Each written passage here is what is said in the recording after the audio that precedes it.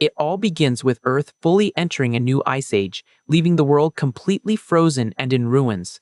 Through the broadcasts, reporters try to keep calm, warning that temperatures keep dropping endlessly. But they ask everyone not to lose hope.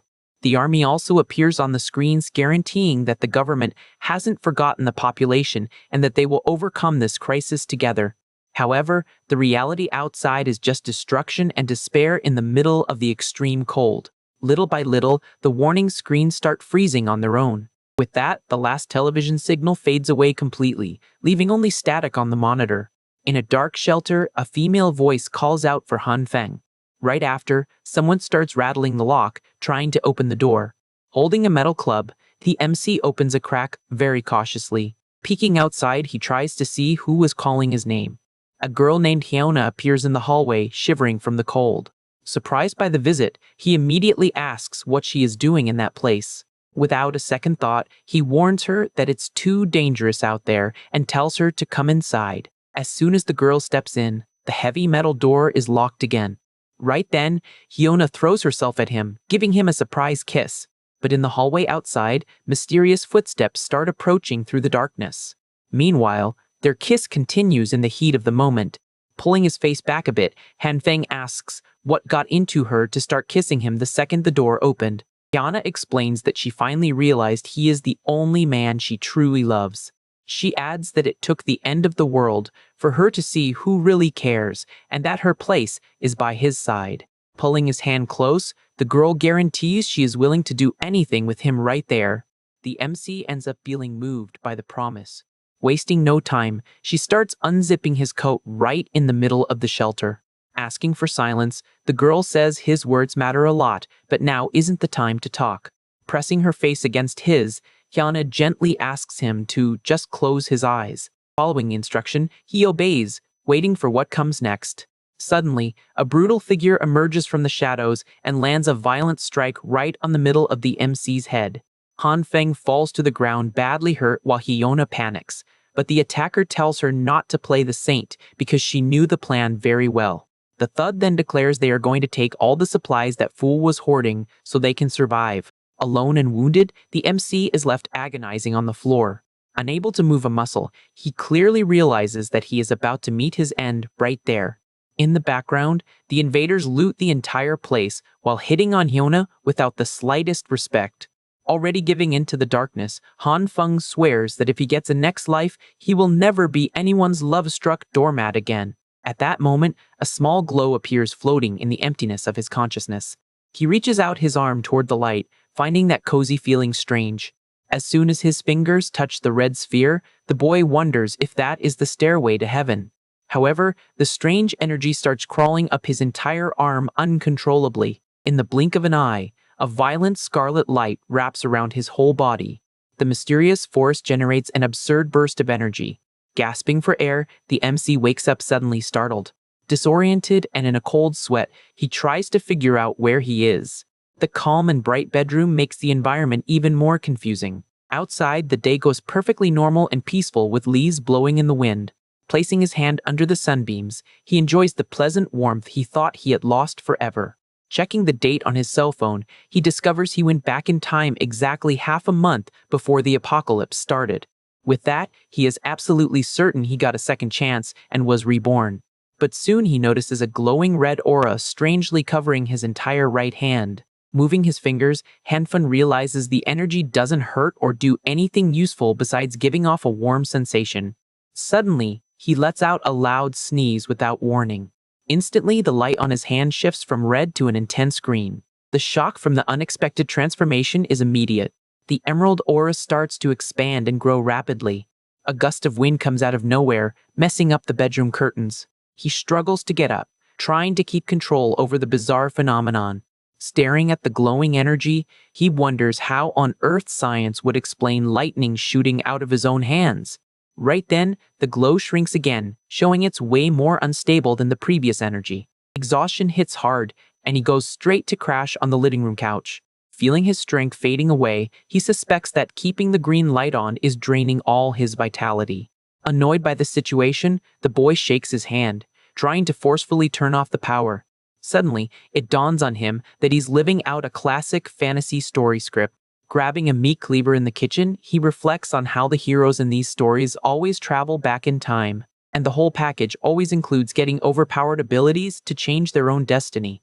However, the weapon shows no magical reaction when in contact with the green glow. His stomach growls loudly, reminding him that the priority right now is to eat something. Disappointment comes fast when he opens the fridge and finds the shelves completely empty. His body starts feeling weak, making it clear that he will definitely pass out if he stays hungry. Looking to the side, the boy spots a clear jar full of food forgotten on the counter. Back on the couch, the MC settles for eating roasted soybeans, even knowing he'll need to hit the grocery store soon. He grabs a handful of seeds using the exact same hand that's overflowing with green magic. Tossing the beans into his mouth, he gets ready to swallow the makeshift meal. A weird popping sound echoes inside his head on the very first crunch. He gets a huge scare when leaves bizarrely start sprouting out of the corners of his mouth. Choking, he pulls the green weeds from his throat, feeling extremely distressed. Holding the newly formed branch in his hand, he finally understands that his power accelerated the growth of the soybeans. To his surprise, chewing the plant restored all his energy, curing his exhaustion instantly. Han Feng looks at his now normal hand, wondering if the green light is gone for good and if it had anything to do with the soybeans. Between his fingers, the seed is now a fully developed and healthy pod. Holding the glowing sprout up to his face, he is absolutely amazed by what he just did. The shock of his own ability takes over the boy, who realizes he made an incredible discovery and decides he urgently needs to study it more. But sitting comfortably on the couch, the MC remembers he has bigger fish to fry right now and needs to secure his supply stash before the world ends. Outside, a bird sings peacefully on a branch under the pleasant afternoon sun. The shopping street is completely packed with people enjoying a normal day of running errands. Walking through the crowd, Han Feng tries to organize his thoughts, recapping that the red light shrank, turned green, made his heart race, and left him dead tired in the end.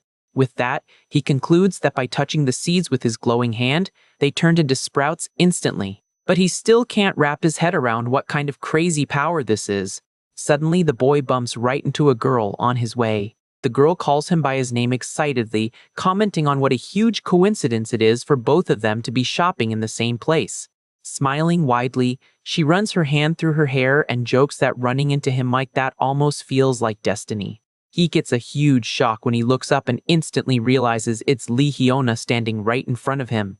Looking at her face, the MC remembers that this woman was the girl of his dreams for 3 long years, and he had done everything to make her happy in the past. Even knowing very well that he was nothing but a backup plan to her, he kept insisting and letting himself get played for a fool. However, scowling and making the mood heavy, Han Feng deeply regrets that, in the end, she was the one truly responsible for taking his life. Hatred squeezes his chest, and he clenches his fist, forcing himself to stay calm at all costs. Crossing his arms seriously, the boy understands that now isn't the right time to focus on getting payback, since his absolute priority is securing his own supplies. Bothered by the silence, Hyuna waves a hand in front of his face and asks why he is zoning out, since she has been calling his name for a while. Quickly hiding his anger, he apologizes and compliments how pretty she looks today, using the excuse that he got lost in the moment because of it. All flattered by the comment, the girl cynically tells him to stop it and asks since when he became such a smooth talker. Taking advantage of the opening, she quickly suggests that since they bumped into each other, they should do some shopping together. Without a second thought, he bursts her bubble by saying he can't today and simply keeps walking away from her. The rejection catches Hyuna off guard, leaving her frozen in the middle of the street, unable to understand his sudden change in attitude. Resuming his walk, Han Feng thinks to himself that it would be incredibly stupid to let her use him as a personal ATM again in the second life. A short time later, the MC arrives at the main entrance of the massive Waldemar shopping complex. Looking at the fully stocked shelves, he knows this is the biggest and best supplied supermarket in the entire east side of the city. In his memories of his past life, he remembers that when the Ice Age hit, this place was looted and completely emptied overnight without anyone ever finding out who was to blame. Standing alone in the supermarket aisle, the boy reinforces the idea that he needs to hoard as much stuff as he can before the apocalypse hits. For real. Checking a detailed survival guide on his phone, he notes that the prep list is huge, involving food, winter clothes, medicine, everyday items, and lots of fuel. Checking his bank account balance, he sighs heavily seeing he only has a little over 15,000 available to spend. Grabbing his own hair in frustration, he wonders what on earth he is going to do with so little money in a situation like this. Right then, a quick notification sound beeps on his phone, drawing his attention back to the screen. A text message from the bank informs him that his credit check was successfully approved for a hefty loan of up to 160,000. The MC's eyes light up immediately at the idea, wondering how he could have forgotten such an obvious detail. Looking at the screen filled with credit apps, he relievedly concludes there are many easy ways to borrow money. And the best part is, he won't have to pay a single dime back after the world turns to ice. Somewhere else in the city, Hyuna kicks a crushed can on the sidewalk, completely furious about getting turned down. She keeps walking, pouting, and scowling near the stores. Seething with anger inside, the girl mutters to herself that he is just another one of her many orbiters, and yet he still had the nerve to reject her invitation. Not holding back her insults, she calls the boy a pathetic loser for not even having his own car, promising he shouldn't expect her to play nice with him ever again. Suddenly, a very loud horn blasts near her, cutting her temper tantrum short right there. A dark, imposing pickup truck pulls up right next to the sidewalk, grabbing all of Hyona's attention. The driver's window rolls down slowly, revealing that it's Hanfeng himself behind the wheel. She blinks several times, having a really hard time believing it's actually him driving a ride like that. The MC steps out of the truck calmly while she asks, amazed, if the vehicle belongs to him, and he simply confirms he just bought the beast. Hanfeng makes up a quick excuse, explaining his dad is making a lot of money in the United States and sent a good amount over, so he had just gone to drop him off at the airport earlier. The girl's angry expression vanishes like magic, giving way to a sweet look, suddenly much more interested in his financial situation. She lets out a low sigh of relief, completely changing her posture in front of the boy. Putting on a manipulative, pitiful face, she quickly apologizes for asking him to go shopping without knowing about his important commitment with his dad. Forcing a few tears in the corner of her eye, Hyuna says in a weak voice that she thought he was too cold back there and genuinely believed her friend was abandoning her. Keeping a calm and controlled expression, the MC calls her a silly girl. He holds her arms firmly to give off a fake sense of security. Staring right into the girl's eyes, he promises he would never abandon her because she is way too important in his life. A subtle, sneaky smile forms slightly on her face. Getting right back into her good girl act, she blushes and says he is very special too, taking the chance to suggest they grab dinner and watch a movie together tonight to get to know each other better. He shoots down her advance the very next second, asking if she really thinks that's a good idea right now. The girl freezes completely in place at his direct and unexpected answer. Showing the back of the truck packed with boxes, he lets her know he still needs to carry all those heavy packages upstairs, so he's way too busy for dates at the moment. Impatient with the rejection, Hyuna asks indignantly why he bought so much useless junk, and he nonchalantly replies, it's nothing special, just things he likes to consume. The MC turns the situation around instantly, claiming he forgot to mention one detail, but he also bought a special gift just for her among all that stuff. Thrilled about the promised gift, she says goodbye, mentioning she'll go home and wait eagerly while he goes back to organizing the truck bed, agreeing that she really should go. The second she turns her back to leave, her innocent posture totally disappears, and she celebrates in her head that she managed to wrap the boy around her finger again. Meanwhile, the MC lifts one of the heaviest boxes, reminding himself that there is no way he can let her find out about his massive secret stash. Walking through the dark hallways toward his hideout, he is totally confident that this crazy planning is his only ticket to survival when the world collapses. With his red eyes glowing intensely in the dark, he tells her in his thoughts just to wait, swearing that when everything goes down, they will both get exactly what they deserve, including the scumbag who helped take him out in his past life. Checking the digital calendar, he confirms that on July 15th, the real snow nightmare will begin, dropping temperatures to -20 degrees without warning. The following month, the cold will reach extreme levels, covering the whole world in ice, making it completely impossible to go outside, motivating him to spend all his remaining days focused solely on hoarding food. Taping up the huge cardboard boxes, he emphasizes how important it is that everything is packed perfectly so it doesn't raise any suspicion from nosy neighbors about his hoarding. Due to the risk of looting, he knows very well that the most eye-catching supplies need to be transported personally by him in the dead of night when the streets are completely empty. The next step for survival is stocking up on a massive amount of fuel, considering the regular power grid will become totally unstable and useless right after the disaster starts. Predicting the central heating will also freeze and break down, the MC hires fast workers to armor the windows, reinforce the doors, and install an independent heating system throughout the whole house. Wrapping up all the logistics, the boy fills an entire room from floor to ceiling with nothing but shelves of water jugs and emergency canned goods.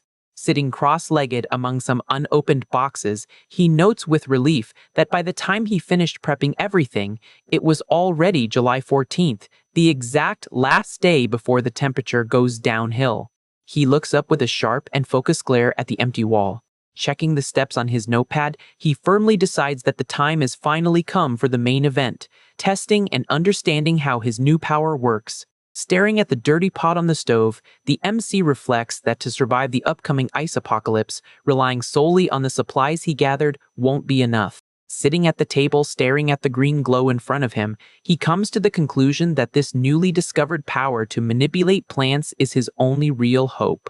Wasting no time, the boy downs the soybeans, happily remembering that he grew all of it by himself using his own ability. But confusion hits hard when he notices his own hands sweating, realizing how this works is still very random, and he hasn't figured out the exact trigger for the power yet. Focused on the taste test, he wolfs the food down to make absolutely sure those magically created things are actually safe to eat. The makeshift meal is gone in the blink of an eye, leaving only the empty plate on the table. Relieved with the result, Hanfeng confirms the food is completely edible, which at least proves his ability is useful for producing real nourishment. With both hands glowing in red and green, he decides the immediate next step is to figure out how to control this thing in practice. Standing in front of the fully stocked fridge, he mentally reviews that so far, he has only tested the power using soybeans. At that moment, the MC realizes he urgently needs to test if this bizarre ability works on other types of plants too. The day goes by peacefully outside the building, while the tests continue inside. The hours fly by, and soon the sun begins to set on the horizon. Suddenly, a blackout takes over the boy's mind, accompanied by a loud groan of pain. Extremely disoriented, holding a giant broccoli in his hand, he is left wondering if he just lost consciousness in the middle of the process. Fallen in the middle of a living room completely trashed with dirt and veggies, Hanfeng complains about the unbearable headache he's having. With his temple throbbing in pain, the MC understands that using this power comes at a very high price for both his mind and his body. To get his energy back, he goes right back to attacking the food he prepared earlier. The boy chews non-stop and settles for the fact that he at least managed to learn a few new things about how the ability works. He recalls that, before totally blacking out, he spent a long time testing the green glow on a bunch of different plants around the house. During the tests, it became very clear that some veggies simply showed no reaction at all to the magic. On the flip side, some seeds sprouted instantly and turned into gigantic adult plants, exactly like what happened with the soybeans. However, the real danger showed up when certain plants couldn't handle the energy and exploded violently, throwing him backward. The biggest scare came right after the explosions, when the leftovers turned into very light black rocks that look like coal. Curious about the bizarre result, he discovered that this dark substance burns really well and works perfectly for generating heat. Warming his hands near the makeshift fire, Hanfeng feels a huge sense of satisfaction knowing he won't have to worry about freezing to death anymore. Right after that, he pushed his luck and kept trying to use the energy over and over again on everything in sight. Focused on not messing up, the boy tried to control his breathing to keep the glow stabilized. But surprise hit him hard when a broccoli grew wildly out of control in his hand out of nowhere. Back in reality, the MC concludes exhaustedly that the success rate of these experiments is way too random to be reliable. Holding a wilted lettuce, he grumbles in frustration about not finding any pattern, absolutely certain there must be some logic behind all this mess. With the veggie slipping through his fingers, he tries to cheer up by remembering he at least managed to understand a bit about the power's activation conditions. Sitting in the middle of the living room in a meditation pose, Han Feng realizes the key to controlling all of this is hidden inside his own consciousness. Mid-trance, the boy starts picturing his own body glowing in an illuminated forest, surrounded by wild animals. In the mental illusion, nature reacts peacefully all around him in total harmony. The MC feels the environment brush against his face, enjoying the tranquility of that deep connection with his surroundings. Fully immersed in meditation, he reaffirms to himself that his body and mind are living, fundamental parts of the natural world. His concentration hits its peak, and the connection is complete, revealing irises completely taken over by a strong emerald light. A sense of victory washes over the boy as he sees his hand glowing intensely, confirming once and for all that the magic is directly tied to his mind. Riding high on confidence, he looks at the packages of raw fish and meat set aside on the counter. Bringing the magic aura close to the food, the MC decides to test if the power also has any effect on animal tissue. However, disappointment hits hard when the energy simply fades out without causing any reaction, making he angrily question if this ability is only good for weeds. Frustrated by the failure, Han Feng squeezes the piece of meat tightly while trying to force the green light into the protein any way he can. The exhaustion shows in his eyes as he confirms that, no matter the effort, absolutely nothing happens to the food. Trying to regain focus, he notes that during meditation he could feel two very different sources of energy inside him, remembering he hasn't tested the scarlet light yet. Faced with this new realization, he focuses entirely on pulling out the red glow to see what it's capable of. Sitting alone in the kitchen, the boy holds the raw meat firmly while waiting for the energy to kick in. Slowly, reddish beams begin to escape from his fingertips and wrap around the food. Excitement takes over when the scarlet glow finally overflows and covers his entire hand intensely. The very next second, the meat starts to fry and violently release smoke, making him yell out in pain from the extreme heat. Unable to take it, Han Feng tosses the piece away in disgust while trying to soothe the burning sensation on his skin. Crouching near the mess, he analyzes the rising smoke and confusedly notes that the meat reacted to the power as if it had been cooked on the spot. Breaking a cold sweat from the scare, the boy gets very suspicious and wonders if the only function of this red magic is just to heat things up. Watching the smoke clear from his hand, he immediately scraps that idea, feeling there's something much more destructive at play. Examining the leftovers on the floor, he is shocked to see that the dried-out texture isn't from cooking, but from a sped-up process of total decay. The shock hits the MC like a truck as he connects the dots and comes to an absurd conclusion about what's going on. To put it to the real test, he shoves his hand into the jar and quickly grabs another handful of soybeans. With one hand glowing green and the other red, Han Feng figures out that the emerald light represents the evolution of matter, while the scarlet one causes complete deterioration. Guided by a crazy impulse, he smashes both hands together to see what happens if he mixes the two opposing forces all at once. A blinding yellow explosion bursts right in his face, lighting up the entire room in the process. When the light dims, the boy stands up stunned, holding a colossal slab of meat, unable to believe the cut grew in size like that. Amidst his supply boxes, the MC looks around completely lost, wondering where the seeds in his hand went, suspecting they fused with the protein. Catching the smell of the giant piece, he excitedly celebrates that the texture resembles real meat, looking even fresher than before. With a sharp and confident look, the boy decides to repeat the process right away. However, the overconfidence soon turns into fury, and he punches the floor surrounded by spoiled leftovers, screaming in frustration at the failure of all his new attempts. Sprawled on the living room floor in the middle of the mess, Han Feng throws in the towel for today and decides he'll investigate the details of this more calmly later. Brushing the stress aside, he feels pretty satisfied seeing the plants and meat floating over his glowing hands, admitting the day was extremely productive. The MC's confidence skyrockets, absolutely certain that things will change if he manages to master this ability completely. His mind drifts away, picturing himself at the top of an ice mountain, showing off his power like a true hero who's going to rule the post-apocalyptic world. But the fantasy ends in the blink of an eye, and he goes on high alert, drawing an invisible weapon as he realizes that just having food means nothing if he stays totally defenseless. Desperate against the clock, the boy goes back to packing up the supplies at lightning speed, knowing he needs to score some heavy firepower before the blizzard hits. Taking a quick break, he peeks at the weather outside through his apartment window.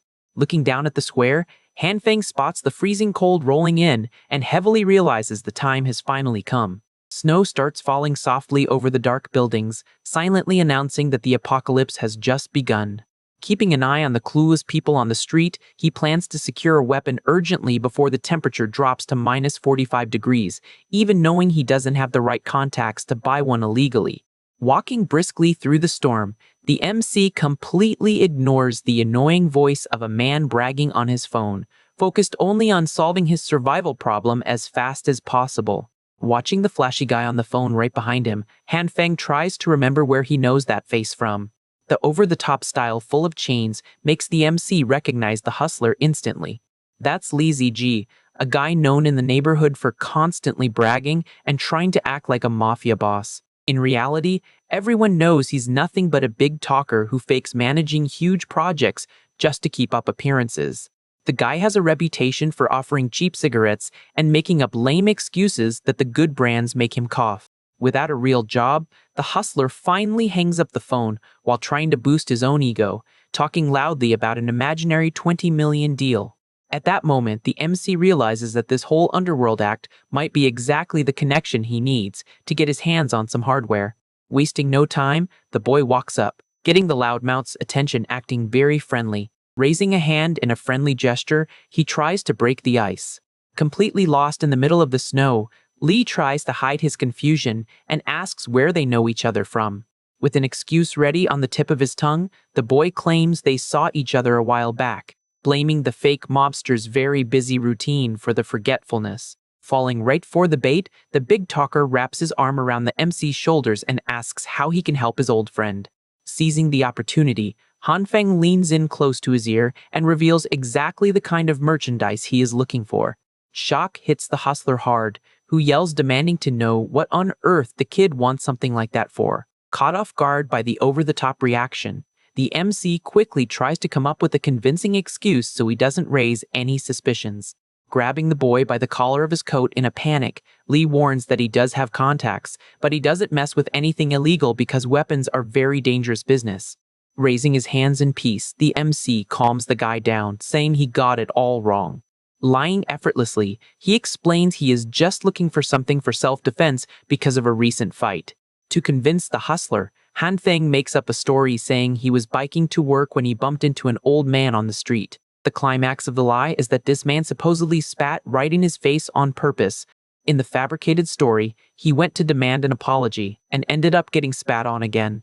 Unable to take the disrespect, the boy describes how he beat the crap out of the guy in the middle of the street without mercy. But the old man supposedly walked away swearing that it wouldn't slide and that he would get his payback. The next day, the man's entire gang allegedly ambushed the boy and gave him a brutal beatdown in public. Wrapping up the theatrical pity party, the MC claims he has never been so humiliated in his life, and that's why he desperately needs protection. Buying the story completely, Lee freaks out in the middle of the snow, outraged by the lack of manners of someone spitting in other people's faces. The MC is left speechless, realizing the loudmouth completely ignored the part about the group beatdown and only focused on the spit. Giving the boy an understanding pat on the shoulder, the hustler tells him to say no more. Promising to fix the situation right away, he guarantees he'll call his contact, getting a relieved thank you from the MC. Walking toward the street, the guy announces they'll have to take the bus because his luxury sports car is in the shop, heaping up the rich guy act no matter what. Unlocking the monstrous SUV parked nearby, Hanfeng tells the loudmouth to relax because they're taking his ride. Already inside the luxurious vehicle, Lee is amazed by the comfort and asks the price, hearing that the toy cost around 700,000. Never missing a chance to show off, the hustler pulls out his phone and starts taking multiple selfies in the passenger seat. Seconds later, he posts the photo on social media, implying to his friends that he just bought the imported luxury car. The trip ends at an underground casino in the shady part of town, while the blizzard keeps getting worse outside. The two approach a group of henchmen warming up near a makeshift fire on the sidewalk. Recognizing the hustler immediately, the thugs invite him in to talk straight to the boss. One of the bouncers notices the expensive vehicle and asks whose it is, prompting Lee to blatantly lie to his face that he just bought the beast. Hearing the shameless lie, Hanfeng is impressed by the guy's audacity to steal credit for the car right in front of the real owner. Entering the casino, they come face to face with Boss Lu, who stands up annoyed, wanting to know what the big mouth is doing there at this hour. Sitting on his couch surrounded by goons, the criminal tells the hustler to get straight to the point because he is a busy man. Pointing behind him, Lee announces that his partner came here because he needs to buy a firearm. Under the mobster's intimidating glare, the boy keeps his cool and silent posture. Blowing out his cigar smoke slowly, the boss sizes the kid up without showing any concern. Finding the situation amusing, the criminal says he thought it was a big deal, but it looks like it's just the sale of some little gun. Giving the order to one of his men, the boss asks them to bring out the merchandise. A standard pistol is roughly tossed onto the betting table, pricing it at 6,000. Unfazed, the MC rejects the handgun and lets them know he was looking for something with a slightly longer barrel. Making a gesture with his hands, imitating a scope, he makes it perfectly clear what he really came for. The mob boss stares at the kid in silence, trying to figure out if this is some kind of joke. The atmosphere in the casino gets extremely tense while everyone waits for the leader's answer. Slamming his hands on the table in fury, the boss yells that this isn't a darn shopping mall for him to walk in, demanding a sniper rifle like that. Panicking at the criminal's outburst, Lee steps in and starts exaggerating the fake spitting story to try and justify the absurd request. The blizzard outside keeps gaining strength, isolating the building from the rest of the city. To everyone's surprise, the over-the-top lie works perfectly, and the boss sheds angry tears while slamming the table, outraged by the cruelty of the old man's story. Staying calm, the MC thinks to himself that his partner's made-up tales are crossing the line completely. Moved by the injustice, the mobster agrees to get the sniper rifle, but warns the delivery will take a few days. So he doesn't leave the kid defenseless until then. He orders his men to grab a fully loaded semi-automatic pistol for him to take right now. The heavy weaponry is handed directly to the boss. Extending the gun to the boy, Liu says this pistol is a gift on the house to help with the payback. Holding the unexpected gift, the boy reflects on the situation for a second. Catching the mobster's attention before leaving, he decides to return the favor with some valuable intel. The MC makes up a story that he has a strong contact in the government and warns the boss to hoard as many supplies as possible because the blizzard is going to get much worse. Hearing the grim warning, the criminal focuses his gaze, weighing the heaviness of that information. Holding eye contact, Hanfeng proves he is being completely serious without showing any hesitation. Getting the survival message, the gang leader simply nods and takes the advice. With the deal closed, the customer duo finally heads back to the frozen streets under a severe storm. Walking down the sidewalk, the hustler won't stop bragging, claiming that the deal's success was entirely thanks to him. As payment for the acting job, the boy agrees to buy dozens of packs of the most expensive cigarettes for the guy, who promises to return the favor by paying for a sauna session later. Ignoring the chatter, Hanfeng focuses on his own thoughts, relieved to have secured food and a weapon for the start of the apocalypse, knowing he now just needs to train his powers. Suddenly, the monstrous force of the wind tears something metallic off the top of a building. A gigantic piece of a sign flies toward them at high speed, catching the big talker completely off guard. The violent impact smashes the object against the ice-covered ground with a terrifying crash. Pinned down in the middle of the wind-battered street, Lee screams in agony, begging for help while trying to free himself from the weight on top of him. The hustler's leg is completely crushed by the iron structure, bleeding heavily onto the snow and announcing a severe fracture on the very first day of the apocalypse. Desperate with pain trapped under the iron, the hustler holds out his car keys and begs his partner to take him to the hospital. Hanfeng looks at the keys indifferently, calmly informing him that he doesn't have a driver's license and can't drive. Right after, he gets a more practical idea and decides to simply carry the injured guy on his shoulders, dragging the poor dude through the snow. Shivering from the cold and agony with every step, Lee gives up on that madness and asks to hail a cab, promising he'll pay for the ride himself.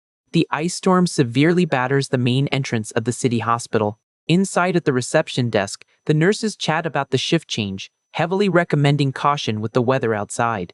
Looking through the glass window, head nurse Jin notices the blizzard is worsening at a terrifying pace. The phone on the registration desk starts ringing. Answering it, she hears an urgent call for help in the lobby due to being short-staffed, confirming she is heading there immediately. Meanwhile, the doctor checks the x-ray and confirms a stable fracture in the right tibia, leaving Lee completely outraged that he broke his leg right before the apocalypse started.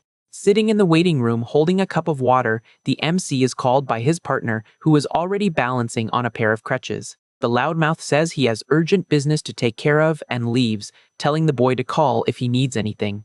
Watching the guy leave, Hanfeng just lets out a tired sigh.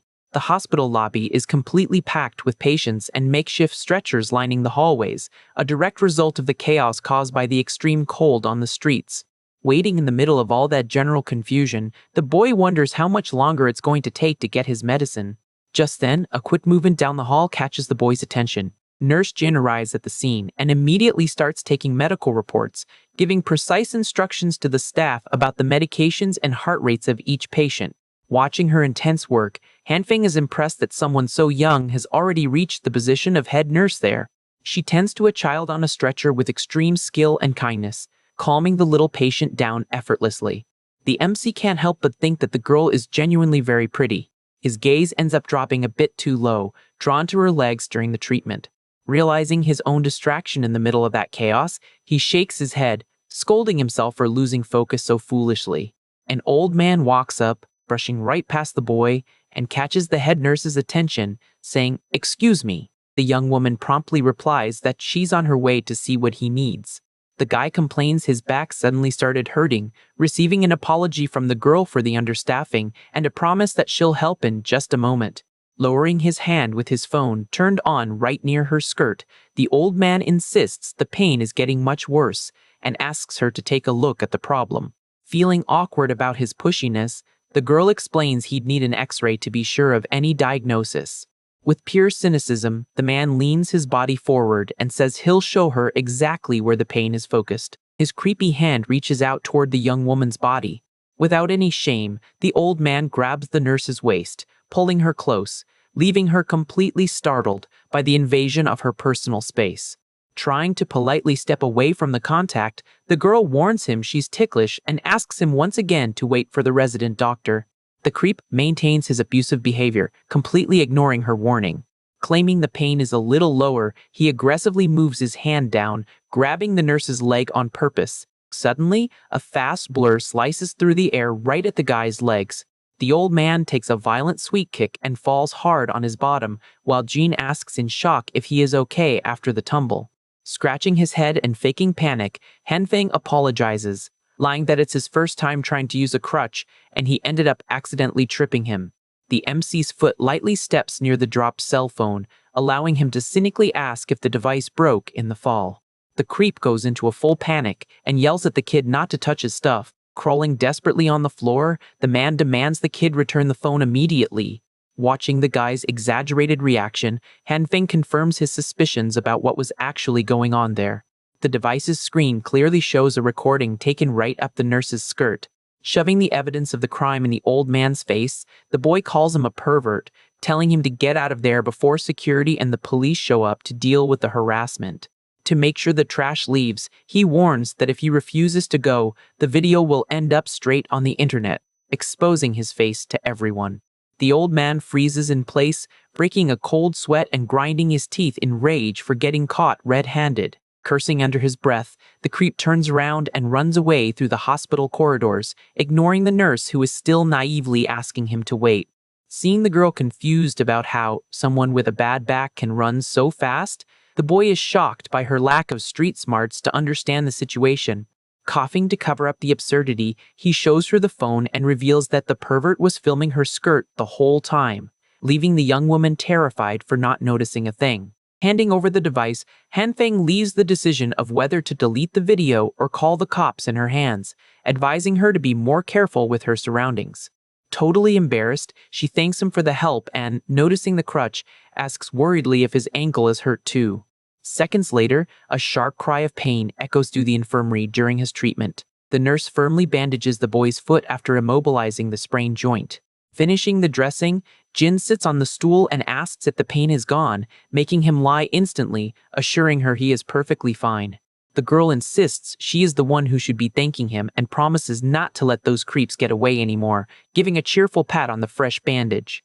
The sudden movement makes her cleavage bounce, leaving the MC flustered as he realizes she is still completely clueless about the effect she has on people. Another staff member appears at the infirmary door, calling the head nurse to handle a new emergency. Before rushing out, the young woman reminds the patient to come back in 1 week to check on his injured ankle. Alone in the room, Hanfeng mentally repeats the 1 week time frame, feeling the weight of that goodbye. He pushes open the heavy glass door of the medical wing to leave the building. While walking toward the exit, the boy laments internally, knowing that with the end of the world arriving, he will probably never see the nurse again in his life. The next day, the city wakes up battered by a brutal blizzard that starts to completely bury the streets under the ice. The morning news runs a special report, warning that the entire country will face heavy snowstorms and a sharp temperature drop in the next 24 hours. The broadcast footage travels the globe, showing weather anomalies like snow covering the pyramids of Egypt, the dunes of Dubai, and even the Amazon basin. The reinforced furnace burns at full blast inside the safe house, while the experts on TV guarantee the weather anomaly won't last long. Comfortable on his couch wearing a bathrobe, the MC watches the anchor ask the public to stay calm and discourage hoarding supplies. Swirling the wine in his glass, he mocks the government's blatant lie to prevent panic, admitting that if he hadn't traveled back in time after losing his life, he would have bought it too. Surrounded by endless rows of water jugs and food stockpiles, he feels an immense relief being fully prepared for the tragedy this time around. The peace of the moment is interrupted by a flood of notifications pinging non-stop on his phone. The building residents group chat is in a collective meltdown, with neighbors complaining about the -15 degrees cold and chatting in shock about work being cancelled. In the midst of all that despair in the chat, a mysterious user tells everyone to pay attention, warning that the storm isn't normal and boldly declaring that the apocalyptic ice age has just begun. Staring at his phone screen, Hanfeng frowns, trying to figure out who that user is and how they know the absolute truth about the end of the world. Scratching his head suspiciously, the boy concludes he'll need to be very careful with this mystery person's actions moving forward. The neighbors' messages keep flying up like crazy, demanding the building management clear the snow so they can run to the supermarket before all the food in the city runs out. A massive interactive notice from the building management finally pops up in the group chat in an attempt to calm everyone down. The residents' outrage only worsens, and they bombard the chat with furious stickers, demanding the building managers show their face to explain why they abandoned the place. With no way to fix the situation, the management team simply sends an apology, stating that the snow is too heavy and there is absolutely nothing they can do about it. The argument in the chat keeps boiling over, with people demanding management refund their HOA fees since they can't handle a problem as small as snow. Watching the chaos on his monitors, Hanfeng thinks all that arguing is pointless, knowing full well that no human can deal with what is happening. Right then, a new resident jumps into the conversation, asking everyone to stop fighting immediately. Identifying himself as Jiang, the young man explains the blizzard is so heavy the street would just get blocked again in a few hours, and if everyone had pitched in from the start, they could have gotten out by now. He defends the management staff, reminding everyone they're also just humans defenseless against natural disasters, and asks if the neighbors are just taking their frustration out on them.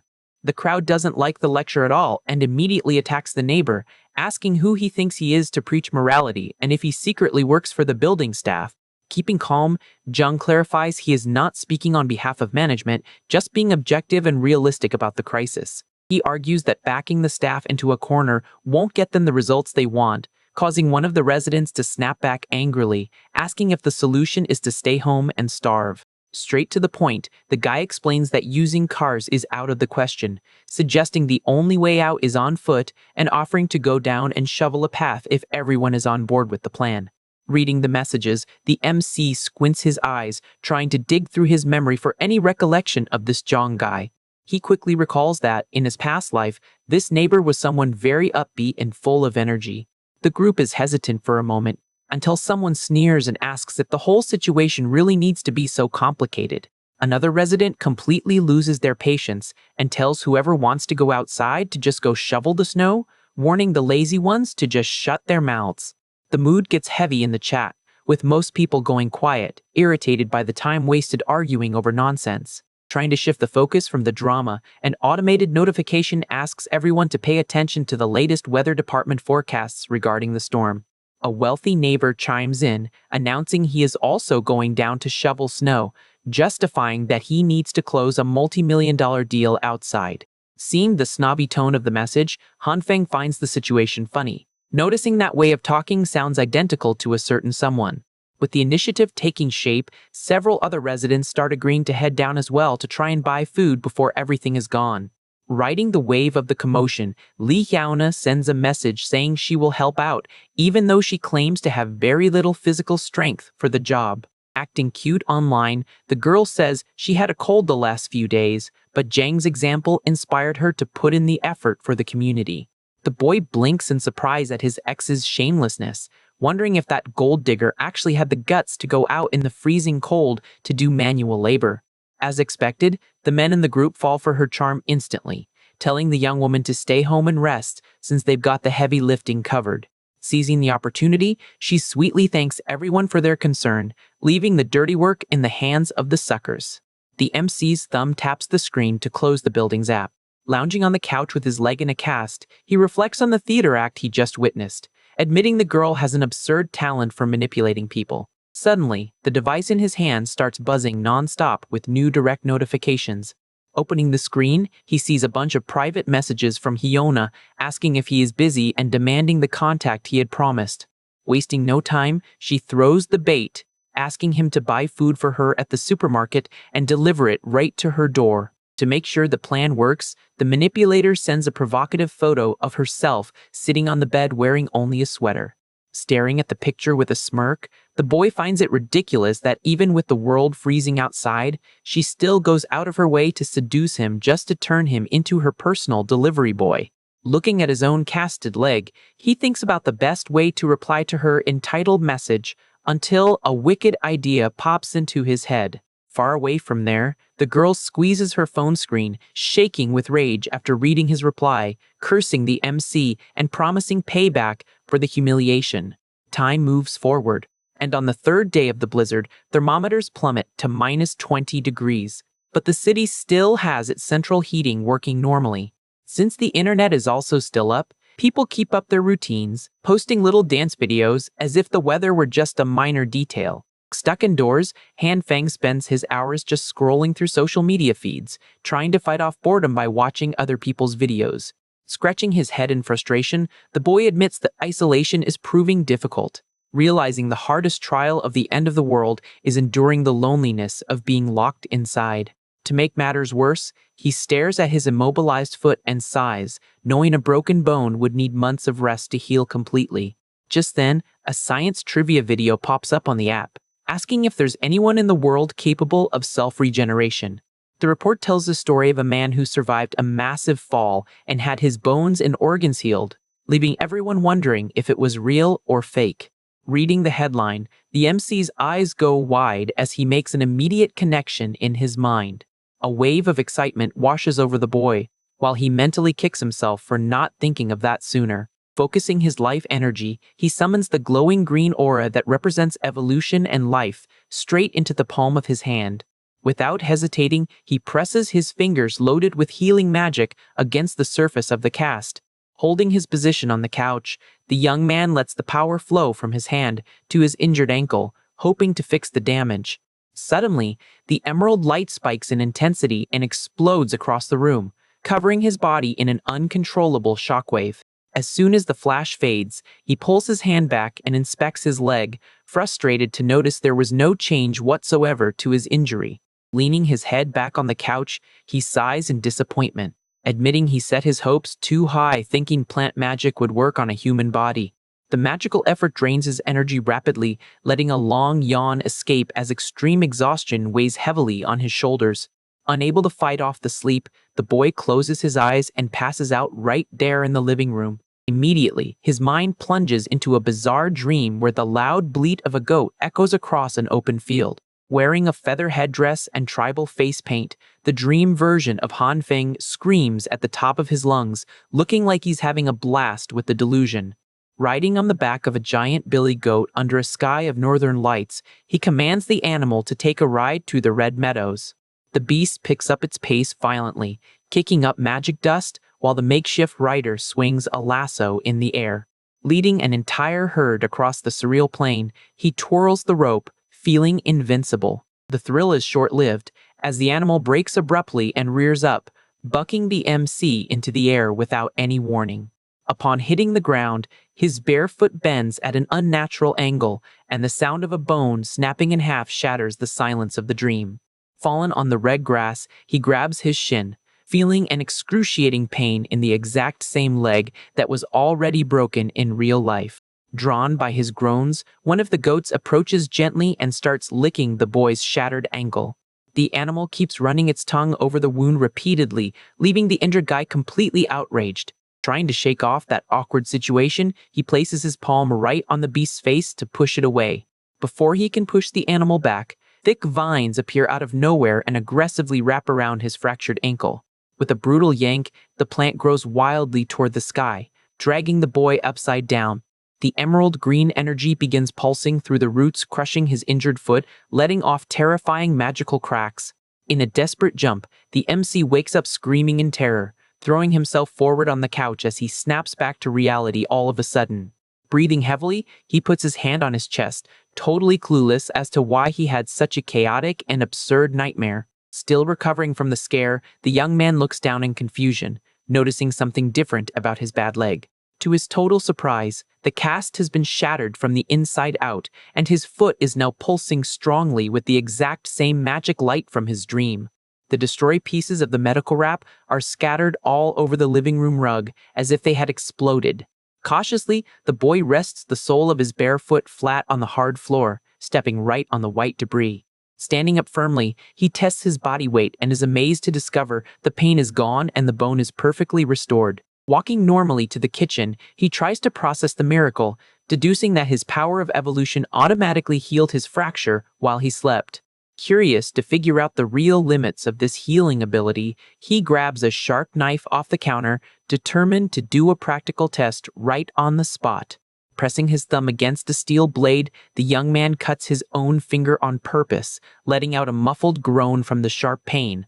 He pulls the knife away and stares at the damage, watching the blood flow freely from the deep cut on his skin. Focused on the open wound, Hanfang wraps his injured hand in the glowing aura of life, anxious to see if the magic will seal the flesh right before his eyes.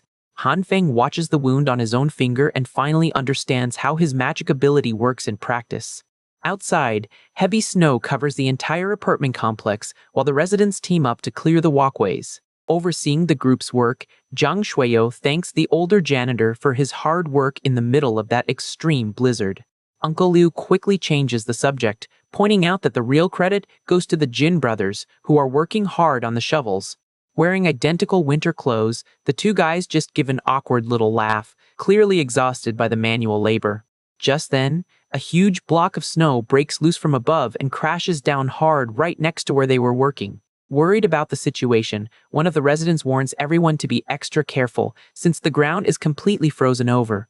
To help keep everyone warm, a thermos gets passed around from hand to hand in the biting cold. Youngjin Jian grabs the cap with relief, thanking them for the kindness as she tries to recover a little bit of body heat. Soon, one of the guys volunteers to take over the rest of the heavy lifting by himself, suggesting she and the others just focus on clearing the building's main pathway. Even with the group effort, anxiety grows among the crowd because the storm is worsening fast, forcing them to hurry if they want to buy food later. Taking a deep drag from his cigarette, the janitor mentions that all this talk about supplies reminded him of a very suspicious detail. Zhang quickly asks what he is talking about, but the old man hesitates for a second, trying to downplay the gossip. However, he ends up spilling that he saw a resident moving in recently with a truck totally loaded with groceries, acting like he was making a massive lifestyle change. Finding the situation pretty normal, the guy with glasses assumes it's just someone new settling into the neighborhood or doing a simple home renovation. Shooting down that idea immediately, the old man argues that he spotted propane tanks and even a fireplace mixed in with the cargo, which is totally outside the norm. Blowing smoke into the freezing air, he raises the suspicion that this mysterious resident was actually doing heavy prep work to survive the winter. The conversation is cut short by the arrival of the Jin brothers, who excitedly announce that the main path is finally clear of obstacles. Excited about the news, the janitor thanks the boys for a job well done on the sidewalks. Taking advantage of the break, the twins reveal they overheard the gossip about the cold weather prepping and are super curious about the truck story. Before they can dive any deeper into the subject, a loud yell suddenly grabs the whole group's attention. Demanding the work continue, Lu Yan points furiously at one of the men, telling him to stop slacking off and get back to work immediately. Feeling wronged, the guy snaps back angrily that he did everything by himself, while she just stood there watching with her arms crossed. To avoid a fight, Zhang steps in and asks the two of them to stop arguing, reminding them that the hardest part of the cleanup is already done.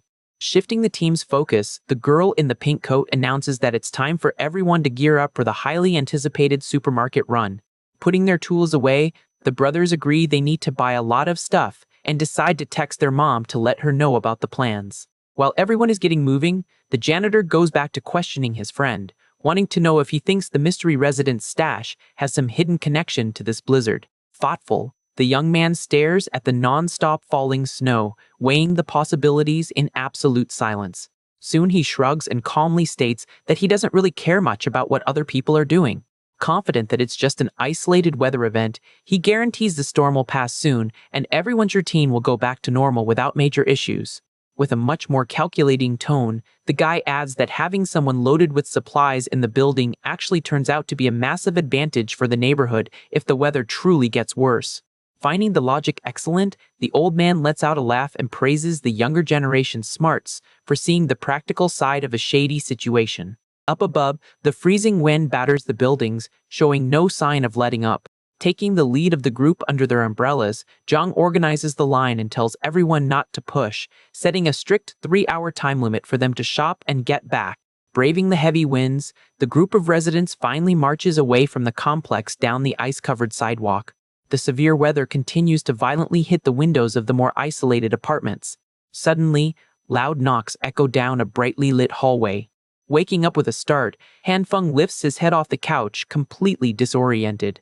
Surrounded by empty wrappers in the living room, he hears Brother Li's loud voice knocking on the door and asking to come in. Still sleepy, the boy opens it a crack and apologizes for the delay, explaining he had dozed off. Outside, the smuggler shows off a huge black case and happily announces the delivery of the requested semi-automatic weapon. Hanfeng grabs the gear right away, thanking his partner for the flawless service and mentioning how lucky they are to already have their food supplies locked down. Noticing the man lets out a heavy sigh out of nowhere, the boy quickly asks what the problem is. Completely outraged, the smuggler reports that his crew tried to raid the big East Side supermarket earlier, only to find out the whole place had been picked clean overnight. Hearing the news, the MC tenses up, realizing the events from the past are still playing out exactly as he remembered. Saying goodbye in the hallway, the criminal says he's heading back to base and advises the kid to put on warmer clothes because of the extreme cold. Locking the front door, the young man walks back inside the apartment carrying the heavy rifle case under his arm.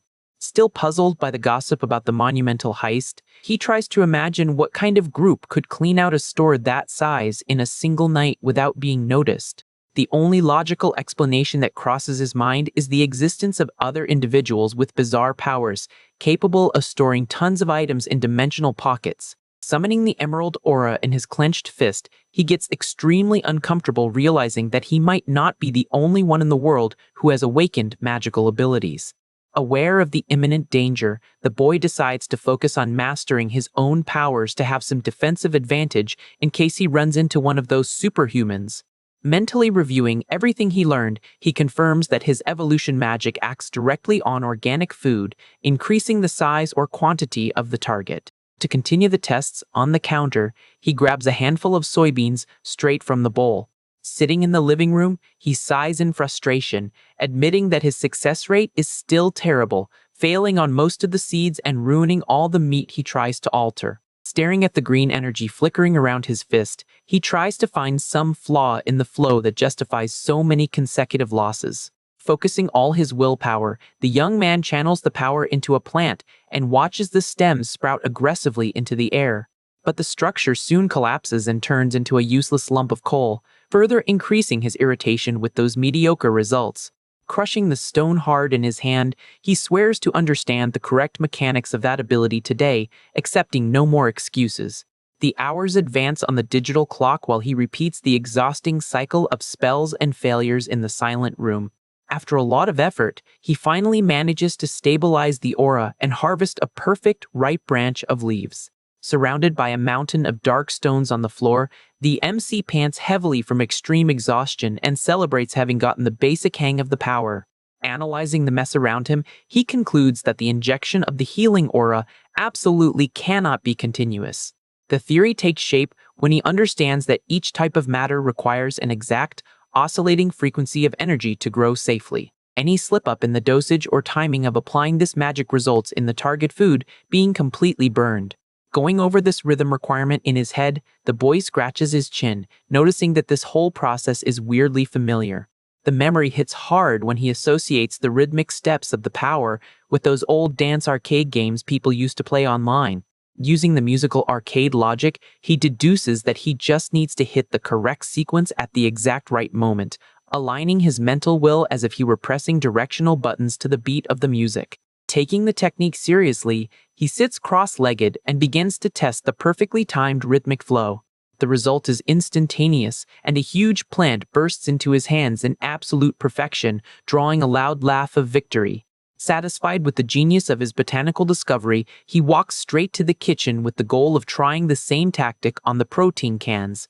But he grimaces in disgust, remembering that, unlike the seeds that turn to coal, meat spoils instantly if the magic fails, turning into a gross black puddle. Even so, he rests his hands on the counter full of stakes and trusts that the rhythm logic must work for animal protein as well. Starting the practical tests, the boy merges the red aura with the green one in his chest, trying to map the exact pattern the meat requires to expand without spoiling. Anxiety takes over the technique, and he messes up the mixed flows synchronization, making the piece burst into a rotten liquid right in his face. After spending hours messing up the mental movements and wasting dozens of pieces in the corners of the kitchen, Hanfeng completely loses his patience and starts yelling in frustration at the insane difficulty of that ability. The young man's kitchen gets completely filthy, covered in puddles of a gross black liquid dripping down the cabinets after yet another failure. Tired of so much waste, he sits on top of the supply boxes, taking a deep breath in the middle of that silence.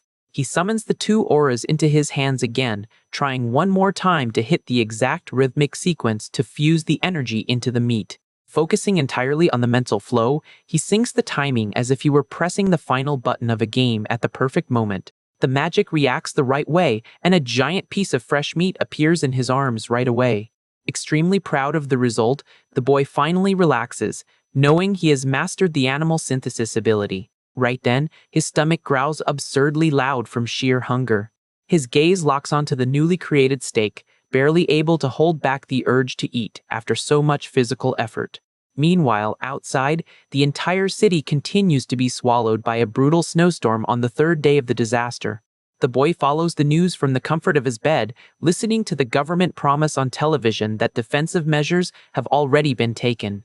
The report continues asking for patience, claiming that traffic and power will soon return to normal and that teams are already delivering supplies. But he throws his arms up in frustration, knowing very well that in his past life, everything started to fall apart exactly at this point. Suddenly, a group message notification pops up on his phone screen. Sitting on the mattress, he takes a look at the notification and comments to himself that people are already starting to fight in the chat. The app shows several messages popping up in the condo residents' chat, complaining about the lack of information. The argument in the residents group boils over with several people fighting about the cold and questioning the delay of the rescue. Cutting through the climate of uncertainty, one of the neighbors asks directly if everyone really still believes the news broadcast's lies. The resident known as Uncle Liu argues that if the situation were under control, government support would have arrived a long time ago. To make the panic worse, he reveals that armored vehicles and heavy weaponry are heading to the main city, which only leaves one obvious explanation. The old man's conclusion is that a war is about to start, leaving everyone in the chat completely desperate. The neighborhood goes into shock, asking if this is serious and if they are doomed to stay there without help. Chaos takes over the virtual messages, with the residents totally lost on what to do in the middle of the blizzard. Reading the gossip calmly, Hanfeng remembers hearing rumors about this same war in his previous life. Lu then suggests that, since rescue isn't coming, they need to take drastic measures themselves to survive. In his living room, lit by a small heater, Zhang types that many families are already out of food because they barely stocked up on anything. The man proposes that owners with a lot of supplies donate a portion to the neighbors in need, promising to hand over half of his own food. Immediately, the heroic attitude draws virtual applause from the other group members. Several people agree to help, pressuring others to chip in and questioning if Li Hyanyona will also contribute.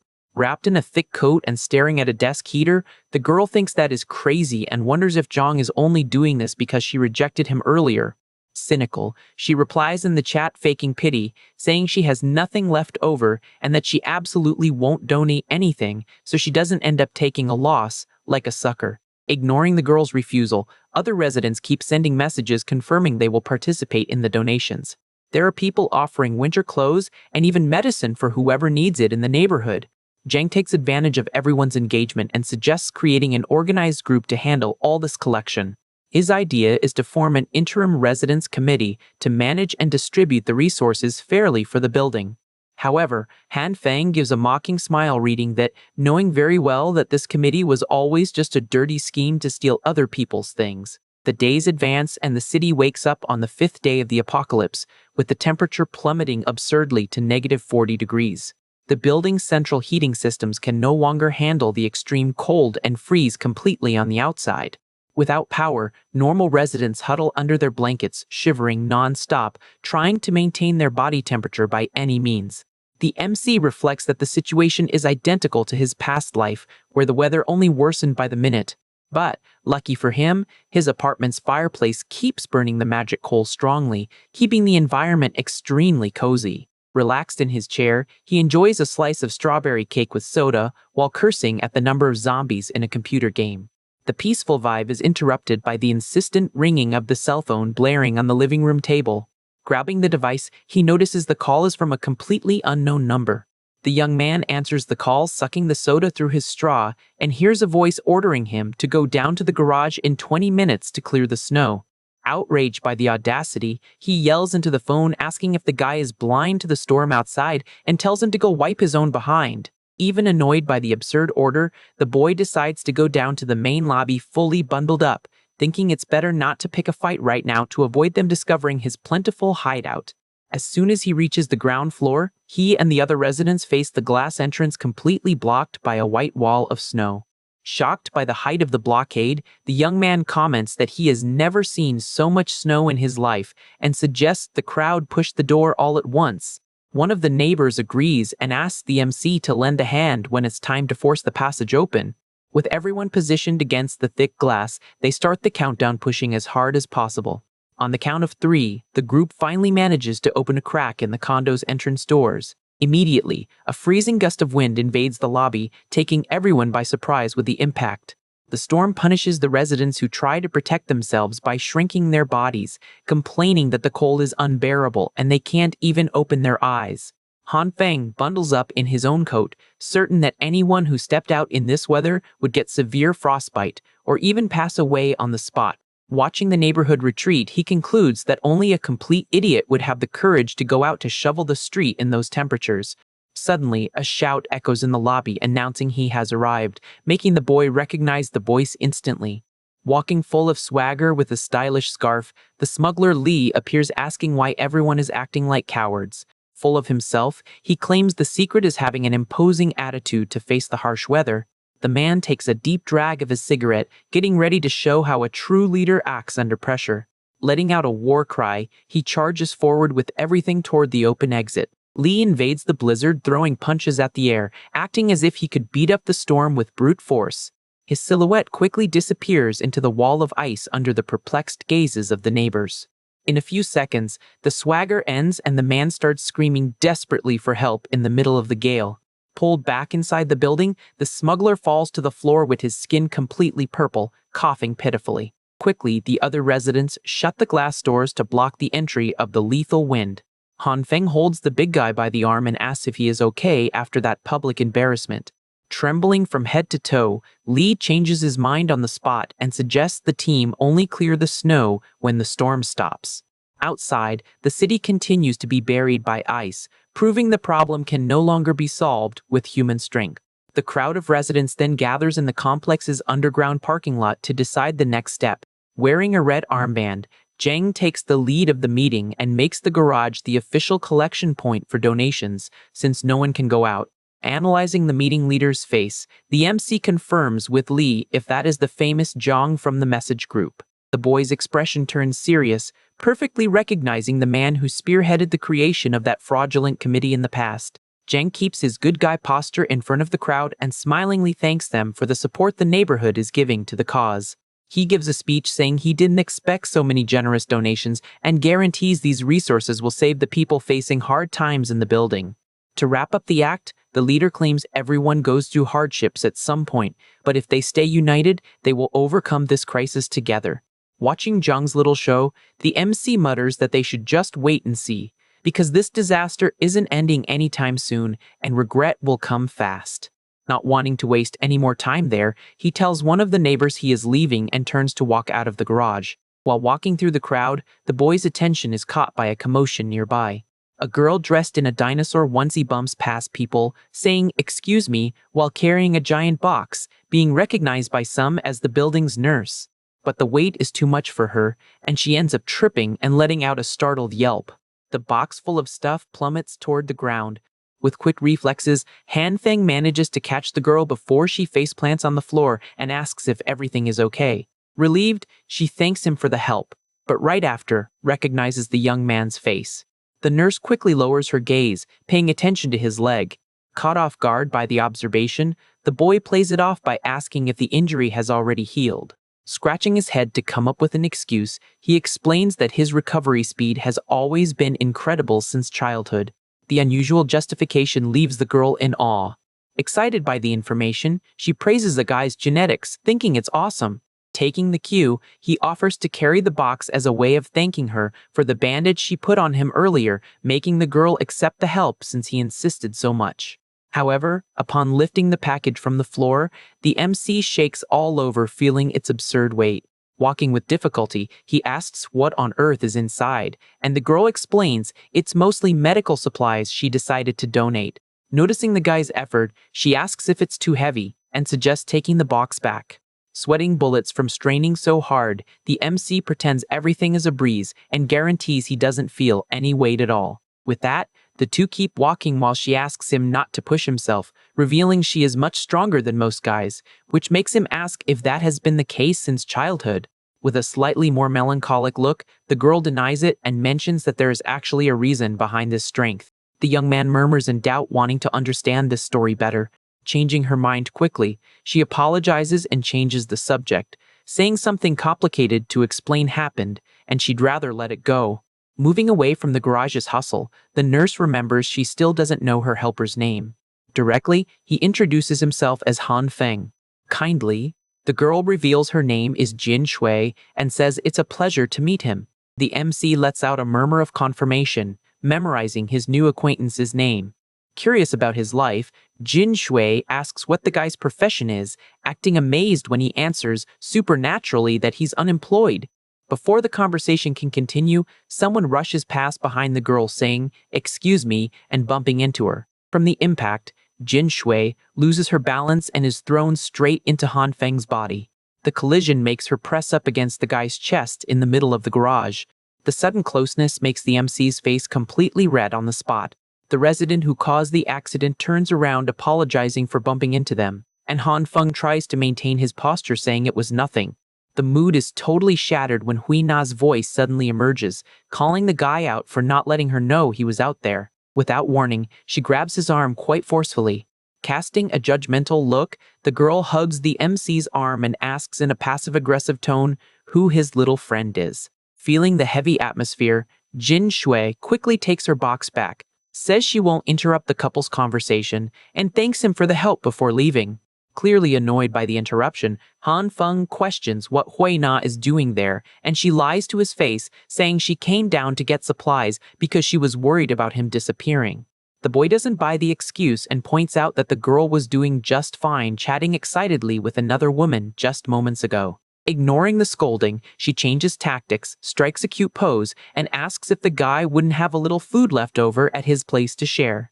A mocking expression takes over Han Feng's face upon realizing her self-serving game. Playing along, he claims he doesn't have much but is down to share, reminding her that she still hasn't answered the suggestive message he sent days ago.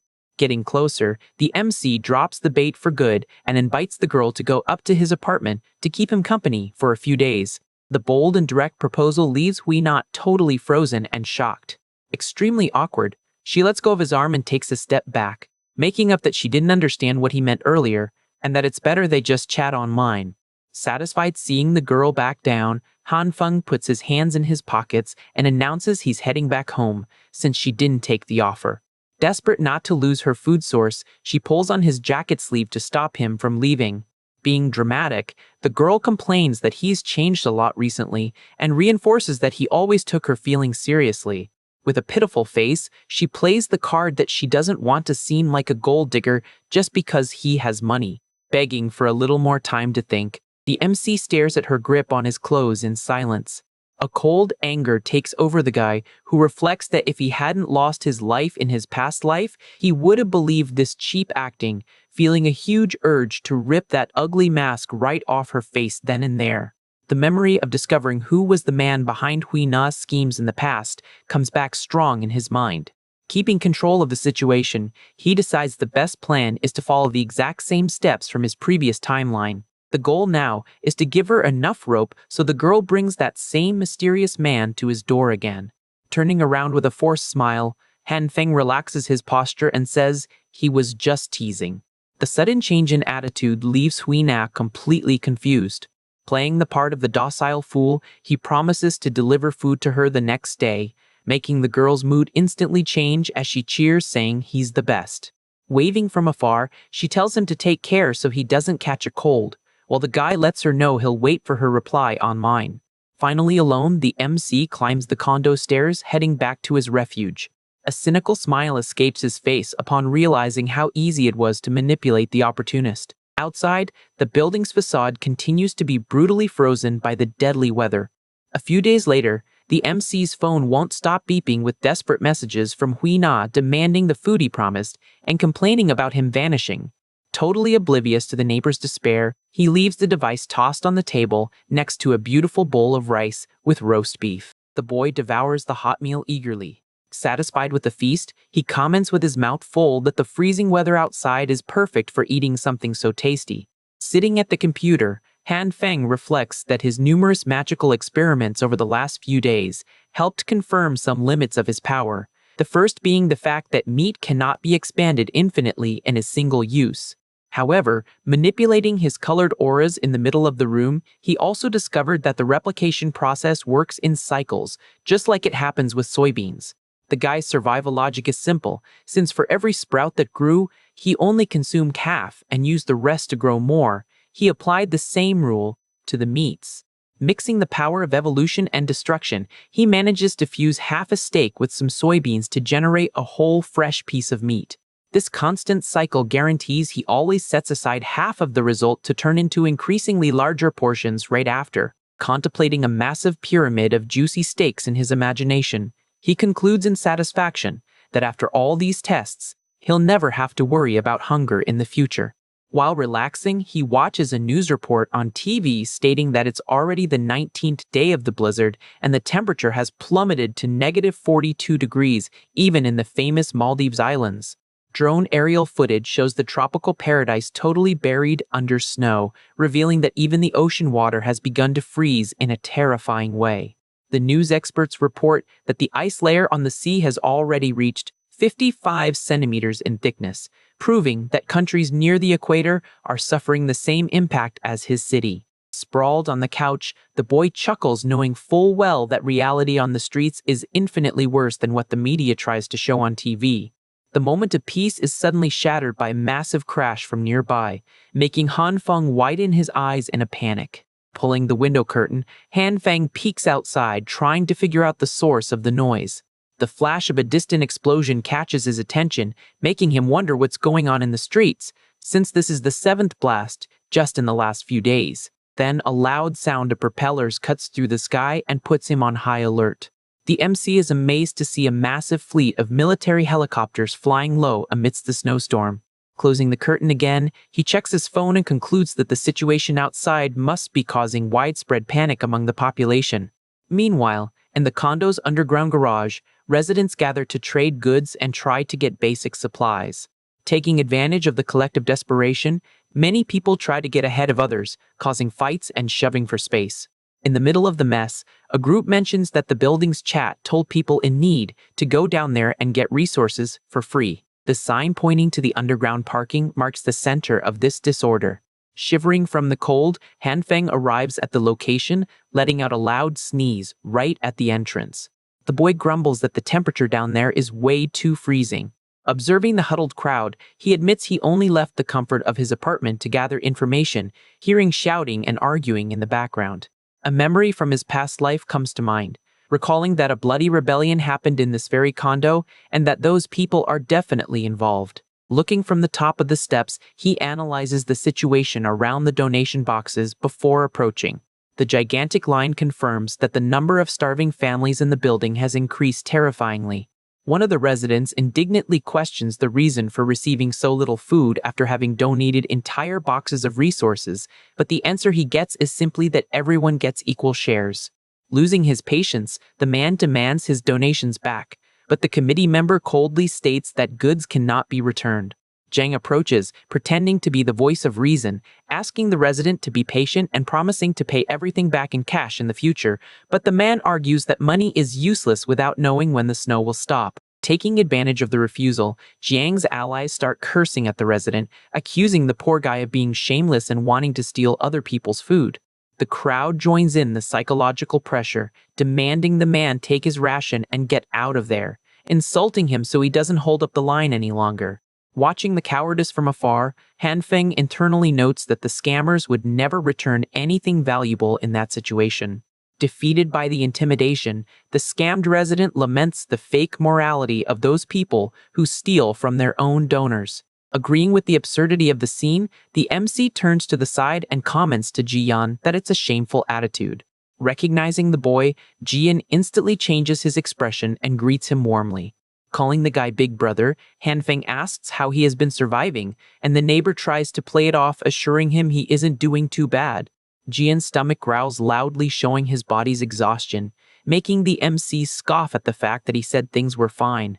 Extremely embarrassed, the young man confesses that trying to stave off hunger just by drinking water is proving almost impossible, confirming his stash has hit zero. He sadly explains that he donated almost everything he had to the committee intending to help the residents, ending up with nothing at home in the very first few days. To make matters worse, the ration the committee hands out now isn't filling at all, making him admit his regret for not hoarding his own food. Interrupting the lamentation, Hanfeng catches the guy's attention in a tone of complicity. Holding the neighbor's shoulder, he asks for a small favor in exchange for help, making Jian nod repeatedly without a second thought. The guy is shocked to hear the proposal, asking if he's really going to get packs of noodles and sausages for such a simple job, while the boy tries to hide his abundance by claiming he has little saved up. Moved to tears, Jian hugs Hanfeng, declaring he just made up an excuse to give him food, eternally grateful for the gesture. Sealing the deal, the two fist bump in a clear sign of an alliance. Full of fresh energy, the neighbor guarantees he'll handle the problem easily and receives instructions to drop by the MC's apartment later to pick up the payment. Before leaving, the guy mentions he'll just grab the committee's basic ration first, getting a nod of confirmation. As soon as he's alone, a cunning smile crosses Hanfeng's face, celebrating having bought an excellent informant using just a few packs of noodles. Turning his back on the mess, he figures that having people working in his place means he can spend his days gaming and eating well without having to step out into the cold again. However, a shrill voice screaming his name interrupts his walk back. A hand shoots forward quickly and aggressively in a sudden motion. Giving him no time to react, Weena slaps the MC across the face with all her strength. The shock of the impact leaves the boy static, turning his head to the side while absorbing the audacity of the attack. Glaring at him, the woman complains loud and clear that he disappointed her immensely. Drawing the attention of people around them, she rants demanding to know why she is being ignored on the messaging app. With the red mark throbbing on his skin, Hanfeng's silent fury reaches its limit facing the neighbor's dramatic act. Touching his own face, he reflects on the audacity of that woman physically assaulting him in public.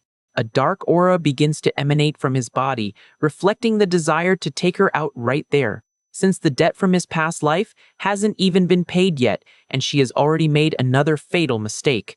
Shooting a deadly glare, the boy coldly asks if she thinks he's still an easy target to step all over. Intimidated by the sudden change in posture, Hui Na freezes in place while he demands an aggressive answer, asking if she lost her hearing. Realizing he almost threw his plan away, he lets out a heavy sigh to swallow his own rage.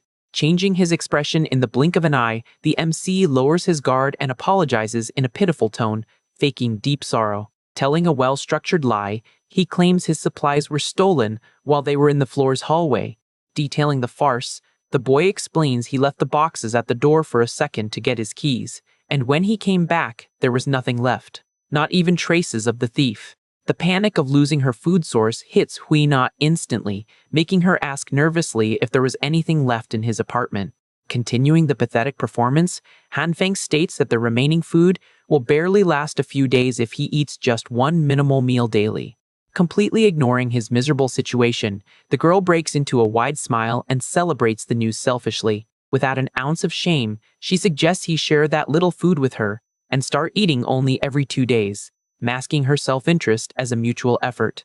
Disgust takes over Hanfeng's mind upon hearing such a wicked demand coming from the person who just hit him.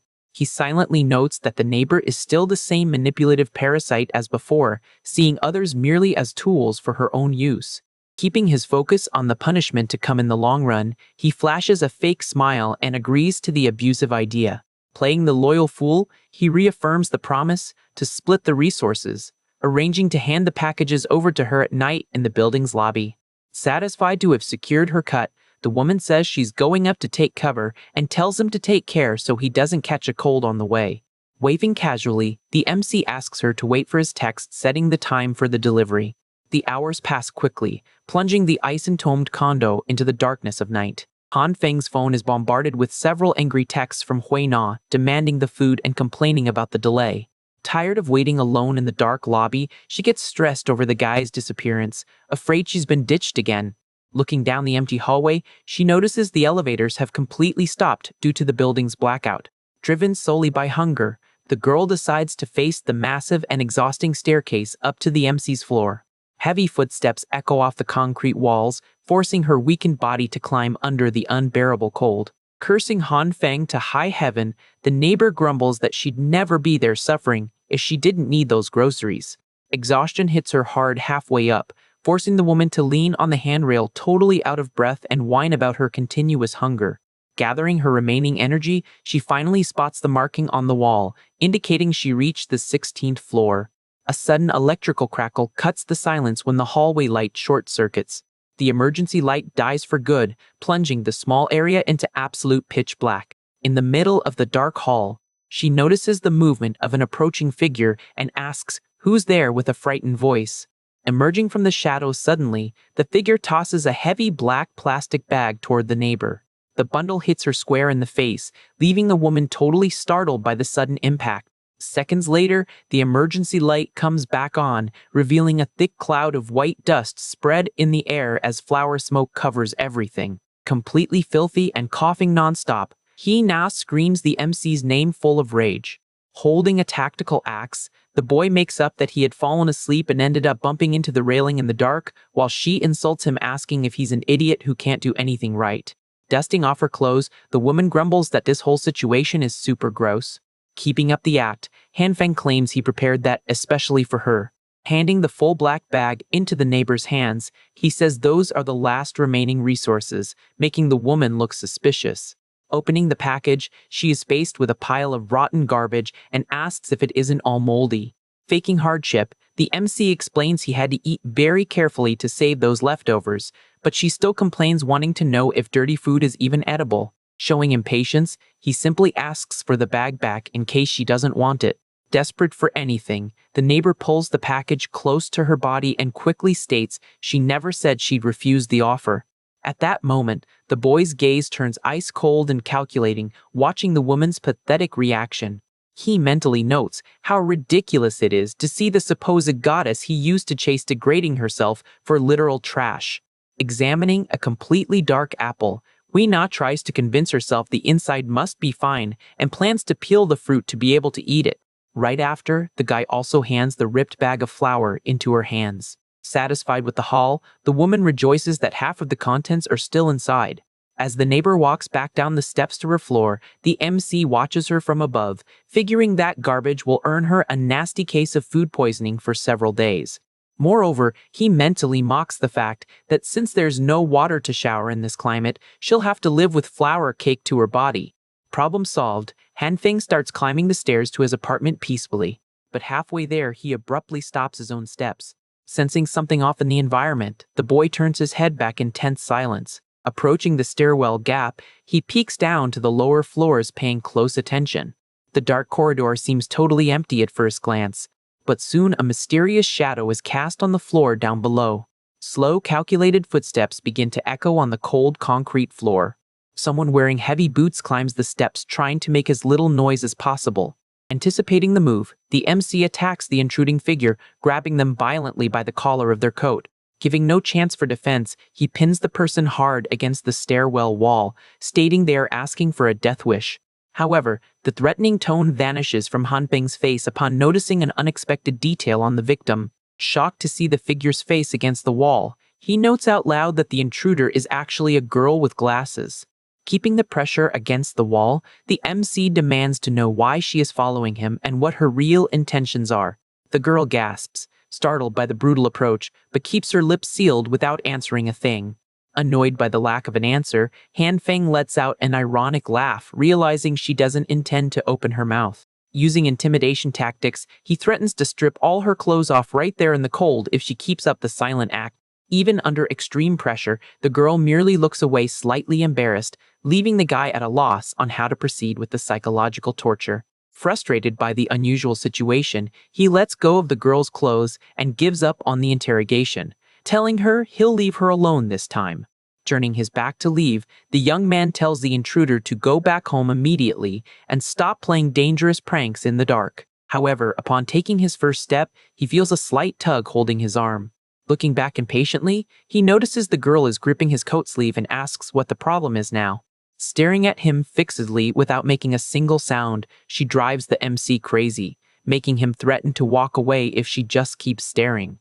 Without showing any rush, the girl simply raises her hand and points her index finger in a specific direction. Understanding the silent gesture, the guy asks if she wants him to follow her, getting a slight nod in agreement.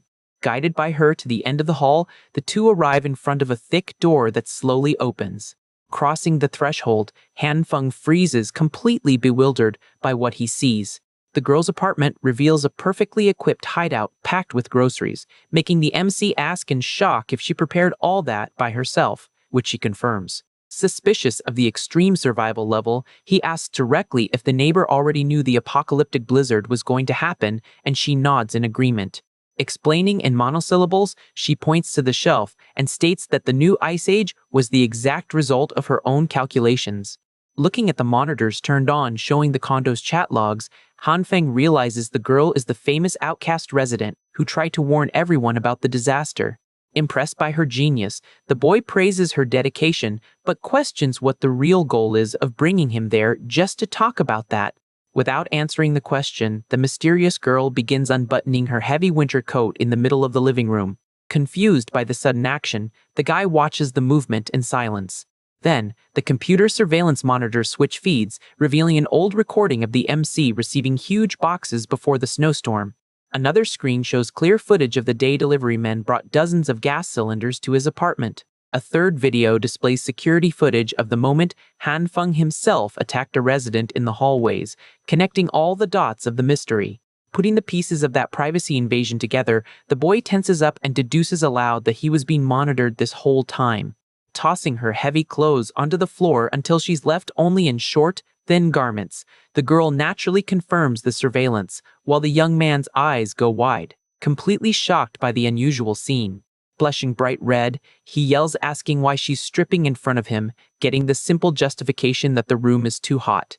Seeing the pieces keep dropping to the floor, he shouts telling the neighbor to stop taking off her clothes and to put her pants right back on. A little while later, with the mood calmer, the two sit side by side on the comfortable sofa in the well-lit, heated room. Recapping the whole story, the MC tries to confirm if she watched him this whole time because she noticed his giant stash, and if the goal of calling him there was to propose a cooperative alliance. Wanting to understand the resident's real intentions, he asks what exactly she means by this mutual cooperation. Instead of answering, the girl presses her hand against the sofa cushion in a swift motion. Sliding her body, she moves in on the boy, invading his personal space and forcing him to dodge backward on high alert. But, completely ignoring the guy, she turns her back and gets on her knees leaning onto the floor, sending Han Feng into a panic, yelling to find out what on earth she's doing. Using a lot of strength, the girl drags a huge, heavy power generator that was hidden behind the furniture into the middle of the room. Turning her attention back to her neighbor, she humbly confesses she needs him to teach her how to use the machine, leaving the guy dumbfounded by the simple request. The sophisticated power equipment rests on the floor, waiting for the correct setup.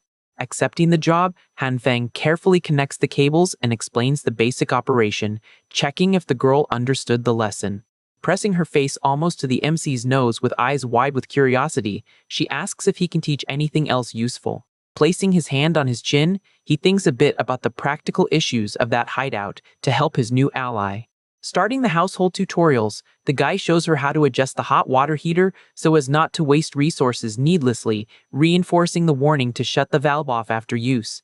Right after, he organizes all the food she left scattered around the kitchen, telling her to store the meats properly and teaching her how to safely hook up the gas cylinders to the stove. Taking over the pans, Han Feng handles a high, powerful flame on the stove, assuring the girl that cooking like that with high heat makes any food infinitely tastier. The result of so much work appears on a plentiful, perfectly set table, displaying hot plates full of mouth-watering meat, rice, and fresh vegetables. Sitting at the table facing the feast, the MC tells the girl to eat up while the food is still hot. Scratching his head in frustration, he grumbles that he ended up becoming a full-time babysitter since the neighbor's ability to take care of herself is awful. With her cheeks stuffed, the girl just glances up from behind her glasses, making a sound of confusion. Upon this, the young man breaks a sweat and quickly plays it off, saying he was just kidding. The meal continues while he thinks to himself about how mentally exhausting this whole situation is being. Satisfied with the food, Han Feng announces he's going back to his apartment and casts a casual glance to the side. Immediately, he notices that the girl simply crashed hard and is asleep with her face spread out on the table. Having no other choice, the boy carries her to the bed and covers her with the thick comforter to protect her from the intense cold. Already bundled up in his winter coat, he leaves the hideout concluding that the experience is exactly like taking care of a toddler. The heavy metal door slowly closes behind him. Outside, the relentless blizzard continues punishing the city's buildings beneath the morning ice.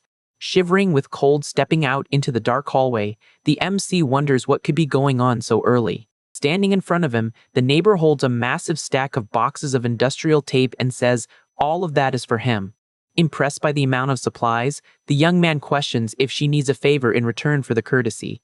She then drags out the power generator and asks him to teach her how to use the machine one more time, drawing a defeated sigh from the boy. After a few days of spending time together, Han Feng comes to the absolute conclusion that the upstairs neighbor is a complete idiot when it comes to general knowledge.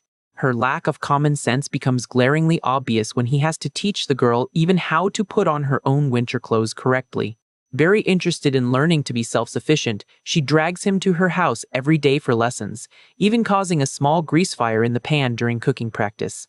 Staring at the completely carbonized plates of food on the table, the guy lies out of pity saying her skills have improved. Internally, he knows that in normal times, not even a dog would eat that, although in the current situation, many people would go crazy for that plate. Sitting down to eat with the girl once again, the MC casually comments that he still hasn't asked her name. Holding her bowl with both hands, the girl adopts a dramatic posture and introduces herself as the true eye of the evil king. Faced with this absurd answer, He just keeps eating and asks her to pretend he didn't ask anything. Far from there, in the middle of the condo garage, chaos takes over as a man kicks another's belongings, demanding he hand over his resources. A furious crowd gathers fighting over a simple cardboard box, trading accusations over who is the real owner. In another corner, violent blows with metal bars are delivered against residents who refuse to hand over their supplies. The brawl takes on extreme proportions with explosions and severe threats echoing throughout the parking lot amid the smoke of the commotion. Punches fly uncontrollably while desperate men shout that the food and water belong to them.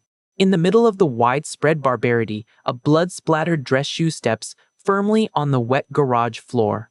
Watching the desperation up close, the corrupt leader Zhang oversees the carnage with a cold look behind his glasses. The leader's thumb presses firmly on the megaphone's trigger button. A sharp, deafening noise echoes through the garage, making all the attackers stop fighting instantly to cover their ears. Dazed by the unbearable noise, the men writhe in pain, unable to continue the combat. Seizing their full attention, Jiang uses the loudspeaker to cynically ask if they've all fought enough. He points out the absurdity of the situation, questioning if they don't think it's ridiculous to be taking each other out over such miserable scraps of supplies. Indignant, one of the residents fires back, shouting that the leader himself was the one who suggested the donations, but since the food ran out, they are forced to fight so they don't starve. Calmly, the manipulator repeats the residents' logic, agreeing that the division is over and now they need to fight for what's left. With an ironic smile, Jiang reaffirms how pathetic that justification is and asks if they don't really deserve to starve.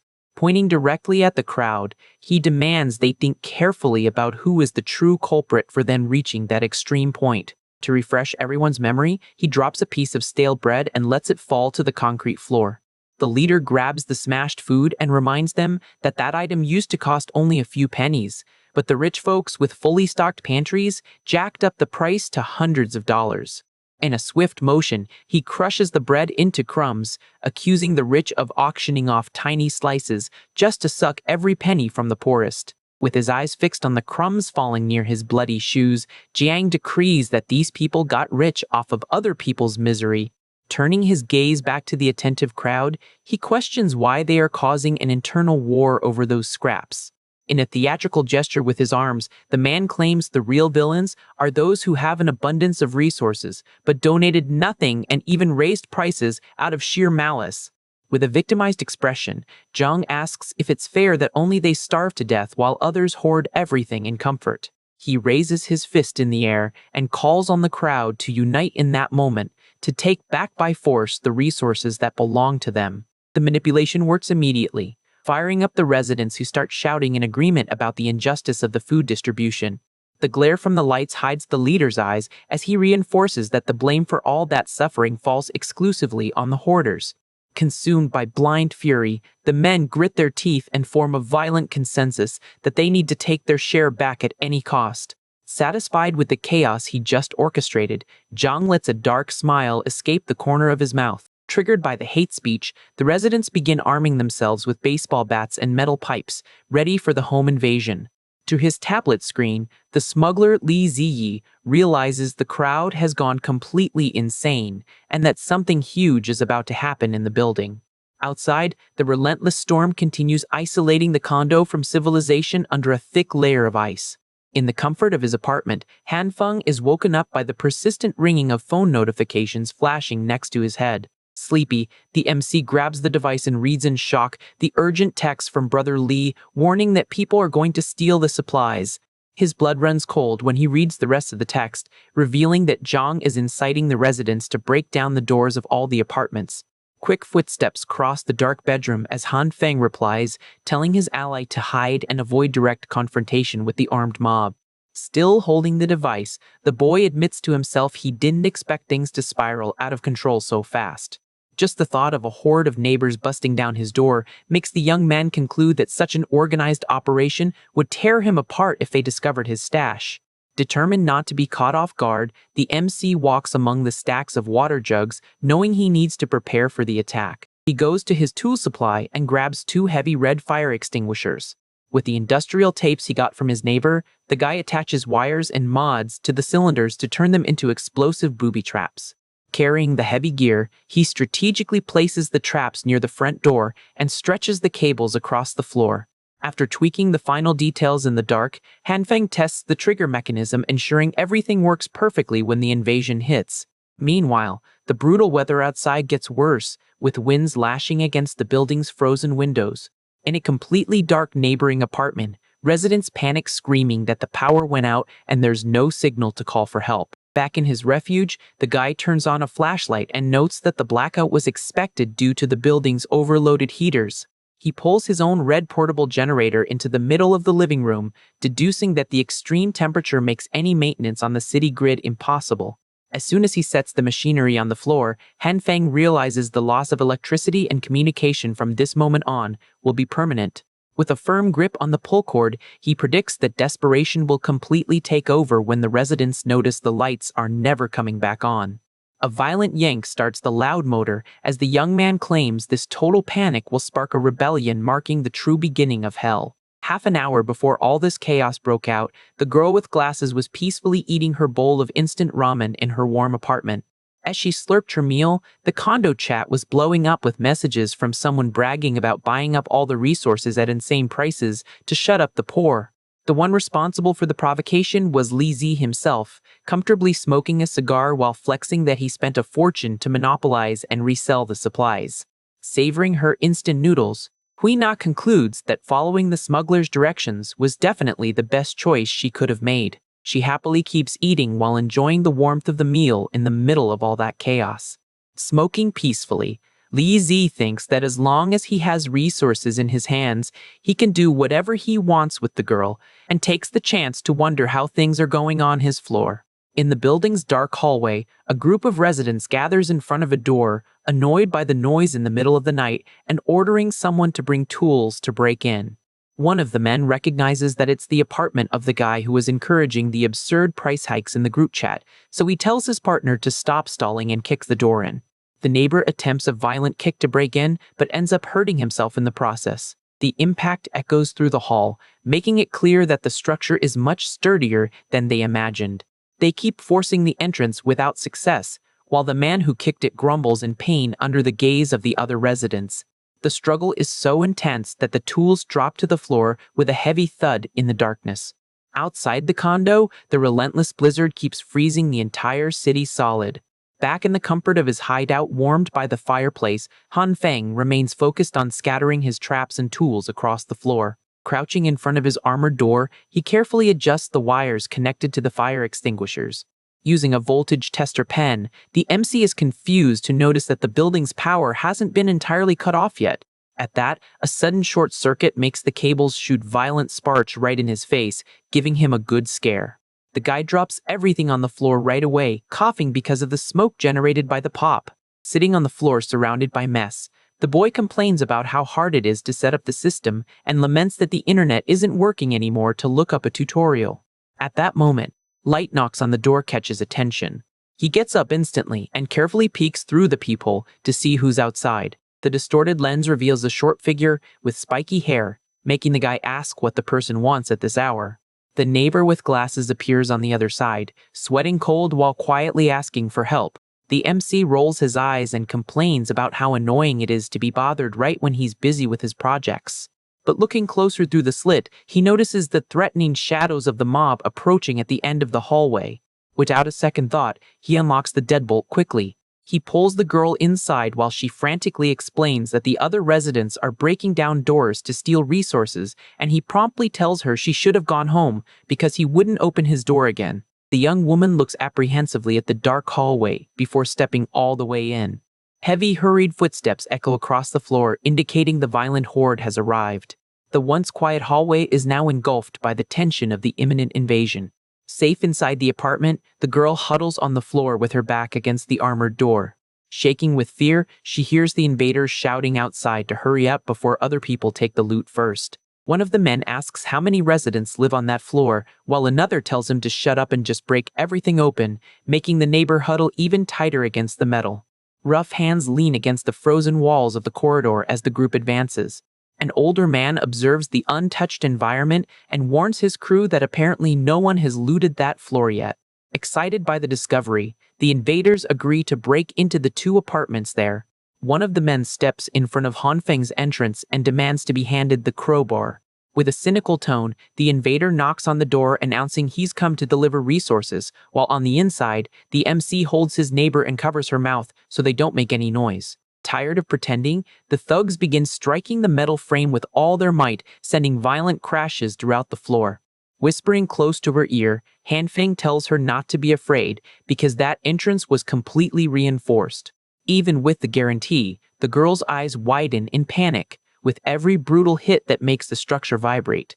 The double lock system and steel plates do their job, withstanding the crowbar blows without yielding a single millimeter. Frustrated, the man outside complains that the door is too sturdy and gives up, telling his partner to mark the unit so they can try breaking into the neighbors first.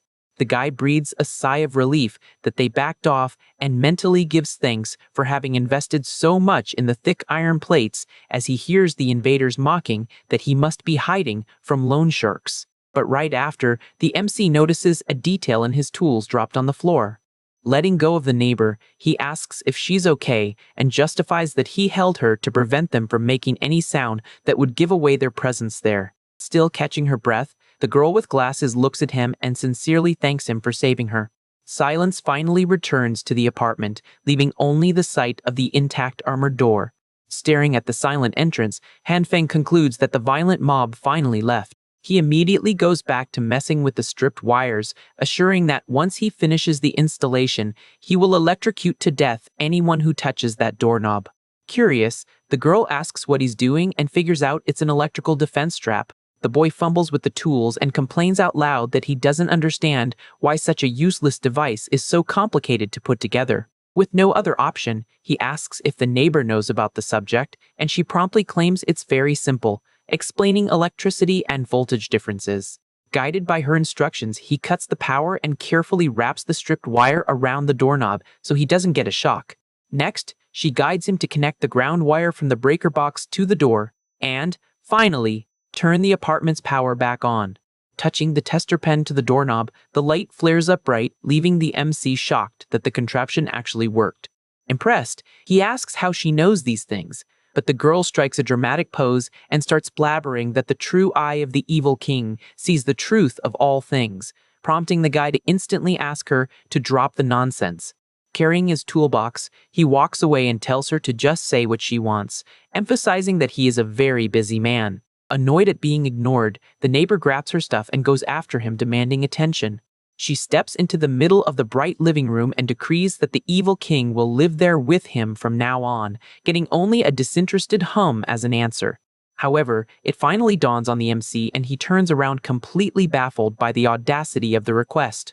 Indignant, he warns her this must be a bad joke, instantly rejects the idea, and orders the girl to go back to her own place that very second. In the middle of his annoyed lecture, he takes a wrong step and ends up catching his foot in the cable scattered across the floor. The trip makes Hanfeng completely lose his balance and pitch forward, unable to catch himself. He hits the ground hard, scattering all his tools and supplies over the living room rug. Face planted on the floor, he groans in pain as a magical purple light begins to glow intensely in his right hand. But upon opening his eyes and seeing the energy flowing from his fingers straight into the leg of the coffee table, he realizes the fall didn't even hurt that much. Intrigued by the lack of impact, he looks up to understand what just happened. Touching the heavy wooden table with his glowing hands, the young man notices the furniture gave way as if it were made of fabric. Pulling the structure easily, he confirms in shock that the solid wood has become completely malleable. He backs away instantly, staring at his own illuminated hand and wondering if it was the purple energy that softened the object like that. To test the theory, he touches the magic to his wooden toolbox, which also melts and slumps to the floor in an instant. Determined to see the limit of this new power, he grabs a solid metal hammer. The tool bends easily in his hands as if it were rubber, confirming his deduction that the purple light has the ability to soften any material. But his excitement is cut short when he turns his head and comes face to face with his neighbor watching everything in silence. A cold sweat drips down the boy's face as he realizes the massive blunder he made by forgetting he wasn't alone in the apartment. The girl with glasses keeps watching the scene paralyzed, processing the absurdity she just witnessed. Still in shock, she finally opens her mouth to question what he is. Recovering her posture, the neighbor confidently declares she is an emissary chosen by the true eye of the evil king, leaving the guy totally in disbelief at the sheer madness. She deduces that both are subordinates of the same dark master, and that's why unusual things happen, making Han Feng smack his forehead, realizing the girl's brain works in a weird way, but that it'll be easy to fool her. The two remain in the middle of the room filled with scattered supplies in complete silence. Excited by her own theory, she suggests that as mission companions, they should help each other and share that spacious apartment. Lacking patience, the MC picks up a tool and questions how a girl thinks it's normal to want to live with a guy she barely knows. In a swift move, he simply shoves the intruder out into the hallway and slams the door in her face. Now, sitting on the floor while the girl pounds on the metal screaming she hadn't agreed to that yet, he decides to just ignore her existence and focus on what matters. Staring at his own hands, Han Feng tries to understand what that energy different from before was. Holding the twisted piece, he notes that the new ability really can soften objects. This makes him conclude his powers go way beyond just two colors of light and that there are other variations waiting to be discovered. Deep in thought amidst the mess, he remembers the energy appeared right the moment he tripped on the cord and almost smashed his face into the coffee table. Focused on replicating the power, the guy tries to recall the exact sense of danger from that fall. His eyes narrow in pure concentration. Like magic, the purple aura flows strongly from his hands again as soon as he accesses the right memory. Watching the energy flow, he immediately wonders if the softening effect would also work on the electrical cables he was trying to install. Decided on testing the limits of the power, he grabs a large kitchen cleaver. Walking over to the counter, the young man decides to apply the ability on different kinds of materials around the house. The purple energy starts covering the surface of the heavy metal immediately. With the blade glowing intensely, he is surprised to confirm that the magic works even on solid steel. As soon as the light dissipates, the MC wiggles the giant knife and notices it reacts looking like pure jello. Rummaging through the kitchen, he repeats the process on spoons, forks, and even glass jars, melting everything he finds in front of him. Leaning against the table looking at the pile of contorted silverware, he concludes that the longer he applies the power, the softer the objects get, without any other structural changes. Now sitting at his desk manipulating a limp fork, the boy mutters in frustration that this isolated effect is practically useless for survival. However, a sudden idea pops into his mind. Focusing his energies, he summons the purple light in his right hand and the green one in his left, determined to find out what happens if he mixes the two. The flashlight beam focuses on the cornered scammer against the wall while the MC observes the situation. At that moment, he raises his weapon with a surprised expression upon noticing a sudden movement. In a swift motion, a hand snatches the pistol right out of his grip. Wee Na takes the weapon and points it at the homeowner, demanding to know exactly where he hid the supplies, while accusing him of pulling a fast one to trick the group. Completely out of control, she threatens to pull the trigger if he doesn't tell the truth to everyone present. Keeping his usual cool, Han Feng merely asks ironically what truth she is talking about. Unfazed by the barrel pointed at his face, he states that the real story is that all his resources had already been stolen by her a long time ago. Hearing this, the woman goes into a total panic, screaming that he is lying and threatening to end him right there. But before she could do anything foolish, one of the residents lands a hit from behind, knocking the liar to the ground. Quickly, two men hold the woman down while chewing her out, even as she struggles and swears she is telling the truth. The shooter just watches the show from the front row, protecting the little girl hiding behind him. Taking advantage of the commotion, someone bends down and picks up the pistol that had fallen on the metal floor. Jiang stands up holding the firearm, taking control of the situation as he approaches the MC. The two rivals face off in a tense silence, closely sizing up each other's intentions. Turning his back on the young man, the fake leader points the weapon at Hui Na and calls her a witch, stating she really had the nerve to deceive all of them. The henchman holding her keeps yelling furiously at her for playing the entire group for fools all that time. With an authoritative shout, the man in glasses orders everyone to stop the aggression immediately. Taking on the role of a peacemaker, Jiang gives a speech saying the committee isn't a violent group and that the hallway isn't a place for severe punishment. He even defends the scammer, arguing that, despite the deceit, they should at least give her a chance to make up for her mistakes. Then, the manipulative leader turns to Han Feng and sincerely apologizes for all the trouble and the break-in that day. Keeping up the act, he claims everyone there is a victim of the apocalypse and promises to provide a proper explanation soon. The homeowner remains in absolute silence, just analyzing every word and intention of the fake do-gooder. Surprising everyone, the leader reaches out and hands the pistol back to its rightful owner without making any demands. Along with the weapon, he extends a formal invitation for the young man to join the residence committee, leaving the MC slightly confused by the sudden attitude. Changing his posture to seem helpful, Zhang lets him know an immediate answer isn't necessary and just asks him to give it some careful thought. While walking away with his crew, the man tells him to share his decision the next day, when he goes to pick up his supply quota on the ground floor. The hallway finally empties out, leaving only the allied trio amidst the mess left by the intruders. Worried about his friend's state, Li Ziji approaches asking if he is okay after all that extreme tension. The shooter lets out a long sigh of relief, feeling the weight of that dangerous confrontation finally lift off his shoulders. Back in the comfort and warmth of his armored apartment, Han Feng relaxes on the couch and celebrates that their little act worked out. Impressed by the luxury of the hideout, the sly guy laughs, commenting that the place is way more spacious and comfortable than his own home. Sitting near the magical fireplace, the apartment owner acknowledges they only managed to pull off that whole charade thanks to the little girl's convincing acting. He recalls the steps of the plan, where the first order was to store all the valuable items in the house, leaving only trash and wrappers scattered around. At the time, he also asked his ally to open the windows and rapidly cool down the place, leaving his partner clueless about the goal behind it. The intention was to fake a scene of absolute misery, making the enemies waste their energy breaking down the armored door just to find absolutely nothing useful in the end. Now eating dinner peacefully, the MC explains that if the corrupt leader's group returned empty-handed after making such a big fuss, an internal uproar over hunger would be unavoidable. In this kind of high-stress situation, the mob's fury always falls on the weakest link, and since he was armed, the blame would obviously land right in the lap of his gossiping ex-girlfriend. Still skeptical about the strategy, the big guy points out that having a weapon against dozens of people guarantees zero safety, recalling that his ally himself was easily disarmed in the middle of the chaos.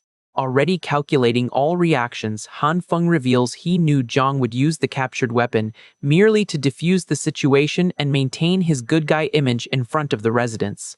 Questioned about the risk of the leader deciding to shoot them right there, the strategist laughs and shares that the pistol only had one bullet, and he had already fired it earlier at the glass door. Shocked by the insane level of planning, Li Ziji realizes even losing the weapon was intentional, while his friend tries to be modest about the risky play. With the danger out of the way, the host jokes that now they just need to pretend they're struggling out there while enjoying the good life in comfort, but soon changes his tone to talk about the real goal. He firmly states with determination that the main mission from here on out is to take down the committee once and for all. Meanwhile, in the freezing common areas of the building's lower floors, the manipulation runs wild. A line of starving residents anxiously waits for water distribution, thanking the fake hero for any crumbs they get.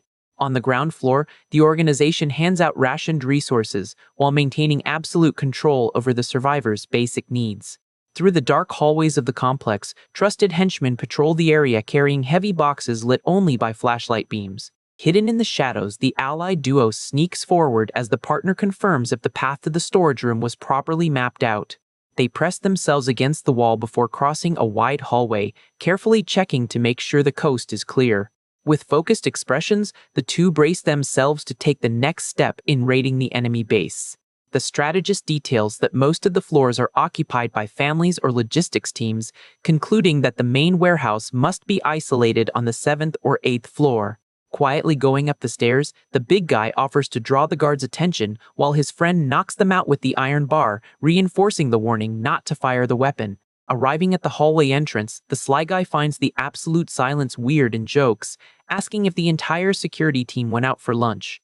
They keep climbing the steps without encountering a single living soul, but the MC tells his partner to zip it and not drop his guard for a second. Standing in front of the large 7th floor sign on the wall, the ally begins to doubt that the resources are actually stored there without any protection. He thinks it's crazy for the committee to leave the most valuable asset in the entire building completely unguarded like that. To clear up the doubt, Hanfeng decides they should split up to search the area, instructing his partner to yell immediately if he runs into any trouble. Walking alone through the pitch black, the young man breathes the sigh of relief for not having to fight to get there, remembering the focus right now is purely espionage. Going back to the plan laid out earlier in the apartment, he had explained to the little girl that a direct attack would be a one-way ticket to game over due to the number of thugs, making it necessary to dismantle the organization from the inside out. Knowing the lowlifes only follow orders because of the food, the master plan is to find the supply stash and empty it out, cutting off the leader's power at the source. While inspecting the closed doors, the infiltrator wonders which of those rooms holds the food, staying on high alert for any footsteps of guards coming up the stairs. Suddenly, he hears the sound of hurried footsteps and turns around, thinking his partner found the target. Looking completely dumbfounded, the big guy hesitates for a second, not knowing what to say before calling out to his friend. The two stop in front of a door with a giant printed sign pointing out that it's the warehouse, leaving the ally suspicious that it's a trap way too obvious to be real. To make the ridiculous situation even worse, the sly guy points out in disbelief that the owners of the place actually had the nerve to leave the key stuck right in the lock waiting for them. Not wanting to waste the trip, the MC considers the possibility that the goons simply forgot to lock up and decides to take a quick peek inside. But at the exact moment his partner is about to turn the knob with enthusiasm, he yells desperately to stop everything. Shining a light closely on the keyhole, the young man shows incredibly thin wires wrapped around the metal structure, confirming it's a classic movie-style booby trap. He warns tensely that they need to fall back, since there might be explosives hooked up on the other side, instantly remembering the security guard's chat about checking that specific door. Faced with the imminent danger, Hanfeng tells his friend not to touch anything else, arguing they've already found the exact location, and now they should check out the upper floors. Walking back down the hall, he tries to keep things under control, saying they can calmly figure out a safe way to disarm it later. However, consumed by the urgency to clean out the enemy stash, the two end up turning right back around, determined to deal with the problem right then and there. The duo stops in front of the booby trap door again, staring at the fatal doorknob in a silence heavy with anxiety. In a burst of impatience, the big guy lunges forward to push the wooden door, forcing the MC to dive toward him, screaming for him not to do it. The shooter throws his entire weight against his friend's body, tackling them both violently to the floor of the dark hallway before the door could be opened. On the floor of the dark hallway, the intruders are caught off guard by an enemy attack, and the sly guy yells for his partner to watch out. Acting on instinct, the MC raises his arm and manages to block the security guard's iron bar. Taking advantage of the opening, the big guy lands a solid kick to the chest of another thug and tells his friend to make a run for it. Right then, a heavy metal bar slams down, locking the access door to the stairs. Cornered, Hanfeng calls out his ally, reminding him he had guaranteed the floor would be empty, but the big guy defends himself desperately, swearing he had never actually made it up there before. To make matters worse, they hear the sound of footsteps and realize more goons are closing in. With no time to waste, the strategist decides they should keep heading up, guessing they'll face less resistance higher up. They rush up the steps until they reach the 8th floor of the building. Stopping in the new hallway, the sly guy grabs his injured arm and grumbles that he probably fractured a bone during the brawl. Worried about enemy movement, the leader of the duo warns that the most important thing right now is finding a hiding spot. But suddenly, the big guy's expression shifts to pure terror, and he points, stuttering, right behind his friend's back. Confused by the over-the-top reaction, the young man starts to turn his head around. Before he could see a thing, a mysterious hand brutally covers his mouth. He gets yanked forcefully into a dark apartment to the sound of his partner's shouts. The pull is so strong that the MC is tossed across the room and lands hard on his back. Immediately, the heavy front door of the unit slams shut, locking the two of them inside. The young man tries to gather himself on the floor, groaning from the pain of the impact on his back. A hooded man stands over him, while the big guy's muffled voice echoes from the hallway, promising to bust the door down to save him. The mysterious resident demands to know what they are doing there, and the strategist quickly makes up a story that they just wanted to grab some supplies. Clearly not buying a single word, the man mercilessly steps on the intruder's injured arm and asks sarcastically if that's really true. The weight of the boot crushing his wound makes the MC let out an agonizing scream of pain. Pulling back his hood to reveal he is the building's old janitor, the man states he isn't a fool, having noticed the duo dodging the lower floors on purpose, proving they know the committee's secrets. Completely stunned by the situation, Hanfeng realizes they were being tailed the entire time. The veteran mocks their amateur strategy and asks if they honestly thought the warehouse wouldn't have guards. Trying to piece things together, the young man is left speechless in the face of the old man's upper hand. He then notices the unconscious bodies of thugs on the apartment floor and concludes in awe that the old man took them all down by himself. Outside, the commotion grows as enemy reinforcements arrive, yelling to grab the runaway intruder and sweep all the apartments. Hearing the manhunt, the young man panics, imagining his partner will be caught at any second. The noise of the patrol annoys the janitor, who clicks his tongue in irritation at the situation. Without further explanation, the old man turns his back on the prisoner and walks straight toward the glass balcony door. Unhurriedly, the bearded man opens the glass door leading to the freezing balcony. He climbs onto the railing, ready to jump, while the young man screams in desperation, reminding him that plummeting from the 8th floor is a fatal drop. Keeping his cool, the veteran calculates that the volume of snow piled up around the building already covers the first 4 floors, acting as a soft cushion for the landing. Staring seriously at the prisoner, he gives him a final ultimatum: choose between taking a leap into the ice or staying behind to be eliminated by the goons. Violent crashes start echoing through the apartment, signaling that the building's security is busting down the front door. With his heart in his throat, Hanfeng approaches the edge of the balcony, still doubting whether that jump will be the end of him. The door lock finally gives way and the wood is violently blown wide open. A group of furious thugs storms the place and instantly spots the intruder on the balcony, yelling not to let him get away. With no other way out, the strategist closes his eyes and throws himself off the building into the blizzard. Plummeting in freefall, he instinctively focuses his pink magical energy into his hands to try and brace for the imminent impact. The janitor lands, first flawlessly, sinking into the snow mountain without a single scratch. Seconds later, the old man lifts his head, intrigued as he senses something approaching. The MC hits the white ground brutally, kicking up a curtain of ice as he lands right next to his savior. Leaning over the railing high above, the committee's goons realize the target survived the fall and alert the others that there is a second intruder in the area. Trying to catch his freezing breath, the young man looks up to watch the enemies on the balcony. Before they could be spotted again, the experienced janitor pulls his companion into the building through a shattered window. Still with his heart pounding, the guy mentally curses the sheer madness of that improvised escape. The outside of the complex falls silent again, leaving only the impact craters sunk into the snow. The biting wind keeps blowing into the abandoned balcony through the cracks in the destroyed glass. Far from there, the furious patrol busts open yet another door on the upper floors, looking for clues. Frustrated at finding the apartment empty, the guards deduce the targets fled downward and order the info to be relayed to the gang leader. Taking shelter in a dark room, the 2 fugitives warm up around the fire from a small magical campfire. Staring at his savior through the flames, the MC mentally acknowledges that this older gentleman has an intellect way above average. He realizes that if his duo had followed the original plan to take the stairs down, they would have been crushed by the goons patrolling the 5th floor.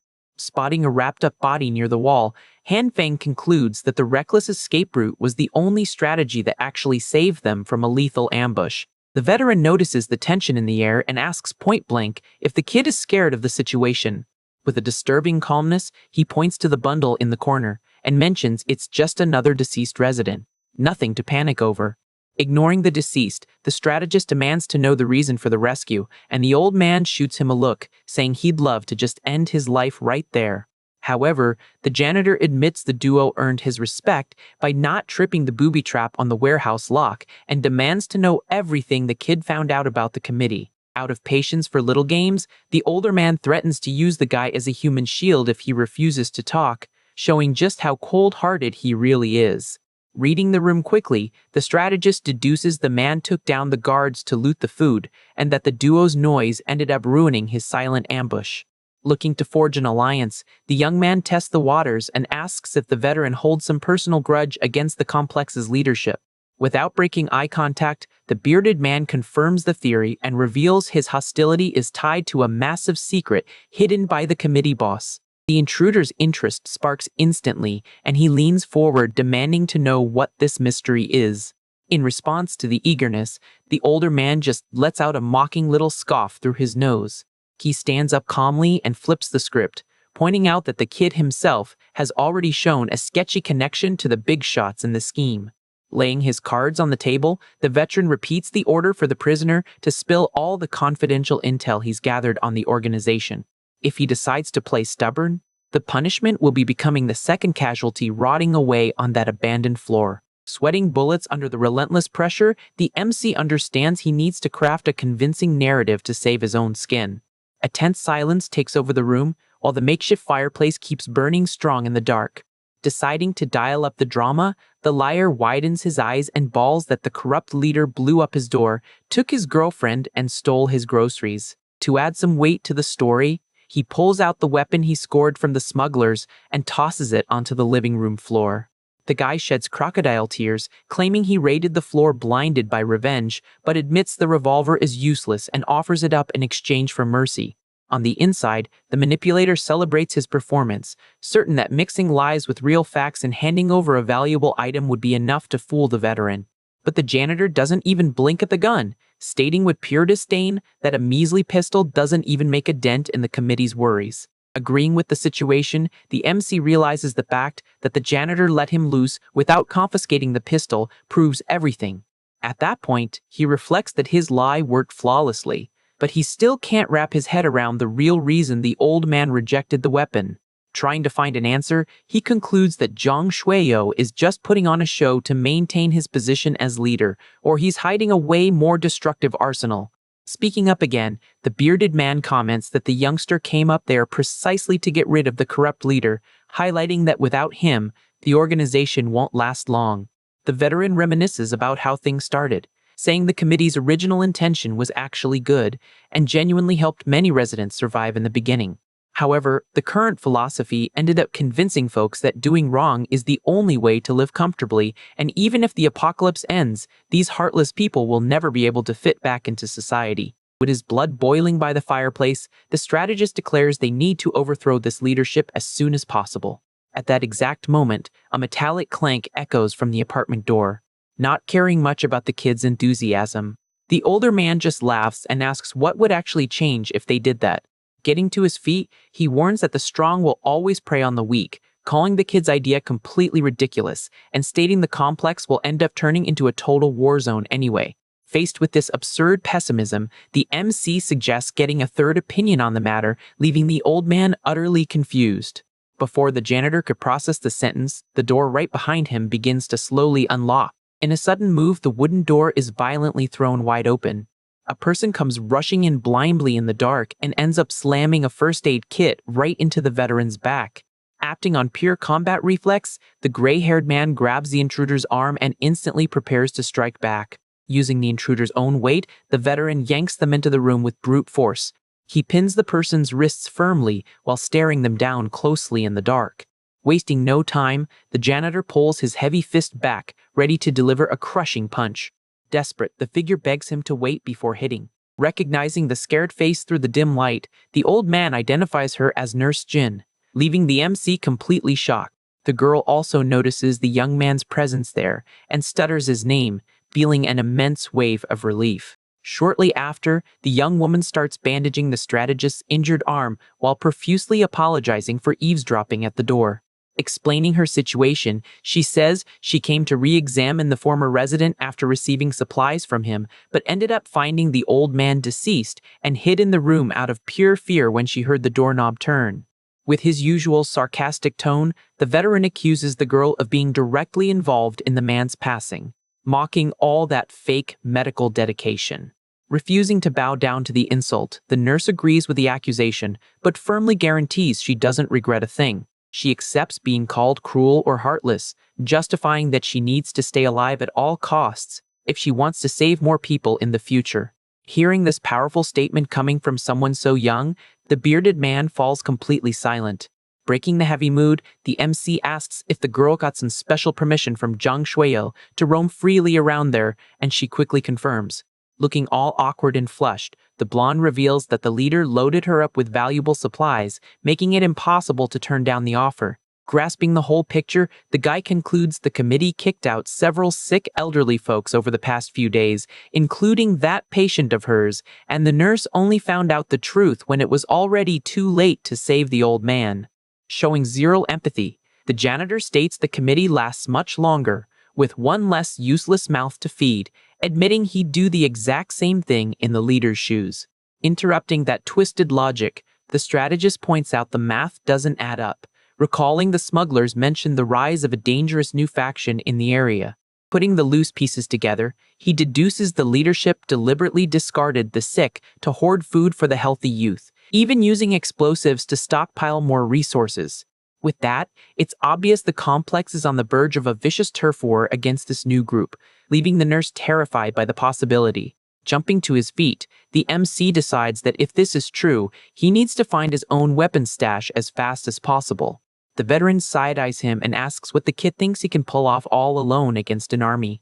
With his mind racing, the young man shoots back, saying he's not just going to sit around waiting for the Grim Reaper to take everyone, and that he'll handle the situation as soon as he gets his hands on the armory. Faced with all this stubbornness, the bearded man just stares at him in deep silence. Giving up on arguing with youth, he turns his back and tells the kid to dig his own grave if that's what he wants so badly. Walking toward the exit, the man warns that the committee is just small fry in this ice apocalypse, and a much worse catastrophe is waiting for them in the future. Opening the door to the freezing hallway, he reaffirms that the world belongs to predators, and the only true winner is the one who survives until the very end. The wooden door slams hard, kicking up dust, leaving the two youths alone next to the makeshift fireplace. Wanting to prove herself useful, the blonde approaches somewhat shyly and asks if there's any way she can help with the crazy plan. Not wanting to risk the girl's neck, he turns down the offer on the spot and makes it clear he has no intention of dragging her into danger alongside him. Outraged by the rejection, she raises her voice, claiming the whole neighborhood is in danger anyway, getting insanely mad just picturing the bad guy stealing the guy's food and his girlfriend. With her face completely red, the nurse shows she's really bought into the fight and is willing to do whatever it takes. Not really knowing how to react to all this motivation based on a made-up story, the strategist just stands there looking dumbfounded, staring into space. After thinking for a bit while watching the wind outside, he appreciates the thought and admits he actually does need a tiny favor from her. In another part of the building, a group of goons argues in the dark hallway, trying to confirm if the intruder was indeed that Hanfeng guy, absolutely sure it's the dude from the day before. The commotion takes over the area as the gang sweeps the floors, shining flashlights into every corner. Shortly after, the thugs shout the MC's name in a victorious tone as they shove him down the hall. The group drags the captured prisoner through the gloomiest sections of the complex. Tossed to the floor and hogtied with thick ropes, the guy coughs, feeling the impact of the fall. Without an ounce of pity, one of the thugs lands a cheap kick on him, cursing the kid for having the nerve to try and steal the faction's supplies right after being pardoned. Wanting to score points with the boss, another gang member threatens to snap his other arm right then and there to make sure he never tries to play smart again.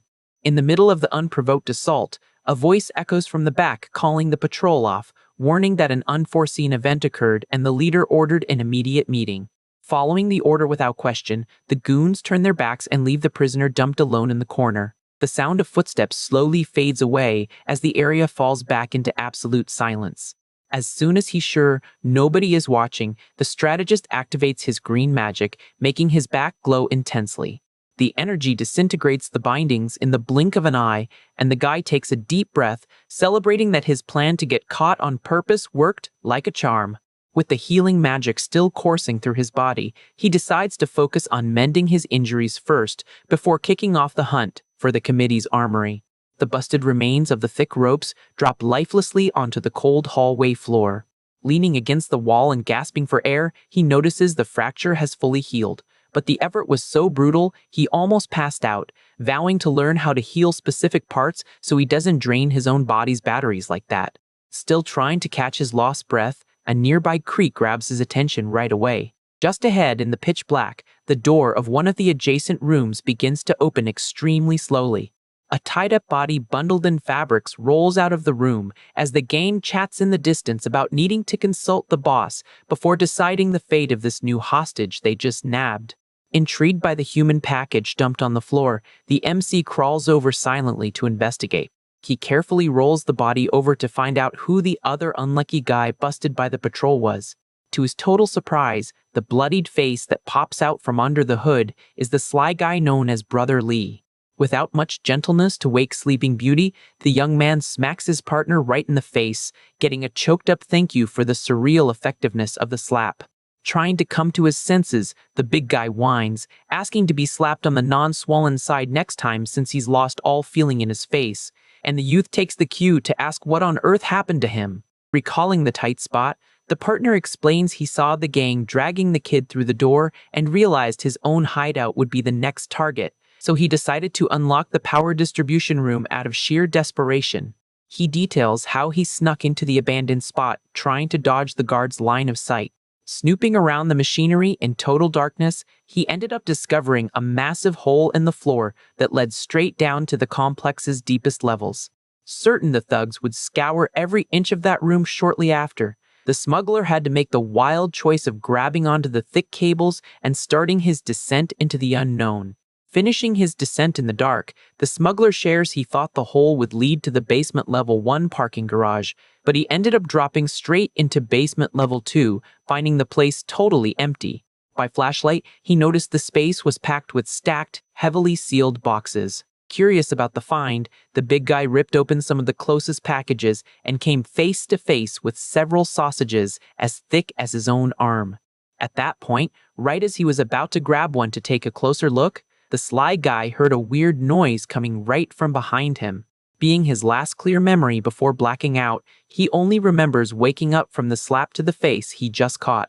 Sitting on the cold floor of the GG finally understands why the committee flaunts so much arrogance since they're sitting on a mountain of those gigantic sausages while the MC questions if that was actually food.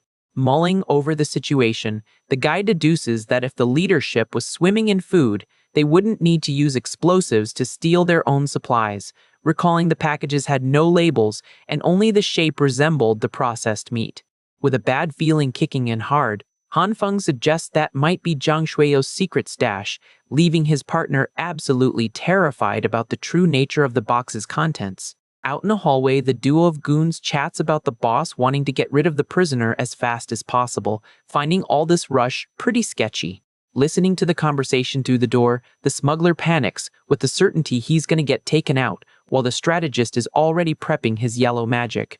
Slowly, the doorknob turns, breaking the tense silence. Completely clueless upon seeing the empty room, the guard asks his partner if he really tied the target up right before they left. Hiding under the bed in a tight squeeze, the two hear the thug's order for the other guy to check under the furniture. Without a second thought, Li Zhizhut shoots out from under there like a rocket straight at the intruder.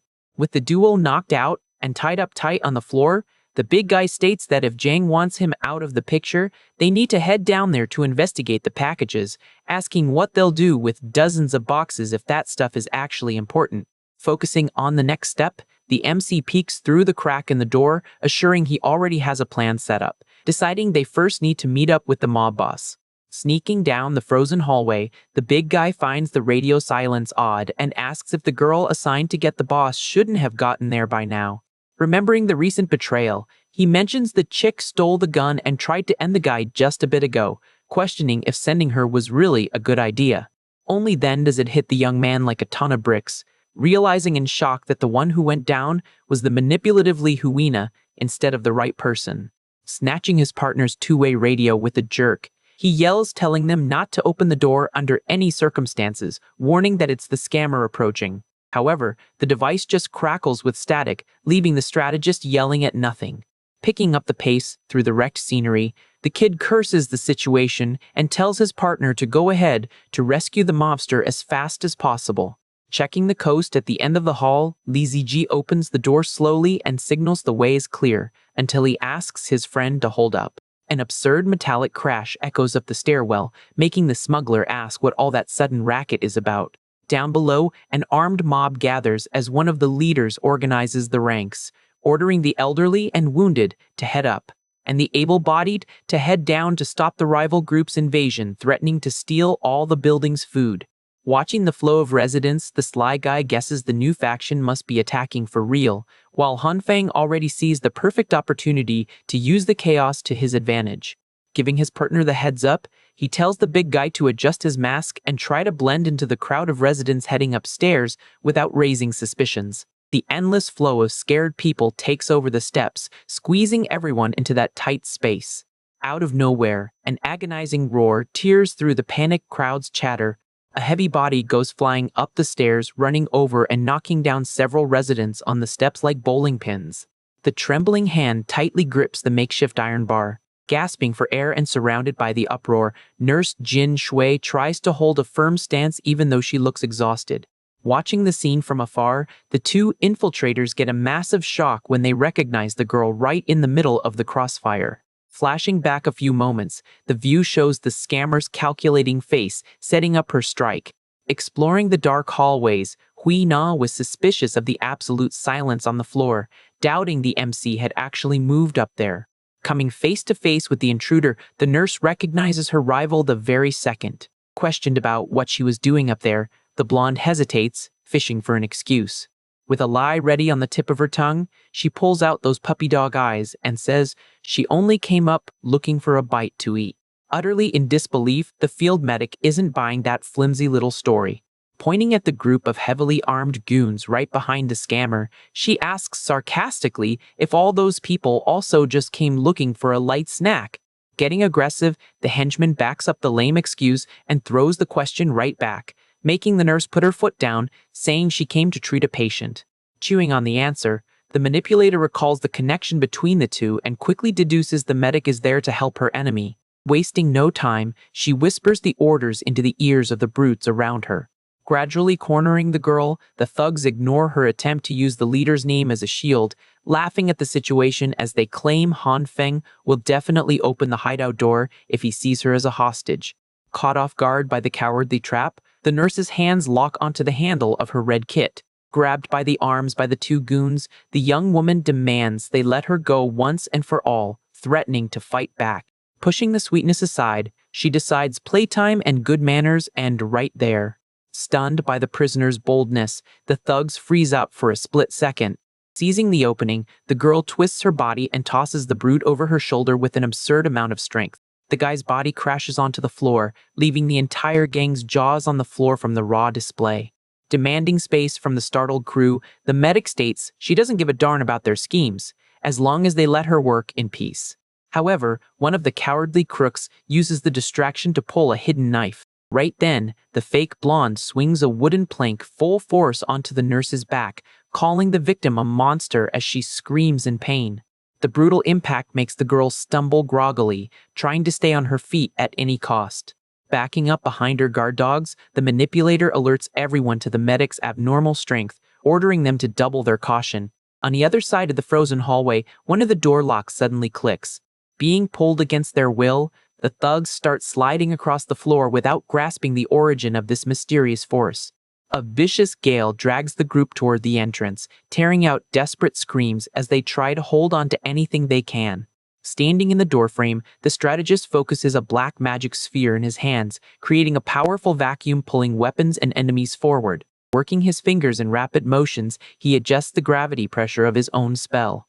The power radiating from the kid swallows the hallway's oxygen, creating an overpowering attraction that no one can resist.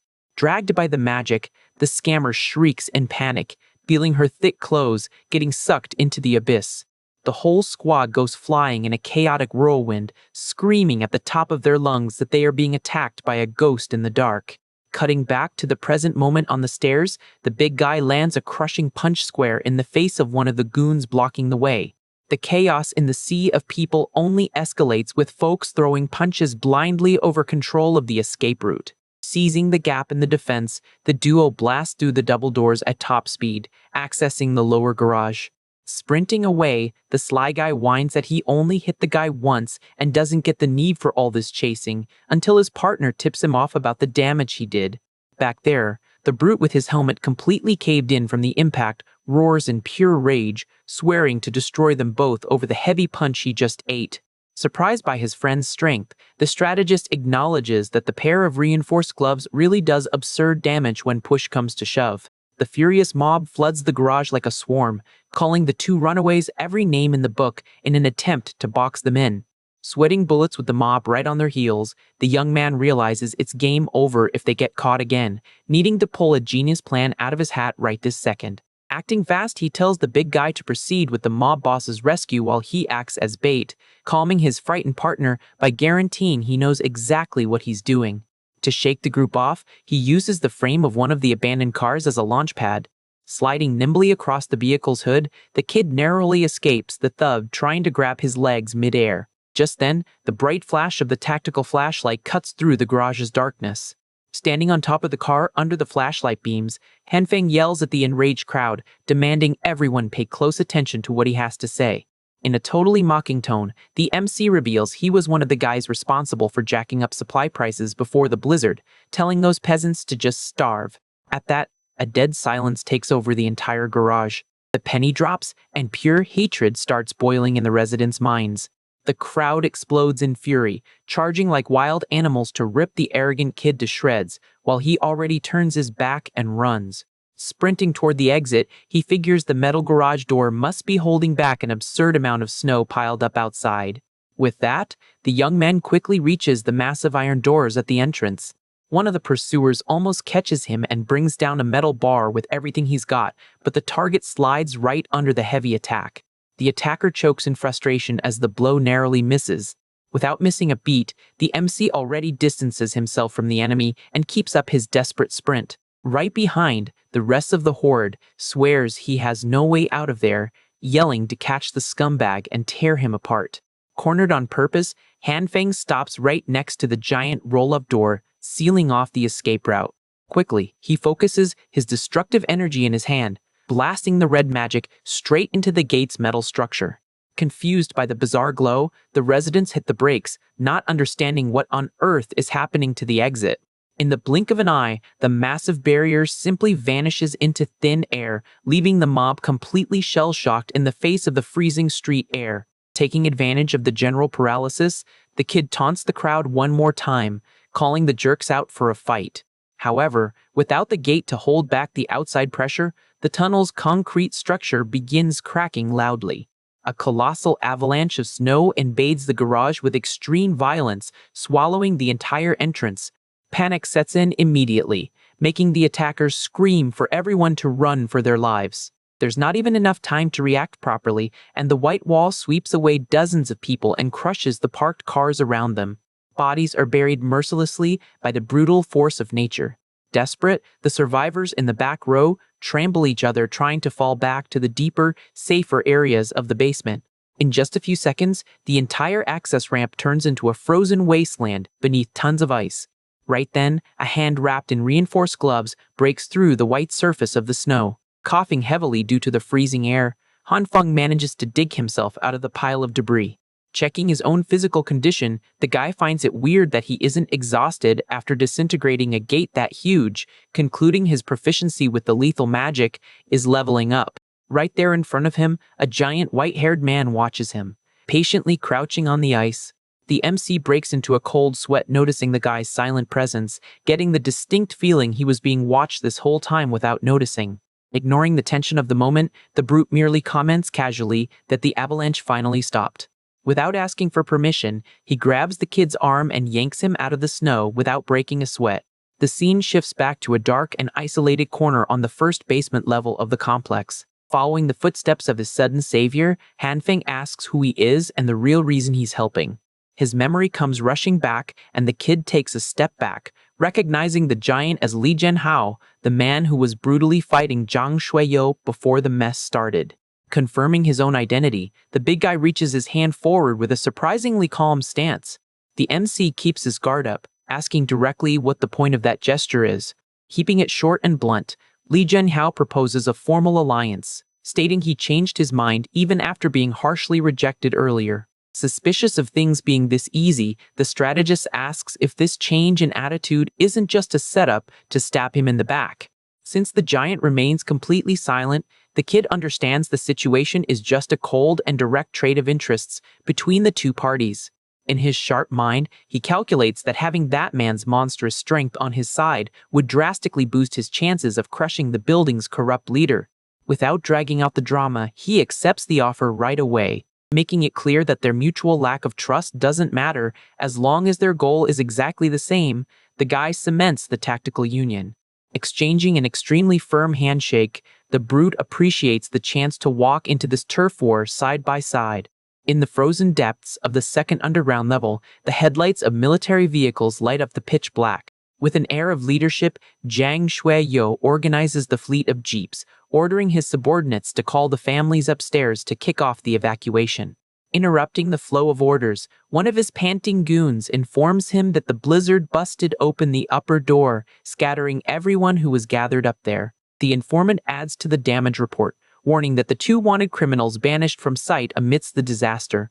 With an unshakable coldness, Zhang Shuiyo declares that the duo's disappearance doesn't matter in the slightest and won't throw a wrench into the main plan. Hidden behind a low wall on the upper floor, the new partners watch the convoy, leading Hanfeng to deduce that the heavily armed crew came from outside to relocate the residents. Checking his pistol, Li Jianghao questions the logic of this op, seeing as the outside world turned into a deadly frozen desert impossible to travel through. Sliding swiftly down a pillar to the lower floor, the MC warns that the suited leader is the big guy's problem now, cutting off his partner's complaints about the crazy rush. Clueless to the approaching danger, Zhang Shuiyo keeps shouting into the megaphone for everyone to wrap up preparations to move up. Suddenly, a small metallic object cuts through the dark air and drops right into the center of the enemy formation. Chaos erupts in the makeshift camp to the sound of heavy gunfire, with the thugs screaming in panic about an armed raid. One of the guards in the back gets hit without warning, forcing the rest of the crew to bark orders to hold formation and not become sitting ducks. Watching the uproar from his safe spot, Li Jianghao gets his fists ready to dive headfirst into the brawl. With a devastating acrobatic kick, the giant sends one of the elite shooters flying, breaking the front line. The security team reacts instantly, laying down heavy fire on the origin point of the attack. Completely ignoring the risk of the projectiles, the brute charges like a runaway bulldozer and crushes a goon's face with an overwhelming punch. More men drop knocked out on the floor, while the giant shreds the mercenaries' defense with scary ease.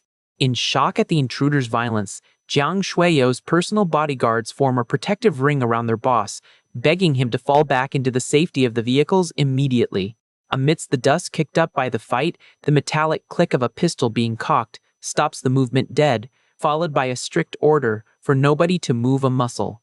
Sneaking up behind the enemy's defense, Hanfeng presses the gun's barrel right against Zhang Shuiyo's head, forcing the leader to throw his hands up in surrender. Tauntingly saying he was just waiting for this perfect moment, the MC is met with a disturbing calmness from his biggest target. Fully aware of the danger, the man in glasses confirms right away that he already knew about the raid. The bodyguards aim their rifles in desperation upon seeing their boss turn into a hostage, but Zhang Shuiyo raises his hand asking everyone to chill, assuring them his life isn't on the line. Turning his body slowly to face his captor, the leader confesses he initially thought the young man was one of his suppliers due to the massive stash of food, but admitted he was wrong. Confused by the enemy's level of intel, Hanfeng checks the base of his own pistol at his rival's request, finding a tiny tracking bug planted right there. Showing off a handheld monitor in his left hand, Zhang Shuiyo proudly explains he kept tabs on every step and intention of the kid since he picked up that gun. Wanting answers right now, the MC presses the gun harder and demands to know who these mysterious contacts are and what the true fate of the kidnapped residents is.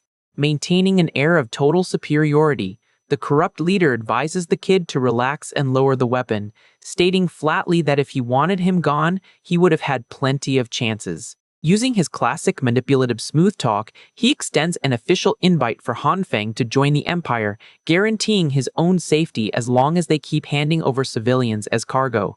Quickly catching on that the grand plan was to turn him into a mere hunting dog, the strategist shoots down the offer with sharp sarcasm. Not hiding his frustration, Zhang Shuiyo deeply regrets the guy's useless stubbornness. All of a sudden, an absolutely massive soldier decked out in heavy tactical gear drops from the dark ceiling right onto the Jeep's hood, caving in the metal frame. Completely shocked by the physical intimidation brought by the new threat, Han Feng realizes he's dealing with highly trained and lethal military operators. Keeping his gun up, Han Feng wastes no time and aims straight at the armored soldier who just dropped onto the Jeep. But realizing the situation went south, he turns right around and sprints across the parking garage until he slides behind a concrete pillar for cover. Just then, a giant hand tightly grabs his jacket collar. Being dragged backward in the blink of an eye, the MC gets a jump scare as he's pinned against the wall by Li Zhenghao. The brute demands some action from the kid, warning that they need to get the heck out of there right away, while the guy tries to tell him to chill. Holding his ground, the strategist downplays the threat, arguing it's only 3 Spec Ops agents. The partner takes charge of the situation, guaranteeing he'll act as a distraction to create an opening. Warning that this isn't the time to play around, the MC alerts him that the guys on the other side are packing heavy assault rifles. Completely ignoring the warning, the giant lets out a mocking laugh and steps out of cover with a heavy stomp. Without hesitating for a single second, he charges bare-chested the military trio, who respond right away by laying down intense fire on the intruder. Dodging the gunfire with a surprising agility for his size, Li Zhenghao tears across the garage in a relentless charge. One of the soldiers quickly whips out a tactical baton to try to defend against the incoming attack. However, the big guy is way faster and lands a devastating blow that completely shatters his opponent's guard. Watching the beatdown from afar, Han Feng is impressed and notes that his partner really is on a whole different level of crazy strength. Suddenly, an armored military truck speeds through the parking lot, kicking up dust everywhere. Realizing the situation is spiraling out of control, Zhang Shuio screams for the vehicle to push forward to pick up the crew, since their time is up. But hiding right by the wheels of the armored truck, Han Feng already has his hands glowing with purple energy. Pressing the power against the floor, he warns that things aren't going to be that easy, turning the concrete into a dark sludge. Immediately, the heavy tires start sinking into the magical puddle that melted the garage floor. The driver and passenger panic inside the cabin, reporting that the right side of the vehicle is being swallowed by the ground. Watching the vehicle lean to the side, the suited leader is totally clueless, wondering if the building's foundation is caving in. Keeping his focus on the spell, the MC notices he went a bit overboard on the purple light's intensity, which shrank his area of effect and stopped him from sinking both wheels at the same time. Right then, a frag grenade sails through the air straight at him, followed by a mocking heads-up to catch it. Still crouching by the tire, the kid barely has time to react as the explosive lands right in his lap. The goon who threw it flashes a sadistic smile in the shadows, absolutely certain he wiped out the problem. The explosive hits the metal floor and rolls smoothly right up to the target. A colossal blast goes off next to the armored truck, hurling fire, smoke, and shrapnel all over the underground parking lot. The violent impact throws Han Feng backward brutally, engulfing his body in the scorching shockwave. Amidst the mental blackout, a sharp blade cuts through the void, accompanied by a weird but comforting sensation he describes as a slight tingle. The bizarre hallucination continues when a white goat pops out of nowhere in a reddish field. Trapped in a surreal vision, the MC finds himself lying in a red pasture, finding the touch refreshing and asking the surrounding goats to keep massaging him. Getting licked on the face, he relaxes completely, mesmerized by the pleasant feeling. Suddenly, a doubt snaps him out of his trance and his eyes shoot wide open.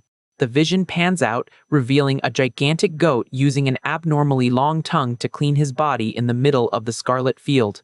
The wet muscle wraps tightly around the boy's waist, freaking him out as a greenish energy starts blooming across his body. Back in the real world, Han Feng is sprawled face down on the concrete, totally engulfed by the green light of his auto-heal spell. With a violent gasp of air, he wakes up, revealing eyes glowing intensely with the power of regeneration. A few yards away, the armored truck driver floors the gas trying to get the stuck tires out of the magical sludge. Relieved to feel the vehicle moving, the driver comments that it's a good thing the engine has more than enough horsepower to keep them from getting bogged down. The relief is short-lived, as the MC's hand smashes through the window glass in a violent shower of shards. The invading fist radiates the lethal red magic energy, instantly heating up the air around it. Wrapped in an insane destructive aura, the kid glares at the vehicle's occupants like a true force of nature ready to strike. Wasting no time, the backseat passenger draws a pistol and shoots at the intruder while hurling insults. The gun barrel aims right at the strategist's face amidst the chaos. But before the bullet can even do any damage, the red power disintegrates the entire weapon, turning the metal into a gooey, melted mess. The supernatural heat engulfs the shooter's hand in an explosion of intense heat, melting his grip and leaving the driver absolutely terrified. Howling in pain as his arms are disintegrated by the magic, the goon screams desperately, trying to figure out what kind of sorcery this is, yanking the heavy door open with sheer brute force. Hanfang clears the way while the driver tries to crawl out, screaming to bail out of the vehicle. Off balance, the beanie-wearing man falls awkwardly onto the garage's frozen floor. Fallen on the concrete and fading fast, the thug starts shaking and begs for help as the deadly cold overtakes his body. Seeing the scene from afar, another criminal wields an iron bat and sprints toward the clash, screaming for his fallen brother. With hatred in his eyes, the backup rushes furiously at the MC with his weapon raised for a finishing blow. The kid doesn't step back an inch and swings his arm, firing off a sharp blade of mixed pink and purple energy. The magic attack slices cleanly through the attacker, ending him instantly in a mid-air burst. Haunted by the sheer brutality of the takedown, the remaining mercenaries fall back and order reinforcements from upstairs ASAP. Gripping the stolen bat tightly, which now glows with his red power, the strategist watches the group flee while catching his breath. In absolute panic, the driver of another armored truck screams for his partner to run over the monster, walking straight toward them. Giving them zero room to maneuver, the MC coats the massive truck's entire frame in his deterioration magic. Inside the cab, the criminals look up at the ceiling, utterly confused by the purple drops starting to drip from the metal. Despair takes over the cabin as the vehicle's armor melts like plastic, forcing the men to bail out in tears before the frame collapses on top of them. Standing alone among the melted wreckage, Han Feng exhales a thick smoke of power as cries for help echo across the floor. The extreme effort of using his magic starts taking its toll, and he breathes heavily with his eyes glowing in an intense mix of purple and pink. Beneath all that exhaustion, the green energy of life pulses in his mouth, keeping his body running way beyond human limits. The momentary silence is only broken by the shaky voice of a retreating guard, letting them know they're out of ammo. Utterly terrified, the survivors lose whatever courage they had left and turn tail, fleeing desperately to save their own skins. The rapid sound of heavy boots slamming on concrete dominates the parking lot in a massive stampede. To make sure no one else falls, two elite snipers cover the retreat, emphasizing that protecting the support team is the priority. Confused by the sudden shift in tactics, Li Zhenhao watches the enemy front line crumble out of nowhere. He uses the chaos to dodge a mercenary who tries to blow right past him in full retreat. With the battlefield shifting drastically, the giant wonders what kind of real trick the corrupt leader has up his sleeve. A hail of heavy gunfire starts tearing through the air all at once, aiming relentlessly at the MC's position. Cloaked in an intense aura of dark energy, the strategist masterfully slides across the floor, dodging the barrage of bullets with lightning-fast moves. While trying to keep up the suppressing fire, the shooters panic when they see the ground around them melt and sink into the same magical puddle as before. The spell wasn't just a sinkhole, as a dense fist loaded with power violently bursts out from the middle of the purple liquid. With terrifying brutality, the kid lands a devastating blow that wipes out the soldiers, leaving nothing but broken armor in its wake. Hanfeng's hand is engulfed by the green healing energy while he tightly grips a blade of pure energy in that same color. With a nimble move, the MC swings his glowing sword upwards, skillfully deflecting the hail of bullets from the surrounding soldiers. Using the momentum of his swing, he brings the weapon down with full force, launching a lethal strike toward the shooters. Caught off guard by the terrifying offensive, the two mercenaries stumble back for a moment, totally stunned. The magic slash slices cleanly right through the duo, neutralizing the threat on the spot. Panting after the extreme exertion, the strategist drops his head to try and catch his breath in front of the fallen bodies. It becomes clear that using so much magic power back-to-back has drained almost all his physical stamina, making his body feel like lead. Tied to a nearby chair, the captured mercenary falls into absolute despair seeing the kid approach. Terrified by the carnage he just witnessed, he curses the intruder, telling him to go to heck. Out of patience for the screaming, Han Feng swings his metal bat and strikes the prisoner's head with a violent blow. The impact brutally knocks the thug's head back, leaving a nasty gash on the side of his head. But even injured, the man lets out a mocking laugh, saying that everyone eventually reaps what they sow in this life. Completely out of his mind, he goes back to insulting the MC, telling the monster to rot in pieces. Capitalizing on the distraction, Han Feng lunges with an explosive move, ready to silence his opponent with another strike. The chair tips over onto the freezing floor as Li Jianhao watches the scene quietly, seeing the kid standing over his defeated enemy. As the dust settles, the kid passes out from exhaustion and ends up being caught by Li Jianhao, who finds the lunatic way he fought moments ago quite strange. Right then, the big guy's eyes widen, surprised by something he suddenly notices in the area. With no time to hesitate, he throws the strategist's knocked-out body over his shoulder and starts quickly walking away from the combat zone. Meanwhile, a heavily armed backup squad heads down the parking garage stairs in a defensive formation wielding riot shields. The troop leader warns everyone to stay sharp, ordering them to link up immediately with the 3 frontline soldiers. However, tension grips the squad when one of the guards trips over the aftermath of the fight and realizes in terror that their allies were wiped out. Scanning the area around a wrecked armored truck, they confirm the disaster, noticing that most succumbed to the extreme cold and very few survived in the wreckage. Faced with the tragic failure, a hooded subordinate turns to Zhang Shuiyo, asking what their next move should be right there. Tense over the loss of his soldiers and not knowing the exact location of the enemy base, the corrupt leader weighs the cost of his failure. Frustrated by the unexpected casualties, he declares the plan a complete bust and orders the whole squad to fall back to the hideout. Sometime later, warmth radiates softly from a metal bucket where flames crackle non-stop in the middle of the makeshift apartment. The room's silence is broken when Han Feng jolts awake violently, screaming about a grenade as he throws off the covers. Completely disoriented, he looks around at the bare walls and wonders where the heck he ended up after the blast. Standing in the back of the room, Li Jianhao lets him know he's back to normal, bringing up even more questions for the MC about how they got out of the garage and why all his injuries vanished. Taking a drag from his cigarette calmly, the big guy replies he has no clue how the healing happened, but claims he already figured out Zhang Shuiyo's overall master plan. Pointing his gun at the bloodied mercenary tied to a chair, Li suggests that the captured prisoner can provide all the specific details. Han Feng walks up to the thug and gets straight to the point, asking about the supposed food and weapons trade deal involving the building's residents. Staring the prisoner down closely, he demands to know the real agenda behind this requirement. Coughing through his open wounds, the soldier confesses with great difficulty that the people would serve as manual labor to build the new base. Suspicious of the flimsy excuse, the strategist points out it's irrational to try and expand the population and add more mouths to feed in the middle of an ice apocalypse. Pushed into a corner, the mercenary tries to defend himself loudly, swearing their intentions are pure and strictly focused on rebuilding civilization to save humanity. The obvious lie shatters Li Jianhao's patience, who cracks his knuckles firmly, prepping some physical payback. Without a drop of pity, the big guy lands a savage punch on the prisoner, demanding to know what the base would do if that escort mission went south. Groaning loudly from the pain of the impact, the mercenary spills that the higher-ups would send in way more troops to investigate and take over the area.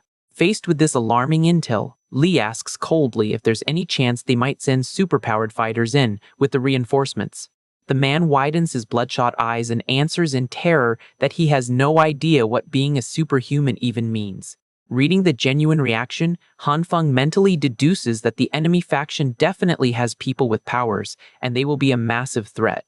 However, a nagging doubt about the faction's methods lingers in his mind as he looks away, deep in thought. The interrogation ends right there, as the prisoner succumbs to his severe injuries right there in the chair. Bothered by the unnecessary overkill, the MC turns his back and asks if his partner actually bought all that nonsense about saving the population. Chilled out with his pistol in hand, the white-haired man warns him not to hold on to any illusions about saviors and concludes their only options are to wipe out the faction or bail out of there. Grasping the gravity of the situation, Han Feng agrees to head back upstairs and discuss the risks with the rest of the building's residents. Leaving his hideout with extreme caution, He peeks around the corners of the dark hallway before moving forward. Walking down the concrete steps, the kid reflects on his ally's unpredictability and reaches the conclusion that looking for a new shelter outside is the best way to go. Heading back to the second basement level, he navigates stealthily through the scrap of abandoned cars in the frozen garage. The flashlight beam focuses on the cornered scammer against the wall, while the MC observes the situation. At that moment, he raises his weapon with a surprised expression upon noticing a sudden movement. In a swift motion, a hand snatches the pistol right out of his grip. Quina takes the weapon and points it at the homeowner, demanding to know exactly where he hid the supplies, while accusing him of pulling a fast one to trick the group. Completely out of control, she threatens to pull the trigger if he doesn't tell the truth to everyone present. Keeping his usual cool, Hanfeng merely asks ironically what truth she is talking about. Unfazed by the barrel pointed at his face, he states that the real story is that all his resources had already been stolen by her a long time ago.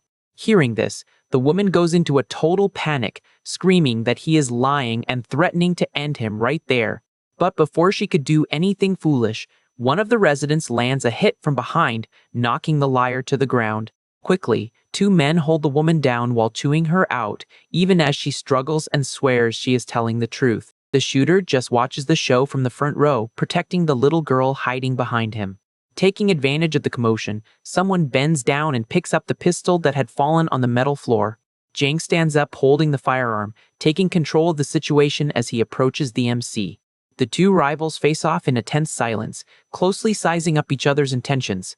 Turning his back on the young man, the fake leader points the weapon at Huaina and calls her a witch, stating she really had the nerve to deceive all of them. The henchman holding her keeps yelling furiously at her for playing the entire group for fools all that time. With an authoritative shout, the man in glasses orders everyone to stop the aggression immediately. Taking on the role of a peacemaker, Zhang gives a speech saying the committee isn't a violent group and that the hallway isn't a place for severe punishment. He even defends the scammer, arguing that, despite the deceit, they should at least give her a chance to make up for her mistakes. Then, the manipulative leader turns to Hanfeng and sincerely apologizes for all the trouble and the break-in that day. Keeping up the act, he claims everyone there is a victim of the apocalypse and promises to provide a proper explanation soon. The homeowner remains in absolute silence, just analyzing every word and intention of the fake do-gooder. Surprising everyone, the leader reaches out and hands the pistol back to its rightful owner without making any demands. Along with the weapon, he extends a formal invitation for the young man to join the residence committee, leaving the MC slightly confused by the sudden attitude. Changing his posture to seem helpful, Jiang lets him know an immediate answer isn't necessary and just asks him to give it some careful thought. While walking away with his crew, the man tells him to share his decision the next day when he goes to pick up his supply quota on the ground floor. The hallway finally empties out, leaving only the allied trio amidst the mess left by the intruders. Worried about his friend's state, VZG approaches asking if he is okay after all that extreme tension. The shooter lets out a long sigh of relief, feeling the weight of that dangerous confrontation finally lift off his shoulders. Back in the comfort and warmth of his armored apartment, Han Feng relaxes on the couch and celebrates that their little act worked out. Impressed by the luxury of the hideout, the sly guy laughs, commenting that the place is way more spacious and comfortable than his own home. Sitting near the magical fireplace, the apartment owner acknowledges they only managed to pull off that whole charade thanks to the little girl's convincing acting. He recalls the steps of the plan, where the first order was to store all the valuable items in the house, leaving only trash and wrappers scattered around. At the time, he also asked his ally to open the windows and rapidly cool down the place, leaving his partner clueless about the goal behind it. The intention was to fake a scene of absolute misery, making the enemies waste their energy breaking down the armored door just to find absolutely nothing useful in the end. Now eating dinner peacefully, the MC explains that if the corrupt leader's group returned empty-handed after making such a big fuss, an internal uproar over hunger would be unavoidable. In this kind of high-stress situation, the mob's fury always falls on the weakest link, and since he was armed, the blame would obviously land right in the lap of his gossiping ex-girlfriend. Still skeptical about the strategy, the big guy points out that having a weapon against dozens of people guarantees zero safety, recalling that his ally himself was easily disarmed in the middle of the chaos. Already calculating all reactions, Hanfeng reveals he knew Zhang would use the captured weapon merely to defuse the situation and maintain his good guy image in front of the residents.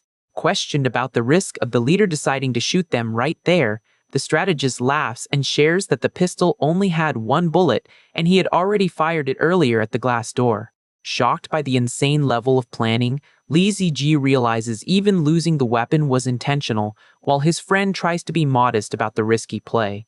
With the danger out of the way, the host jokes that now they just need to pretend they're struggling out there while enjoying the good life and comfort, but soon changes his tone to talk about the real goal. He firmly states with determination that the main mission from here on out is to take down the committee once and for all. Meanwhile, in the freezing common areas of the building's lower floors, the manipulation runs wild. A line of starving residents anxiously waits for water distribution, thanking the fake hero for any crumbs they get. On the ground floor, the organization hands out rationed resources while maintaining absolute control over the survivors' basic needs. Through the dark hallways of the complex, trusted henchmen patrol the area, carrying heavy boxes lit only by flashlight beams. Hidden in the shadows, the allied duo sneaks forward as the partner confirms if the path to the storage room was properly mapped out. They press themselves against the wall before crossing a wide hallway, carefully checking to make sure the coast is clear. With focused expressions, the two brace themselves to take the next step in raiding the enemy base. The strategist details that most of the floors are occupied by families or logistics teams, concluding that the main warehouse must be isolated on the 7th or 8th floor. Quietly going up the stairs, the big guy offers to draw the guards' attention while his friend knocks them out with the iron bar, reinforcing the warning not to fire the weapon.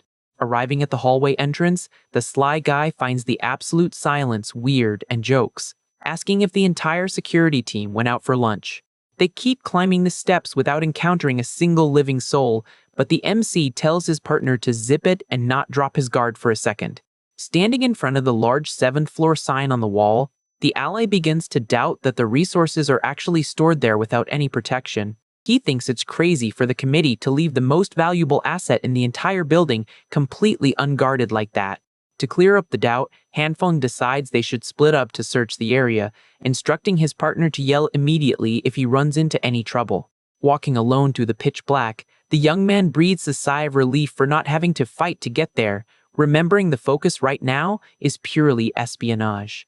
Going back to the plan laid out earlier in the apartment, he had explained to the little girl that a direct attack would be a one-way ticket to game over due to the number of thugs, making it necessary to dismantle the organization from the inside out.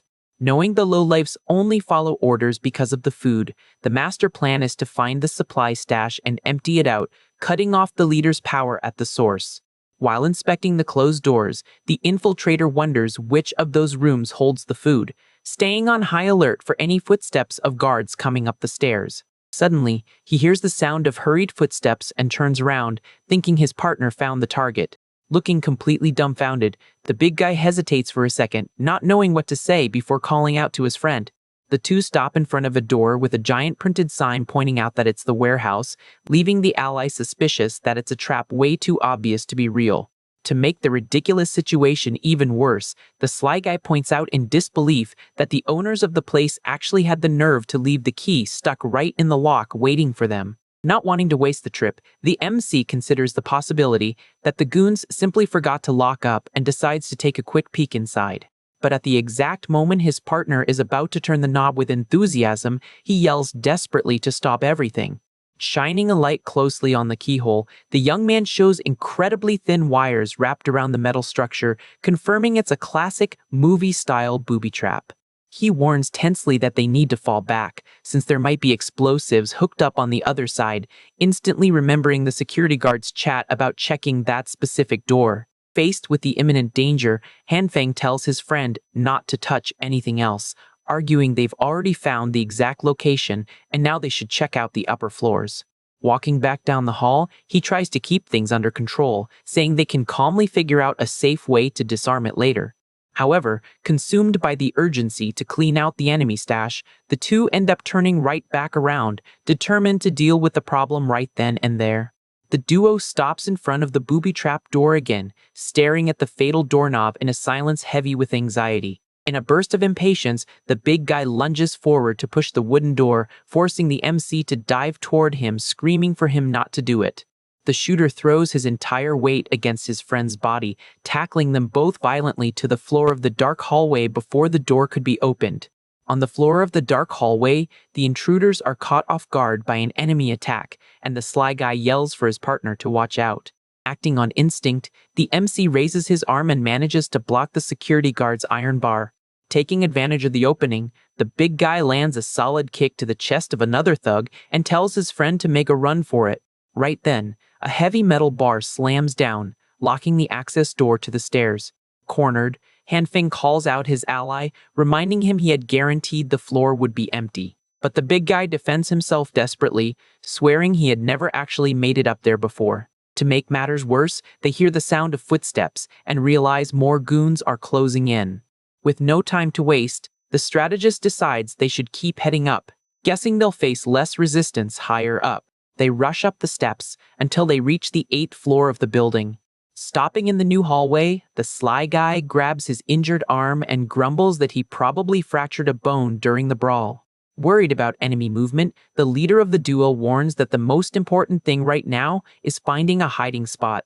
But suddenly, the big guy's expression shifts to pure terror, and he points, stuttering, right behind his friend's back. Confused by the over-the-top reaction, the young man starts to turn his head around. Before he could see a thing, a mysterious hand brutally covers his mouth. He gets yanked forcefully into a dark apartment to the sound of his partner's shouts. The pull is so strong that the MC is tossed across the room and lands hard on his back. Immediately, the heavy front door of the unit slams shut, locking the two of them inside. The young man tries to gather himself on the floor, groaning from the pain of the impact on his back. A hooded man stands over him, while the big guy's muffled voice echoes from the hallway, promising to bust the door down to save him. The mysterious resident demands to know what they are doing there, and the strategist quickly makes up a story that they just wanted to grab some supplies. Clearly not buying a single word, the man mercilessly steps on the intruder's injured arm and asks sarcastically if that's really true. The weight of the boot crushing his wound makes the MC let out an agonizing scream of pain. Pulling back his hood to reveal he is the building's old janitor, the man states he isn't a fool, having noticed the duo dodging the lower floors on purpose, proving they know the committee's secrets. Completely stunned by the situation, Hanfeng realizes they were being tailed the entire time. The veteran mocks their amateur strategy and asks if they honestly thought the warehouse wouldn't have guards. Trying to piece things together, the young man is left speechless in the face of the old man's upper hand. He then notices the unconscious bodies of thugs on the apartment floor and concludes in awe that the old man took them all down by himself. Outside, the commotion grows as enemy reinforcements arrive, yelling to grab the runaway intruder and sweep all the apartments. Hearing the manhunt, the young man panics, imagining his partner will be caught at any second. The noise of the patrol annoys the janitor, who clicks his tongue in irritation at the situation. Without further explanation, the old man turns his back on the prisoner and walks straight toward the glass balcony door. Unhurriedly, the bearded man opens the glass door leading to the freezing balcony. He climbs onto the railing ready to jump, while the young man screams in desperation, reminding him that plummeting from the 8th floor is a fatal drop. Keeping his cool, the veteran calculates that the volume of snow piled up around the building already covers the first 4 floors, acting as a soft cushion for the landing. Staring seriously at the prisoner, he gives him a final ultimatum: choose between taking a leap into the ice or staying behind to be eliminated by the goons. Violent crashes start echoing through the apartment, signaling that the building's security is busting down the front door. With his heart in his throat, Hanfeng approaches the edge of the balcony, still doubting whether that jump will be the end of him. The door lock finally gives way and the wood is violently blown wide open. A group of furious thugs storms the place and instantly spots the intruder on the balcony, yelling not to let him get away. With no other way out, the strategist closes his eyes and throws himself off the building into the blizzard. Plummeting in freefall, he instinctively focuses his pink magical energy into his hands to try and brace for the imminent impact. The janitor lands first flawlessly, sinking into the snow mountain without a single scratch. Seconds later, the old man lifts his head, intrigued as he senses something approaching. the MC hits the white ground brutally, kicking up a curtain of ice as he lands right next to his savior. Leaning over the railing high above, the committee's goons realize the target survived the fall and alert the others that there is a second intruder in the area. Trying to catch his freezing breath, the young man looks up to watch the enemies on the balcony. Before they could be spotted again, the experienced janitor pulls his companion into the building through a shattered window. Still with his heart pounding, the guy mentally curses the sheer madness of that improvised escape. The outside of the complex falls silent again, leaving only the impact craters sunk into the snow. The biting wind keeps blowing into the abandoned balcony through the cracks in the destroyed glass. Far from there, the furious patrol busts open yet another door on the upper floors looking for clues. Frustrated at finding the apartment empty, the guards deduce the targets fled downward and order the info to be relayed to the gang leader. Taking shelter in a dark room, the two fugitives warm up around the fire from a small, magical campfire.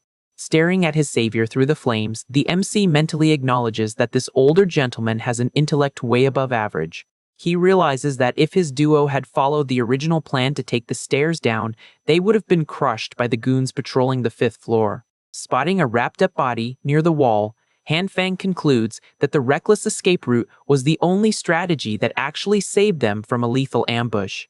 The veteran notices the tension in the air and asks point-blank if the kid is scared of the situation. With a disturbing calmness, he points to the bundle in the corner and mentions it's just another deceased resident. Nothing to panic over. Ignoring the deceased, the strategist demands to know the reason for the rescue, and the old man shoots him a look, saying he'd love to just end his life right there. However, the janitor admits the duo earned his respect by not tripping the booby trap on the warehouse lock, and demands to know everything the kid found out about the committee. Out of patience for little games, the older man threatens to use the guy as a human shield if he refuses to talk, showing just how cold-hearted he really is. Reading the room quickly, the strategist deduces the man took down the guards to loot the food and that the duo's noise ended up ruining his silent ambush. Looking to forge an alliance, the young man tests the waters and asks if the veteran holds some personal grudge against the complex's leadership. Without breaking eye contact, the bearded man confirms the theory and reveals his hostility is tied to a massive secret hidden by the committee boss. The intruder's interest sparks instantly, and he leans forward, demanding to know what this mystery is. In response to the eagerness, the older man just lets out a mocking little scoff through his nose. He stands up calmly and flips the script, pointing out that the kid himself has already shown a sketchy connection to the big shots in the scheme. Laying his cards on the table, the veteran repeats the order for the prisoner to spill all the confidential intel he's gathered on the organization. If he decides to play stubborn, the punishment will be becoming the second casualty rotting away on that abandoned floor. Sweating bullets under the relentless pressure, the MC understands he needs to craft a convincing narrative to save his own skin. A tense silence takes over the room while the makeshift fireplace keeps burning strong in the dark. Deciding to dial up the drama, the liar widens his eyes and bawls that the corrupt leader blew up his door, took his girlfriend, and stole his groceries. To add some weight to the story, he pulls out the weapon he scored from the smugglers and tosses it onto the living room floor. The guy sheds crocodile tears, claiming he raided the floor blinded by revenge, but admits the revolver is useless and offers it up in exchange for mercy. On the inside, the manipulator celebrates his performance, certain that mixing lies with real facts and handing over a valuable item would be enough to fool the veteran. But the janitor doesn't even blink at the gun, stating with pure disdain that a measly pistol doesn't even make a dent in the committee's worries. Agreeing with the situation, the MC realizes the fact that the janitor let him loose without confiscating the pistol proves everything. At that point, he reflects that his lie worked flawlessly, but he still can't wrap his head around the real reason the old man rejected the weapon. Trying to find an answer, he concludes that Zhang Shuiyo is just putting on a show to maintain his position as leader, or he's hiding a way more destructive arsenal. Speaking up again, the bearded man comments that the youngster came up there precisely to get rid of the corrupt leader, highlighting that without him, the organization won't last long. The veteran reminisces about how things started, saying the committee's original intention was actually good and genuinely helped many residents survive in the beginning. However, the current philosophy ended up convincing folks that doing wrong is the only way to live comfortably, and even if the apocalypse ends, these heartless people will never be able to fit back into society. With his blood boiling by the fireplace, the strategist declares they need to overthrow this leadership as soon as possible. At that exact moment, a metallic clank echoes from the apartment door. Not caring much about the kid's enthusiasm, the older man just laughs and asks what would actually change if they did that. Getting to his feet, he warns that the strong will always prey on the weak, calling the kid's idea completely ridiculous and stating the complex will end up turning into a total war zone anyway. Faced with this absurd pessimism, the MC suggests getting a third opinion on the matter, leaving the old man utterly confused. Before the janitor could process the sentence, the door right behind him begins to slowly unlock. In a sudden move, the wooden door is violently thrown wide open. A person comes rushing in blindly in the dark and ends up slamming a first aid kit right into the veteran's back. Acting on pure combat reflex, the gray-haired man grabs the intruder's arm and instantly prepares to strike back. Using the intruder's own weight, the veteran yanks them into the room with brute force. He pins the person's wrists firmly while staring them down closely in the dark. Wasting no time, the janitor pulls his heavy fist back, ready to deliver a crushing punch. Desperate, the figure begs him to wait before hitting. Recognizing the scared face through the dim light, the old man identifies her as Nurse Jin, leaving the MC completely shocked. The girl also notices the young man's presence there and stutters his name, feeling an immense wave of relief. Shortly after, the young woman starts bandaging the strategist's injured arm while profusely apologizing for eavesdropping at the door. Explaining her situation, she says she came to re-examine the former resident after receiving supplies from him, but ended up finding the old man deceased and hid in the room out of pure fear when she heard the doorknob turn. With his usual sarcastic tone, the veteran accuses the girl of being directly involved in the man's passing, mocking all that fake medical dedication. Refusing to bow down to the insult, the nurse agrees with the accusation, but firmly guarantees she doesn't regret a thing. She accepts being called cruel or heartless, justifying that she needs to stay alive at all costs if she wants to save more people in the future. Hearing this powerful statement coming from someone so young, the bearded man falls completely silent. Breaking the heavy mood, the MC asks if the girl got some special permission from Zhang Shuiyo to roam freely around there, and she quickly confirms. Looking all awkward and flushed, the blonde reveals that the leader loaded her up with valuable supplies, making it impossible to turn down the offer. Grasping the whole picture, the guy concludes the committee kicked out several sick elderly folks over the past few days, including that patient of hers, and the nurse only found out the truth when it was already too late to save the old man. Showing zero empathy, the janitor states the committee lasts much longer, with one less useless mouth to feed, admitting he'd do the exact same thing in the leader's shoes. Interrupting that twisted logic, the strategist points out the math doesn't add up, recalling the smugglers mentioned the rise of a dangerous new faction in the area. Putting the loose pieces together, he deduces the leadership deliberately discarded the sick to hoard food for the healthy youth, even using explosives to stockpile more resources. With that, it's obvious the complex is on the verge of a vicious turf war against this new group, leaving the nurse terrified by the possibility. Jumping to his feet, the MC decides that if this is true, he needs to find his own weapons stash as fast as possible. The veteran side-eyes him and asks what the kid thinks he can pull off all alone against an army.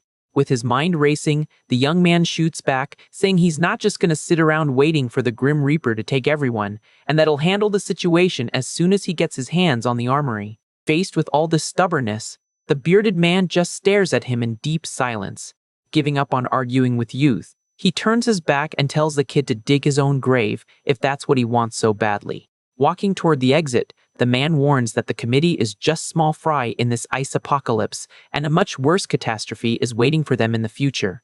Opening the door to the freezing hallway, he reaffirms that the world belongs to predators, and the only true winner is the one who survives until the very end. The wooden door slams hard, kicking up dust, leaving the two youths alone next to the makeshift fireplace. Wanting to prove herself useful, the blonde approaches somewhat shyly and asks if there's any way she can help with the crazy plan. Not wanting to risk the girl's neck, he turns down the offer on the spot and makes it clear he has no intention of dragging her into danger alongside him.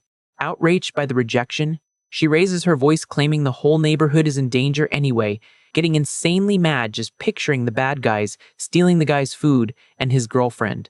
With her face completely red, The nurse shows she's really bought into the fight and is willing to do whatever it takes. Not really knowing how to react to all this motivation based on a made-up story, the strategist just stands there looking dumbfounded, staring into space. After thinking for a bit while watching the wind outside, he appreciates the thought and admits he actually does need a tiny favor from her. In another part of the building, a group of goons argues in the dark hallway trying to confirm if the intruder was indeed that Hanfeng guy, absolutely sure it's the dude from the day before. The commotion takes over the area as the gang sweeps the floors, shining flashlights into every corner. Shortly after, the thugs shout the MC's name in a victorious tone as they shove him down the hall. The group drags the captured prisoner through the gloomiest sections of the complex. Tossed to the floor and hogtied with thick ropes, the guy coughs, feeling the impact of the fall. Without an ounce of pity, one of the thugs lands a cheap kick on him, cursing the kid for having the nerve to try and steal the faction's supplies right after being pardoned.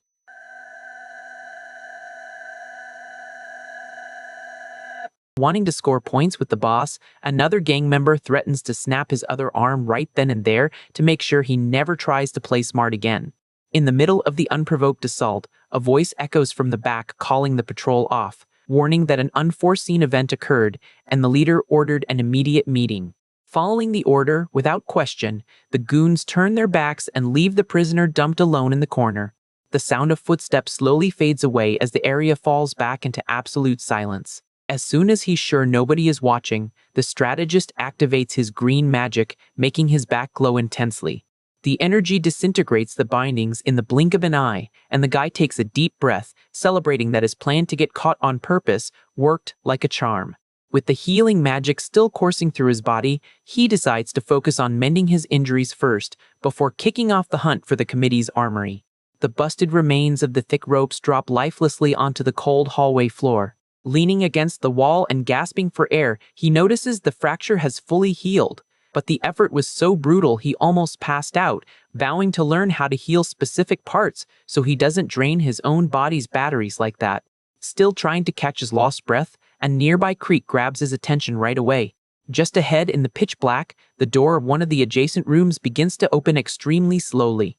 A tied-up body bundled in fabrics rolls out of the room as the gang chats in the distance about needing to consult the boss before deciding the fate of this new hostage they just nabbed.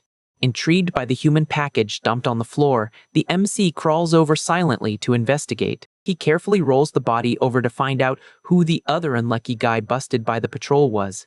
To his total surprise, the bloodied face that pops out from under the hood is the sly guy known as Brother Lee. Without much gentleness to wake Sleeping Beauty, the young man smacks his partner right in the face, getting a choked-up thank you for the surreal effectiveness of the slap. Trying to come to his senses, the big guy whines, asking to be slapped on the non-swollen side next time since he's lost all feeling in his face. And the youth takes the cue to ask what on earth happened to him. Recalling the tight spot, the partner explains he saw the gang dragging the kid through the door and realized his own hideout would be the next target. So he decided to unlock the power distribution room out of sheer desperation.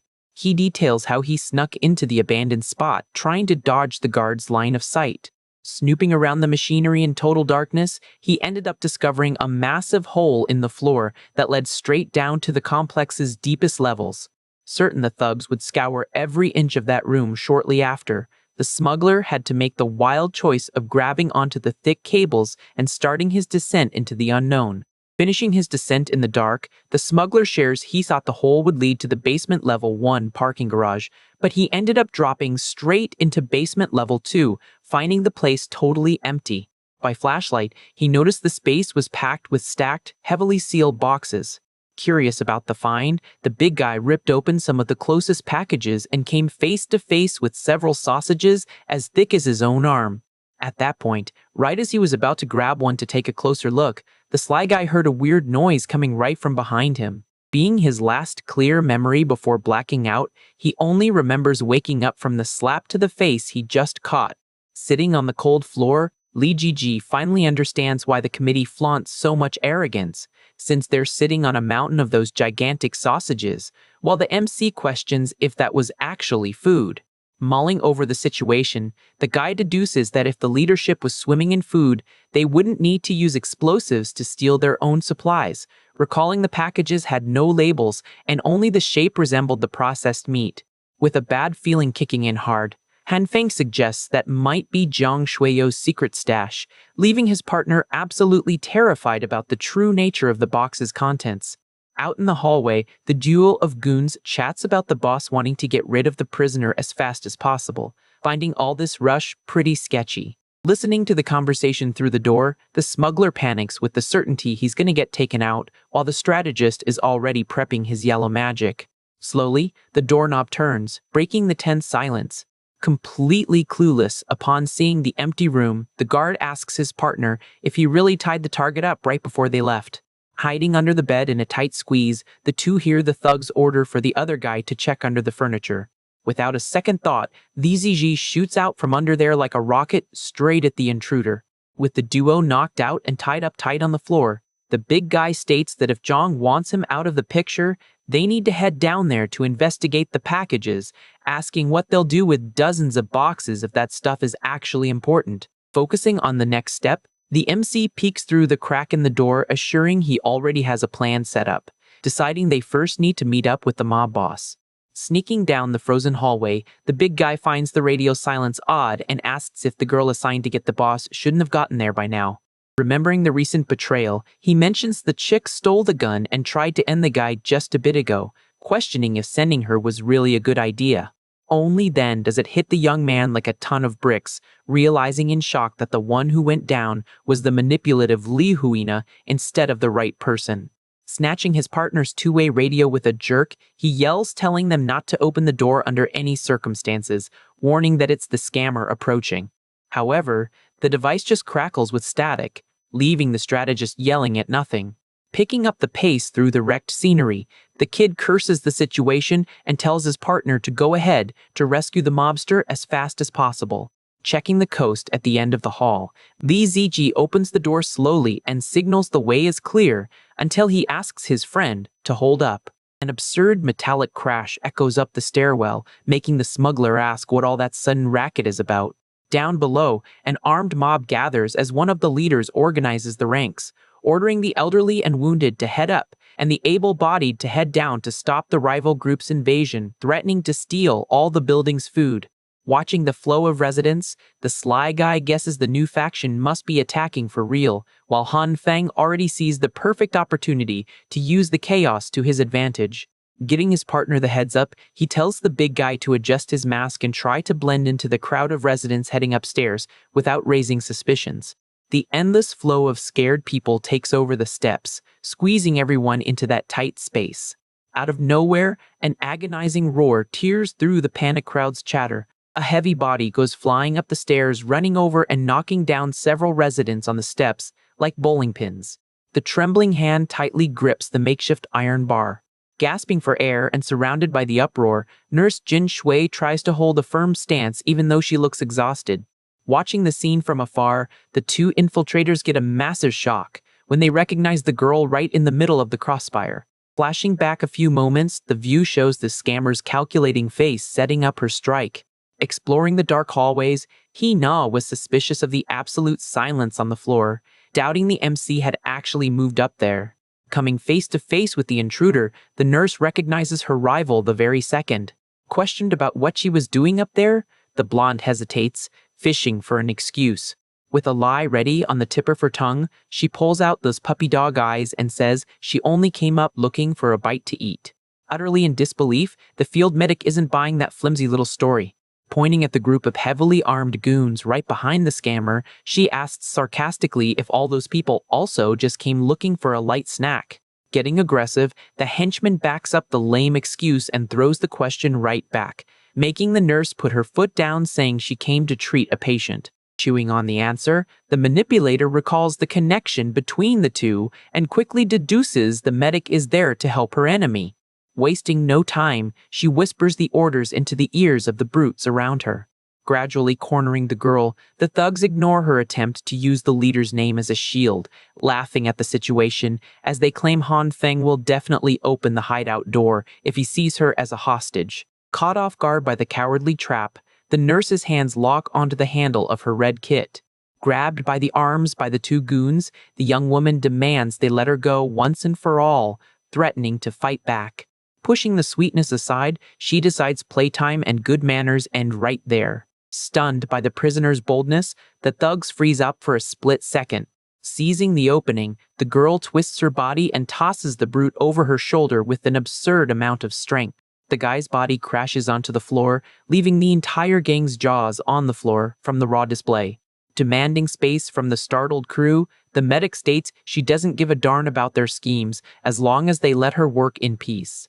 However, one of the cowardly crooks uses the distraction to pull a hidden knife. Right then, the fake blonde swings a wooden plank full force onto the nurse's back, calling the victim a monster as she screams in pain. The brutal impact makes the girl stumble groggily, trying to stay on her feet at any cost. Backing up behind her guard dogs, the manipulator alerts everyone to the medic's abnormal strength, ordering them to double their caution. On the other side of the frozen hallway, one of the door locks suddenly clicks. Being pulled against their will, the thugs start sliding across the floor without grasping the origin of this mysterious force. A vicious gale drags the group toward the entrance, tearing out desperate screams as they try to hold on to anything they can. Standing in the doorframe, the strategist focuses a black magic sphere in his hands, creating a powerful vacuum pulling weapons and enemies forward. Working his fingers in rapid motions, he adjusts the gravity pressure of his own spell. The power radiating from the kid swallows the hallway's oxygen, creating an overpowering attraction that no one can resist. Dragged by the magic, the scammer shrieks in panic, feeling her thick clothes getting sucked into the abyss. The whole squad goes flying in a chaotic whirlwind, screaming at the top of their lungs that they are being attacked by a ghost in the dark. Cutting back to the present moment on the stairs, the big guy lands a crushing punch square in the face of one of the goons blocking the way. The chaos in the sea of people only escalates with folks throwing punches blindly over control of the escape route. Seizing the gap in the defense, the duo blasts through the double doors at top speed, accessing the lower garage. Sprinting away, the sly guy whines that he only hit the guy once and doesn't get the need for all this chasing, until his partner tips him off about the damage he did. Back there, the brute with his helmet completely caved in from the impact roars in pure rage, swearing to destroy them both over the heavy punch he just ate. Surprised by his friend's strength, the strategist acknowledges that the pair of reinforced gloves really does absurd damage when push comes to shove. The furious mob floods the garage like a swarm, calling the two runaways every name in the book in an attempt to box them in.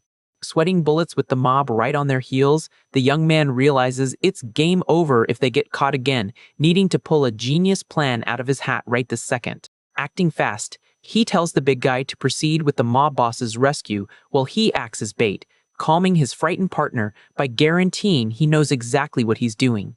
To shake the group off, he uses the frame of one of the abandoned cars as a launch pad. Sliding nimbly across the vehicle's hood, the kid narrowly escapes the thug trying to grab his legs midair. Just then, the bright flash of the tactical flashlight cuts through the garage's darkness. Standing on top of the car under the flashlight beams, Hanfang yells at the enraged crowd, demanding everyone pay close attention to what he has to say.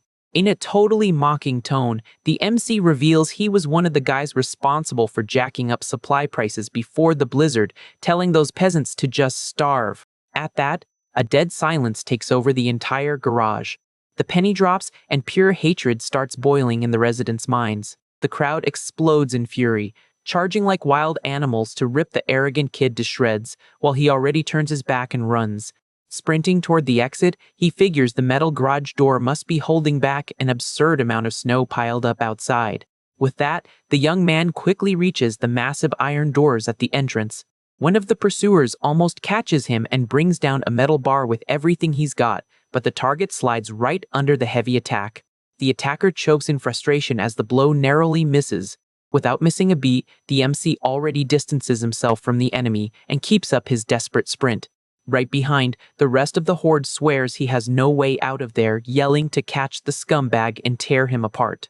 Cornered on purpose, Hanfeng stops right next to the giant roll-up door sealing off the escape route. Quickly, he focuses his destructive energy in his hand, blasting the red magic straight into the gate's metal structure. Confused by the bizarre glow, the residents hit the brakes, not understanding what on earth is happening to the exit. In the blink of an eye, the massive barrier simply vanishes into thin air, leaving the mob completely shell-shocked in the face of the freezing street air. Taking advantage of the general paralysis, the kid taunts the crowd one more time, calling the jerks out for a fight. However, without the gate to hold back the outside pressure, the tunnel's concrete structure begins cracking loudly. A colossal avalanche of snow invades the garage with extreme violence, swallowing the entire entrance. Panic sets in immediately, making the attackers scream for everyone to run for their lives. There's not even enough time to react properly, and the white wall sweeps away dozens of people and crushes the parked cars around them. Bodies are buried mercilessly by the brutal force of nature. Desperate, the survivors in the back row trample each other trying to fall back to the deeper, safer areas of the basement. In just a few seconds, the entire access ramp turns into a frozen wasteland beneath tons of ice. Right then, a hand wrapped in reinforced gloves breaks through the white surface of the snow. Coughing heavily due to the freezing air, Hanfeng manages to dig himself out of the pile of debris. Checking his own physical condition, the guy finds it weird that he isn't exhausted after disintegrating a gate that huge, concluding his proficiency with the lethal magic is leveling up. Right there in front of him, a giant white-haired man watches him, patiently crouching on the ice. The MC breaks into a cold sweat noticing the guy's silent presence, getting the distinct feeling he was being watched this whole time without noticing. Ignoring the tension of the moment, the brute merely comments casually that the avalanche finally stopped. Without asking for permission, he grabs the kid's arm and yanks him out of the snow without breaking a sweat. The scene shifts back to a dark and isolated corner on the first basement level of the complex. Following the footsteps of his sudden savior, Hanfeng asks who he is and the real reason he's helping. His memory comes rushing back, and the kid takes a step back, recognizing the giant as Li Zhenguo, the man who was brutally fighting Zhang Shuiyo before the mess started. Confirming his own identity, the big guy reaches his hand forward with a surprisingly calm stance. The MC keeps his guard up, asking directly what the point of that gesture is. Keeping it short and blunt, Li Zhenghao proposes a formal alliance, stating he changed his mind even after being harshly rejected earlier. Suspicious of things being this easy, the strategist asks if this change in attitude isn't just a setup to stab him in the back. Since the giant remains completely silent, the kid understands the situation is just a cold and direct trade of interests between the two parties.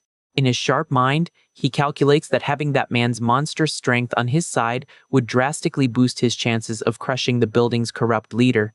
Without dragging out the drama, he accepts the offer right away, making it clear that their mutual lack of trust doesn't matter as long as their goal is exactly the same. The guy cements the tactical union. Exchanging an extremely firm handshake, the brute appreciates the chance to walk into this turf war side by side. In the frozen depths of the second underground level, the headlights of military vehicles light up the pitch black. With an air of leadership, Zhang Shuiyo organizes the fleet of jeeps, ordering his subordinates to call the families upstairs to kick off the evacuation. Interrupting the flow of orders, one of his panting goons informs him that the blizzard busted open the upper door, scattering everyone who was gathered up there. The informant adds to the damage report, warning that the two wanted criminals vanished from sight amidst the disaster. With an unshakable coldness, Zhang Shuiyu declares that the duo's disappearance doesn't matter in the slightest and won't throw a wrench into the main plan. Hidden behind a low wall on the upper floor, the new partners watch the convoy, leading Hanfeng to deduce that the heavily armed crew came from outside to relocate the residents. Checking his pistol, Li Zhenhao questions the logic of this op, seeing as the outside world turned into a deadly frozen desert impossible to travel through. Sliding swiftly down a pillar to the lower floor, the MC warns that the suited leader is the big guy's problem now, cutting off his partner's complaints about the crazy rush. Clueless to the approaching danger, Zhang Shuiyo keeps shouting into the megaphone for everyone to wrap up preparations to move up. Suddenly, a small metallic object cuts through the dark air and drops right into the center of the enemy formation. Chaos erupts in the makeshift camp to the sound of heavy gunfire, with the thugs screaming in panic about an armed raid. One of the guards in the back gets hit without warning, forcing the rest of the crew to bark orders to hold formation and not become sitting ducks. Watching the uproar from his safe spot, Li Zhenguo gets his fists ready to dive headfirst into the brawl. With a devastating acrobatic kick, the giant sends one of the elite shooters flying, breaking the front line. The security team reacts instantly, laying down heavy fire on the origin point of the attack. Completely ignoring the risk of the projectiles, the brute charges like a runaway bulldozer and crushes a goon's face with an overwhelming punch. More men drop knocked out on the floor while the giant shreds the mercenary's defense with scary ease. In shock at the intruder's violence, Zhang Shuiyo's personal bodyguards form a protective ring around their boss, begging him to fall back into the safety of the vehicles immediately. Amidst the dust kicked up by the fight, the metallic click of a pistol being cocked stops the movement dead, followed by a strict order for nobody to move a muscle. Sneaking up behind the enemy's defense, Hanfang presses the gun's barrel right against Zhang Shuiyo's head, forcing the leader to throw his hands up in surrender. Tauntingly saying he was just waiting for this perfect moment, the MC is met with a disturbing calmness from his biggest target. Fully aware of the danger, the man in glasses confirms right away that he already knew about the raid. The bodyguards aim their rifles in desperation upon seeing their boss turn into a hostage, but Yang Shuiyo raises his hand asking everyone to chill, assuring them his life isn't on the line. Turning his body slowly to face his captor, the leader confesses he initially thought the young man was one of his suppliers due to the massive stash of food, but admitted he was wrong. Confused by the enemy's level of intel, Hanfeng checks the base of his own pistol at his rival's request, finding a tiny tracking bud planted right there. Showing off a handheld monitor in his left hand, Zhang Shuiyo proudly explains he kept tabs on every step and intention of the kid since he picked up that gun. Wanting answers right now, the MC presses the gun harder and demands to know who these mysterious contacts are and what the true fate of the kidnapped residents is. Maintaining an air of total superiority, the corrupt leader advises the kid to relax and lower the weapon, stating flatly that if he wanted him gone, he would have had plenty of chances. Using his classic manipulative smooth talk, he extends an official invite for Han Feng to join the Empire, guaranteeing his own safety as long as they keep handing over civilians as cargo. Quickly catching on that the grand plan was to turn him into a mere hunting dog, the strategist shoots down the offer with sharp sarcasm. Not hiding his frustration, Zhang Shuiyo deeply regrets the guy's useless stubbornness. All of a sudden, an absolutely massive soldier decked out in heavy tactical gear drops from the dark ceiling right onto the Jeep's hood, caving in the metal frame. Completely shocked by the physical intimidation brought by the new threat, Hanfeng realizes he's dealing with highly trained and lethal military operators. Keeping his gun up, Hanfeng wastes no time and aims straight at the armored soldier who just dropped onto the Jeep. But realizing the situation went south, he turns right around and sprints across the parking garage until he slides behind a concrete pillar for cover. Just then, a giant hand tightly grabs his jacket collar. Being dragged backward in the blink of an eye, the MC gets a jump scare as he's pinned against the wall by Li Jianghao. The brute demands some action from the kid, warning that they need to get the heck out of there right away, while the guy tries to tell him to chill. Holding his ground, the strategist downplays the threat, arguing it's only 3 Spec Ops agents. The partner takes charge of the situation, guaranteeing he'll act as a distraction to create an opening. Warning that this isn't the time to play around, the MC alerts him that the guys on the other side are packing heavy assault rifles. Completely ignoring the warning, the giant lets out a mocking laugh and steps out of cover with a heavy stomp. Without hesitating for a single second, he charges bare-chested at the military trio, who respond right away by laying down intense fire on the intruder. Dodging the gunfire with a surprising agility for his size, Li Jianghao tears across the garage in a relentless charge. One of the soldiers quickly whips out a tactical baton to try to defend against the incoming attack. However, the big guy is way faster and lands a devastating blow that completely shatters his opponent's guard. Watching the beatdown from afar, Hanfeng is impressed and notes that his partner really is on a whole different level of crazy strength. Suddenly, an armored military truck speeds through the parking lot, kicking up dust everywhere. Realizing the situation is spiraling out of control, Yang Shuiyo screams for the vehicle to push forward to pick up the crew, since their time is up. But hiding right by the wheels of the armored truck, Hanfeng already has his hands glowing with purple energy. Pressing the power against the floor, he warns that things aren't going to be that easy, turning the concrete into a dark sludge. Immediately, the heavy tires start sinking into the magical puddle that melted the garage floor. The driver and passenger panic inside the cabin, reporting that the right side of the vehicle is being swallowed by the ground. Watching the vehicle lean to the side, the suited leader is totally clueless, wondering if the building's foundation is caving in. Keeping his focus on the spell, the MC notices he went a bit overboard on the purple light's intensity, which shrank his area of effect and stopped him from sinking both wheels at the same time. Right then, a frag grenade sails through the air straight at him, followed by a mocking heads up to catch it. Still crouching by the tire, the kid barely has time to react as the explosive lands right in his lap. The goon who threw it flashes a sadistic smile in the shadows, absolutely certain he wiped out the problem. The explosive hits the metal floor and rolls smoothly right up to the target. A colossal blast goes off next to the armored truck, hurling fire, smoke, and shrapnel all over the underground parking lot. The violent impact throws Hanfeng backward brutally, engulfing his body in the scorching shockwave. Amidst the mental blackout, a sharp blade cuts through the void, accompanied by a weird but comforting sensation he describes as a slight tingle. The bizarre hallucination continues when a white goat pops out of nowhere in a reddish field. Trapped in a surreal vision, the MC finds himself lying in a red pasture, finding the touch refreshing and asking the surrounding goats to keep massaging him. Getting licked on the face, he relaxes completely, mesmerized by the pleasant feeling. Suddenly, a doubt snaps him out of his trance and his eyes shoot wide open. The vision pans out, revealing a gigantic goat using an abnormally long tongue to clean his body in the middle of the scarlet field. The wet muscle wraps tightly around the boy's waist, freaking him out as a greenish energy starts blooming across his body.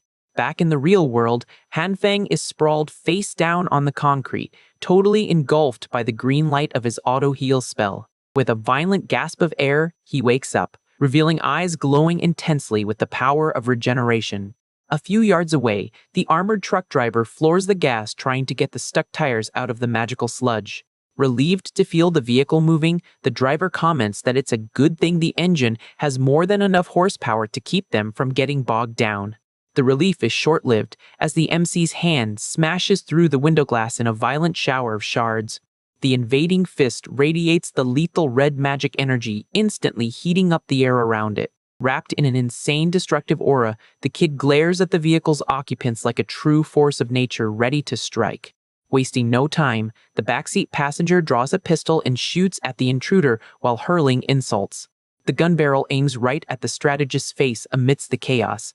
But before the bullet can even do any damage, the red power disintegrates the entire weapon, turning the metal into a gooey, melted mess. The supernatural heat engulfs the shooter's hand in an explosion of intense heat, melting his grip and leaving the driver absolutely terrified. Howling in pain as his arms are disintegrated by the magic, the goon screams desperately, trying to figure out what kind of sorcery this is. Yanking the heavy door open with sheer brute force, Hanfeng clears the way while the driver tries to crawl out, screaming to bail out of the vehicle. Off balance, the beanie-wearing man falls awkwardly onto the garage's frozen floor. Fallen on the concrete and fading fast, the thug starts shaking and begs for help as the deadly cold overtakes his body. Seeing the scene from afar, another criminal wields an iron bat and sprints toward the clash, screaming for his fallen brother. With hatred in his eyes, the backup rushes furiously at the MC with his weapon raised for a finishing blow. The kid doesn't step back an inch and swings his arm, firing off a sharp blade of mixed pink and purple energy. The magic attack slices cleanly through the attacker, ending him instantly in a mid-air burst. Haunted by the sheer brutality of the takedown, the remaining mercenaries fall back and order reinforcements from upstairs ASAP.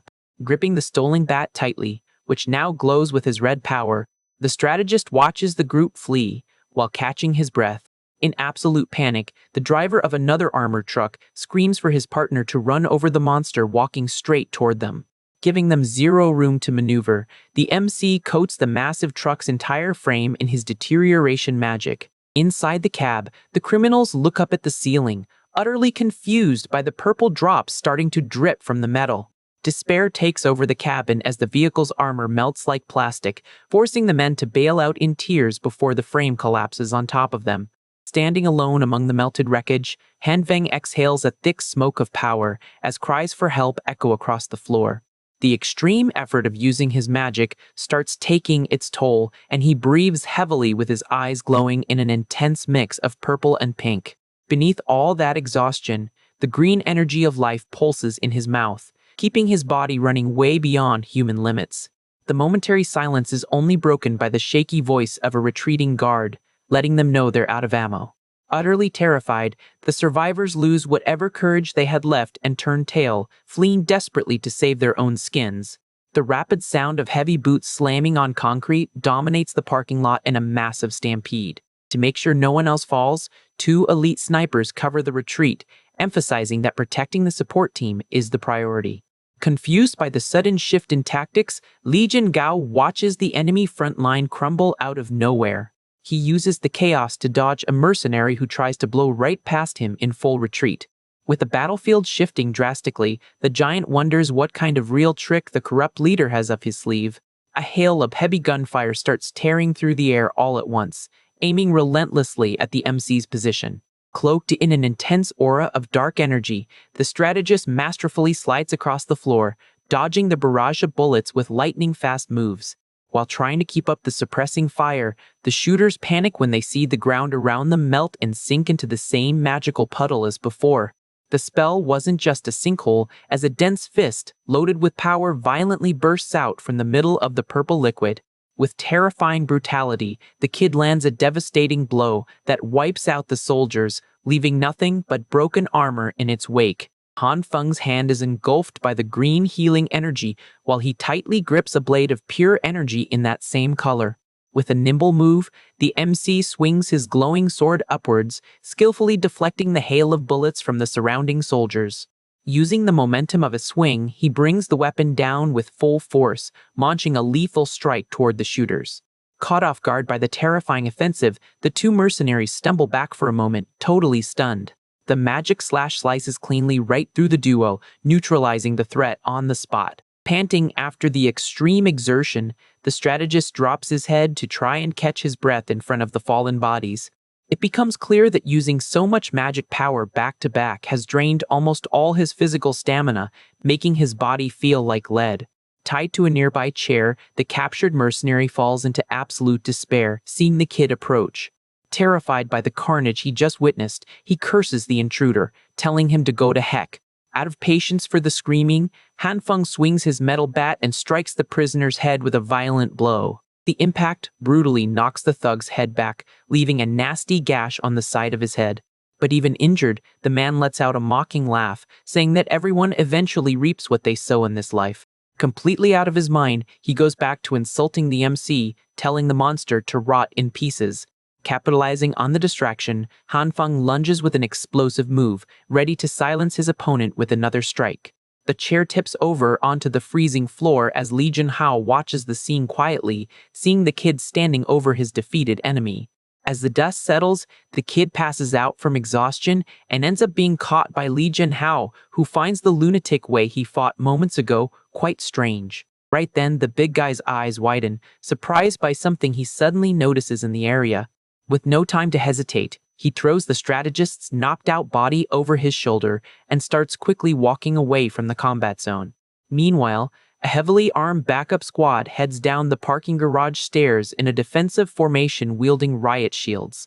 The troop leader warns everyone to stay sharp, ordering them to link up immediately with the 3 frontline soldiers. However, tension grips the squad when one of the guards trips over the aftermath of the fight and realizes in terror that their allies were wiped out. Scanning the area around a wrecked armored truck, they confirm the disaster, noticing that most succumbed to the extreme cold and very few survived in the wreckage. Faced with a tragic failure, a hooded subordinate turns to Zhang Shuiyo, asking what their next move should be right there. Tense over the loss of his soldiers and not knowing the exact location of the enemy base, the corrupt leader weighs the cost of his failure. Frustrated by the unexpected casualties, he declares the plan a complete bust and orders the whole squad to fall back to the hideout. Sometime later, warmth radiates softly from a metal bucket where flames crackle non-stop in the middle of the makeshift apartment. The room's silence is broken when Hanfeng jolts awake violently, screaming about a grenade as he throws off the covers. Completely disoriented, he looks around at the bare walls and wonders where the heck he ended up after the blast.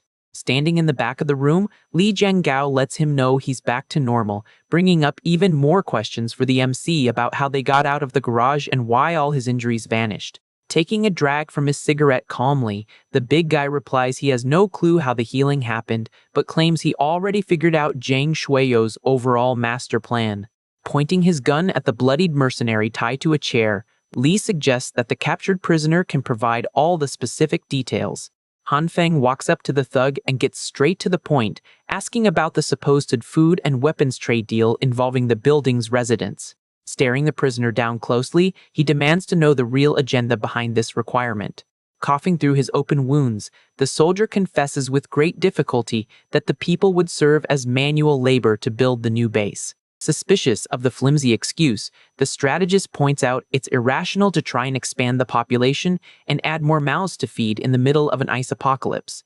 Pushed into a corner, the mercenary tries to defend himself loudly, swearing their intentions are pure and strictly focused on rebuilding civilization to save humanity.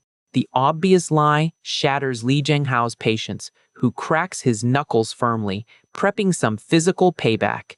Without a drop of pity, the big guy lands a savage punch on the prisoner, demanding to know what the base would do if that escort mission went south. Groaning loudly from the pain of the impact, the mercenary spills that the higher-ups would send in way more troops to investigate and take over the area. Faced with this alarming intel, Li asks coldly if there's any chance they might send superpowered fighters in with the reinforcements. The man widens his bloodshot eyes and answers in terror that he has no idea what being a superhuman even means. Reading the genuine reaction, Han Feng mentally deduces that the enemy faction definitely has people with powers, and they will be a massive threat. However, a nagging doubt about the faction's methods lingers in his mind as he looks away, deep in thought. The interrogation ends right there, as the prisoner succumbs to his severe injuries right there in the chair. Bothered by the unnecessary overkill, the MC turns his back and asks if his partner actually bought all that nonsense about saving the population. Chilled out with his pistol in hand, the white-haired man warns him not to hold on to any illusions about saviors and concludes their only options are to wipe out the faction or bail out of there. Grasping the gravity of the situation, Han Feng agrees to head back upstairs and discuss the risks with the rest of the building's residents. Leaving his hideout with extreme caution, he peeks around the corners of the dark hallway before moving forward. Walking down the concrete steps, the kid reflects on his allies' unpredictability and reaches the conclusion that looking for a new shelter outside is the best way to go. Heading back to the second basement level, he navigates stealthily through the scrap of abandoned cars in the frozen garage. With his metal bat raised, he searches the dark corners, trying to remember exactly which sector the military jeeps were in. Suddenly, his instincts go on high alert as he catches the faint sound of footsteps and spots a shadow emerging at the rear of one of the vehicles. Believing he had walked into an armed ambush, the strategist lowers his stance and prepares to strike. With an explosive leap, he delivers a lateral sweep, forcing the mysterious figure to duck in a panic to avoid getting hit. Without losing momentum, he channels his mixed magical energy, creating a pink and green aura around his fist to finish off the supposed enemy. The strike, loaded with highly destructive magic, tears through the air straight toward the quartered target's face. Squeezing their eyes shut, the person braces for the worst, but steps back in confusion upon noticing the complete absence of pain. Just inches from the target, Han Feng slams the brakes on his punch after recognizing his ally and immediately cuts off the flow of destructive energy. The tense atmosphere completely fades away when the other group members come running, relieved to confirm that it's just the team's nurse.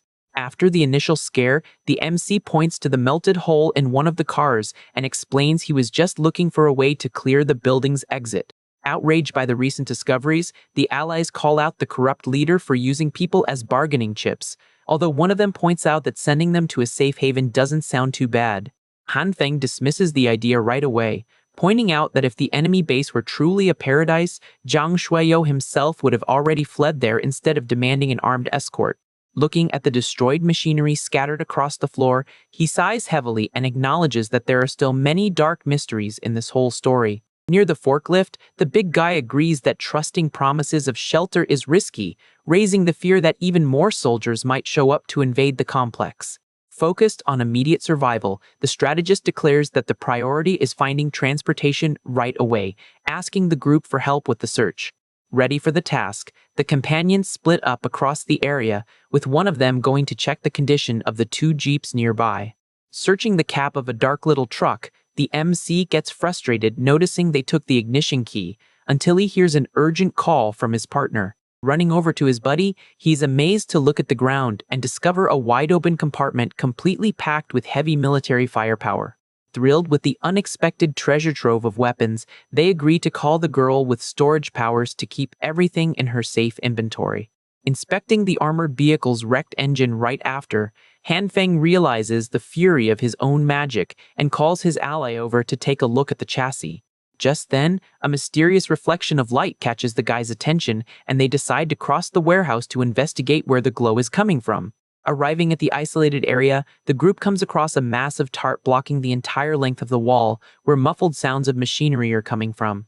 Unable to see clearly, the boy asks for a light, and the magical girl promptly conjures a spatial energy portal to illuminate the place. With their hands firmly on the heavy fabric, the survivors start a quick countdown to yank the cover off in sync. Upon reaching one, everyone pulls the tarp with all their might, revealing what the enemy had been keeping hidden at the back of the garage. Faced with the unexpected revelation, the group is completely floored by the gigantic structure hidden there.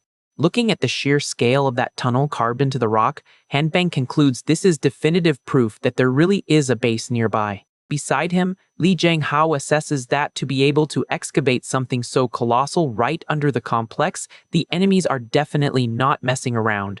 Focused on the gravity of the problem, the MC deduces that if that mercenary's confession was just the beginning, their building stopped being a safe place a long time ago. At that moment, the magical girl walks a bit further ahead, lighting up the floor, and calls the guys over to see what she found. Getting closer, the big guy inspects the metal structure embedded in the ice and recognizes that those look like the complex's sewer pipes. With a steady hand, the MC closely checks the condition of the frozen piping to understand the extent of that construction. Realizing the risks, he warns his partner not to go any further, cautioning that the tunnel is way too dangerous for a blind exploration.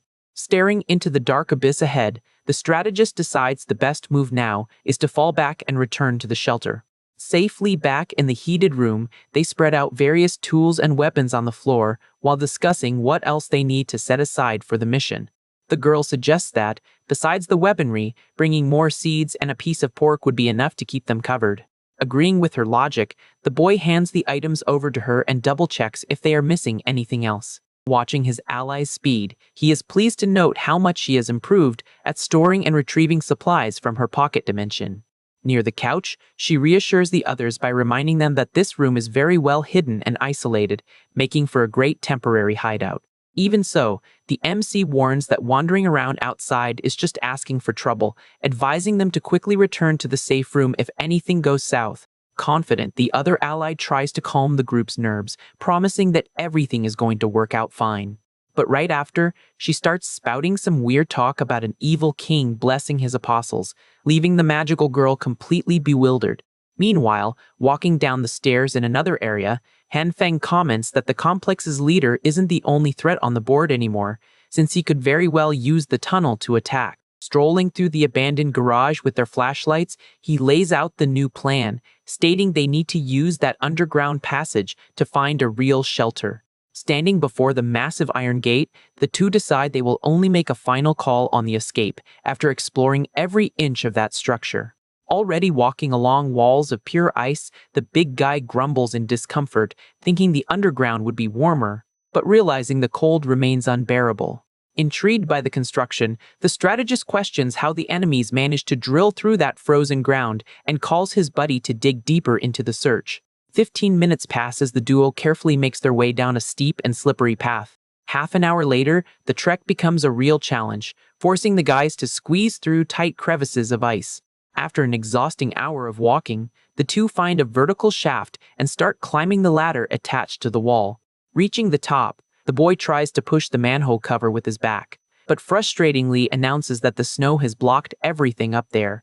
Heading back to the main pipe corridor, the MC confesses to being completely lost until his partner points to the pipe layout, suggesting that this is a residential area. Following the big guy's gut feeling, the duo moves forward through the dark sewers, paying close attention to every detail of the damp environment. Suddenly, Li Jianhao picks up the pace and grabs his partner's attention after finding something nailed to the tunnel wall. Shining their lights on the frozen surface, they come across an old map detailing the entire sewer system of that region. Analyzing the floor plan, Hanfeng is bummed to realize they walked for hours only to stay close to their own complex, but he notices the stadium is just up ahead. Before they can continue their journey, the strategist hears a strange noise and tells his friend to turn off his headlamp right away. Right above them, the heavy sound of truck tires tearing through the ice echoes through the structure. Peeking cautiously, they watch two massive military vehicles rolling through the main tunnel. The armored convoy pushes through the darkness, showing that the enemy's movement is heavy and constant. Huddled at the mouth of the sewer, the guys hold their breath as the machines scrape by them. As soon as the roar of the engines fades into the distance, the duo relaxes their posture and steps out of their dark hiding spot. Focused on the direction the trucks went, the boy quickly deduces that the military transport is heading straight for their neighborhood, confirming the faction's reinforcements. His partner immediately understands that those guys' mission is to round up the residents for manual labor, sparking the dilemma of whether to follow the convoy or not. With a confident smirk, the big guy rules out tailing them and says he knows a much safer secret entrance to get there. Pointing the way, he shares that a year ago, he rescued an older lady who fell into the sewer and remembers the exact route they used to climb out. Puffed up with pride over his own brilliance, Li Jianghao brags about his flawless memory, claiming he was a straight-A student back in school. However, his know-it-all attitude vanishes fast when he tries to open the grate and realizes in a panic that the metal is completely frozen shut. Coughing to cover up the embarrassment, the big guy tries to keep his dignity intact and suggests they try the next exit a little further down.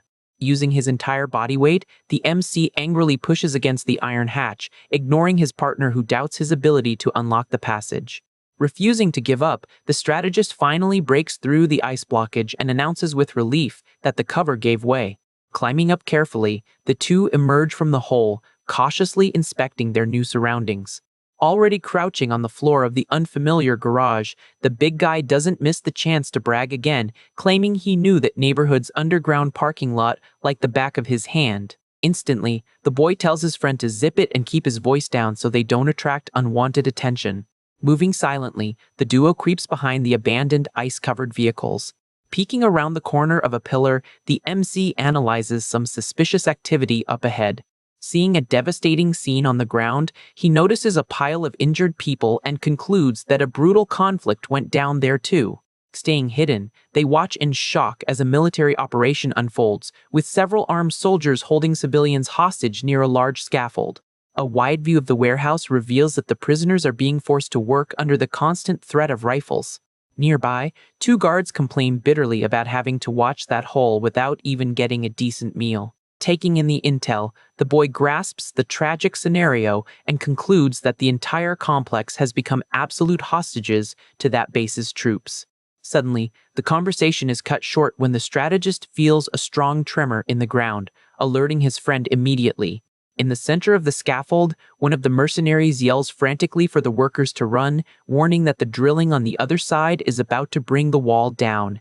Cracks spread rapidly across the frozen concrete wall as the captive workers scramble to escape the collapse. With a deafening crash, the structure finally gives way, sending massive chunks of rubble flying everywhere.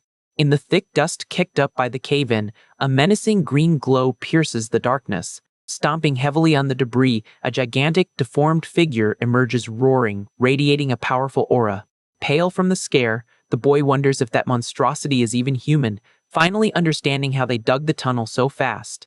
Assessing the absurd threat level right in front of them, he decides they need to vanish from there immediately before they turn to dust. Patting its own belly, the monster completely ignores the destruction and starts demanding its reward in the form of food.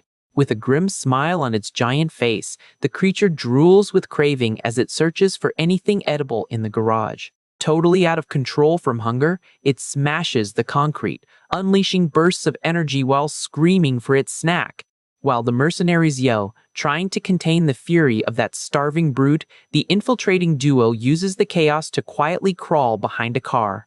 With a subtle hand wave, the MC signals his partner to fall back in absolute silence. Without making a single sound, the two pick up their pace while hunched over, focused purely on escaping that madness in one piece.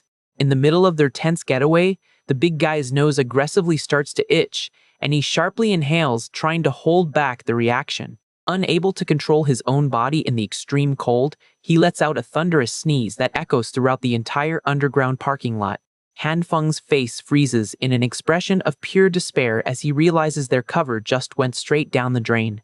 The noise grabs the enemy troops' attention right away, and the guards shout orders to capture the intruders immediately. Sprinting like crazy to save his own skin, Li Zhengao cries while apologizing for the slip-up, while the boy tells him to shut his trap and just run faster.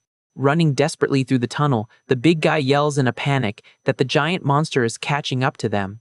Locked onto its target, the creature digs its massive hands into the frozen stone walls. With brute force, the behemoth charges forward, wrecking the entire surrounding structure in its relentless pursuit. Looking back, Li Zhenhao groans in frustration as he sees the destruction closing in on their corridor. Ready to take one for the team, the partner tells the MC to keep going while he tries to stall the beast with his own body. At that moment, Hanfeng calmly turns around, gathering red magic in his hand, realizing the perfect moment has arrived. Wasting no time, he fires a glowing trail of highly destructive energy straight across the sewer floor. Blinded by hunger, the monster lands squarely on top of the glowing trap. Noticing the light beneath its feet, the giant slows down, clearly confused by the situation. Now releasing a green light onto the ceiling, the boy deduces that the creature is also a superhuman and calculates his chances of capturing it right there. The scarlet magic instantly scorches the enemy, making it roar in agony as its legs are burned on the ground. Meanwhile, the green vital energy quickly wraps around the broken rocks above the beast. Using his restoration power, the strategist forces the ceiling material to expand and rebuild itself instantly. Furious about the ambush, the brute glares at its targets, vowing to take the boy down for that sneaky attack. But before it can retaliate, the massive chunk of restored stone crashes down with full force, pinning the giant to the floor. Watching the pile of rocks shake, Hanfeng notices with alarm that the enemy is about to break free from the trap. Seeing the situation from afar, the big guy panics, thinking his buddy's well-being is on the line. Acting on impulse, he makes a drastic move to protect his ally from the looming danger. Focused on keeping the green magic active to seal the creature, the boy notices the monster's strength dropping and figures he will soon be able to lock it down for good. Suddenly, a loud noise from behind catches the MC's attention mid-spell. Jumping right over him with a metal pipe in hand, Li Jinghao heroically announces he came to help with close-quarters combat. Landing a solid hit, the partner delivers a heavy blow straight to the buried giant's head. Struck by the useless hit, the creature just looks up, radiating an uncontrollable, dangerous fury. Faced with that absurd scene, the strategist freezes, unable to believe the sheer silliness he just witnessed. With eyes glowing with rage, the brute roars at the top of its lungs, promising to bury them both in that tunnel. The beast's aura blasts the surrounding rocks apart, forcing the intruders to run for their lives in pure desperation, while the boy tells his friend to step on it. Running side by side, Hanfeng scolds him, asking why he didn't run away, getting the reply that a bro never bails on another bro in a fight. Right behind the duo, the ceiling caves in violently, kicking up a thick wall of debris and dust that blocks the hallway. Safe on the other side of the collapse, the big guy rests his hands on his knees. Exhausted but relieved, they finally shook off that giant meatball. Analyzing the barrier, the MC explains that the monster will be stuck for a good while due to its injuries, but emphasizes how badly they need to find an exit right now. Thoughtful, the boy mentions that step 1 is figuring out where they ended up. But his partner taps his own head, guaranteeing he has a perfect sense of direction. Overflowing with confidence, the big guy claims to have the sewer map etched in his brain and tells the MC to let him lead the way.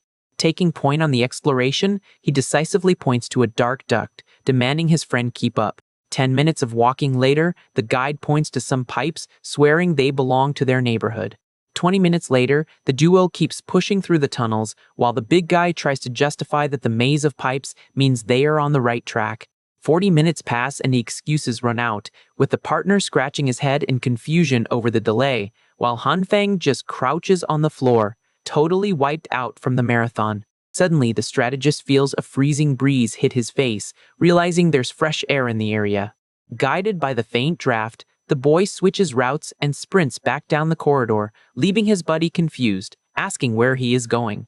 Pointing upwards, the MC announces he just felt the wind blowing straight from that crack above them. Facing a steep, frozen incline, he stares at the glowing gap at the top, hyped about a real chance to escape. Excited by the discovery, the big guy gestures to hurry the climb, while the boy just quietly observes the dangerous slope of the path. Digging their fingers deep into the ice grooves, they start climbing, carefully feeling out the slippery rocks. Struggling up the jagged hole, the strategist warns his partner right below to be super careful with the slick surface. Finally reaching the surface, Lee Junhao celebrates that the blizzard has calmed down and is awestruck as he takes in the new outside world for the first time. The panoramic view reveals an entire city buried under a thick white blanket, showing the ruins of buildings that gave in to the extreme apocalyptic cold. Stepping firmly on the white ground, the partner notes that the snow is packed hard enough to walk on and calls the boy down from the icy slope. Looking closely at the landscape, Han Feng spots a familiar structure in the distance and identifies it as the towering Dingfeng building. Crouching behind a snowbank, the strategist recalls that this building is the tallest tower within a 3-mile radius north of their complex. With this intel, he bitterly concludes they spent the whole escape walking to the sewers in the complete opposite direction. The visual confirmation makes it clear that the residential district is in a diametrically opposed area, trapping them in an outer ring far from home. Weighing their viable options, the MC determines that the only way back is trekking across the surface, crossing the highest points of the Jingshan district. Assessing the brutal weather, he warns it is impossible to make it back the same day, but the big guy reassures him, promising to hit up some acquaintances in that rich area to score some shelter. Confident in his own physical stamina, the partner marches down the street, claiming the overland hike won't be as tough as it looks. But his arrogance comes with a quick price tag as he takes a violent slip, eating it face first on the frozen ground with a weird yelp. Helping his buddy up, the boy sighs, asking him to walk slowly over the treacherous layers of ice. Feeling snowflakes hitting his face, Hanfeng notices the storm is picking up and stresses the urgent need to find a hideout to safely crash for the night. The two survivors then begin a long, silent trek down the buried avenues of the ghost metropolis. Trying to keep morale up, Li Junhao happily announces they are only about 2 miles away from the edge of the Jingshan mansions. Enduring the biting wind, he asks his friend to hang tough for just 1 more hour of effort. Keeping up an optimistic front, the big guy strains his voice, trying to mask his own suffering from the unbearable temperature.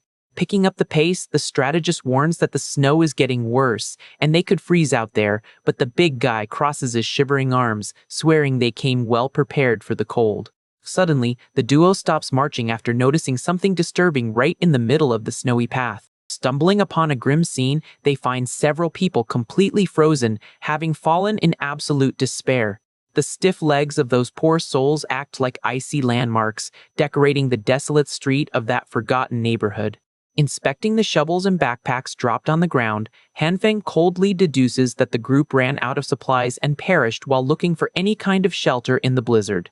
Terrified by the sight of the frozen group, Li Jingao points shakily at the fallen and begs to rest at the Jingshan mansions before moving on.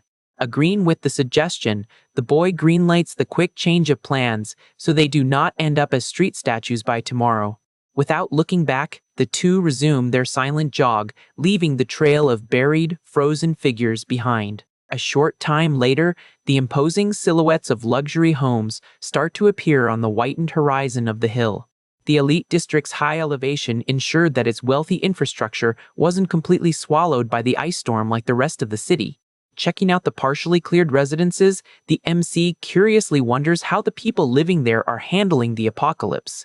Suddenly, he catches some subtle movement up ahead and alerts his friend about people approaching through the fog. Shining his flashlight on the snow, the boy sarcastically asks if those shadowy figures are his partner's influential contacts, getting a hesitant grumble as an excuse.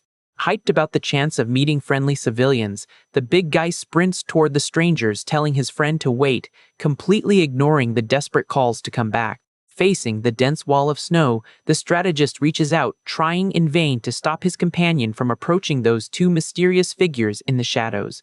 Clicking on his flashlight in the middle of the gale, the strategist watches his partner drift away and gets a terrible feeling about it, mentally knocking his friend for running towards strangers at a time like this.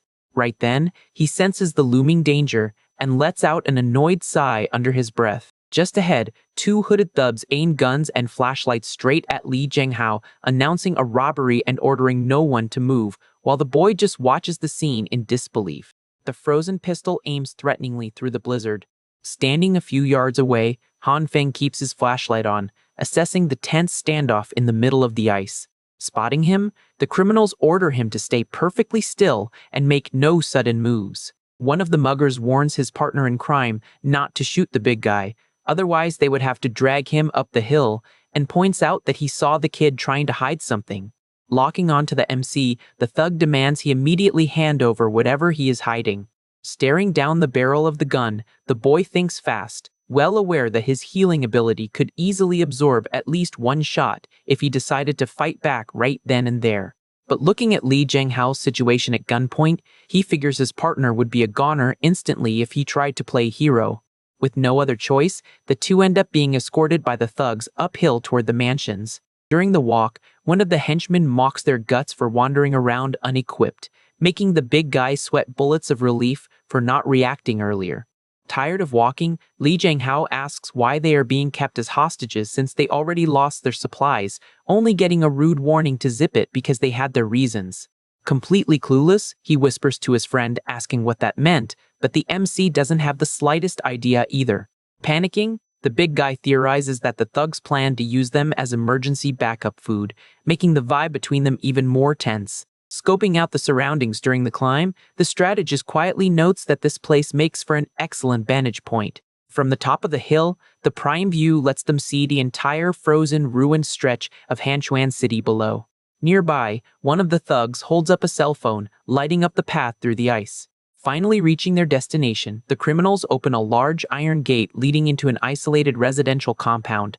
Seeing the lights on in the place, Han Feng is surprised by the presence of electricity, quickly deducing they must have their own generator, since the whole city's power grid had been wiped out. Walking through the property, the boy checks out the architecture, noticing that those mansions looked like they had been built recently.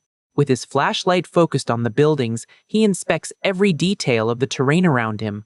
Seeing the massive defenses set up around the main house, he wonders how just two guys managed to build a setup of that level all by themselves. Soon, a dangerous idea pops into his head.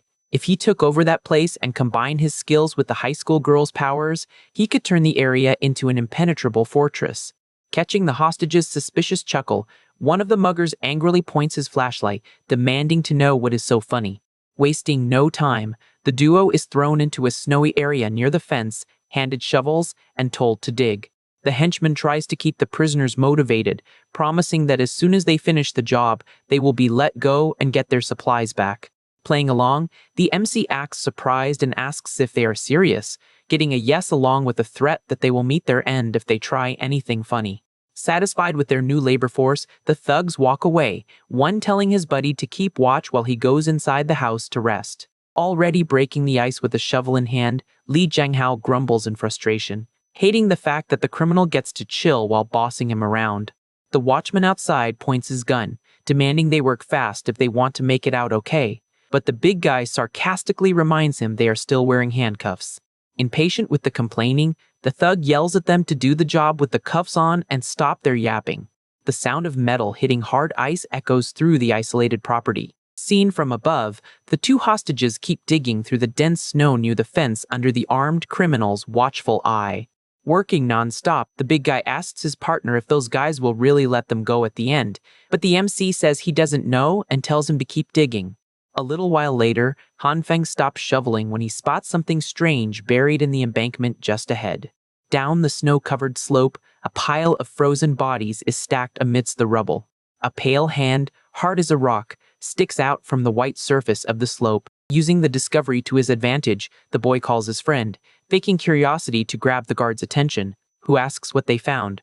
Recognizing what it is, Li Zhenghao freaks out, yelling that it is a bunch of victims, but he is quickly shushed by his partner telling him to keep his voice down.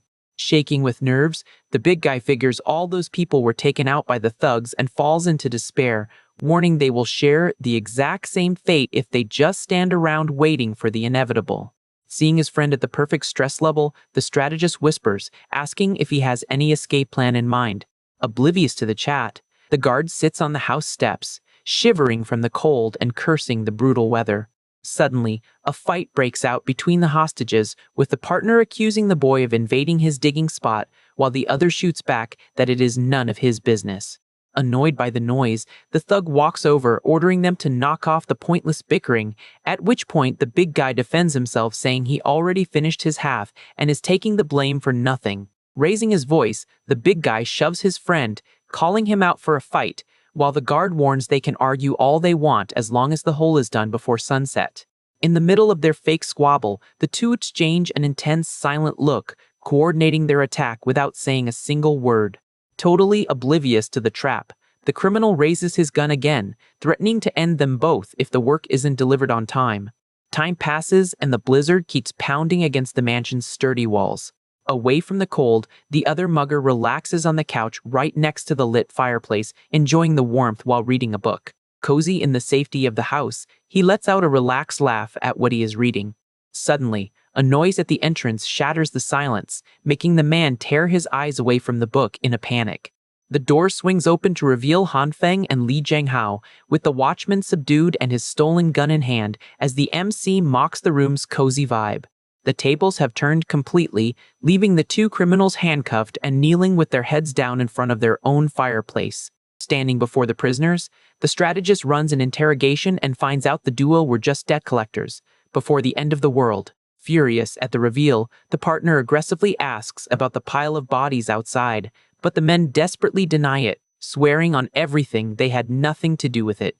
Trembling in the beam of the flashlight, the ex-thugs keep whining that they'd never have the guts to commit such an atrocity. Flashing a cynical smile, the MC jokingly concludes that those two were nothing but amateurs and weren't truly cruel people. Following that, he surprises everyone by announcing that, since they weren't killers, they were free to go. Absolutely outraged, the big guy yanks the boy by the jacket, whispering to ask if he is crazy enough to buy that lie and let these guys bounce. With a dark smirk on his face, the boy confirms he is dead serious about letting them walk. Outside, the duo of debt collectors treks through the brutal blizzard wearing only their underwear, shivering violently as the extreme cold freezes their bodies. Leaning against the mansion door, the MC mockingly waves, telling them to run home before they catch a cold, making the big guy sweat bullets as he declares his friend is the real demon here. Heading back to the comfort of the heater, the partner asks what the next move is, highlighting how crucial it is to get back home as soon as possible. With a heavy expression, Han Feng explains that his initial goal was just to map the tunnel, but the accidents delayed them big time and now they have no clue what is going down in their district. Staring at the cloudy sky through the window, he just silently hopes his group of allies is doing okay. Far away from there, the residential complex's buildings weather the relentless storm, submerged in a graveyard-like silence. Down in the underground garage base, the group warms up by the fireplace, when one of the guys shows concern about the MC going MIA, but the nurse assures them he wouldn't go down that easily. Calmly smoking a cigarette, the older man warns they should be worrying about their own hides instead of fretting over the kid, finding the youngster's chill attitude pretty weird. Taking a drag, the veteran says that right after the duo went into the sewer, an army popped out of the hole led by a terrifying commander who can control the earth. He adds that Zhang Shuiyo quickly buddied up with the troops, placing all the complex's residents under his absolute control. Assessing the crisis, the man warns that their group has become the district's public enemy number one, and that the fake leader's goons are probably hunting them down at this very second. Flicking his lighter, he calls the other neighbors clueless for thinking the military showed up to save anybody, betting they will only realize they were sold out on the day they meet their maker. Faced with that sudden dictatorship, he concludes that the truth doesn't even matter anymore, because even those who suspect the story's validity prefer to keep their heads down and obey just to guarantee their survival. Listening to the report in silence, the glasses girl adjusts her frames and coldly comments that human beings are exactly that kind of cowardly creature. Oblivious to the severity of the situation, the glasses girl ends up falling asleep right there on the floor. Watching the scene, the veteran grumbles that she is going to catch a cold without a blanket, complaining about what a hassle it is being stuck with this bunch of dead weight. Turning his back on the group, The older man steps closer to the door to keep an eye on the dark perimeter. Puffing his cigarette while staring at the snow outside, he bitterly reflects on people's cowardly choice to just follow tyrants.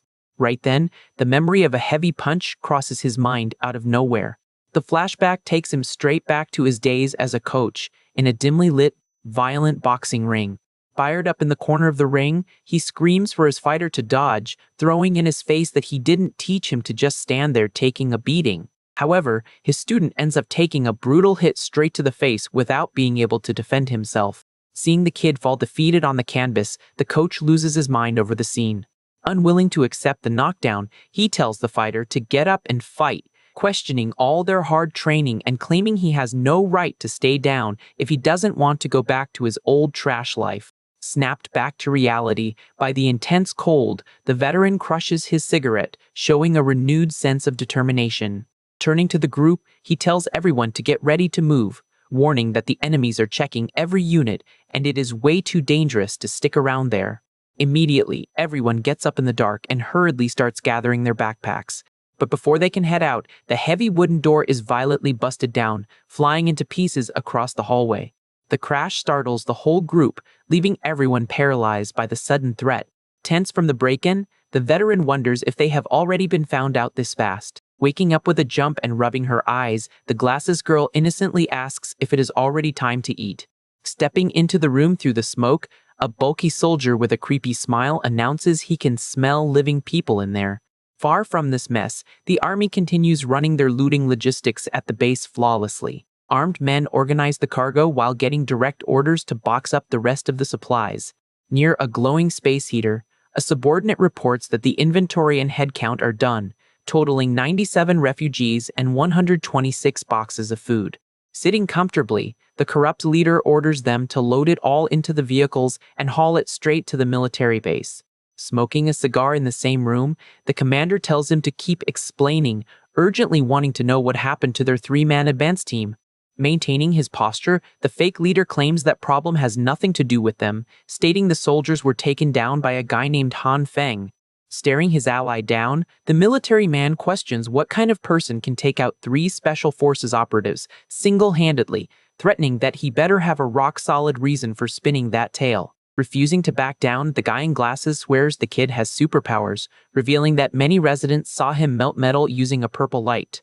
Weighing the situation, the commander casually brings up his allies' disturbing plans to make sausages out of mystery meat, but is quickly silenced before finishing his sentence. Getting the dark hint, the military man blows out a thick cloud of smoke, agreeing that some things are definitely better kept secret. Sweating bullets from nerves, the corrupt leader insists he is out of options and would have absolutely no reason to lie right now. Giving his partner a pat on the shoulder, the commander reassures him, saying the massive haul of food already makes him one of them and he doesn't make a habit of offing his own guys without a good reason.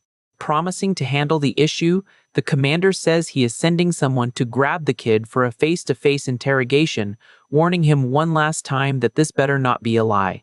Back at the underground hideout, the creepy soldier steps through the dust, repeating that the smell of living people is incredibly strong in there. Staring the group down with a blank look, the intruder asks which one of them is Han Feng. Sensing the impending danger, the veteran quickly grabs the glasses girl by the collar of her jacket. Shoving the girls behind him, the man tells them to stay far away from that bizarre freak. Sweating from the tension, he notices that the enemy didn't just smash through the door the MC had reinforced with ridiculous ease. He also radiated a dangerous aura and smelled like a wild beast, not looking the least bit human. Dropping into a defensive combat stance, the veteran warns that his years of experience are screaming this guy is way too dangerous, ordering them to run away immediately. At that moment, the monstrous soldier's arm starts glowing with an intense blue energy, prepping for an attack. Backed against the wall, the older man realizes the glass in the room is too tough to break, remembering the boy had fortified that structure too. With no easy escape route, he decides to hold the monster off alone, telling the girls to take the chance and slip out the back. However, the intruder drops his guard all of a sudden, figuring the target isn't there and wondering if he took a wrong turn. Turning his back peacefully, the soldier apologizes for the mix-up and starts heading for the exit. Seeing the danger walk away, the nurse lets out a heavy sigh of pure relief. but the monster stops when he checks the number on the wall, confirming he is in Unit 1804 and realizing he didn't go the wrong way after all. Furious at the thought of being played, the bulky soldier lunges forward, his eyes burning with pure hatred as he calls them all liars. Punching the ground with brute force, the monster sets off a massive blast that sends the group flying, screaming that if the MC doesn't show his face, they are all going to bite the dust. Caught in the devastating shockwave, the veteran desperately tries to grab onto the edge of the ruined structure, but the blast force throws all three survivors straight out of the building, where the older man screams at them to run. Unable to catch their footing, the trio tumbles down the steep hill right into the blizzard. Sliding out of control down the icy slope, the nurse screams for help in total panic. Far from there, the big guy screams his lungs out, letting the world know he hates this situation. Carving through the snow in the ruined city, he finishes his sentence yelling that he hates dishonest people more than anything. The freezing wind hammers the abandoned buildings, while the duo keeps pushing forward non-stop. Using wooden doors as snowboards, the two shred down the snow-covered hills at high speed in a totally makeshift way. The board cuts through the thick ice with precision, kicking up snow in all directions. Impressed by his partner's unexpected skills, the MC praises the snowboard idea, admitting he just gained a whole new level of respect for him. Letting out a nostalgic laugh, the boxer mentions he used to close billion-dollar deals and always took his clients to fancy ski resorts. A short time later, the duo finally reaches the outskirts of the buried residential complex. Stopping in the deep snow, the strategist looks at the building's facade with relief, suggesting they find a window to sneak in without drawing attention. All of a sudden, a desperate scream echoes from the collapsing structure above, making the MC look up, wondering what on earth is going on. Free-falling, the glasses girl frantically opens the dimensional storage portal right on her chest. Instantly, a colossal avalanche of toilet paper erupts out of the hole without stopping. The mountain of paper acts as a soft river that carries the trio down the slope, cushioning their fall. Right behind them, the monster warps the ground to create giant ice spikes, forcing the veteran to yell at them to dodge that lethal attack quickly. Thanks to the fluffy toilet paper barrier, the three land safely and scratch-free at the bottom of the hill. Running up to his fallen allies in the snow, the strategist asks frantically if everyone is okay and what just happened here. Being held up by the big guy, the nurse quickly explains that a gigantic monster crashed the base with a single mission, to capture the boy. Frozen with fear, the student adjusts her glasses while trembling, warning that the creature is already right on their tail. A new ice explosion shatters the ground, throwing up a white curtain of snow right next to the newly reunited group. Caught off guard by the strike's power, the MC turns his head, feeling the imminent danger taking over the area. Without a second thought, he sprints through the snow, getting out of the blast zone as fast as humanly possible. In full-blown panic mode, the boy leads the frantic dash, while the glasses girl warns that the monster is hot on their heels. Bursting violently out of the blizzard and tearing up the ground, the monstrous soldier roars with rage, claiming he is a good boy and that they are the real monsters. With the beast practically breathing down their necks during the escape, the girl cries, begging the nurse to run faster as they all fight desperately for survival. The glasses girl cries while running for her life, telling the two to try and make a break for it on their own. Right behind, the boxer frantically begs Han Feng to think of something quick, but the strategist snaps back, asking what he is supposed to do in this situation. Drooling from sheer hunger, the burrowing monster announces he wants a little snack and is going to gobble them all up. At that moment, the MC looks back as a sudden idea hits him. Stopping on a dime in the snow, he tells the group to keep going, stating he has a way to deal with the creature. A small cloth bag drops right onto the frozen ground. With his hand glowing in his green aura, Han Feng gets the brute's attention like he is talking to a baby. Launching a greenish attack straight at the enemy, he offers up the promised snack. The magical projectile slices through the blizzard at high speed toward the target. The creature swallows it whole in the blink of an eye and mutters in awe that the soy was delicious. The MC keeps the magic active, coldly apologizing for the terrible hospitality. Suddenly, the monster feels a violent impact from the inside, grabbing its own chest and letting out a grunt of pain.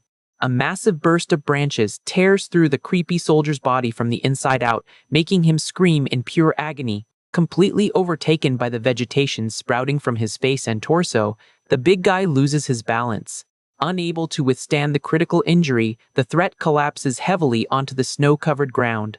Violently ripping the plants out of his own face, the brute sprays blood everywhere as he tries to pull himself together. Enraged by the sneak attack, he screams curses at the kid, promising to smash him into pieces. The monster throws the bloody branch into the snow and realizes the place is completely empty and dead silent. Bellowing at the top of his lungs, the giant calls the MC a coward for running away from the fight. Immediately, he orders the first squad to start the pursuit while the rest lock down the perimeter of the hill. The armed soldiers confirm the order and begin fanning out across the frozen area looking for tracks. Just then, the military commander casually walks over, figuring the targets won't get far in this ice world and will just end up hiding in the nearby buildings. Stopping in front of his kneeling subordinate, the officer asks how he managed to get himself messed up like that. The giant squints, explaining he swallowed a bean thrown by the enemy, and that plant just grew right out of his mouth out of nowhere. Finding the whole thing intriguing, the commander holds the bloody branch, calculating that this bizarre ability could solve the base's food shortage problem. With a wicked smile, he orders his soldiers to bring out the captive they have up there, getting an immediate confirmation from the troops. The blizzard keeps dumping heavy snow over the isolated ruins of the sleeping city. Han Feng watches the distant enemy movements while hiding out on a wrecked upper floor. Sitting in a dark corner to avoid being spotted, the strategist asks the nurse what exactly happened and why the boxer wasn't with them. Hugging her knees and shivering from the cold, she explains that right after they left, Zhang rallied the residents to the military side, which is why that monster got sent after the MC. The nurse recalls in shock that the monster easily smashed through the door he had fortified to invade their camp. Floored by the intel, the MC questions how that's even possible since not even a bomb could take down that magic-reinforced structure. Lowering her gaze sadly, the woman shares that Brother Lee stayed behind to hold the creature off and ensure their escape, and she doesn't even know if he is still kicking. Staring into the emptiness of the abandoned building, the strategist coldly states that the fallen can't come back, and they need to get out of there so they don't waste their allies' sacrifice. The glasses girl shoots the idea down instantly, stubbornly declaring they can't abandon their companion and need to go back and save him at all costs. The boy lets out a heavy sigh, agreeing that loyalty between them is crucial at a time like this. Closing his eyes in frustration, he clarifies that it isn't a lack of wanting to run back into the crossfire, but he logically points out that taking that monster head-on offers zero guarantees they would make it out of a rescue mission alive. Outside, in the deep snow, two soldiers walk up carrying the injured veteran and notify the leader about the capture. Using a bullhorn, the commander calls out for Han Feng, broadcasting to the world that they found and patched up his friend. Scanning the surrounding buildings for any signs, the officer swears he has no bad intentions and that the whole chase earlier was just a big misunderstanding. Desperate upon hearing his voice, the girl tries to bolt toward the danger, but the MC yanks her back, warning her it is a super obvious trap. Trembling with anxiety, the student points at the enemy group, insisting that the captured man really is their uncle. Keeping up his persuasive speech, the commander offers the kid an official position in the organization, promising to take care of and provide for his wives, his kid, and his brothers if he accepts.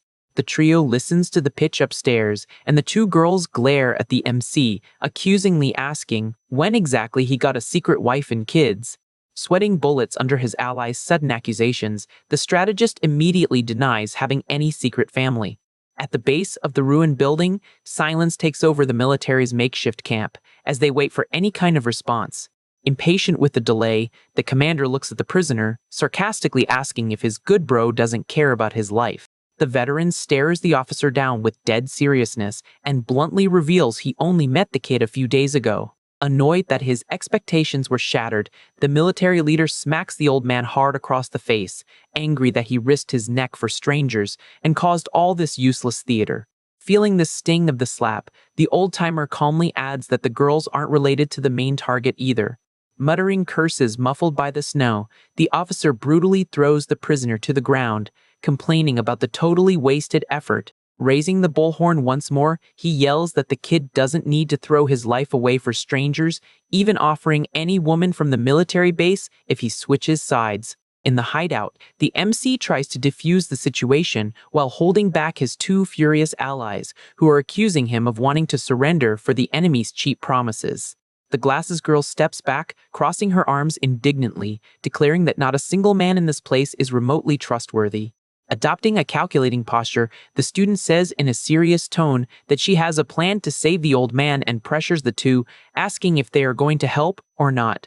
Confused by the clumsy girl's sudden shift in attitude, the two stare at their ally, wanting to know exactly how she plans to pull off that miracle. Down below, a heavy combat boot steps with extreme force onto the injured arm of the pinned veteran in the snow. Pressing down mercilessly on the hostage's wound, the commander figures the kid is too cautious to fall for the bait and blames the prisoner's own villainous look for the failure. Even through the sharp pain, the old man gives an irony-laced smile, asking what the faction's real goal is, since it's humanly impossible for them to have enough food to feed all the residents they are hunting. Maintaining the facade of a benevolent savior, the officer argues that rescuing people is their ultimate responsibility, something miserable, selfish people would never understand. Showing zero respect for the lie, the prisoner spits right at the enemy's face, calling him a cheap liar.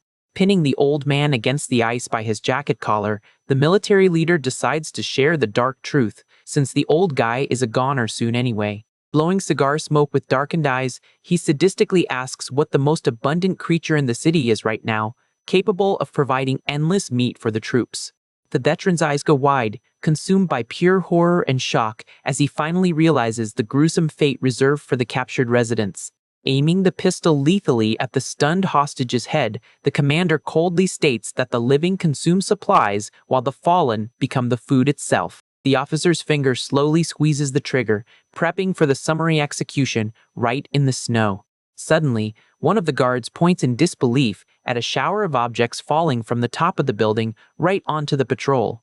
Packages of valuable supplies, bottles of booze, and cartons of cigarettes rain down from the sky in huge numbers, bouncing off the glass structure.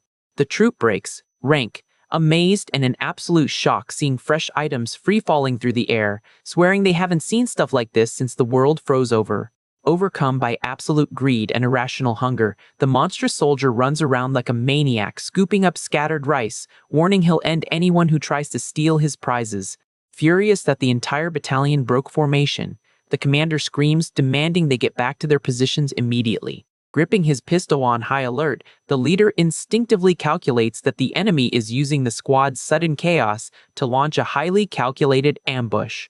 Jaw clenched, he looks up toward the exact spot those items are being thrown from. From the top of the ruined skyscraper, an absolute avalanche of food and valuable goods keeps tumbling down non-stop, cutting through the blizzard and covering the ground. Along with the rain of supplies, a gigantic green excavator drops from the sky, clearing a path through the storm and crushing the debris below. Inside the cab, the MC grips the steering wheel tight, feeling the adrenaline rush as he calls the enemy out to fight. Narrating the situation theatrically from atop a mountain of ice, the glasses girl explains she is dropping irresistible bait from the heavens to lure the hungry sheep. Watching the scene below, the military commander quickly pieces the puzzle together, realizing the whole point was throwing food to cause absolute chaos among the soldiers. Keeping up her dramatic pose, the student goes on to say that the strategist will strike the flock with his metal beast, rescue their lost ally, and guide them to the new promised land. The enemy officer sums the crazy act up bluntly, pointing out they are simply going to use a vehicle to run everyone over, save the boxer, and bounce. Impressed, the smuggler agrees with the plan and asks how the military leader managed to understand that bizarre lingo, getting the reply that practice makes perfect. Taking charge, the commander orders everyone to start moving, following the light the girl provides. Just then, the smuggler interrupts the thought process, needing to know a crucial detail amidst all that confusion, since he has no clue where his buddy is going to get a vehicle way up there. The student adjusts her glasses with an air of superiority, casually revealing she had kept a metal beast in her inventory for a while. Back on the ground, the heavy vehicle hits the snow, kicking up a thick cloud while the soldiers panic upon realizing that thing isn't just a regular car. Pulling the control levers inside the cab, the strategist feels the machine's power and charges full speed at the platoon.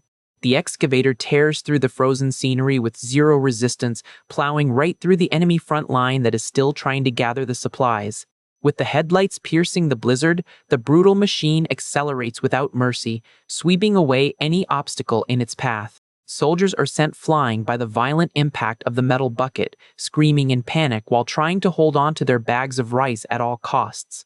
Trying to stop the advance, a frontline soldier throws himself in the way, yelling for the others to help block the path. Planting his feet on the frozen ground, the fighter lets out a grunt of effort, determined to stop the tractor with his bare hands. Holding back the front metal bucket, he brags with total confidence, claiming nobody there can top his physical strength. Watching the scene through the windshield, the MC is shocked and wonders if there is something wrong with the guy's head for wanting to test his strength against a machine that size. The excavator's heavy treads keep turning relentlessly, grinding the ice under the motor's continuous pressure. Unable to support the weight, the man is easily swallowed by the brute force, getting launched over the blade in an explosion of snow. The enemy's body sinks violently into the frozen ground, completely knocked out by the tractor's massive impact. Seeing the chaos spread, the commander stomps hard on the pinned veteran's back and threatens to end the hostage if the boy doesn't stop the vehicle immediately. Cold and laser-focused on the goal, the strategist pushes forward without slowing down, sarcastically stating he didn't hear a single thing. The troop leader realizes he is about to be run over in the next second and leaps backward fast, dodging the dangerous path by a hair. While still in midair, the officer smokes his cigar, staring at the machine in silence, impressed by the aggression of the attack.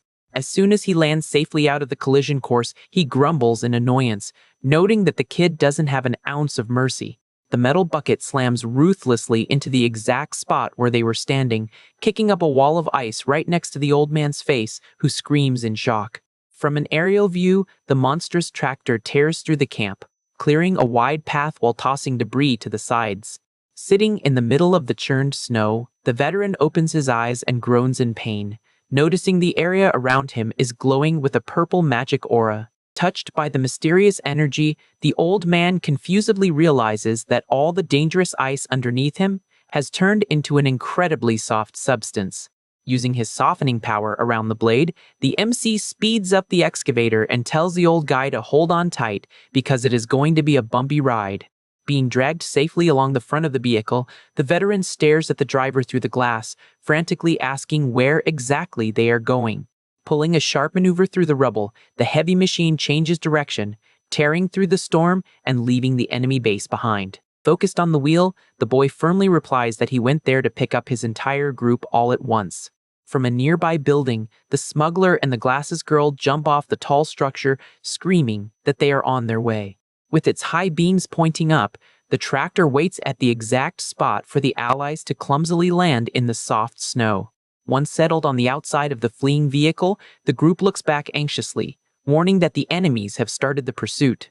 Right after, a military convoy unleashes a hail of bullets at the excavator, which just bounce harmlessly off its armored shell. Inside one of the jeeps, the enemy commander shouts, ordering the troops to step on it and not let the target get away under any circumstances.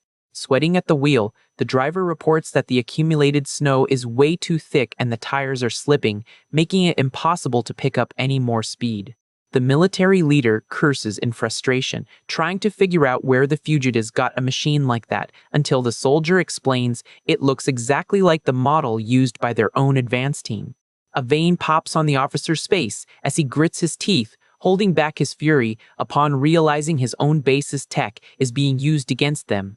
But refusing to admit defeat, he orders the driver to follow the heavy tracks left in the snow and hunt them down to the very end. Suddenly, the driver's eyes go wide as they are lit up by an intense flash, and he screams for the captain in absolute terror. Spotting the imminent trap, the commander's eyes widen as he lets out a muffled curse staring into the darkness.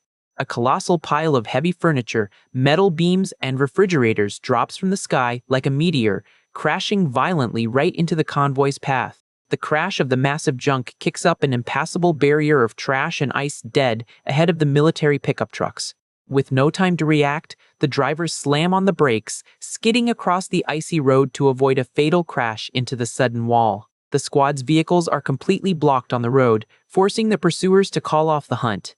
Stepping out of the jeeps, the soldiers stare at the mountain of stacked junk, completely bewildered, unable to grasp how so much stuff fell out of nowhere.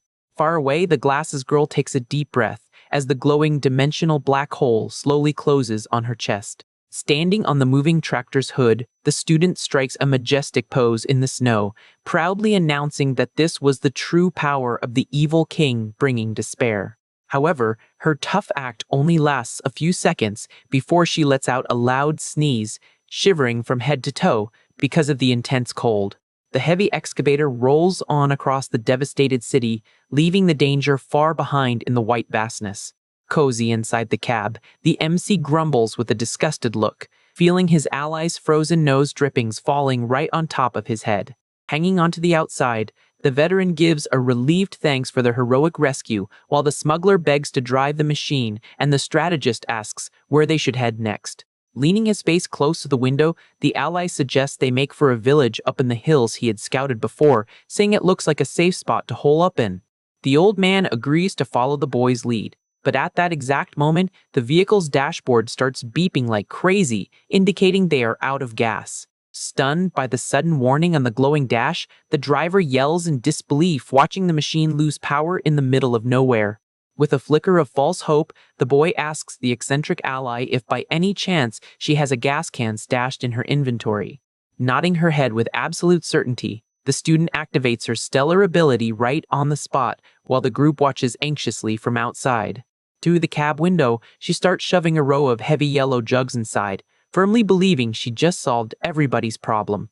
The tractor comes to a dead stop in a narrow corridor of ice as the engine dies, and the strategist screams furiously, saying he wasn't talking about cooking oil. Sitting on the dashboard, the massive plastic containers clearly show labels for vegetable oil stocked up for deep frying. Annoyed by the mix-up, the driver reminds her he told her to set aside the real fuel he had saved himself, leaving the student feeling awkward and muttering that she misunderstood. Desperate to fix her screw-up, the girl plunges her arms into the black hole on her own chest, digging through everything in there in a frantic search. Silence fills the air when she stops looking, and the boy asks suspiciously if her ability wasn't supposed to be for pulling anything out with ease. Sweating and looking away, the ally tragically admits she probably chucked all the fuel at the enemies, along with the fridges and the couch, and that she also lost the power generator. Eyes wide open, the three men stare at the student in a silent freeze, soaking in the unbelievable weight of that catastrophic reveal. Totally losing it, the MC freaks out, screaming that the crazy girl threw away a precious supply that was supposed to last them a whole year. Trying to make up for the disaster, the young girl pulls out a portable gas canister with a kettle attached, promising to call her friend Dad if he manages to start the excavator using just that. As a last comforting gesture, she holds up an overflowing metal bucket and says in a depressing tone that those weird rocks he had stored are still there. Picking up one of the black magical coal rocks, the boy stares at the object in disdain, asking what on earth he's supposed to do with this useless junk at a time like this. But feeling the rock's texture in his fingers, a sudden idea sparks in his mind, totally changing his expression as he processes a new possibility. Thinking back to his past experiments, Han Feng remembers that the plants transformed into that black coal-like substance were highly flammable. At that, he quickly wonders if animal meat turned into that dark liquid would have the same combustible effect. Super hyped about the idea, the MC tells the glasses girl to grab a metal bucket and a piece of meat right away. An empty bucket is quickly set down on the freezing cab floor.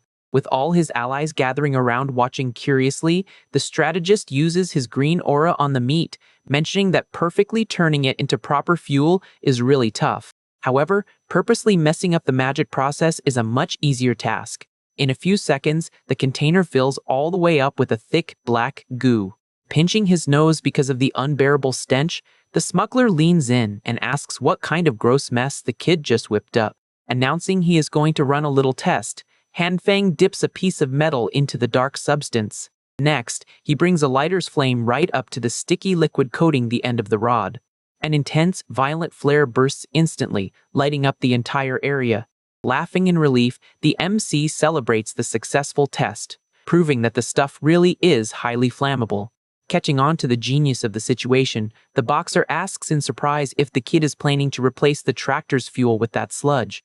Dead serious about their predicament, the group leader makes it clear they don't have any other choice right now but to press their luck with this idea. After all, their only other option if they just sat there would be ditching the armored vehicle and traveling on foot through the deadly blizzard. Wasting no time, the nasty black liquid is poured straight into the heavy machine's gas tank. The engine starts coughing and blowing smoke, showing signs that this insane quick fix is actually working. Blown away by the feat, the giant praises the boy, calling him amazing, while the student mumbles about keeping it low-key, and the smuggler wonders what other secrets the boss is hiding. Firing back up at full power, the excavator hits the road again, tearing through the frozen, ruined streets of the city. The headlights cut through the darkness of the relentless blizzard as the group pushes forward toward safety. During the ride in the cab, the glasses girl activates her dimensional portal while the hustler asks if she wants some snacks. Pulling an armful of sweets and chips from the black hole, she leaves her partner so amazed he actually begs for a little food too. Curious about the bizarre power, the boxer points a finger and asks just how much stuff the girl has stashed in that stellar storage. Putting the pieces of the puzzle together, the veteran remembers the rumor about the biggest supermarket in the area being completely cleaned out in one night, getting a casual nod of confirmation from the student. Cutting off the side chatter, the strategist grabs the attention of everyone in the vehicle. Through the fogged-up glass, he points out that the hilltop mansion district he had mentioned earlier was right up ahead. Hyped by the news, the allies celebrate their arrival, asking the driver to floor it and get up the hill in one go. The tractor's metal tracks push their traction to the max against the steep and slippery terrain. But suddenly, a violent metallic crash shakes the entire machine. The engine erupts into a fireball on top of the vehicle, leaving the whole group in shock until Han Feng yells in frustration that they broke down just a few steps away from the finish line. Forced to ditch the ride, the guys trudge heavily through the biting wind that instantly freezes their faces. The hike is slow and agonizing through the deep, fluffy snow until they get close to the wall of one of the hilltop properties. Reaching the front of the house, the group shivers uncontrollably, with the hustler whining that he was freezing to the bone, but relieved they finally made it. A short time later, a warm and cozy fire already lights up the inside of the shelter. Wrapped in thick blankets around the fireplace, the survivors sigh heavily, celebrating the fact that they made it out okay. Feeling the warmth return to her body, the student hugs her knees, saying she was so comfy, she had no regrets left in life. Looking at the structure around them, the gray-haired giant analytically points out that the mansion district really was a prime spot. Since the wind blew the piled-up snow down the hill, the houses wouldn't get buried, making the place easy to defend and tough for enemies to attack. Thinking ahead, the fighter stares at the MC, wanting to know if his plan was to turn the mansion into a permanent base. Nearby, the glasses-wearing girl starts furnishing the space by pulling a gigantic sofa right out of her chest, while the tactician guides her on where to drop it. Announcing he was going to turn on the power generator, Han Feng steps away from the group, right as the smuggler completely loses his mind with joy, seeing a next-gen gaming console pop out of the portal, immediately getting scolded by the boxer to keep it down.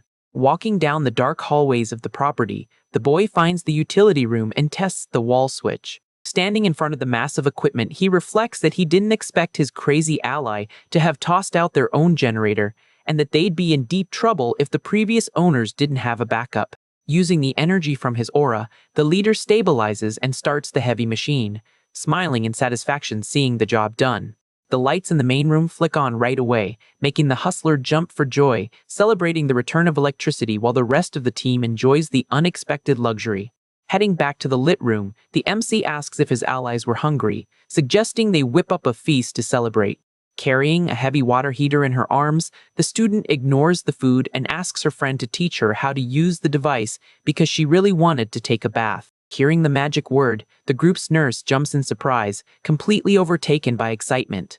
Trying to hide her shyness, the woman explains she wasn't that eager, just missed basic hygiene since the apocalyptic blizzard started.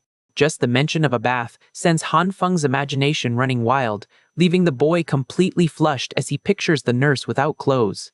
With renewed energy, the boy gives a thumbs up and immediately offers to set everything up. Walking into one of the mansion's freezing bathrooms, he checks the place out and warns the bespectacled student that the pipes were clogged with ice and the house's water heater was totally busted. The young duo keeps exploring the luxury suite to figure out how bad the problem was. All the plumbing and faucets are completely covered in thick layers of solid ice. Hopping into the empty built-in bathtub, the tactician figures the broken system didn't matter, since the tub's structure was still intact and they could improvise. Just start thawing the room, an orange electric space heater is quickly turned on the floor.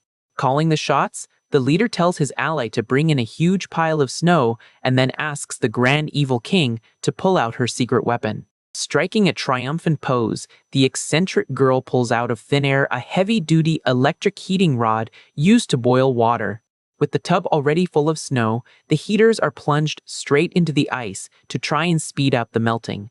Squatting side by side staring at the still water, the boy breaks the silence asking if his friend didn't think the process was dragging on forever, and she totally agrees, looking super bummed. Touching the surface with his fingertips, the MC grumbles that the liquid was still freezing and it was going to take an eternity to boil. Out of nowhere, a bluish spark of energy jumps from the water straight into the guy's hand. Taking a massive shock, Hanfeng jumps back cursing in a panic, realizing one of the electric rods was leaking current into the water. Staring at his own hand confused, he wonders if he just saw a bright red flash glowing in his palm during the scare. With the insane heat of his red magic unleashed on purpose this time, the water boils in a matter of seconds, leaving the glasses-wearing student mind-blown by the instant miracle. Analyzing his own power, the boy is fascinated to discover that his aura of destruction also doubled as a simple, handy household water heater. Shortly after, the luxurious bathroom is completely filled with a thick, relaxing cloud of hot steam. Taking off her heavy hoodie and wearing only a thin white shirt, the nurse sighs happily, finally able to get clean. However, looking to the side, she is caught off guard seeing the young student already completely undressed in the middle of the fog, asking if her friend wasn't a little too eager. Unfazed, the girl summons her dimensional portal and pulls out boxes of bath salts, casually asking which scent the older woman preferred. To complete the apocalyptic spa, the youngster pulls out dozens of bottles of high-end shampoo, conditioner, essential oils, and moisturizers, offering every brand imaginable. Enchanted by the endless beauty arsenal, Jin Shui squishes her friend in a tight hug against her chest, declaring how much she adored her. Submerged up to their necks in the scalding bathwater, the two women relax their exhausted muscles, feeling like they'd found true heaven on earth. Splashing around, the nurse compliments how small and cute her companion was, but immediately gets scolded by the student demanding respect since she was already 21 years old. Amused by the situation, the older woman teases that being only 21 years old just proved she was still basically a kid. Hearing her ally's remark, the nurse is completely taken aback. Refusing to accept the teasing, the student stands up abruptly, splashing water everywhere, proudly stating again that she was 21 years old. Right after, she sits back down with her arms crossed, making up a story that the evil king's power let her preserve her youth, leaving the older woman stuttering, not knowing what to say. Giving up on the lame excuse, the glasses-wearing girl admits she was lying and just had a baby face, while Jin Shui thinks to herself that her looks went way past just appearing a bit younger. Outside the door, the MC overhears the conversation while leaning against the wall, thinking it was ridiculous that a girl who looked like a middle schooler was 21 years old. Just then, the smuggler walks up coughing and asks what the boy was doing there, suggesting they go play some video games together. Catching on to the situation, the hustler accuses his buddy of peeping on the girls, but the tactician stammers, immediately denying it and claiming he was just passing by. Acting super dramatic, the ally throws his arms up and decrees that a real man should look openly, without fear, offering to show him how it's done. Asking for cover, he charges toward the bathroom door, catching an earful from Han Feng, who tells him to kick rocks with that creepy little dance. Already set up in the living room, the boy holds a controller, telling the boxer that since they had food, drinks, and power, it was a no-brainer they wanted to game, inviting the veteran to join in. Since they planned to lay low there for a long time, finding some entertainment was key so they didn't lose their minds from boredom, using the chance to ask if the big guy was staying with them or going to look for his crew. The boxer stays quiet for a moment, analyzing the young man. Being straightforward, he says he knows the MC's past wasn't normal, but that he just wanted to live his own life, promising they could stay as long as they wanted, as long as they didn't drag him into any drama, In the background, the hustler gets a beating from the girls and screams for help while the tactician casually plays his game. Revealing his true intentions, Li Zhenghao explains he was there specifically to investigate superhumans and that he sensed something off about the kid. Right away, Han Feng throws his hands up, asking him to stop talking, warning that he didn't want to know anything and reminding him he had already made it clear not to drag him into any mess. Silence takes over the room as the veteran processes the boy's refusal, ignoring the desperate screams of the hustler getting thrashed in the background. Letting out a long sigh, the boxer accepts the decision and says he understood his position. Standing up from the sofa, he announces he would leave as soon as his arm healed, promising he wouldn't tell a soul about the group's secrets. With the chat over, the tactician apologizes to his teammate, who is laid out on the floor, promising he'd play better next round, while the smuggler groans that he almost got eliminated because of him. Wearing cozy animal onesies, the girls come back to the living room letting them know they were done and asking if the guys weren't going to wash up. Stoked about the idea, Li Zi grabs his buddy suggesting they shower together to save water, but the boy pulls away disgusted, saying there was no way he was getting in a tub with another dude. Suspicious bubbles start rising to the surface of the hot bath water. Chilling in the tub, the hustler mentions the water smelled really good, ticking Han Feng off when his friend casually admits he had just let one rip. Clean and warm, everyone gathers around the dining table to enjoy a massive feast of food and drinks they'd been waiting for a long time. With full bellies, the group finally manages to get a peaceful, deep night of sleep in the mansion's soft beds. Over the next few days, the MC used his magical powers to completely reinforce the property's walls, roof, and fences. Besides the security, he also took the chance to remodel the top floor of the house, turning the space into a luxury sauna for the group to chill out in. Sitting by the glass-eating watermelon, he soaked in the sauna's heat while using binoculars to keep an eye on the situation at the bottom of the hill. During his watch, he spots a lone figure trekking through the snow with extreme difficulty toward their shelter. The stranger can't handle the strain and collapses, completely exhausted, right on the frozen ground. Hauling the rescued man inside the house, the MC asks the smuggler if he actually knew the guy freezing on the floor. The hustler confirms that was Brother Chang, one of Boss Lu's underlings, having to remind the kid that this was the same mobster who had scored the firearm for them in the past. The memory finally clicks in Han Feng's mind, perfectly picturing the old dealer's face. Slowly coming to, the battered man grabs his head totally confused, asking where he was and if he was still breathing. Recognizing his ally instantly, he calls the smuggler by his nickname, who quickly tells the survivor to take it easy. Looking over, Kiang also recognizes the MC as the kid who bought the rifle, getting a formal nod from Han Feng. Worried about the situation, Li Zi asks what happened for him to be in that state, hearing that their hideout got ambushed by soldiers and that Boss Lu paid the price. Panicking, the smuggler grabs his own head, demanding to know exactly what happened to his old friend. Gathered in the living room around the fireplace, the survivor starts explaining that the mobster had taken the kid's advice and hoarded an insane amount of supplies before the blizzard. The stockpiled resources were so massive that they not only kept the gang going, but also helped hundreds of locals. But the peace ended when a heavily armed military squad raided the place, stealing the food and taking out innocent civilians in cold blood. Trying to protect the people, Boss Lu led his men into a direct shootout against the invaders, resulting in the loss and injury of almost all his subordinates. During the heavy firefight, the mobster ended up taking a bullet to the leg and was captured alive by the enemy troops. Left with no options, the remaining gang members scattered, agreeing to meet up at a second, secret stash where they kept more gear. To everyone's surprise, this backup rendezvous point was exactly one of the mansions on that very isolated hill. The tactician pieces together that because of this escape plan, the injured man ended up passing out right at the base of their exact hill. Hiked by the news, the smuggler grabs his ally's shoulders, celebrating the fact the boss was still around, and Chiang agrees that the military clearly meant to keep him as a prisoner.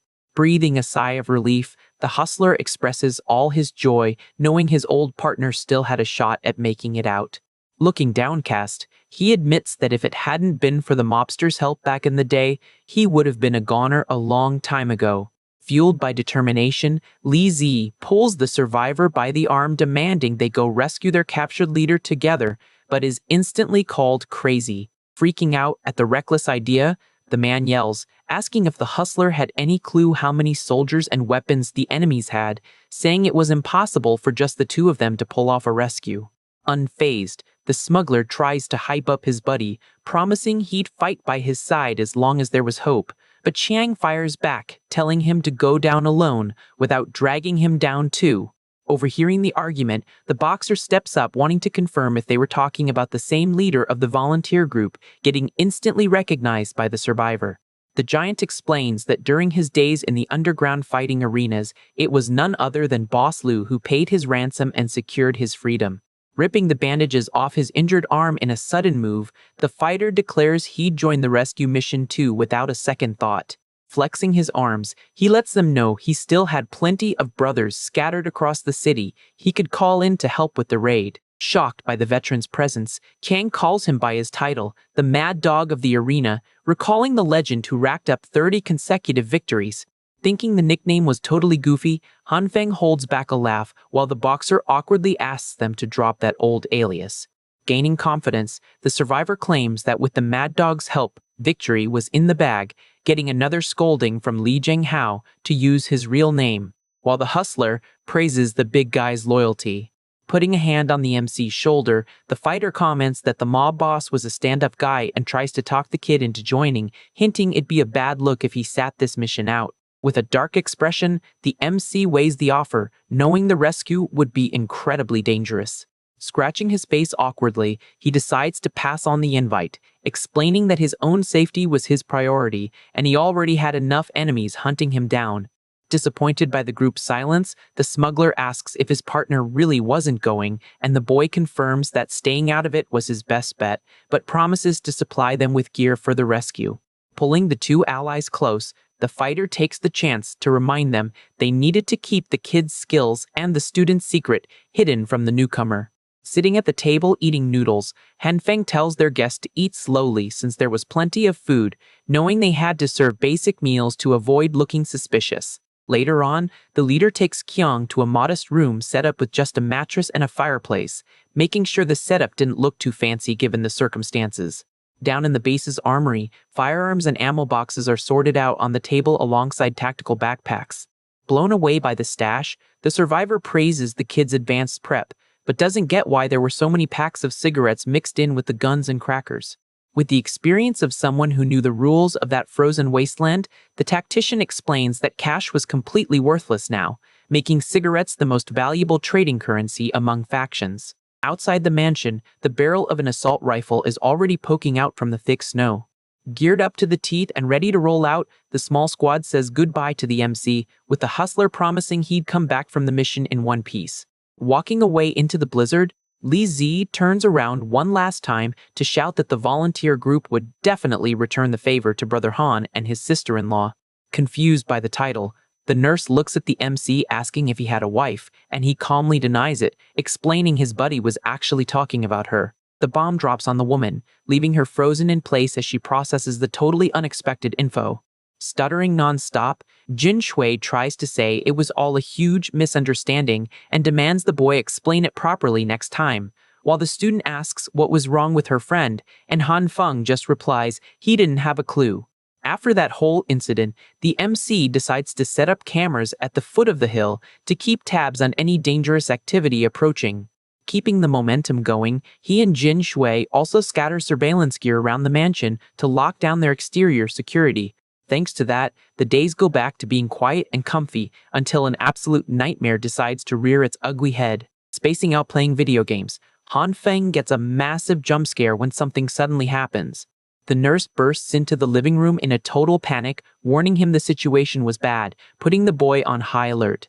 Gripping a knife with shaky hands, the woman tries to explain what the student had just done. Absolutely terrified holding a cabbage sliced in half, the tactician realizes that was the very last decent vegetable they had left. Losing his mind, he presses the glasses-wearing girl, demanding to know what else was left in her stash, only to get the super chill reply that she still had plenty of stuff. Staring at shopping carts filled entirely with cucumbers, Han Feng asks, totally outraged, if she hadn't cleaned out a whole supermarket, but the girl confesses she skipped most of the veggies and only grabbed what she liked eating. At a loss for what to do, the MC realizes they were burning through resources without restocking, and they'd starve in no time if this kept up. Using his magic, he groans that right now, his ability could only successfully multiply basic stuff like wheat, soybeans, broccoli, and meat. Checking out the final leafy green in his hands, the boy announces they needed to figure out a way to clone it no matter what, while Jin Shui puts the group's entire hope of survival on his shoulders. Sitting alone in the living room next to the useless mountain of cucumbers, the tactician mentally gears up for the challenge. Focusing his green aura as hard as he can, he prays the magic would finally work on a different vegetable. But the worst-case scenario happens, and the food blows up into pieces in his hand, turning into more magical charcoal. Ticked off by the first flop, Hanfeng decides to try again using other ingredients. Another bright flash lights up the room, letting him know yet another plant had turned to stone. Frustrated and on the edge of losing it, he compulsively starts testing carrots, peppers, and potatoes, completely botching the ability's tuning every single time. Totally defeated on the dark couch, the MC can't figure out why he couldn't nail the rhythm to save his life. Worried about her partner's condition, the nurse shows up at the door asking if he was all right. In pure panic, the boy shakes the woman, yelling that their future was doomed without a varied diet, while she tries to calm him down thinking his freakout was a bit much. The student walks up offering a cucumber and casually suggests they could survive just by popping vitamin pills. Ignoring the bizarre idea, Jin Shui proposes they grow their own meals, but the tactician points out the obvious flaw. How were they supposed to do that with the world frozen over out there? Speaking from experience, the woman explains she used to grow plants on her balcony year-round and that they just needed to maintain the right light and temp to have an indoor garden. Rattling off a list of necessities like soil, nutrients, and LED lights, she leaves the boy totally amazed by her unexpected farming know-how. Hyped by this new angle, Hanfeng immediately asks where they were going to score those super-specific supplies. The two of them stare at the glasses-wearing girl, fully expecting her to pull an entire flower shop out of her chest. But one look at her face tells them the portal was out of useful loot this time. With 0 options left, the duo is forced to face the raging storm outside to try and scrape up at least a little bit of mountain dirt. Shovel in hand, the boy realizes the mission was impossible, since the ground under the snow was as solid as concrete. Determined not to give up, Jin Shui grabs a heavy pickaxe, letting him know she was going to handle the problem with pure brute force. Putting her back into it, she lands a massive swing with the pickaxe straight into the frozen backyard dirt.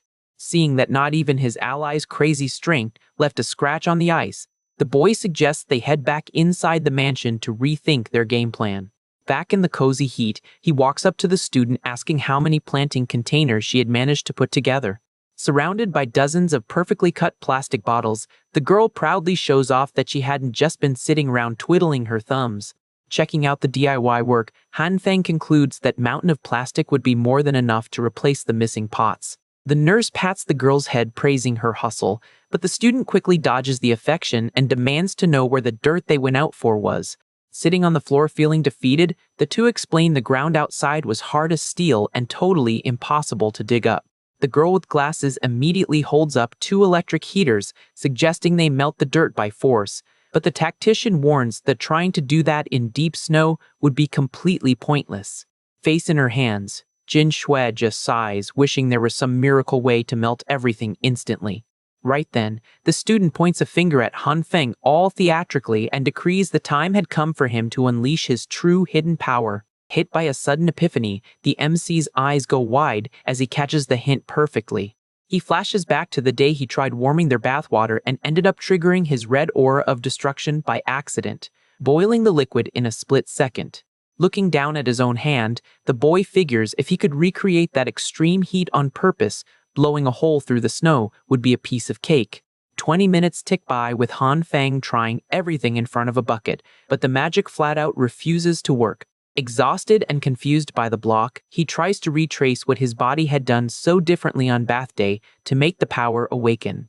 Digging deep into his memory, he realizes the only wild card from that day was catching a massive electric shock right before heating the water. Dead set on testing his crazy theory, Hanfeng turns to the student and asks if she had anything that packed a shock in her dimensional inventory. The girl instantly offers up a stripped wire promising an instant game over, forcing the panicked boy to explain he just wanted a mild zap to wake up the power again. Getting the message, the bespectacled girl pulls out a self-defense stun baton, treating the item like a low-level magic staff. Hesitant as he grabs the gear, the tactician questions if the voltage wouldn't hurt him, but his ally swears the shock was totally harmless. With no time to lose, he decides to trust the girl's judgment and hits the button on the baton. Instantly, the boy's hand erupts in a violent red aura surrounded by intense sparks.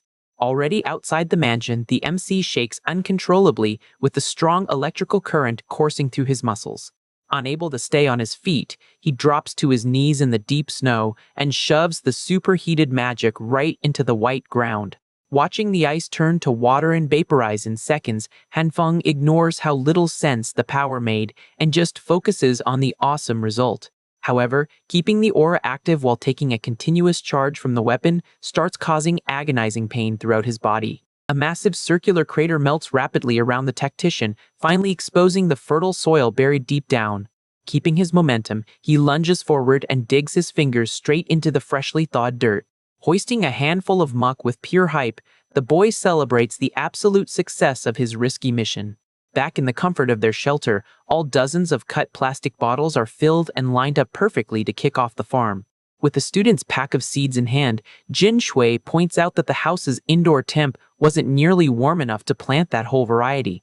Sorting tomatoes, lettuce, and cabbage from the pile, the nurse explains those options handled the cold way better, earning another thumbs up from the MC for her know-how. The crew then decides to move the whole op to a more hidden and insulated spot away from the freezing windows.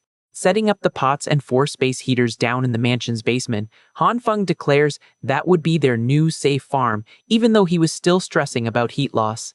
Crouched near the containers, the woman double-downs that without the perfect climate, the seeds would never sprout. Grabbing one of the dirt-filled bottles, the boy decides to gamble with his green magic to try and force immediate growth, skipping the slow stages entirely. Closing his eyes with absolute focus, he zones in on finding the perfect frequency to channel the life energy without causing an explosion. The magical effort finally pays off, making sturdy cabbage sprouts burst out of the plastic dirt in the blink of an eye. Riding the wave of his discovery, the tactician starts hitting the other seeds with his glowing energy, staying hyper-focused on the job. Even after trashing a few seeds with some early screw-ups, the team cheers watching the basement floor turn into a lush, bountiful green garden. Sadly, the hype is short-lived, and in a matter of days, all their hard work rots and perishes in the cold. As the apocalyptic freezing air seeps into the room, checking the thermometer tacked to the wall, the nurse sighs in disappointment, seeing that not even 4 greenhouses could push the dial past 10 degrees. Pissed at the setback, Hanfeng says they needed to hit 20 degrees no matter what, suggesting they plug in even more heaters down below. Breaking down the physics of the problem, the two realized the heat was bleeding right through the walls, and the machines alone couldn't beat the mansion's crappy thermal insulation. Brooding in a corner, the MC figures digging even deeper into the earth would solve the issue for good, but drops the crazy idea thinking it'd be impossible to pull off a project like that by themselves. Chattering her teeth from the chill, Jin Shui swears she'd handle it using her freakish physical strength, making the boy realize she seriously planned to dig through the rock-hard dirt by force. He then decides to test if his magic worked on the ground's rocks, agreeing that if he failed, they'd resort to brute force. Knowing the green and red auras were useless against stone, the MC bets on the purple softening energy to try and fix their situation. But even though the boulders took on a squishy mud-like look, they stayed hard as rock under the blade of his survival knife. Refusing to quit, the tactician remixes the order and blends the 3 energies by changing his output rhythm, only to rack up back-to-back failures. Breaking down the reactions, he notices plants turned into black goo and meat became a dark solid block, proving the power just didn't mess with inorganic stuff in any helpful way. A few days drag by and fueled by the rage of so many epic fails, a miracle strikes when he lets out a blinding spark into the floor while cursing out of frustration. Watching the rocks crumble into dust in his hands, the boy admits he never expected his red aura, pushed past a certain limit, could shatter stones, making all the stress totally worth it. He decides to let the destructive glow rip at full blast and max out its range to see exactly what the damage would be. Kneeling dead center in the basement, Hanfeng slams his palms on the ground and lets the violent energy spill wildly across the floor. The crimson shockwave sweeps over the surrounding slabs in one continuous flash. With a loud crack, the concrete gives way and the rock-hard foundation completely splinters right under his fingers. Tossed face first into the dirt, the boy thinks the effect is jaw-dropping, but feels his body totally drained from maxing out the power just one time. Panting and dripping sweat, he has no clue how many times his body could actually handle pulling off that trick in a single day.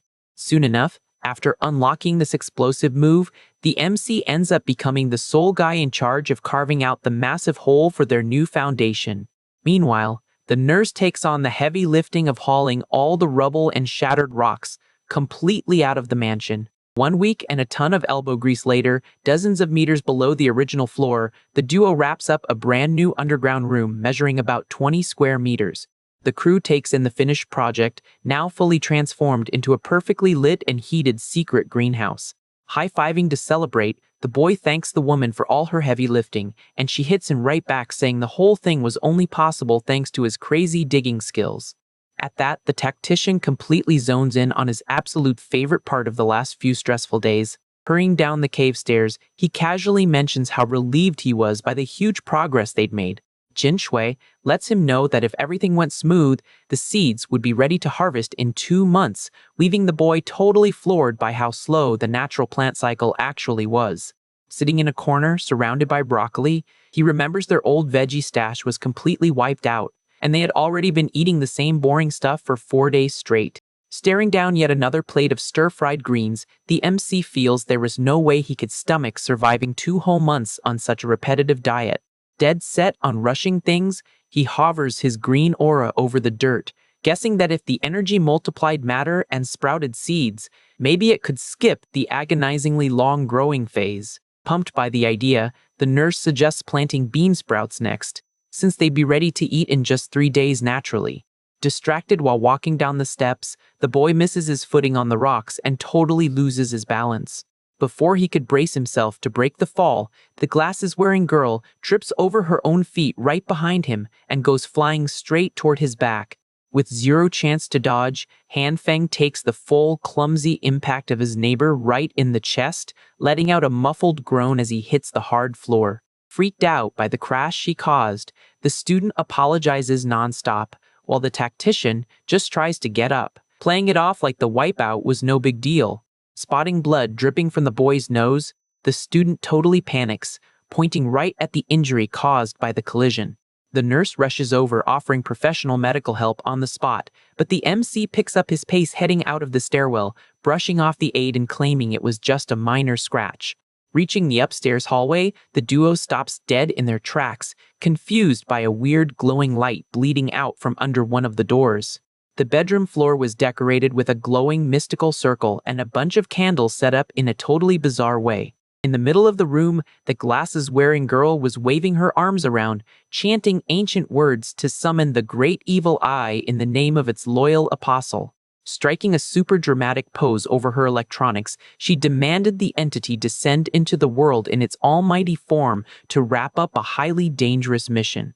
Hitting a theatrical foot stomp that makes her shoes light up, she finishes the call for the fifth eye, just as her laptop screen responds, lighting up the room. Fed up with his neighbor's weird antics, the boy deadpans asking if she was sick, but the girl defends how serious and dangerous her unholy ritual really was. She goes on to explain that one of the eyes had gone offline and she needed to boot up a backup, making the tactician sigh in pure relief, realizing the crazy girl was just talking about a busted security camera on the trail. The geography around the mansion district was super strategic, with a highly dangerous cliff on one side and just a narrow trail winding up the slope. Because of that, scattering security cameras along the only path up guaranteed full vision of any survivor trying to scale the hill. The real catch to this strategy was that the brutal blizzard kept freezing the sensors, forcing the team to constantly repair and swap out the gear in the freezing cold. Huddled against the biting wind at the top of a metal ladder, the MC curses the hellish weather, wishing it would all just end already. Suddenly, A muffled, rhythmic crunching of footsteps sinking into the snow echoes through the white darkness. Clinging to the frozen pole, Han Feng snaps his head back, terrified, desperately trying to figure out where the noise was coming from. Scrambling down the pole with his eyes locked on the storm, he shakes off the initial panic, and the nurse immediately shouts from the base of the ladder asking what was going on up there. Without any solid answers to give her, the boy reports that a massive wall of fog had just totally wiped out their view of the hills out of nowhere. Sure that the smokescreen was hiding survivors or a new threat moving in, he orders his ally to fall back to the safety of the mansion as fast as she could run. Fast forward to a boring afternoon the next day. The MC walks downstairs yawning from boredom, admitting that at first he completely brushed off the mysteries outside on the hill. After all, his #1 priority locked inside that shelter was still figuring out the perfect rhythm to speed grow their veggies. Posting up in the middle of the planter boxes, he decides to first try forcing a seed to sprout using the basic life control frequency of his green magic. The payoff is a twisted, freakish cabbage popping out of the plastic, proving that using a magic sequence meant for something else almost always screwed up the process. Holding the mangled plant, the tactician accepts he'd have to unlock the exact beat for healthy growth, starting from absolute scratch. 30 minutes of dead silent testing later, the stone greenhouse glows intensely with energy washing over every single container. But, pulling his hair out in total confusion, the boy is completely stunned, unable to figure out why his entire crop just suffered another massive fail. Every seedling and leaf that took a direct hit from the intense green blast had died and withered away in their pots. On the flip side, the veggies scattered on the far end of the basement grew insanely huge and super healthy just from soaking up the leftover scattered energy. Staring at his own glowing palm, he theorizes that fragile organic stuff only needed a tiny, gentle tap of magic to level up safely. His hunch proves spot on during the next test as the seedlings maxed out their growth in half an hour and stopped reacting to the light magical touch. Unable to spawn massive veggies in a single blast of energy without obliterating them, Han Feng settles for the daily grind of heading down there to give the pots their microdose of life every single day. Keeping up that same careful daily routine, the veggies take exactly 5 days to reach perfect harvesting size in the synthetic soil. Hugging a massive napa cabbage with a huge grin, the MC beams with pride looking at the colossal size of the plant he basically grew out of thin air. Pulling a round, totally lumpy radish out of the box, the nurse questions if the thing was even safe to eat, while the student also cringes at how ugly the tomatoes turned out. But to the girl's absolute shock, the minor cosmetic mutations weren't even the biggest issue. Looking from the ground up, the woman asks in total disbelief if a normal green cabbage could ever get that big, and the teenager just guesses it had to be a new monster breed. Hauling the massive boulder of leaves on his back, the boy admits the mutations were definitely weird and worries his life aura might have caused some biological defect in the food. However, Jin Shui waves off the paranoia, stating that during a crisis like this, simply having food was the only thing that mattered, instantly suggesting a pork and radish soup and some beef stew. Minutes later, after a lot of cooking, the living room table is packed with massive plates and dozens of colorful, mouth-watering side dishes. Stuffing his face mid-dinner, Han Feng feels like those 2 grueling weeks were totally worth it, and the glasses-wearing girl is already demanding they grow sweet fruits for dessert too. The leader laughs, pointing out that she was the one who claimed surviving on artificial vitamins was fine, but the girl fires back, annoyed, saying her evil deity demanded real melons and strawberries. Realizing the crew couldn't chew another bite, the nurse insists there was still a mountain of cabbage salad left in the bowl. With zero desire to poke another leaf with his fork, the MC declares he hates cabbage, and the girl next to him also shuts her eyes, swearing she was completely sick of the green dish. Pulling another juicy strip of meat from the soup, the boy thinks of the giant fighter, picturing the dude inhaling the entire bowl in seconds if he was sitting there with them. Looking out the glass at the hellish snow, he calculates that his allies had headed down the hills over 14 days ago and were definitely out of emergency crackers by now. Stressed about how brutal the storm was outside, the tactician drops his head with the spoon in his mouth, silently hoping his comrades were safe. The dead silence of the snowy hill is suddenly shattered by a massive explosion lighting up the top of the mountain. Sitting at the table, the glasses-wearing girl talks about the roar of the Demon King, while Han Feng notes it was already the sixth day hearing that loud boom. But the nurse brushes off the worry, claiming the outside world wasn't their problem.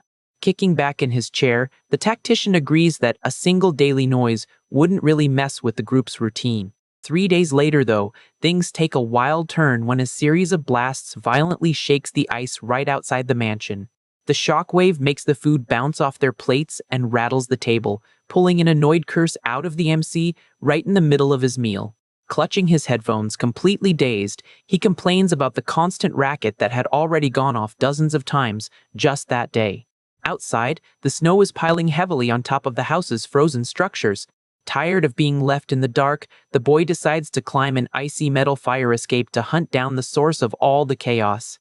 Crawling carefully up the frozen slope, he moves stealthily so he wouldn't get spotted. He soon reaches the edge of the hill and peeks over into the massive valley, swallowed by the white storm. Right then, double explosions tear up the ground below, leaving the kid totally confused about what was going down. A flash tears through the sky at top speed, showing the arc of another heavy projectile soaring over the mountain. Adjusting his binoculars, Han Feng desperately tries to get a look at whatever lunatic was firing off heavy artillery. With more bombs going off across the hills, he figures that making that much noise was basically serving up your own location on a silver platter. Lowering his gear, the tactician admits the danger was still a ways off, but knew things would get real ugly if the attacks kept pushing their way. Staring back at his own base from the top of the hill, the leader worries their current reinforcements wouldn't hold up against a direct hit. Evaluating the setup, he decides the wall was way too short and they needed to beef up their defenses ASAP.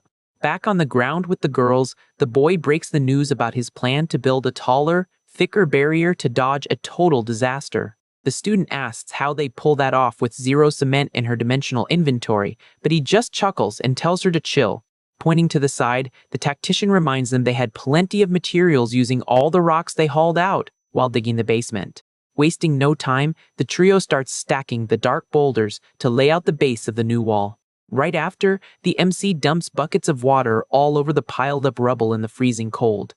The logic was foolproof. The water instantly freezing would lock the rocks together, turning the whole thing into an unbreakable solid mass. The nurse jumps in for the finishing touches, slamming her shovel hard to smooth out the icy surface. Stoked about their teamwork, the boy notes that the crazy low temperatures made that ice and stone combo way tougher than actual concrete. Using wooden ladders, the three push themselves to the limit, continuously raising the wall over the next few days. Once they run out of rubble, they ruthlessly start tearing down the neighbor's mansion to scavenge more building materials. 3 days of grueling work later, they're left with a massive, intimidating ice wall, totally blocking the view of their shelter. Standing on top of the structure, the leader finally breathes easy, convinced the insane thickness would guarantee they could finally catch a break. A massive impact shatters their peace, blasting chunks of ice everywhere and making the guys scream in panic, realizing the bombardment had finally hit their turf. Huddled against the wind, the MC scrambles quickly to find some cover. He pops his head up on high alert, tracking the sharp whistling sound tearing through the sky. A shell rips through the storm, drawing a perfect arc straight toward the top of their hill. Peeking through the binoculars, the kid curses in frustration, confirming the enemy artillery was closing the distance. His eyes follow the warhead dropping at breakneck speed onto the white landscape. A deafening boom kicks up a pillar of fire and debris in the snow right after. The mayhem keeps coming as another explosion violently swallows a nearby mansion in flames. Right then, a devastating strike hits their massive ice wall dead on. The dark shell cuts through the smoke like an absolute lethal force. Kneeling in the snow, Han Feng watches the entire scene unfold without moving a muscle. Tension takes over his face as he witnesses the raw destructive power of heavy weapons. Sprinting down the ladder, he mentally thanks his lucky stars for building the wall just in time to dodge a fatal wipeout. Safely in the hallway, the tactician runs through the house, frantically yelling for the girls to get down to the basement. The trio spends exactly half a day hiding in the middle of the giant veggies before working up the nerve to head back upstairs. On the second night of non-stop strikes, a close blast rocks the bathroom, making the leader slip butt naked in the shower. Rocking nothing but a towel around his waist, he sprints down the hall, yelling at them to hit the basement while explosions boom outside. On the morning of the third day straight, the ruins of the house next door turn to dust, while yet another shot tests the limits of their ice wall. The nightmare drags into the afternoon of the fourth day, jump-scaring the guy with tremors right when he was using the toilet. Sitting on the john, fully bundled up, he angrily tells the glasses-wearing girl to knock next time before she barges in desperately needing to go. The orange heater keeps the basement toasty while their daily routine waves goodbye to any sense of normal.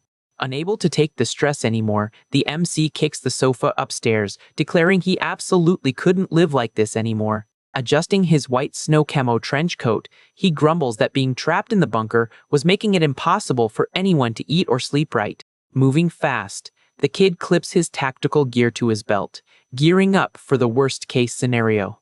Assault rifle in hand and radiating a highly dangerous red aura, the tactician decides to head out and hunt down the psycho behind the endless attacks. Standing outside the front door, he says goodbye to his allies, promising to be right back and telling them to stay safe. Gliding on skis, the leader bombs down the slope, dodging cracks left and right in the ice. Hitting a hard break, he stops right at the edge of a huge crater stained with grim remains.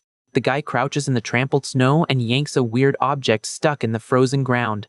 Checking out the ripped piece of fabric, Han Feng spots a military camo pattern and figures out the armed forces were directly involved in the recent bombings. His mind instantly flashes back to the threatening commander and that digging monster, really hoping this wasn't that same crew. Pushing further down, the kid stumbles onto a messed-up trail of scattered bodies, realizing a brutal firefight went down right there. To keep his own head attached, he switches up his route and climbs a nearby hill, looking for a solid vantage point. Crawling with everything he has, the MC pants, fighting against the thick snow until he finally hits the top. Set up in his blind, he grabs his binoculars again to scope out the details of the layout below. The lens zeroes in on a massive cave sheltering a perfectly built base that screams military installation. Focusing on the barricade, he spots the two giant cannons and bets those are the guns making his life a living nightmare back home. Things get super weird when the kid notices a squad creeping up stealthily toward the actual entrance of the base. Gunfire suddenly rips through the air, leaving the tactician completely lost on why there be an internal shootout between military grunts. Without any warning, a devastating magical gust of wind sweeps the trench, tossing the soldiers around like rag dolls. One of the guys gets launched flying straight over Han Feng's hideout, screaming his lungs out. The body crashes down, brutally smashing the ice and pulling a terrified curse out of the camouflaged boy. Getting up slowly near the bloody impact zone, he simply confirms the soldier met an instant end on the ground. The leader hits the deck again, blown away by the sheer force of an attack that wiped a whole platoon in the blink of an eye. Keeping his eyes glued to the compound's gate, he waits for whoever caused that disaster to finally step out. But the insane scene only reveals a slick-looking guy with white hair alongside two kids, leaving the MC completely lost about why a family of three was hanging out in a war zone. The elegant white-haired woman keeps a commanding and chill posture right in the middle of the battlefield. Catching something off in the distance, she turns her head, giving off a seriously challenging vibe. Sweating bullets behind his binoculars, Han Feng can't believe he just got made from hundreds of meters away and tries to gaslight himself into thinking it was just a coincidence. Still flat in the snow, the MC mentally doubles down that there's no way she could have spotted him from down there. His scope focuses back on the trio standing completely unfazed outside the military compound. But the chill vibe vanishes when the pink-haired girl aims a heavy cannon straight at his hideout with a totally sadistic look. The weapon fires off a flaming shell, tearing through the freezing air at insane speeds. A massive boom lands a direct hit right on top of the hill where the tactician was posted up. Sliding desperately down the slope under a hail of rocks, the guy tries to figure out how the heck she managed to ping him with that much accuracy. Ducking behind a boulder, he decides these people are way too freakish and calls for a tactical retreat to watch from a safer spot. Just then, new explosions rattle the valley, leaving the leader confused about where the noise was coming from. Dark smoke billows out of the military camp, showing total chaos breaking loose. Soldiers sprint for their lives, blind firing behind them while screaming that the threat is right on their heels. With zero chance to fight back, a brutal wave of ice swallows the fleeing grunts whole. Dead center in the wreckage, the bizarre trio stands totally untouched on a floating platform. The frozen structure drops down, crushing absolutely everything in its path. A colossal ice blast kicks up a thick cloud of dust while the troops' screams echo muffled through the mountains. Shell-shocked by the scale of the hit, Han Feng asks himself how an attack on that level was even possible. The shockwave slams right into the guy, forcing his brain to accept that this was game over for him. Tons of snow crash down violently, wiping the entire area completely clean.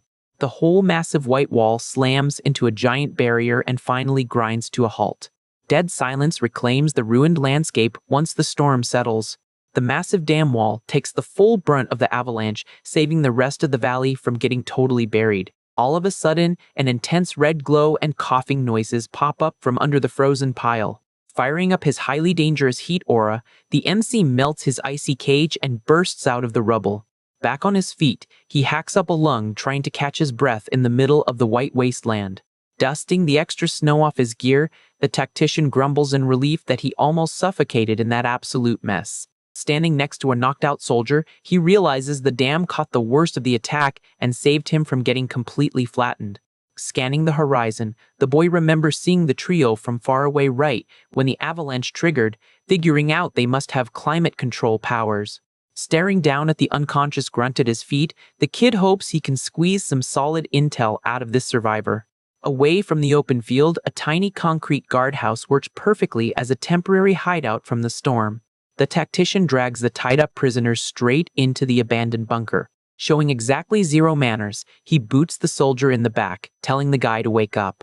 The man snaps awake groaning in pain, only to stare straight down the cold barrel of a pistol shoved in his face. Going into absolute panic mode, the soldier begs for mercy, swearing he'd spill everything he knew without a fight. Keeping the gun steady, the MC feels super let down, thinking about how he had prepped dozens of methods to break the guy and the dude folded in the very first second. Sitting in a beat-up chair, Han Feng promises to let the prisoner walk if he spills the details on the woman and those kids. Shaking with terror, the grunt claims they aren't even human, since they can blast energy waves and spawn explosions out of thin air. Annoyed by the guy freaking out, the leader tells the scumbag to cut the crap and break down each of their powers one by one, starting with the woman. The hostage explains that the white-haired leader can unleash waves of force strong enough to sweep an entire squad with just a flick of her wrist. Right after, he reveals the girl uses detonation magic and can turn any target into an instant blast hazard. Just to top off the nightmare, he drops that the little boy controls the blizzards, making him the main cause of those massive avalanches. The kid in white is totally floored by the family's insane power scaling, while the soldier keeps screaming that they're absolute inhuman monsters. Thinking about his own skill set, the tactician quietly admits to himself he has zero right to call anyone else's powers gross or unfair. His mind flashes back to the freakish villains and the anime-obsessed girl with glasses, realizing the world was already packed with superhuman mutants exactly like him. Pushing the interrogation forward, the MC raises the gun, wanting to know if the military were the ones bombing his mansion district lately. Bawling his eyes out, the prisoner denies the hit, explaining the base got taken over by the trio a while ago, and the troops only just came back with backup to try and reclaim it. That piece of intel makes the tactician realize that the explosive nightmare in his neighborhood was literally just the crossfire from this turf war. His mind pictures the disaster out there, soaking in the fact that an entire armed battalion got taken down completely with zero effort. Putting the final pieces together, he concludes that the weird family was the real reason his peace at the mansion got ruined. Fury takes over the leader as he yells, pissed off, asking what was the point of bombing his house every day if they didn't even know him, but the soldier just cries, swearing he had no clue. Taking a deep breath, the guy lets out a heavy sigh in a totally failed attempt to rein in his own temper. He drops the argument and tells the grunt to get lost, catching a wave of pathetic thank yous for showing mercy. Walking casually out of the bunker, the boy heads his own way in the snow, while the survivor sprints for his life in the opposite direction. All of a sudden, a massive shockwave rocks the ground, forcing Han Feng to fall back so he wouldn't get blown to bits. A barrage of heavy artillery starts absolutely hammering the snowy terrain around him, kicking up massive clouds of dirt. Out of nowhere, the tiny concrete guard box where the interrogation just went down takes a direct hit and blows up spectacularly. The entire structure caves in from the impact, leaving nothing but twisted blocks and heavy smoke. Hiding inside a nearby house, the MC pops his green and purple auras onto the walls to tank the heavy hits from the non-stop bombing outside. Palms glued to his glowing magical force field, he quickly picks up that these aren't random shots, and the enemy zeroed in right on his spot. Holding up the defensive shield, the kid gets furious trying to figure out how these people managed to track his exact location from multiple hills away. High up on the ridge, the family takes a casual stroll across an ice bridge built in midair while checking out the strike zone. The little boy hypes up his older sister's insane accuracy, and the pink-haired girl brags, saying all her target practice from the last few days really paid off. Scanning the target area, the white-haired woman coldly notices the enemy's energy signature didn't fade after the strikes. It actually got way stronger. The younger boy backs up, scared the survivor might be invincible, but the manic girl preps more explosives, guaranteeing the guy is gonna bite the dust eventually. Showing zero mercy, the trio's leader calls for more fire and announces they'll hunt the target down personally if he survives, since letting him make it out would just invite more drama later. Straight up mocking him, the bomber girl teases her little brother, asking why he was so scared when his powers were absolute god tier in this weather. Way down below, the reinforced little cabin stands strong against the freezing winds in the middle of the snow. Panting and surrounded by smashed furniture, Han Feng catches his breath on the floor, super relieved to hear the bombing stop, knowing he'd be a goner if he hadn't buffed the building in time. Sitting in the wreckage, he weighs his options and realizes that running back to the mansion would just reset the cycle of daily explosions and totally trash his home. The tactician's eyes go full predator mode, and the flaming red aura wraps around his left arm, locking in his choice to eliminate the entire family to secure his own future. Racking a tactical bolt on his gear, he dials in his gadgets to prep for a war. The MC peeks through the window cracks, studying the snowfield in front of the dam and the hills on the sides to map out the battlefield. Running the playbook in his head, he lists the 3 superhuman targets and their highly dangerous powers. With his brain running completely on logic, the leader decides the girls' bombs are the biggest headache, but he's confident his magic barriers can tank the damage just long enough to land a clean shot. Going back over the targets, the tactician reminds himself the woman shoots out super heavy energy waves from a distance, making her a serious threat. The little kid, though, takes the crown as the most dangerous one on the squad since he can trigger massive avalanches without even breaking a sweat. If the boy decides to flex his ice and snow powers from a safe spot, he could easily just bury the MC and the entire dam all at once.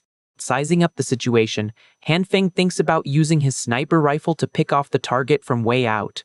Sitting by the window with his rifle mounted, he admits to himself he's no pro marksman and would probably completely miss the shot if they were too far out. Leaning on the scope, the kid realizes that if the trio chooses to camp out in the hills next to the dam, he wouldn't be able to spot them in time. Resting his chin on his hand, he sits in deep thought, running his brain in overdrive to find another way to wipe this threat off the map for good. The idea of setting up a trap on their route flashes through his mind, but hits a brick wall right away since the kid controls the snow and ice, making any ground ambush totally useless. Staring at the massive frozen waterfall through the window, the leader cooks up a plan to bait them down to the bottom of the dam and bust the gate wide open to drop the water, cutting off any chance of escape. The frozen scenery around the massive wall stays dead quiet under the brutal storm. Even though he likes the plan, the MC hits a snag trying to figure out how to lure the enemies all the way down and who would actually trigger the floodgates in time. His eyes lock onto the giant metal structure jammed into the ice, guessing the door stands at least 7 meters tall. Going off stories about ice fishing up in the North Pole, he figures the ice layer is maybe 2 meters thick and the liquid water underneath has to be sitting above the gate level. Refusing to leave things to blind luck, the kid heads down to the spot and hits the frozen ground with his purple aura to test his theory. The fear of the water not bursting out right when it counts pushes him to double-check everything himself, knowing a single screw-up right there meant an instant game over. The purple magic sinks in, slicing right through the massive dam wall like a hot knife through butter. The condensed power burns its way down through the thick frozen layers without catching a single snag. A loud crack echoes off the structure when the blockage finally snaps under the non-stop magical pressure. Instantly, a rush of water crashes through the barrier, hitting the newly blasted hole with a bright flash. Seeing the payoff, The leader breathes easy, confirming the master plan is solid gold, as long as he can drag the trio down to the lower level. Way off in the distance, the landscape stays completely swallowed by the crushing whiteout burying the hills. The invader squad moves fast, sprinting straight through the frozen trees in the woods. Out of nowhere, the leader throws a hand up, stopping all three of them dead in their tracks. Spotting the target, she points out the enemy is camped in the second house above the dam, and the pink-haired girl instantly volunteers to launch a bomb right at it. Keeping it totally chill, the woman orders the kid to strike first, making it clear the heavy explosives are only allowed once the survivor gets fleshed out of hiding. Following orders on the spot, the boy drops to his knees in the snow and plants his hands on the ground to charge up his power. The shockwave of his skill instantly launches the white surface into a massive wave that completely eats the trees. With insane force, a brutal avalanche crashes down, clearing out absolutely everything in its path with an ice storm. The massive mountain of snow drops like a hammer straight toward the buildings at the base of the hill. Right then, the payload slams into the cabin with crazy power, rocking the entire reinforced setup. Inside the bunker, the MC holds the line, pumping his green and purple magic into the walls while the floor shakes violently under his boots. Dripping with confidence, he shouts out that the enemies finally showed up for the main event. Outside, giant blocks of snow and stone tumble down the hill, showing absolutely zero mercy. The white tidal wave completely buries the building in a vortex of non-stop destruction. Despite taking a monster hit, the buffed cabin holds its ground perfectly inside the frozen rubble without cracking under the pressure. Prepping for the clapback, the tactician lines his rifle up with a gap in the wall, swearing he's gonna find exactly where those enemies are hiding. The sniper scope scans across the dead trees and the ruined landscape, hunting for a single twitch in the snow. Spotting all three targets standing grouped up way out there, he locks in the visual. His fingers squeezes the trigger without a second thought. A deadly shot rips right out the front of the house, carving a tunnel through the piled-up snow. The bullet shreds the air, moving at totally insane speeds. The round crosses the massive white void of the valley, heading dead straight for the exposed trio. Catching on to the sudden threat, the invaders snap their heads toward the incoming ambush, purely off instinct. In the literal split second before the hit, the bullet's path is violently swatted away by an invisible wall. Smoking a cigarette like it's nothing, the leader holds up a spherical energy shield that perfectly tanked the shot without breaking a sweat. The defensive bubble keeps deflecting a whole barrage of sniper rounds that just bounce off harmlessly into the air. Seeing that the avalanche wasn't enough to crush the house, the woman hands the mission over to the bomb girl, who takes the gig, looking absolutely thrilled. From his sniper nest, the shooter watches the enemy move with total confidence through his lens. Lowering his gun, the guy says in a super dark tone that he's been waiting for this exact moment for a long time. With a heavy kick, he busts open the wooden barricade boarding up the window. The survivor smoothly vaults through the gap, leaving the safety of the cabin entirely in his rear view. Landing heavy on the roof of the half-destroyed building, the leader throws his hands up, flaring an intense red aura, ready to throw down. The lone guy stands out on top of the ruined bunker, staring down the massive frozen wasteland. Gripping a megaphone, he takes a deep breath, ready to unleash every nasty insult he could think of just to tick the targets off. The screeching noise echoes across the valley, carrying an absolute tidal wave of creative, heavy-duty trash talk straight at the family. The flood of insults hits the trio right in the face, completely shattering that superior, stuck-up vibe they had going on. Furious beyond belief, the pink-haired girl screams, offended by his nerve, swearing she'll blast that jerk into oblivion. She gears up to launch the payload, but gets instantly cut off before letting it fly. The leader grabs the younger girl's arm, asking in a totally menacing tone if they knew what she hated most in the entire world. Pulling a heavy hand cannon out of nowhere, the white-haired woman loses her mind completely, screaming back a cheap insult aimed right at the MC's own family.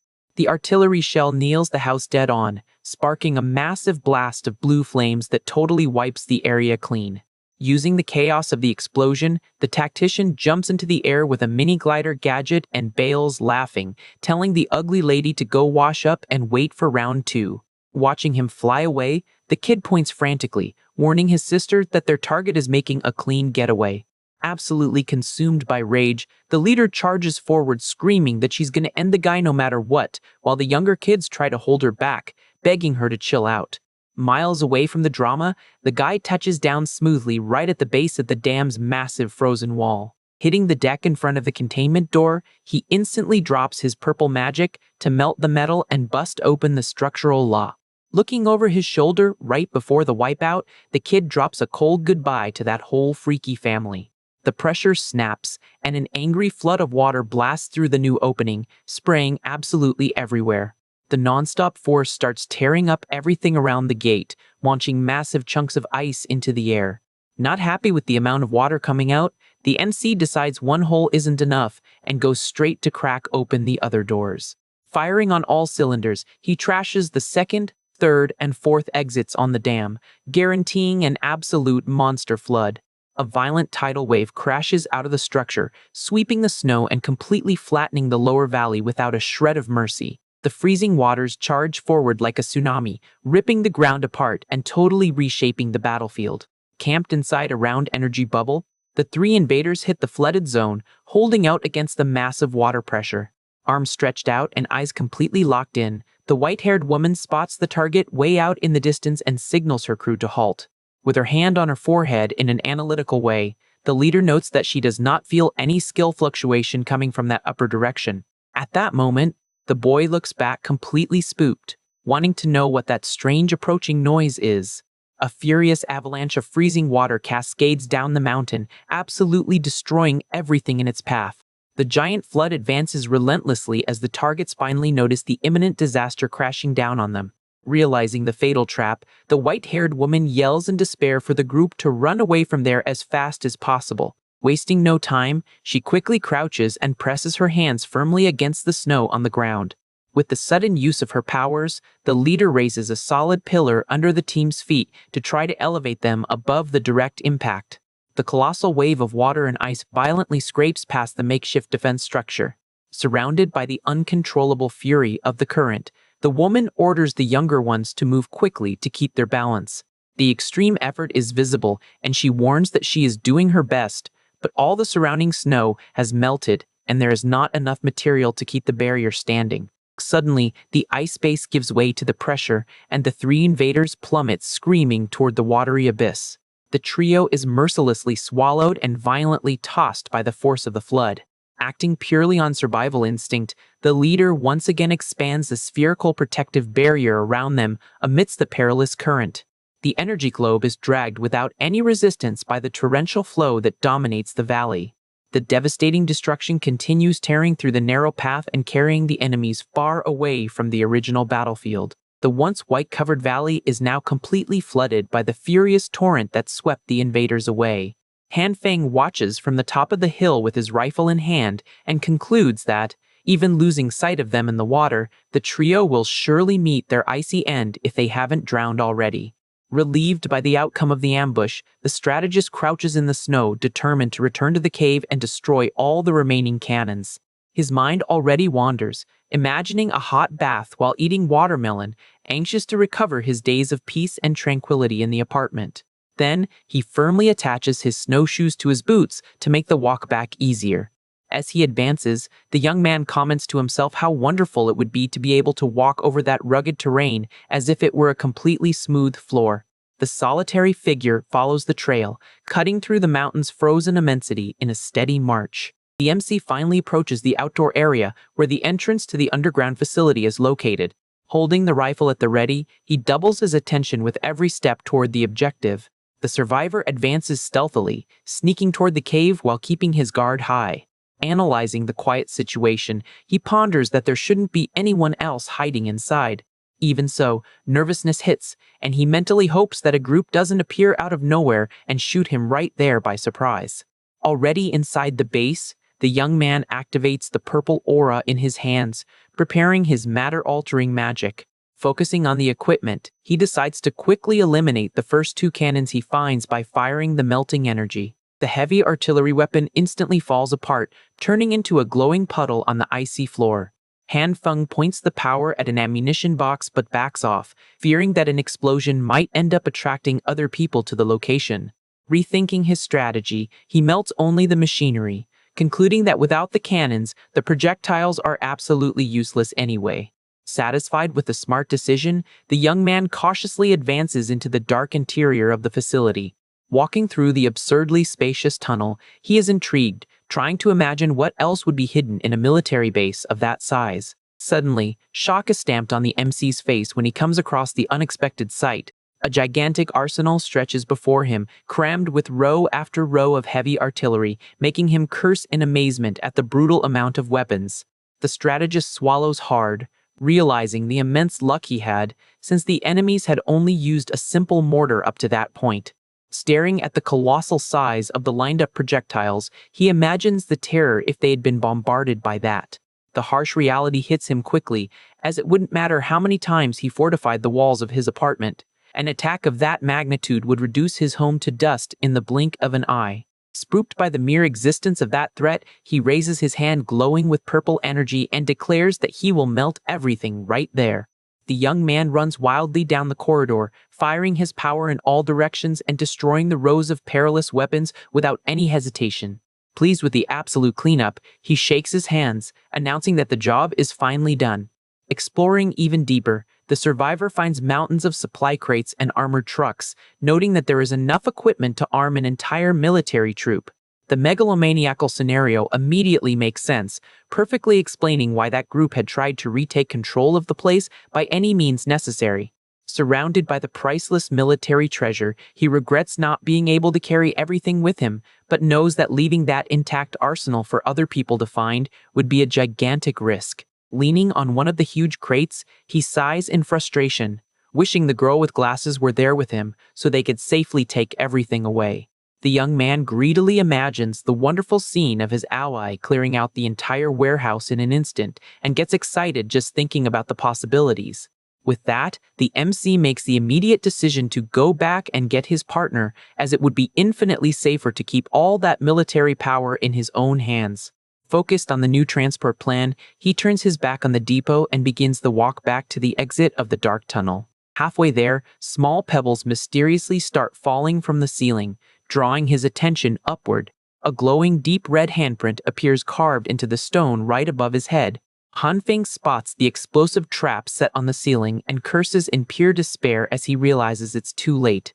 A devastating blast detonates the cave's interior, swallowing the young man in a fireball and brutal destruction. Outside, a dense cloud of dust and smoke is violently expelled through the mountain entrance due to the pressure. Sitting calmly in the snow, the pink-haired girl laughs sadistically, mocking the enemy's attempt to take them out and flaunting her explosive counterattack.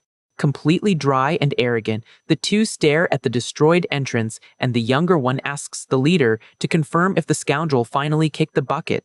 The white-haired woman touches her forehead to track the energy in the area, but is surprised by an answer she did not expect. The deafening sound of secondary explosions keeps shaking the underground base's internal structures non-stop. The continuous force of the impacts makes the stone ceiling begin to give way and collapse completely over the corridor. Amidst the rubble and thick dust, the survivor coughs desperately, trying to protect his face and clear his vision. Still standing among the giant destroyed stone blocks, Hanfeng's figure glows intensely, resisting the perilous impact. The MC's body is entirely enveloped by the green aura, which acts as a hardened barrier to nullify the damage from the explosion and the collapse. Breathing heavily through the smoke, he confesses the absurd scare he got from seeing the rock itself magically explode right in his face. The strategist clearly realizes he escaped by a hair, knowing that if he hadn't hardened his clothes beforehand, he would be a goner. Analyzing the trajectory of the dirty attack, the young man concludes that the rock came from above, proving that the invading trio survived and is walking right on top of the mountain. Consumed by the irritation of being caught off guard, he channels the destructive red energy into both hands, complaining about that group's persistence.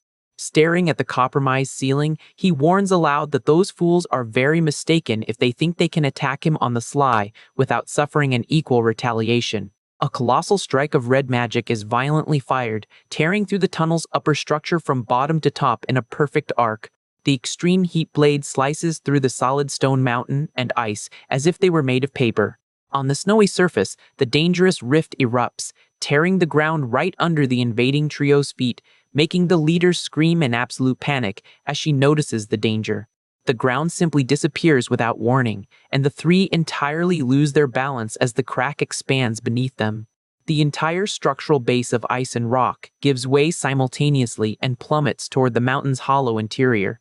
The woman and the younger ones fall screaming out of control, diving straight into the deep abyss that opened up. The group crashes painfully against the rubble at the bottom of the military facility, groaning in unison about the bumps on their backs and heads. Fallen on the dirty floor and surrounded by rocks, the white-haired woman quickly supports herself and yells for the others to get up, desperately warning that the enemy is right in front of them. Sliding down the slope through the debris, the trio tries to escape while Han Feng jumps right behind them with the rifle in his hands. Without giving them a chance to breathe, the MC pulls the trigger, firing a burst into the air. The shots ricochet violently off the rocks around the group, forcing the two to run desperately across the uneven terrain. At that moment, one of the projectiles ends up hitting the pink-haired girl's leg squarely. The pain makes the girl lose her balance and plummet screaming, while Zhang throws herself towards her in a failed attempt to catch her. The two roll clumsily across the frozen ground until they come to a stop, lying at the base of the crater. Desperate about the situation, the leader lifts her sweat-covered face and begs the shooter to wait. She raises her hands, declaring total surrender, while the young man lands firmly with the weapon pointed at the group. The strategist is surprised by such a sudden giving up, but the pink-haired girl doesn't accept defeat, activating her red magic in her hand and cursing the enemy while demanding he let her sister go. Han Feng keeps his guard high with his green aura pulsing, acknowledging that the explosive power of those rocks was strong, but his fortified jacket handled it. He quickly analyzes his options, knowing that if he shoots the leader first, he might not be able to defend himself from the youngest's magic attack in time. On the other hand, if he focuses on the hot-headed girl, he'll surely face an immediate retaliation from the older woman. Besides, the little boy is still hiding around there, representing a real risk of an ambush during any exchange of blows. Reaching the conclusion that a direct confrontation is too risky, the young man lowers his guard a bit and peacefully proposes that, since there is no real enmity, they might as well come to an agreement if they stop bombarding his house. The leader blinks, confused by the accusation, questioning where he got this idea of a bombardment. She quickly connects the dots and asks if he lives in the hillside village, while the younger sister looks away, breaking out in a cold sweat, clearly guilty. The MC loses his patience and fires back angrily, asking if she thinks he would leave his house in that awful cold just to take a stroll if he wasn't being attacked daily. Understanding the situation, Zhang demands explanations from the youngest, who awkwardly confesses that blowing things up is just too good, and she ends up feeling bad if she doesn't do it every day. The crazy girl flashes a sadistic smile, revealing her hatred for rich people, making the young man mentally question if she has a serious problem in her head. With the dust settling, the leader concludes that the shooter has no connection to the soldiers from before, justifying the confusion by the fact that he's dressed exactly like military personnel. Without lowering his weapon, he mocks the coincidence of her showing up right at the time of the attack, doubting anyone would believe it if he said he was just passing by. A tense silence takes over the destroyed environment as both sides face each other, weighing their words. Using all her charm, the white-haired woman smiles, apologizing to the handsome young man, emphasizing that it was all a big misunderstanding. However, the strategist doesn't yield an inch, dryly warning them not to think they'll get forgiveness just by putting on a show. The tension is interrupted by the pink-haired girl groaning in pain because of the bleeding in her leg. Faced with the need for medical attention, the group ends up taking shelter in one of the intact rooms of the military base. Some basic first aid supplies are quickly organized on a makeshift table. While Zhang takes care of her sister's wound as she sits on the bed, Han Feng watches closely with the rifle, noting the woman's scary coldness when extracting the bullet. The fact that the injured girl also handles the gunshot so routinely convinces him once and for all that those two have a very dangerous past. With the bandage finished, the girl's leg finally stops bleeding. The leader guarantees that the bombardments will cease immediately, while the youngest bows on the floor, thanking him for the forgiveness with a forced formality. To prove her sincerity, the woman offers the military base's resources, ignoring her sister's indignant protests, who reminds her of the trouble it took to steal all of that. In the blink of an eye, Zhang grabs the girl's head and forces it against the floor in a threatening manner, demanding she apologize properly for causing that mess. The MC watches the scene entirely in silence, impressed by the woman's scary ability to change personalities in an instant. Not letting himself be swayed by the theater, he gets straight to the point and questions how she managed to track his location so precisely. The woman smiles sweetly again, suggesting he lower the rifle since they are all friends now. The young man's response is short and blunt, making it clear he still doesn't trust them one bit. Ignoring the hostility, the former teacher reveals that it is a tracking technique and even offers to teach him. Creating a small whirlwind in her hand, she explains that even before the climate apocalypse, there were already people with special powers. The technique consists of focusing the mind to pick up energy fluctuations in the environment, acting like a radar that detects the magnetic field of superhumans nearby. After talking for a while and absorbing the explanation, the strategist realizes he already has a basic notion of how to track these auras. Taking advantage of the information source, he asks if it's possible to awaken new abilities, but the leader dismisses the idea, stating that a person can only have one type of power.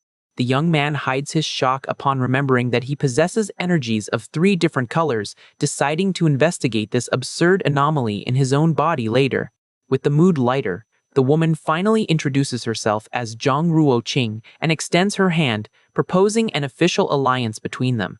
Noticing the truce, the leader flashes a relieved smile when she sees the barrel of the gun finally pointed at the floor. In the very next second, her expression darkens frighteningly as she demands answers for the offensive insults he yelled during the fight. The pink-haired girl bursts into laughter, pointing at the young man, loving the fact that her older sister hadn't forgotten the offense. With their magic activated and glowing in their hands, the two corner the shooter, asking in a dangerous tone if he feels like turning to ashes right there. Far from being intimidated, Han Feng smiles mockingly, recalling that the previous explosions didn't even scratch his clothes, so empty threats won't work. Realizing the bluff failed, the woman drops her aggressive posture right away, asking her ally not to take the joke seriously. The strategist tries to pull his hand back while she holds it tight, playing dumb as he swears he has no idea what insults she's talking about. With zero shame, he launches into a speech praising the leader's beauty, wisdom, and grace, ensuring that it was all a huge misunderstanding. Bought by the sweet words, Jiang scolds her sister, demanding she deactivate her magic against their new partner, leaving the girl completely confused. The youngest crosses her arms, sulking, warning the man that she won't forgive him just for half a dozen cheap compliments. Changing targets, the MC flashes a gentle smile and calls the little one adorable, innocent, and full of life. The girl's face immediately boils with embarrassment, while the manipulator laughs internally at how absurdly easy it is to fool the teenager.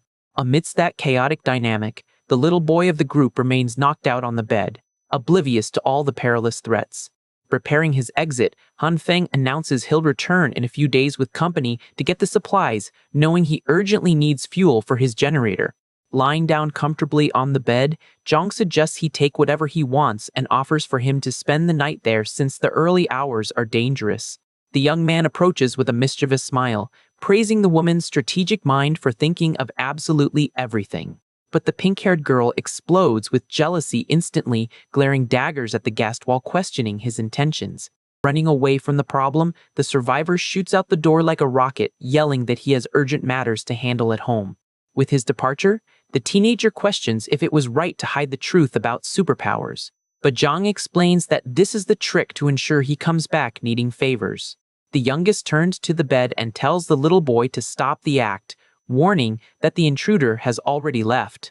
The little one sits up stretching and grumbles that he hates talking to strangers, while the girl asks if the excessive use of magic caused any mutation in his body. Without any warning, the teenager lunges at the boy, aggressively patting down his clothes to check every inch. The kid squirms, trying to escape the invasive inspection as she turns him every which way on the mattress. Finding what she was looking for, she bursts into laughter, announcing that the mutation is growing right on his rear end.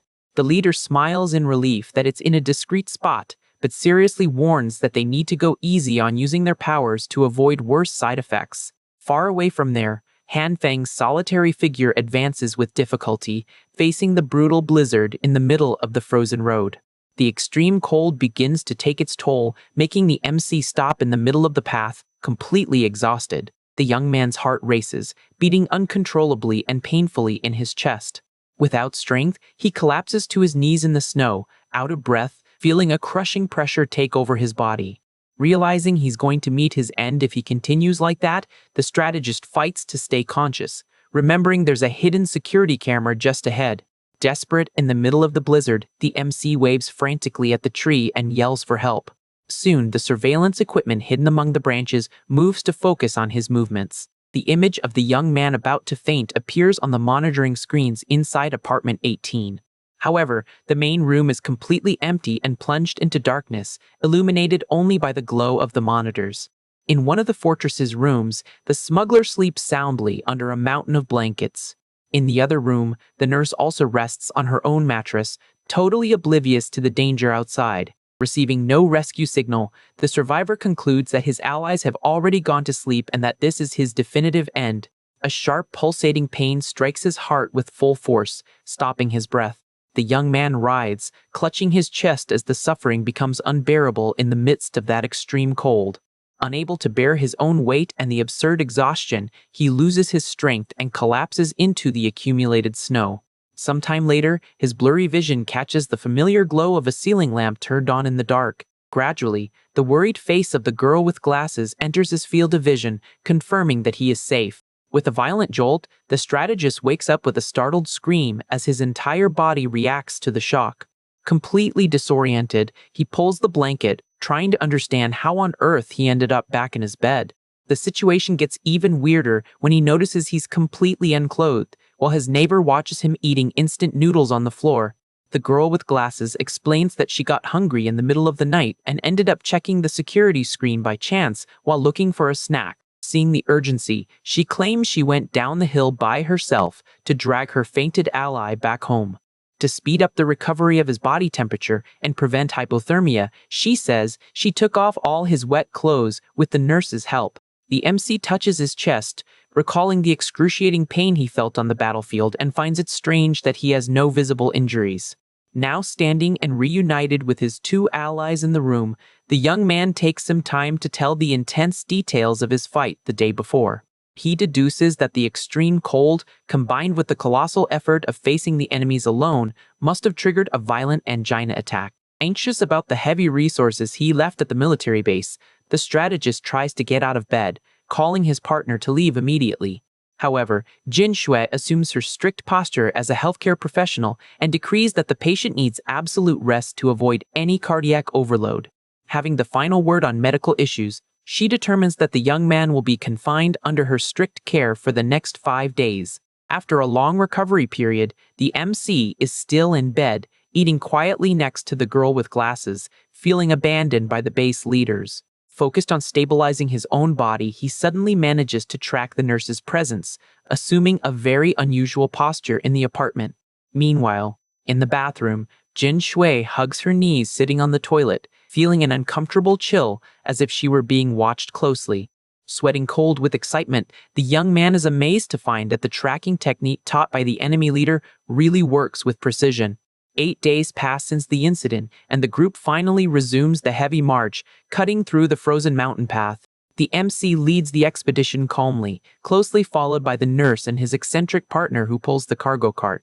Hiding at the entrance to the underground base, the pink-haired teenager is shocked to notice that the outsider really kept his promise and brought superhuman allies with him. The trio advances confidently across the destroyed landscape until they reach the familiar rubble of the military refuge.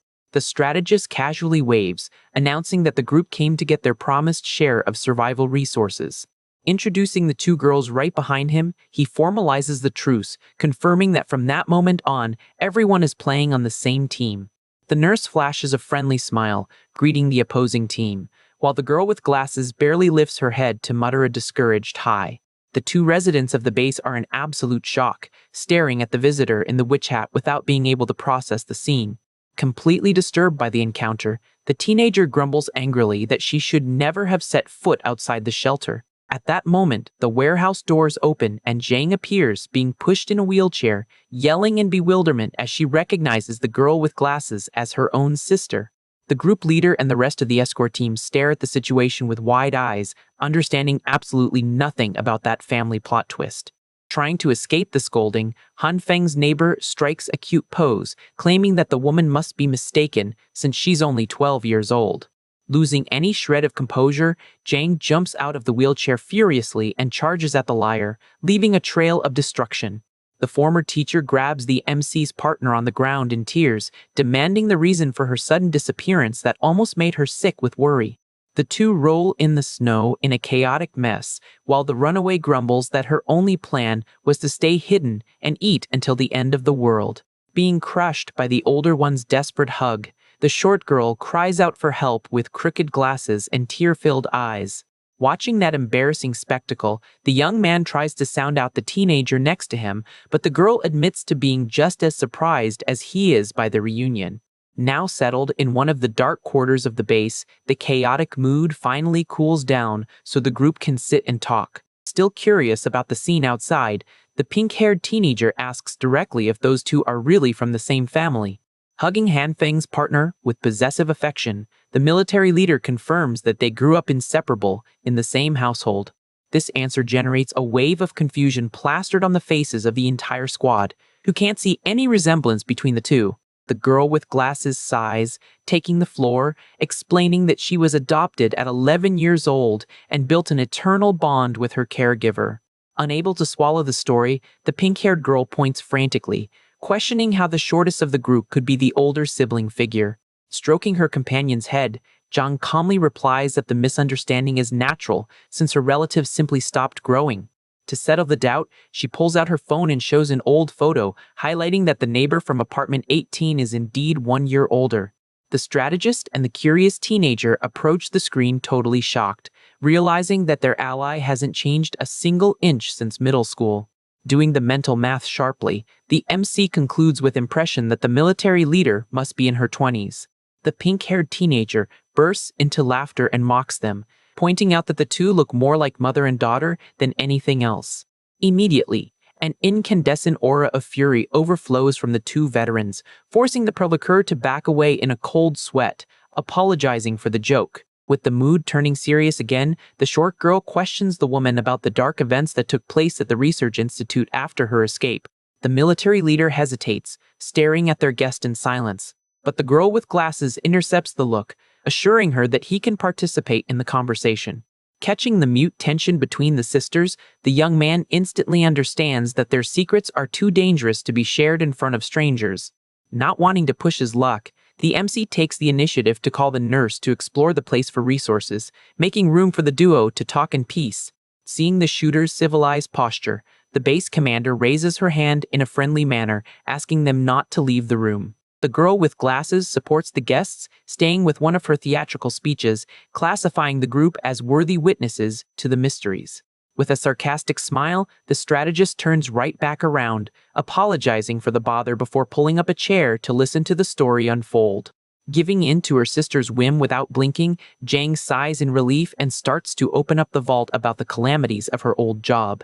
She reports with no filter that the original research was a success, but the entire institute was destroyed and the head researcher ended up brutally eliminated. The absurdly raw and quick summary catches the MC by surprise, and he struggles to process that pile of fatalities spoken as if it were a joke. Contrasting the drama of the situation, Han Feng's ally just nods calmly, confirming that she was already aware of all that tragedy. The short girl even completes the analysis by pointing out the existence of hunter factions in the city, showing a scary practical knowledge of external threats. Trying to hook the group's attention with something new, Jang points to her own body, announcing the growth of magic crystals due to the exaggerated use of her abilities. To leave no doubts, she opens her coat, revealing the glowing scales embedded in her own skin. But her relative barely blinks at the shocking revelation. Pointing her thumb at her ally, the girl with glasses reveals that she already operated on the young man's heart days ago, precisely to pull out those same dangerous crystals. The bombshell drops like a grenade in the room, and the military leader steps forward indignantly, questioning why no one told her about such a revolutionary medical procedure. Completely ignoring the tantrum, the short girl fires back, asking if her sister also mastered the advanced technique of sensing other powerful people. Noticing the frustration of the woman who didn't know the trick, Han Feng's neighbor shrugs, feigning modesty to flaunt her superiority and laugh at her family's supposed genius. Annoyed by the half-words, the pink-haired teenager complains that the conversation is a total riddle, demanding the two tell every detail from the beginning. Taking on a somber expression, the military leader warns that the beginning of the story is pure chaos, questioning if they really want to hear it all. The strategist confirms without hesitation, finding it weird to see a middle schooler with such a heavy expression. Jang shares that she graduated at 18 while her sister finished her master's at 19, becoming famous genius researchers, a detail the MC finds quite unrealistic. 2 years ago, their research institute accidentally found a superhuman sealed in the ice. The previous year, the two unexpectedly gained powers, right before the girl with glasses vanished off the map. The institute successfully completed the artificial superhuman project at the beginning of the year. A few months later, the professor in charge of the research turned up eliminated right inside the women's restroom, leaving the guests completely shocked by the unusual location. To make matters worse, other researchers involved in the project began to disappear or turn up lifeless. Everything ended with the complete destruction of the institute's building, forcing the three to use their powers to escape with their lives. With that, Han Feng deduces that the attackers wanted to monopolize the superhuman technology, destroying the place to erase their tracks. The former teacher reveals the existence of an organization in the city called Base, focused on gathering superhumans, pointing to the group as the main suspect. Recognizing the name immediately, the young man's eyes widen, deducing that those enemies are behind everything. Curious, he asks if the base squad the two faced wouldn't have information about prisoners, but the commander clarifies that the captured captain wasn't from base, but from the revolt volunteer group. Caught completely by surprise by the revelation, the MC exclaims the name of his own ally's faction. The teenager comments that the prisoner is an educated and refined middle-aged man who helped an entire neighborhood during the tragedy, but ended up captured by the revolt volunteer group to serve as cannon fodder. The strategist is totally confused, thinking it's impossible that the boxer was capturing innocent people to use as meat shields. Furthermore, his image of the big guy's faction doesn't match the description of someone educated and refined at all. Determined to clear the story up, he asks his ally to take him to this mysterious prisoner. Being guided through the underground corridors, the group arrives at the isolated cell where the man is locked up. The teenager gets the attention of the man in the suit sitting on a bench, but he only replies tiredly that he has already told them everything he knew and just wants to be released. Trying to play the poor victim, the prisoner claims that the revolt volunteer group kidnapped him and his friends, forcing everyone to obey in order to survive. Hearing that voice, the MC freezes, finding the destiny of the condominium's former leader amusing. The man locked in the dark cell is the manipulator, Jiang Shuiyo. Dripping with sarcasm, Han Feng calls the enemy a great philanthropist, ironically asking why he didn't lead his subordinates to a better life instead of ending up stuck in a basement. Without losing his composure, the sociopath admits he didn't expect to run into his old neighbor in that place. Keeping up the good guy mask, he tries to justify that he only had to try to steal the apartment's resources to save more people in the building. The teenager immediately takes offense, thinking it's her fault for not sharing supplies, forcing the prisoner to handle the situation by praising her priority for her own safety. The young man tells the enemy to drop the act, warning that he's no idiot to fall for that victim talk. Pointing his gun straight at the bars, the strategist exposes that the manipulator fled along with Base's troops, demanding to know the reason for that lie about the volunteer group. Realizing the farce, the pink-haired girl grabs the bars, furious for having been fooled the whole time. The man with glasses sighs, trying to stay calm in the face of the accusations. Holding the cell bars, he swears he didn't lie, claiming that the real story is just very long. The prisoner invents that he initially joined Base as a captain, but his team was ambushed while trying to surround the volunteer group, forcing everyone to surrender and switch sides. Right after, the volunteers allegedly sent men disguised as soldiers to take over that underground warehouse, a mission where he ended up defeated and captured. Lacking any patience, the MC tells his rival to keep spewing that nonsense. Putting on an abandoned puppy dog face, the sociopath laments not being able to do anything if the young man refuses to take his word for it. In a sudden movement, Han Feng thrusts his hand through the bars and lands a solid punch right on the enemy's face. Pulling the manipulator by the collar, he tells him to end the show, warning that he's not one of the building's residents to fall for those tricks. Cornered against the metal, the prisoner keeps insisting that he is speaking the absolute truth. In response, the shooter delivers a violent pistol whip right in the middle of the man's face. With the sudden impact, the corrupt leader is thrown backward, losing his balance. His body crashes clumsily straight onto the cold cell cement floor. Holding his bruised face, the defeated man grumbles that the young man is interpreting everything wrong and that the previous account was true. Getting up slowly, the suited man argues that he wouldn't dare lie, knowing the MC's ruthless past. Clicking his tongue in annoyance, the young man shows that his patience has reached its absolute limit.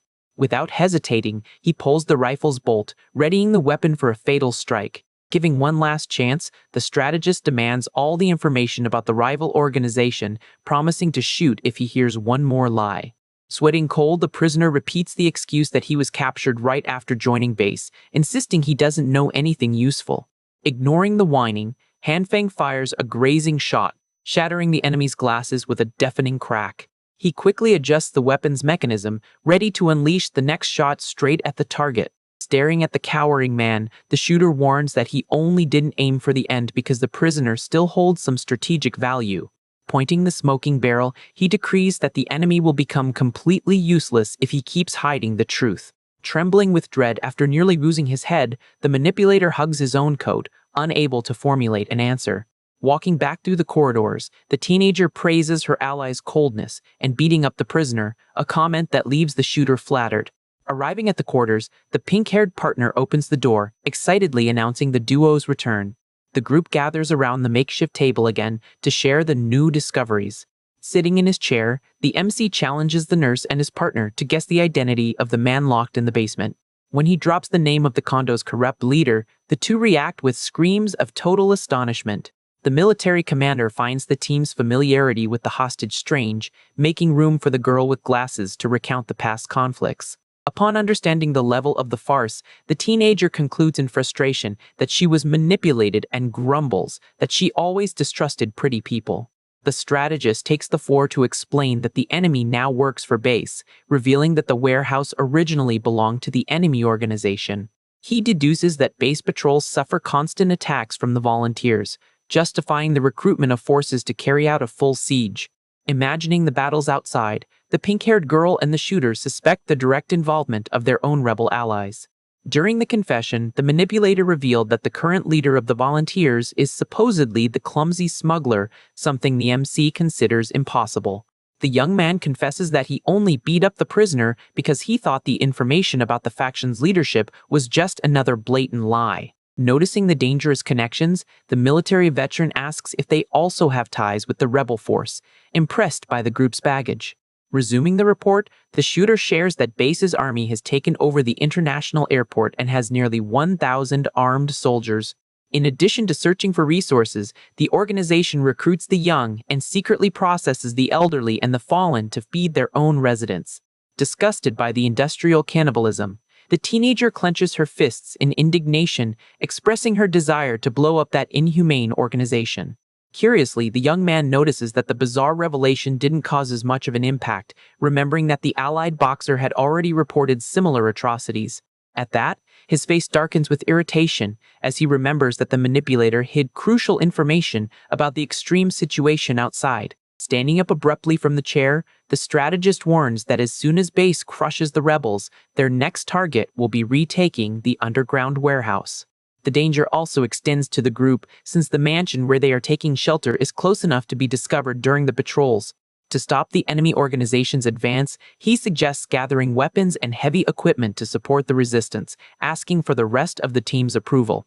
Supporting the idea without hesitation, the girl with glasses immediately agrees with the strategist's suggestion. On the roof of the underground warehouse, silence takes over the freezing metallic environment.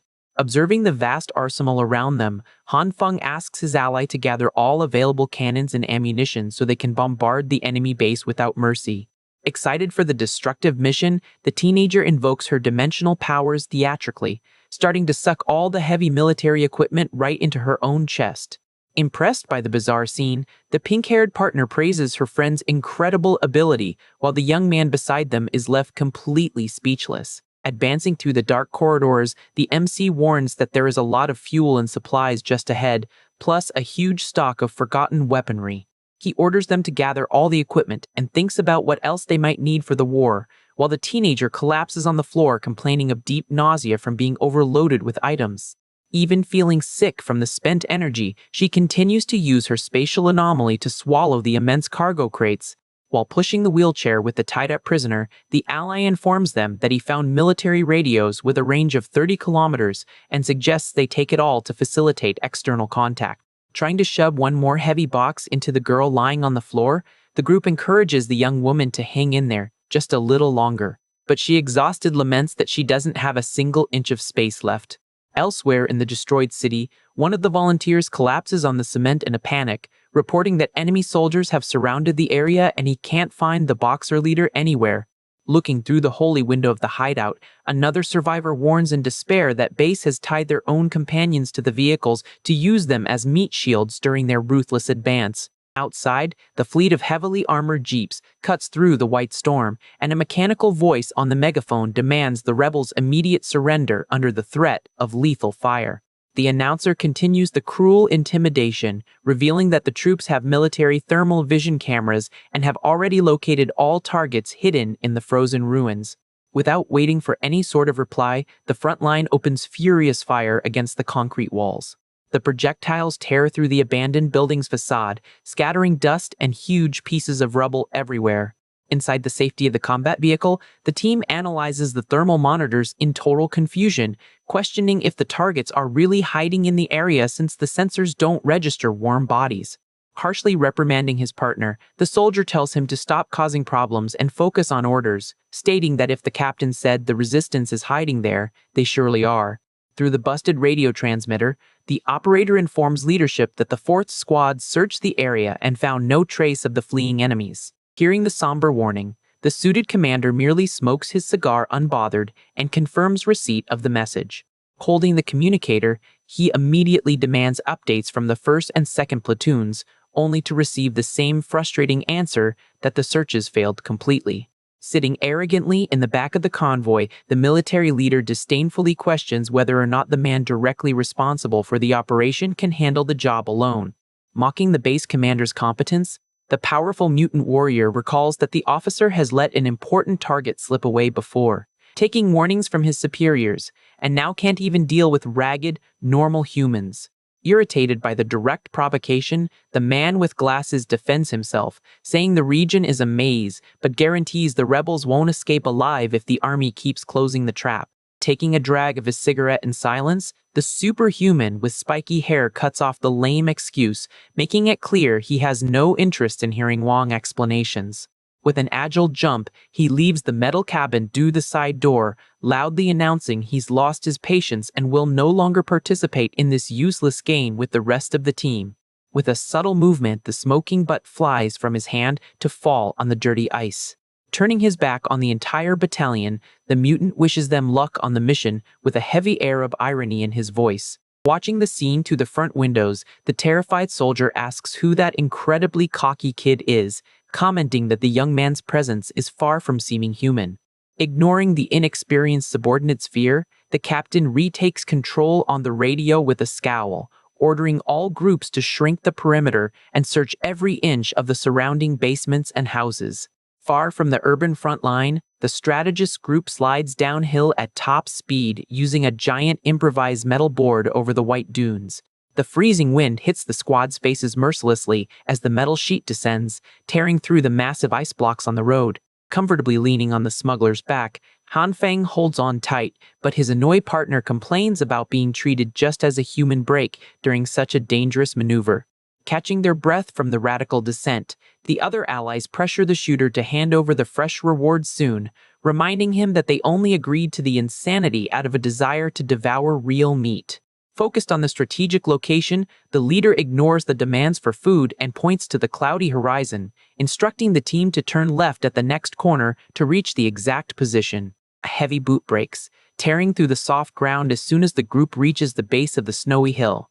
Standing before a dark mouth carved in the ice, the informant advises that giant sewer pipe crosses under the streets and leads straight to the desired district, a route he himself has explored before. Wasting no time under the open sky, the survivors enter the artificial cave of concrete and ice. Illuminating the absolute darkness with the tactical rifle's flashlight, the strategist orders the group to walk closely together and warns about the constant danger of getting lost in those perilous intersections. Sneaking along the damp iron walkways, he announces they are already exactly below their destination and tells them to stay alert for any sign of an enemy trap near the exits. With a violent reflex, Hanfang stretches out his arm forcefully, ordering the whole team to stop suddenly. Right after the tense climb, they come face to face with the heavy green door of the main access and let out a deep sigh of relief for finally returning to the surface of that district.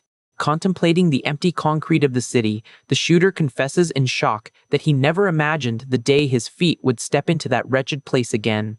Dark scenes of desperate tragedies, hunger, and collective despair flood the young man's head, making such a recent event feel like it happened lifetimes ago. Breaking the reflective silence, the slick partner asks where they'll find the burly boxer and the gang, pointing out that the information from the captured enemy only gave vague location data in the west sector.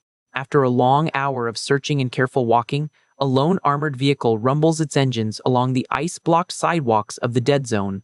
From high on the broken roof, the team spies the military patrol close the perimeter on the adjacent streets, deducing that tracking the infantry's path is the easiest way to reach the rebel leadership. Dissatisfied with the tactic, the ally snorts that they've been following base's trail for an hour without seeing a shadow of their big partner anywhere. Suddenly, a violent and hot flash tears through the buildings on the opposite horizon of the avenue. A large ball of black smoke mixed with live fire swallows the closest apartment blocks. Quickly using binoculars to understand the battlefield, the tense boy tries to locate the resistance in the dust, figuring the volunteers must have attacked the main forces. Focusing the lenses more carefully, he realizes in shock that the reality is much worse, as the attacked building is surrounded by jeeps on all sides and the escape routes are blocked.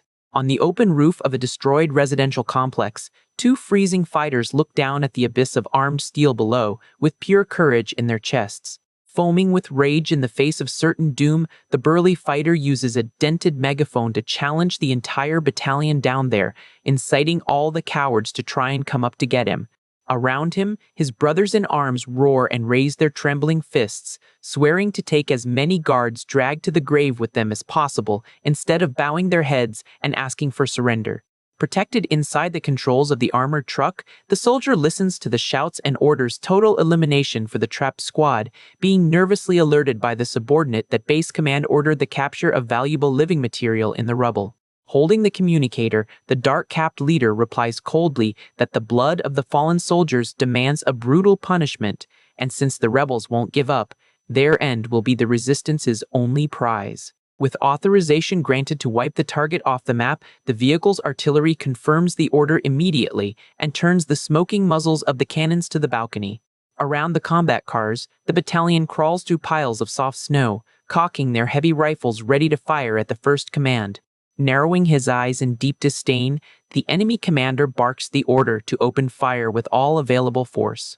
At the very moment the shot was to be fired, devastating explosions hit the tire-treaded ground, throwing frozen dirt into the air in a terrifying manner.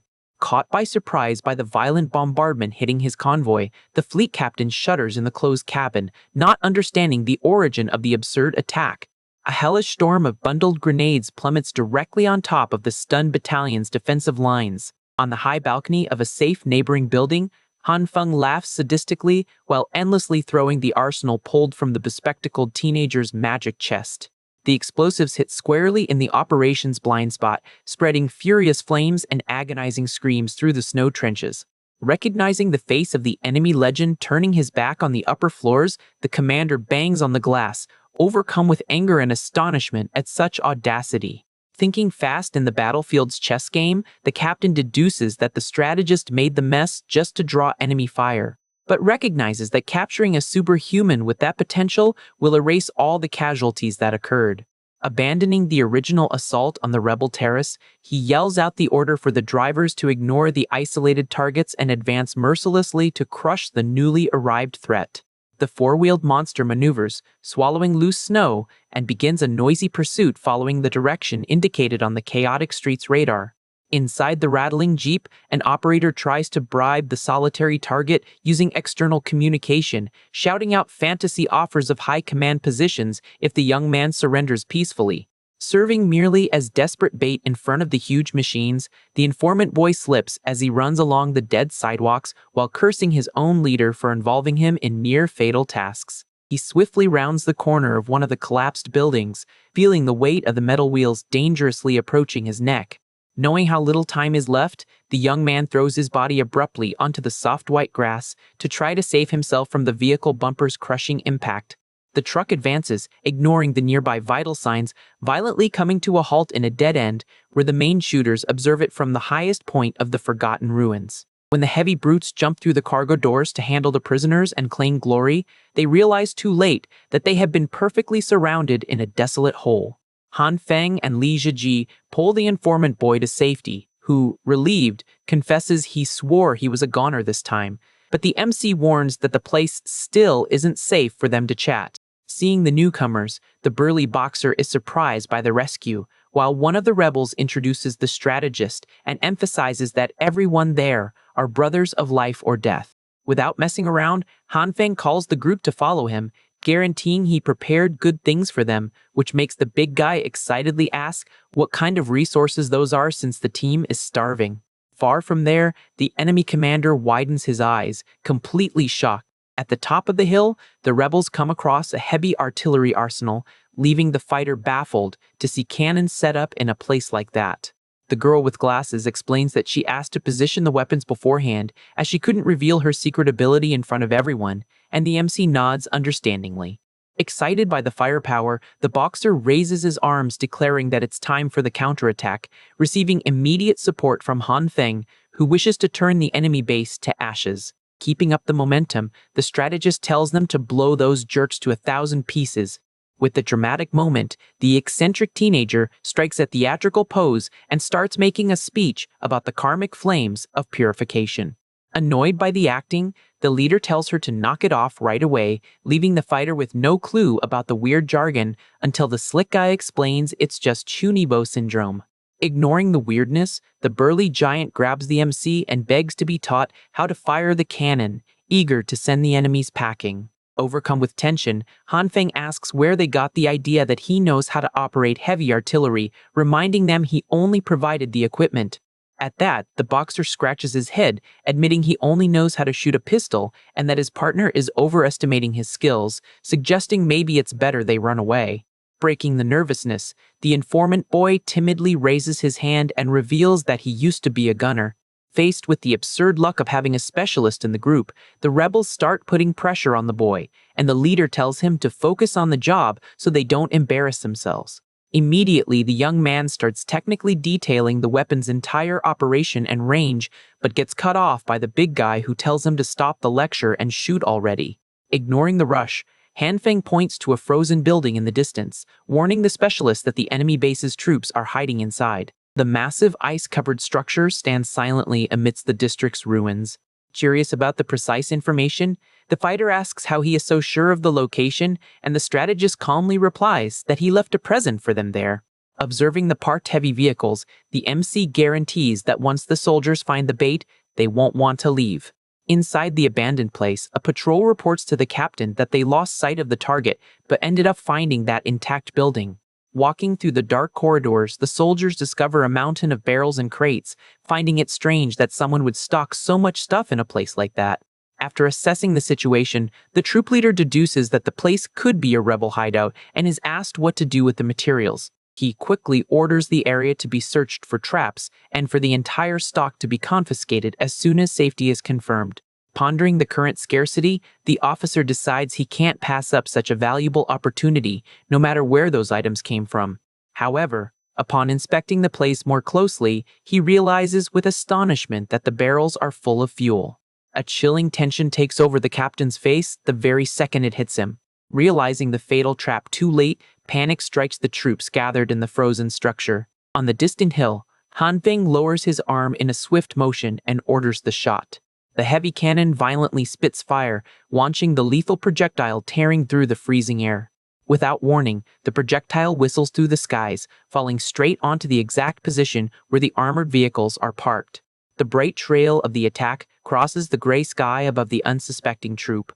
In the next moment, sequential explosions rip through the makeshift camp, throwing snow and metal everywhere. The building that served as bait is completely swallowed by a furious flash of fire. With the violent impact, the soldiers who were close to the barrels are thrown through the air without the slightest chance of defense. An uncontrollable wave of flames consumes the stored fuel, creating an instant inferno in the ruins. Being swallowed by the disaster, the enemy captain throws up his arms desperately to try to protect his face from the blast. Screams of agony echo through the courtyard as the military personnel meet their end amid the destroyed machinery. Totally surrendering to the chaos, the officer merely lowers his head, knowing that this is the end of his troop. The heavy concrete walls don't withstand the detonation and begin to collapse in the middle of the burning fire. A gigantic black cloud rises, cutting through the blizzard, marking the burning grave of the invading forces. Far from the destruction, the gunner boy fires another heavy shot at the enemy base. Covering his ears from the deafening noise, the boxer yells euphorically that the shots are incredible, forcing the MC to shout back that he can't hear a thing.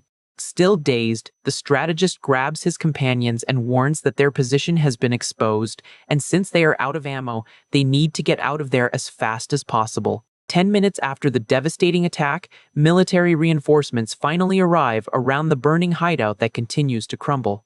Celebrating the mission's success, the rebels laugh, cheering that the scoundrels got what they deserved, while the smuggler flatters his friend, calling him an idol. To cut the childish excitement short, Han Feng grabs his partner's face, telling everyone to stop stalling and take the chance to escape. At that, the big guy agrees with the order and suggests taking the cannon along. But the others quickly get discouraged, warning that the equipment is too heavy and is already sunk in the snow. Solving the problem, the leader instructs the team to abandon the weapon and plant landmines around it, ensuring an explosive surprise for whoever goes to investigate the spot. Thinking the idea was genius, the boxer wastes no time and orders his brothers to spread the explosives quickly. In an isolated corner, the strategist sits in the snow and asks Sleazy G about the progress of rescuing the mafia boss. The friend explains in frustration that they still haven't found out where he's being kept, so they keep capturing patrols looking for useful information. Taking advantage of the break, the MC also asks about the bearded janitor, noticing that the veteran has disappeared from their sight. The rebel leader justifies that they separated earlier and lost contact, immediately receiving the suggestion to fall back to the residential district where they lived to rest. Confused by the idea of going back there, the group listens as the strategist reveals he left a massive amount of supplies and weapons in the underground garage to arm them all to the teeth. Completely amazed by the news, the fighter high-fives the young man, intensely thanking him for the valuable help. The cold silence returns to dominate the frozen buildings as the group moves away from the battlefield. Back at the bombed hill, the search troop reports over the radio that they finally located the artillery piece used in the attack. Amidst the rubble, the former captain who survived the blast appears with his whole body bandaged up in a wheelchair. Furious at the incompetence, the injured officer yells at his subordinates that the mission was to find those wretched shooters and tear them apart, not find a useless cannon. During the inspection of the abandoned equipment, a soldier's heavy boot sinks into the snow, activating the pin of one of the landmines. The metallic click echoes perfectly in the ears of the officer, who merely freezes with the cigar in his mouth. Knowing exactly what's going to happen, he just whispers an angry curse. A new colossal detonation turns the hill into an inferno of fire and tossed bodies. From the top of a snowy peak far away, Han Feng watches the tragic glow illuminating the dark horizon. Scratching his chin, the strategist calmly notes that the traps have just been activated and wonders who the unlucky guy was this time. Then the boxer appears in the gale, calling him back inside to keep drinking. Hidden from the furious blizzard, the underground shelter remains secure against any outside threat. Inside the heated warehouse, the rebels happily toast around a grill full of meat, celebrating their first real meal in a long time. Meanwhile, back at the scene of pure carnage, enemy troops analyze the giant crater left by the latest attack. A newly arrived officer commands the cleanup of the fallen, ordering them to collect any food or usable resource from the remains. Walking beside a scorched soldier, he receives confirmation that the unit's captain suffered a fatal ambush, but merely sneers at the loss, lamenting the waste. Over the military communicator, a superior voice delegates command of the entire brigade to him, demanding he find this key, an order the soldier accepts cynically. The 3rd Brigade's new temporary base of operations is set up in the back of an old panoramic cafe, shielded by the ice. Calmly drinking tea while watching the storm through the glass, the new captain coldly analyzes his next steps in the survival game. The new captain drinks his coffee quietly, thinking that only a fool would go out to work in the middle of a blizzard like this. Enjoying the warmth of the beverage, he decides to relax first in his new base of operations. Soon after, he orders all squads to gather and divide into teams of 3 to conduct a thorough search without slacking off. Outside, the soldiers brave the biting cold, while one of them grumbles that their old leader shared the hardships with the troop, while the rookie only knows how to slack off. Meanwhile, a beautiful banquet rests untouched on the officer's table. Holding a rice ball, the military man calculates that once the rebel group runs out of food, they will be forced to leave their hideout. His strategy is simply to wait for the enemies to attack the patrol teams to finally discover their location. Savoring the meal, he brags that only someone superior has the privilege of eating something so delicious at the end of the world. Looking through the frozen window, the officer is certain that his targets must be chewing on snow at this hour. However, in the underground shelter, the scenario is completely opposite, with the rebels gathered around a packed table, already stuffed after spending the whole night eating. With tears in his eyes, Li Zhengao devours a piece of meat, emotional. To have the chance to taste something so good, after so long. At that, the residents raise their glasses and intensely thank the MC, promising loyalty to the new boss. Watching the scene, the smuggler whispers suspiciously that he doesn't find this crowd very trustworthy, receiving the reply that they are still inexperienced and haven't seen how the world really is now. Even so, the slick guy insists his friend should show some goodwill since he was accepted as a leader by all of them. Thinking fast, the strategist gets the group's attention and offers some packs of luxury cigarettes to crown the party. The mere mention of the expensive smoke makes the men's eyes go wide, and they lunge desperately toward the boy.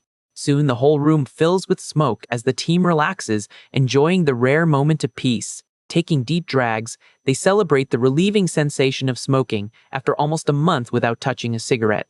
Bothered by the toxic cloud, the nurse puts on a breathing mask and complains about the rudeness of smoking near children in a den of troublemakers. Getting up from the chair, the waiter announces that he's done his part by delivering the supplies and decides it's time to head home. Hearing that his partner was only there to drop off the cargo, Li Ziji is surprised by the rush and tries to understand the reason. Han Feng explains he needs to return quickly to avoid any unpleasant surprises since he's come into direct conflict with military forces lately. Spooked by the information, the giant wants to know if the enemies have discovered the whereabouts of their fortress. Realizing he almost said too much and revealed his secrets, the strategist quickly changes the subject, stating his business must be kept confidential. Making up a quick excuse, he says he looted a weapons warehouse after chasing some soldiers and decided to bring some of the equipment to help his allies. Taking advantage of the generosity, the fighter asks for a few more packs of cigarettes to try to rescue old friends who were used as bargaining chips in the past. Completely confused, the young man frowns, trying to understand how they pawned people. The mood in the room gets a bit heavier in the face of that grim revelation.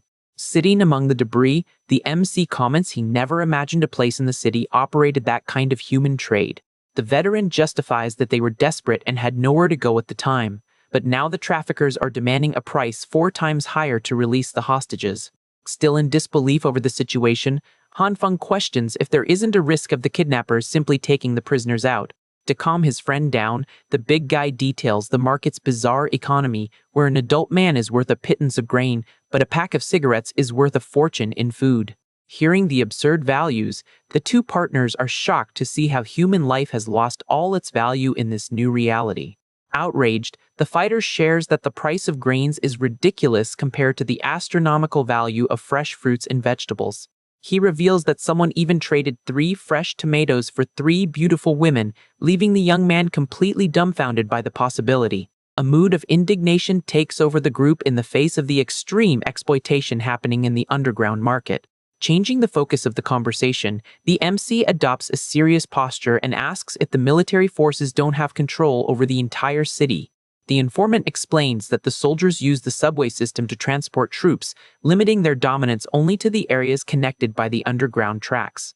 Completing the thought, the strategist understands that this was exactly why the rebels chose to hide in an old district with no stations. The conversation is abruptly interrupted by the arrival of one of the team members calling everyone to finally rescue their companions. Panting, the man seems to lack the strength to even finish speaking at the shelter's door. Without warning, he violently pitches forward, falling to the floor with a body full of severe marks. Despair hits the entire room as the slick guy holds the injured man, begging him not to scare them like that. The bright heat from the heaters now illuminates a scene of pure tension in the hideout. Examining the damage closely, they identify a severely inflamed gunshot wound, indicating the man had been shot for days and holding on tight. Lying on an improvised bed, the bleeding guy is praised for his absurd resilience to endure the wound all this time so as not to slow the team down. Agonized, the residents beg Hanfeng to save him, but the boy confesses that he wants to help but knows absolutely nothing about medicine. Despite his inexperience, the MC asks everyone to leave the room so he can try to do something. Reluctantly, the faction members are pushed out into the hallway, stumbling while complaining that they wanted to stay close to the leader. With the room finally empty and silent, the two partners stare at the injured body, trying to decide what the next step will be. With few viable options left, the strategist decides to take a risk and channels his healing energy directly over the patient's severely injured abdomen. Time passes, but the magical light has absolutely no effect on the other guy's body, making the kid curse in frustration when he realizes the skill seems to only work on himself. At that, he turns to Li Ziji while holding the two-way radio and asks about medical supplies, getting an immediate negative in response. The rogue fires back, reminding him that the warehouse his buddy supposedly looted should have meds, but the leader plays it cool, saying he only found firearms and fuel. Watching the man's breathing get weaker by the minute, the MC realizes he won't make it much longer without proper and fast treatment. Using the radio frequency, he contacts the nurse directly to let her know how severe the wound is and asks for first aid instructions. On the other end of the line, Jin Shui patiently explains that the mandatory first step is to remove the stuck bullet and wash the hole with saline solution. She goes on listing the essential meds and disinfectants needed to prevent a lethal and irreversible infection. Desperately needing those antibiotics, the young man decides to head out, accompanied by one of the rebels toward the dangerous black market. Pushing through the thick snow, Han Feng has to pull the sled at top speed, while the guide has the time of his life catching air, using their savior as a literal tow truck. Hauling the heavy rope without a break, the strategist asks if they're still far away, and if they aren't at risk of being spotted by troops along the way. The guide calmly points to the frozen horizon, revealing that their destination is hidden right under the big bridge of the frozen river. They keep cutting through the relentless blizzard that completely buried the streets and cars of the ruined metropolis. Stopping to catch his breath behind an ice barrier, the kid can hardly believe the bizarre location, getting confirmation that the market is actually inside a crossing tunnel. Looking at the wreckage around them, the rebel warns that the main route is usually a hotspot for fatal ambushes. The massive amount of abandoned vehicles catches the leader's attention, clear evidence of the constant elimination of survivors trying to haul resources there. Assessing the situation practically, the MC guarantees that with the heavy firepower they're carrying, they shouldn't have much trouble against run-of-the-mill bandits. The wind howls violently through the destroyed structures, making it impossible to hear anyone approaching in the snow. At the top of a completely abandoned building, the barrel of a sniper rifle slowly peeks through the frozen beams, searching for a target. While scanning the landscape through the scope, the shooter grumbles about the lack of supplies over the last few days, getting scolded by his partner who warned him about the risks of attacking before negotiations. Huddled under a thin blanket shivering from the cold, the woman complains that the recently stolen cigarette packs are useless for satisfying their hunger.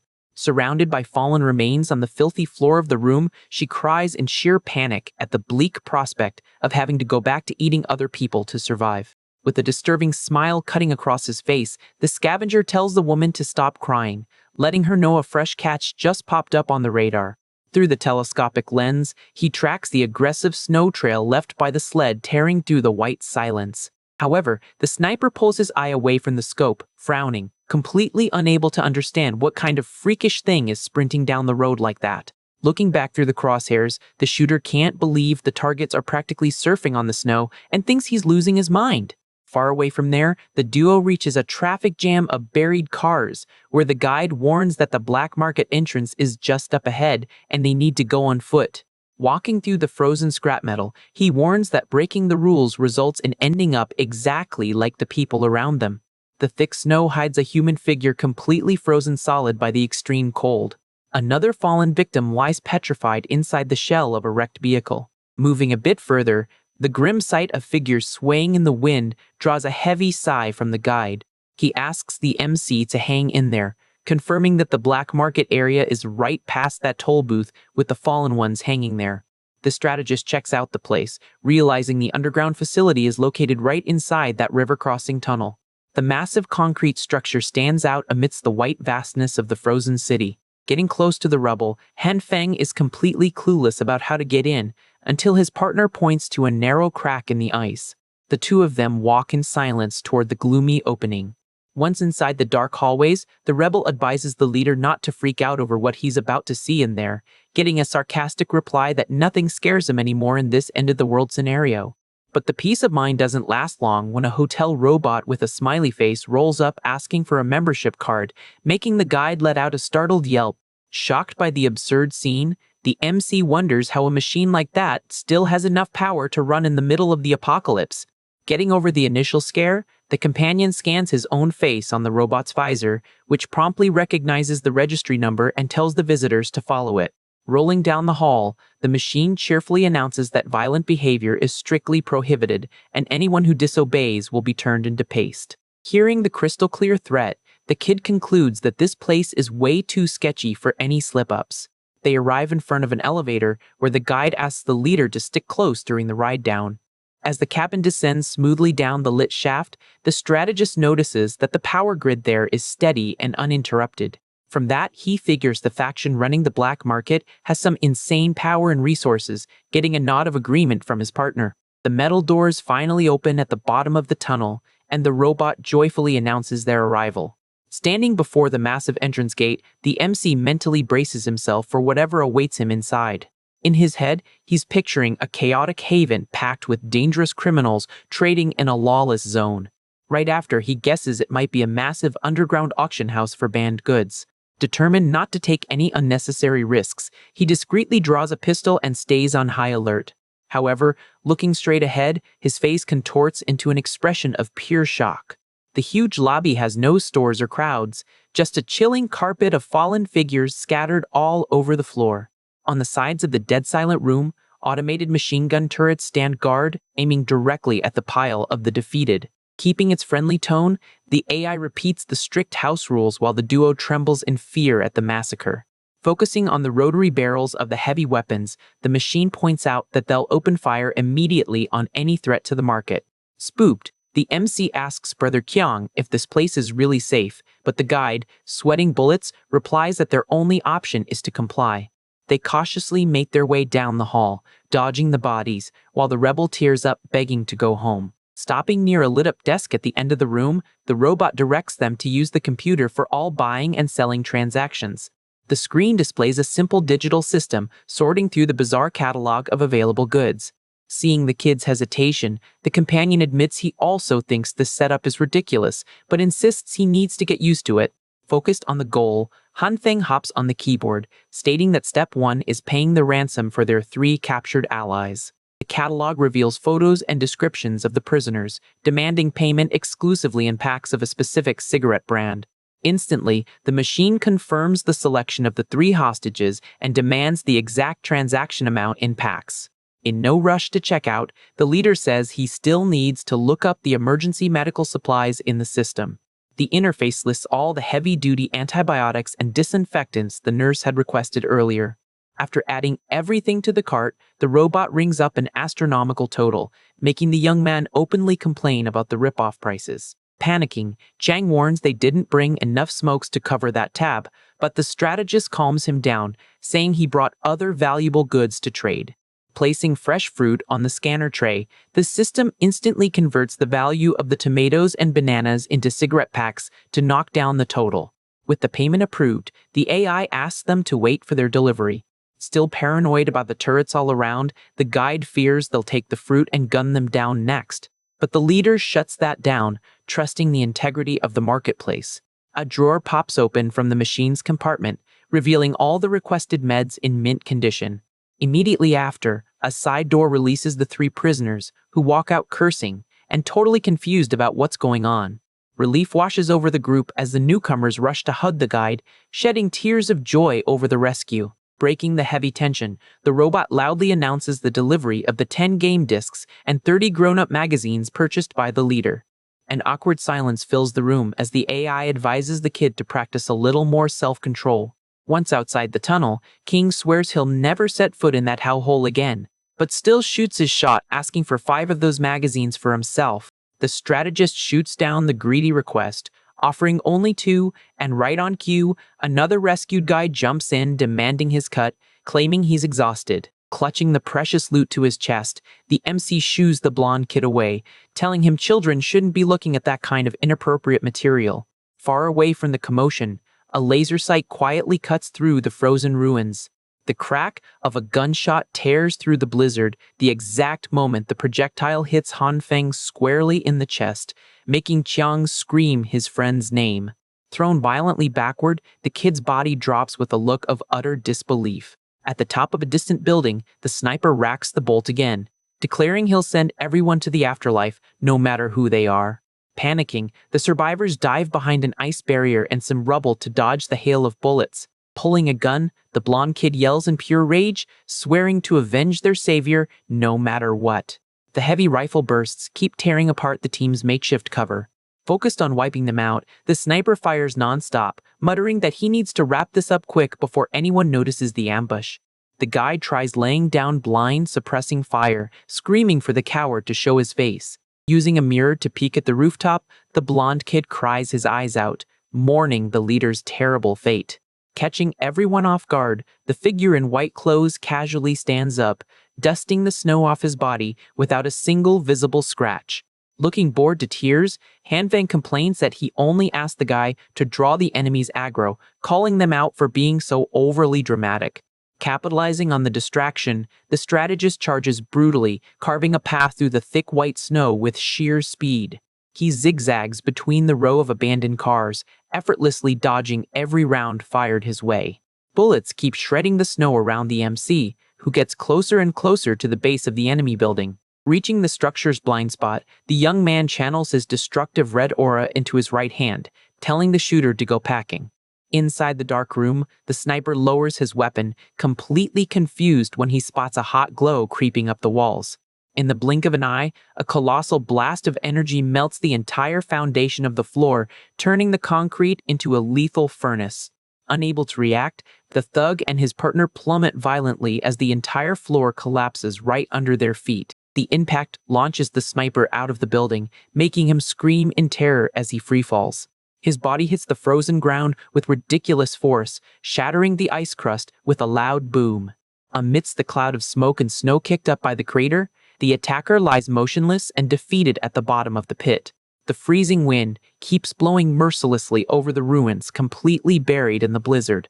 Breaking through the thick layer of ice, the sniper pops back up, spitting the packed snow out of his face. Confused, he wonders if the target didn't see that surprise attack coming. His expression quickly shifts to pure shock as he asks how the kid is still breathing after taking a direct hit. Standing solid amidst the storm, Hanfeng just casually replies that wearing a bulletproof vest before leaving the house is basic common sense. Completely outraged, the attacker yells, asking how a normal civilian would get their hands on that kind of gear, quickly piecing together that the kid must be a soldier from the base. Desperate to save his own skin, he begs for mercy, swearing allegiance to the military and dropping the fact that he even took part in the raid against the Allied shelter. Without a second of hesitation, the MC delivers a precise shot right to the enemy's head, taking him out. Holstering his weapon while walking away calmly, he states that hearing that little detail only made that piece of trash's elimination even more well-deserved. Pointing his pistol at a pile of rocks up ahead, the leader orders the person hiding there to come out immediately, revealing he heard a woman's voice in the building. Behind the frozen debris, a blonde woman cowers in absolute terror. Shaking from the cold and sheer fear, she weighs her options faced with imminent danger.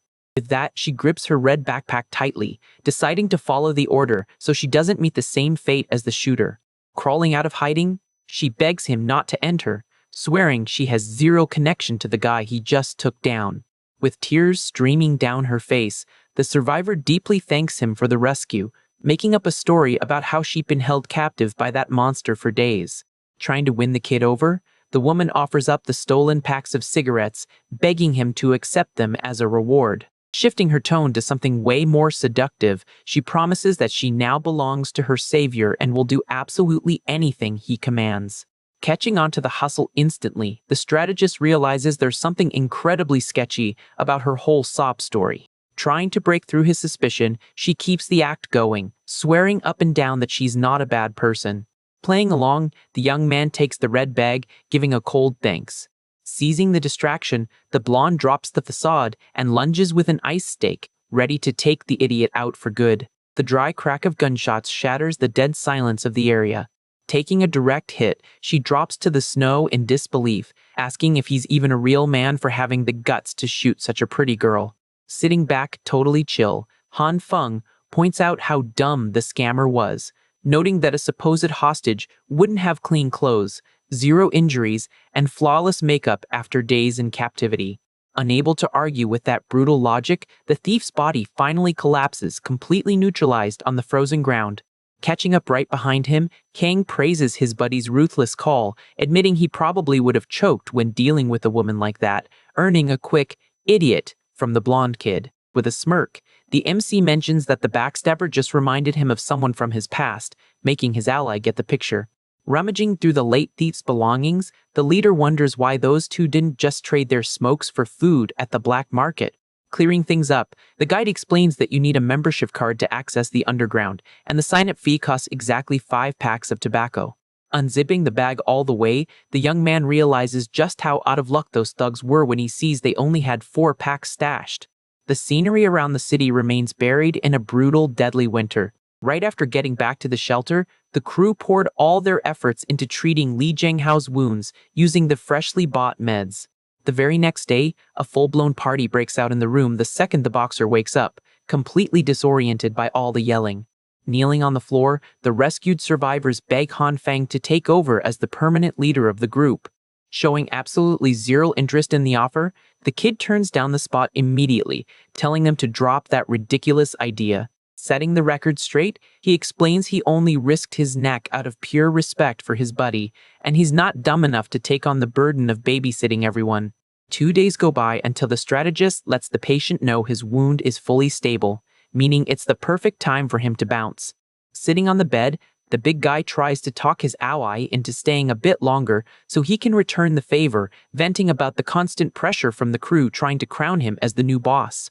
To put his friend's mind at ease, the young man promises to send a monthly drop of supplies via radio, a gesture that earns a deeply sincere thank you from the fighter. Hyped about their solid alliance, Li Zhenghao jumps up abruptly, cheering that they finally have enough resources to go rescue their old boss. But the hype is cut short when a sharp pain shoots through his back, forcing him to hunch over while the MC just watches it happen. Backed by his friend's resources, the fighter would eventually take up the mantle as the undisputed leader of the group down the road, dressing sharp and ruling with an iron fist. Far from there, the snowmobile tears across the frozen plains, carving a deep trail into the white surface. Seeing the blonde kid shivering on the back seat, Han Feng praises his hustle during the mission, promising a massive reward as soon as they get back. He hypes up his secret base, bragging that the indoor temps stay well above 50 degrees Fahrenheit and that the pad is fully stocked with video games and even a sauna, straight out of the old world. Mind blown by the promises of luxury, the kid excitedly repeats the part about playing video games and taking a hot shower, his eyes sparkling. Minutes later, his expression drops into pure disappointment as he grumbles that this dump doesn't even come close to the cave where he used to crash. Right before his eyes, the mansion's lavish interior has morphed into an ice palace covered in razor-sharp stalactites, leaving the owner completely floored. The old wood-burning stove has turned into a useless relic buried under thick frost. Walking down the pitch-black hallways, the panic sets in when he finds the main generator totally dead. Sprinting downstairs, the strategist screams in pure terror when he sees his precious underground garden wiped out by the freezing temps. In the living room, the burnt-out gears of the electric space heaters tell the story of the disaster that went down while he was gone.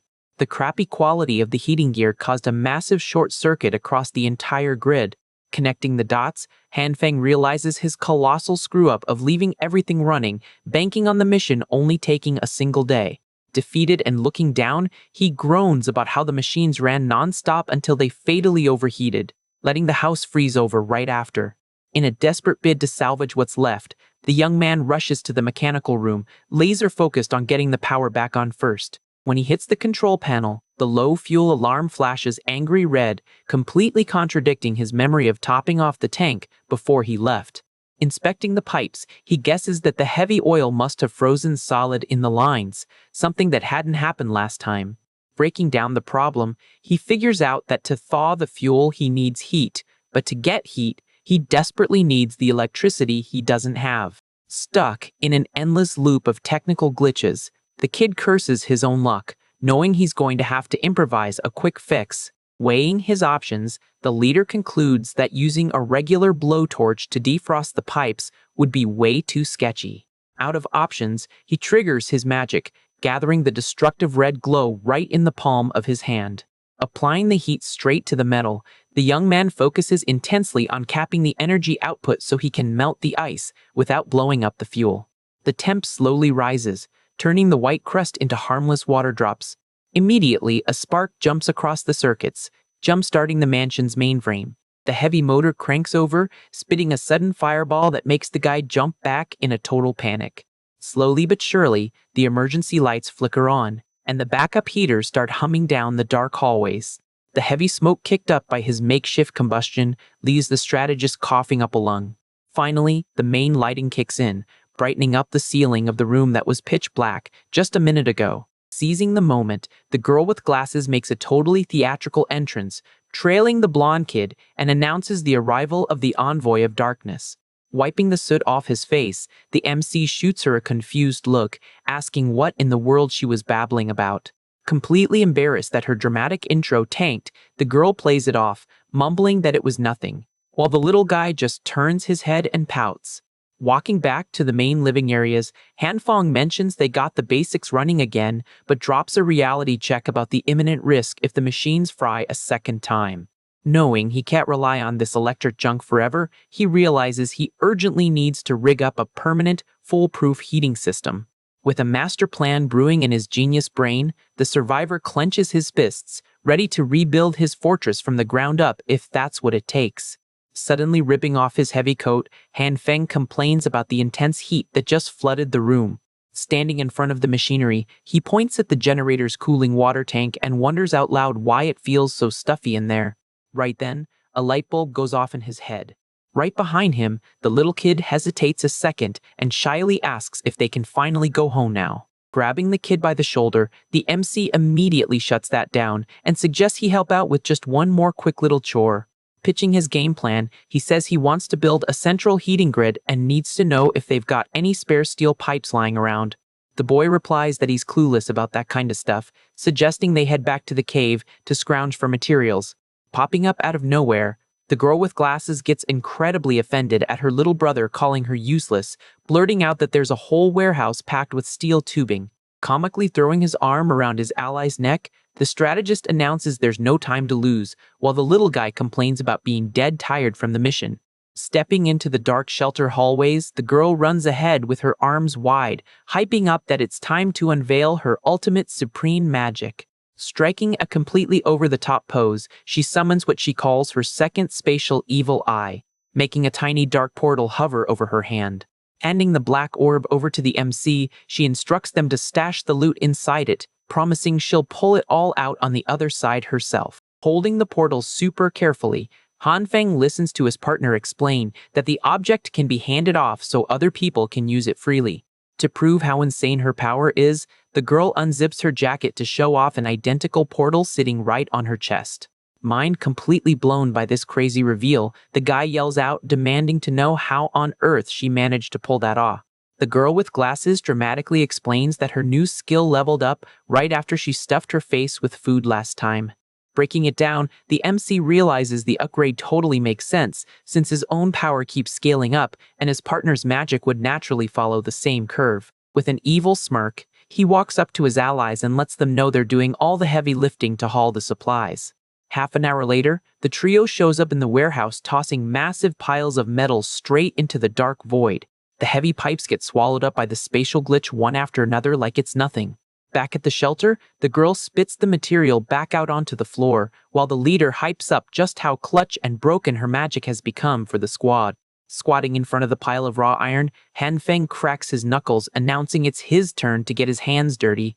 As a first safety measure, he hits the kill switch on the generator so he can work on the mods without blowing himself up. Holding a massive tube, he details how the rig is water-cooled, which means they can recycle all the scalding liquid pooled up in the main tank. Firing up his purple softening light, the strategist starts welding the reservoir's outlet straight into the base of the steel piping. His master plan is to rig a smart system where boiling water circulates through every corner of the mansion, blasting non-stop heat throughout the place. Flexing his magic skills, the young man molds the raw iron barehanded, twisting the straight bars into custom radiators. Keeping the momentum going, he scatters the newly forged parts across key choke points on the upper floor. To wrap up the contraption, the guy installs a pump downstairs designed to suck the water back into the loop, creating an endless cycle of heating. With the build complete, he yanks the main lever hard, booting the generator back up and bringing the whole house online at once. The heavy motor roars back to life, instantly melting the thick layers of ice caked onto its metal chassis. Touching the surface of the living room radiator, the girl points out that the thing is still ice cold and totally useless. Sitting super chill on the floor next to her, the homeowner tells his ally to hold her horses and just wait a little longer for the system to heat up. Half an hour later, the room's vibe does a complete 180, proven by the coffee table, totally trashed with empty wrappers and snacks. Rocking just a tank top thanks to the cozy temps, the MC crushes a popsicle and asks what she thinks of his handiwork, getting a big thumbs up in response. Stopping mid-bite on his dessert, he furrows his brow, getting the sneaking suspicion he totally forgot something incredibly important while cleaning up. It hits him like a ton of bricks when he remembers the fate of his priceless underground garden that he'd left out in the cold. Sprinting down the stairs, the depressing sight reveals dozens of planters covered in frost with totally dead leaves. A whole cabbage sits frozen solid and cracked open on the hard dirt, confirming his hard-earned crops are a total wash. Wrapping up the final tweaks on the basement piping, Hanfeng sighs in relief that he finally got the heat back on down in that isolated zone. Firing up his green evolutionary aura, he wraps the dirt boxes in a desperate maneuver to bring the lost veggies back from the dead. After 30 agonizing minutes of trying, the kid plops down exhausted, clutching a petrified vegetable, and complains that the magic didn't do a damn thing.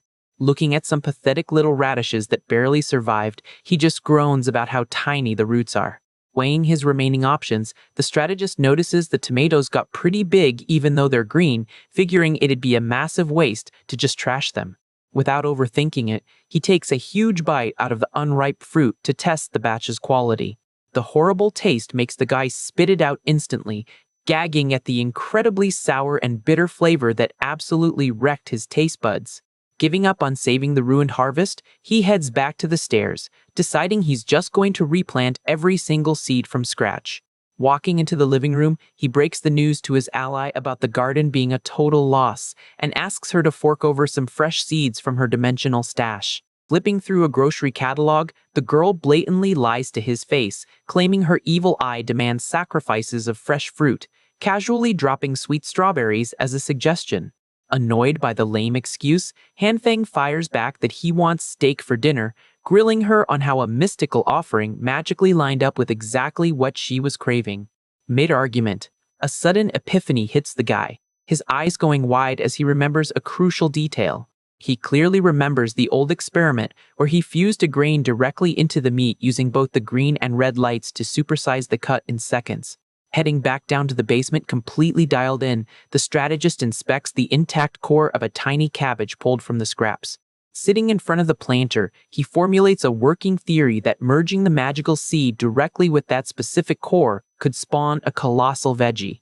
Concentrating both vibrant energies in his hands, the kid states his perception is way sharper now, meaning he just needs to nail the exact rhythm of the energy waves to pull it off. In dead silence, he waits for the fusion process to kick in right in the middle of the pot.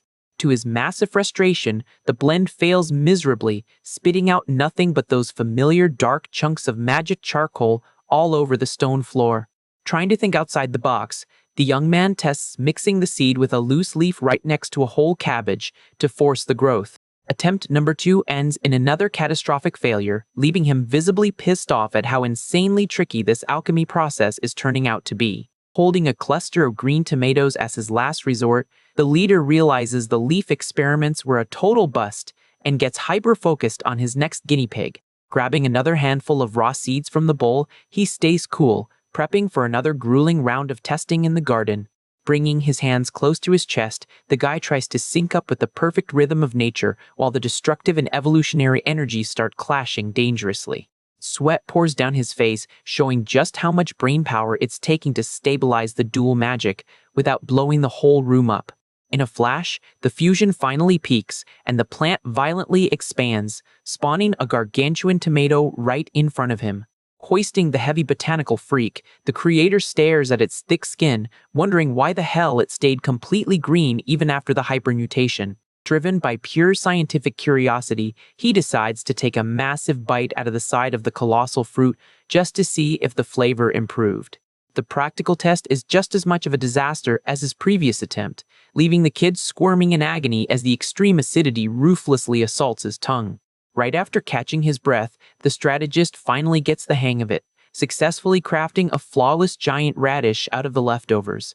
Hyped about his new creation's texture, he takes an eager bite and confirms it tastes exactly like a normal veggie. Scratching his cheek in thought, the survivor realizes the core issue with the tomato was supersizing it way before it was ripe. He deduces that the magical cloning process basically just locks in and multiplies the original flavor of the base material, working exactly like it did with the meat earlier. Heading back up to the main room, the homeowner drops his massive discovery on the girl with glasses, promising to use the secret tech on ripe strawberries so the two of them can pig out until they pop. Rocking a fuzzy dinosaur onesie and clutching a two-way radio, the girl jumps out of her skin asking when her ally snuck up there, getting a super chill response that he walked in right after spawning the giant tomato. Getting over the jump scare, she casually drops that nurse Jin Shui just called in on the radio to say she's already heading back to the shelter, saving the squad a trip out into the snow to get her. However, the kid shares her genuine worry about her teammate wandering the white wasteland alone and casually mentions the woman found a little pet on the way, leaving Han Feng utterly baffled by the weird news. Looking at the miserable weather outside, the guy tries to wrap his head around how his teammate managed to find a stray pet in the middle of a killer blizzard. A massive furry snout pops up super close as the nurse awkwardly tries to explain herself to her friends. Shocked by the freakish size of the beast, Han Feng demands to know if that giant polar bear is seriously the little pet she found, while the girl with glasses immediately claims the monster as her official mount. Jin Shui defends her new mascot, who she named Da Bai, swearing he's super gentle and probably escaped from some zoo, begging them to help the poor thing because he's starving to death. Refusing to buy that crazy story, the strategist asks what in the world the woman was doing out there to make her think an apex predator that size is cute and cuddly. Starting from the top, she explains she was just sprinting back home after leaving the white-haired leader's hideout. Out of nowhere, the gargantuan animal just materialized and blew right past her in the middle of the white desert. Running purely on jump scare survival instincts, the nurse threw a punch with every ounce of her ridiculous strength and accidentally knocked the beast out cold. Feeling terrible about the damage she caused, she decided to drag the battered bear back to the shelter as an apology, hoping to patch him up. Staring at the beast's caved-in face, the MC finally understands the real reason the predator is acting so docile and looking so terrified around them. Rolling with the bizarre adoption, the homeowner feeds the beast by tossing huge slabs of synthetic meat straight onto the floor. After a few days of eating good, the animal loses its initial panic and starts sleeping soundly in the living room right next to the girls. Taking advantage of the new mascot's insane horsepower, Han Feng rigs the beast to his sled, hauling off at top speed and kicking up snow everywhere they go. He points out loud that this ride is incredibly efficient and cheap to run, since the bear only eats cloned meat and doesn't dip into the base's precious veggie stash. Stepping inside, totally hyped about the sweet ride, the guy celebrates the upgrade while the poor animal collapses onto the hardwood floor, whining from pure exhaustion. Walking downstairs, Jin Shui sees the mascot's state and tries to comfort the beast after the grueling snow trek. She tries to pet him, wondering why he's so terrified of the exact person who saved him, but the beast cowers behind Han Feng, who gets a sharp reminder of just how terrifying his allies' punches really are. A few really chill days pass by at the mansion until the first seedlings down in the basement greenhouse start bearing their first ripe fruits.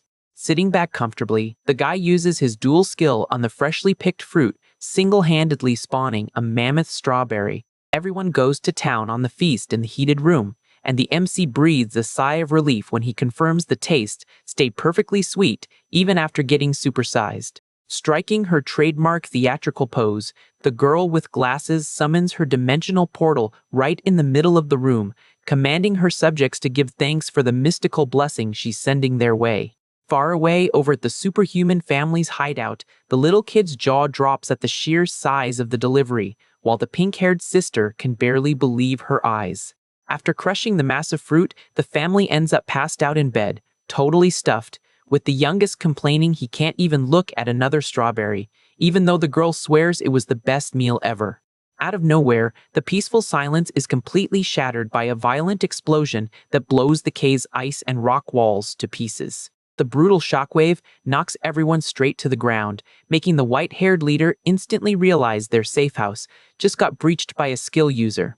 Two menacing red eyes pierce the darkness from the center of the thick dust cloud kicked up by the rebel. The gargantuan excavator monster steps out of the blown-out wall, announcing in a heavy voice that he's finally reached his final destination. Right behind the beastly creature, the heavy thud of dozens of military boots echoes down the freshly blasted tunnel. A heavily armed tactical squad from the base pushes into the mountain in tight formation, weapons drawn.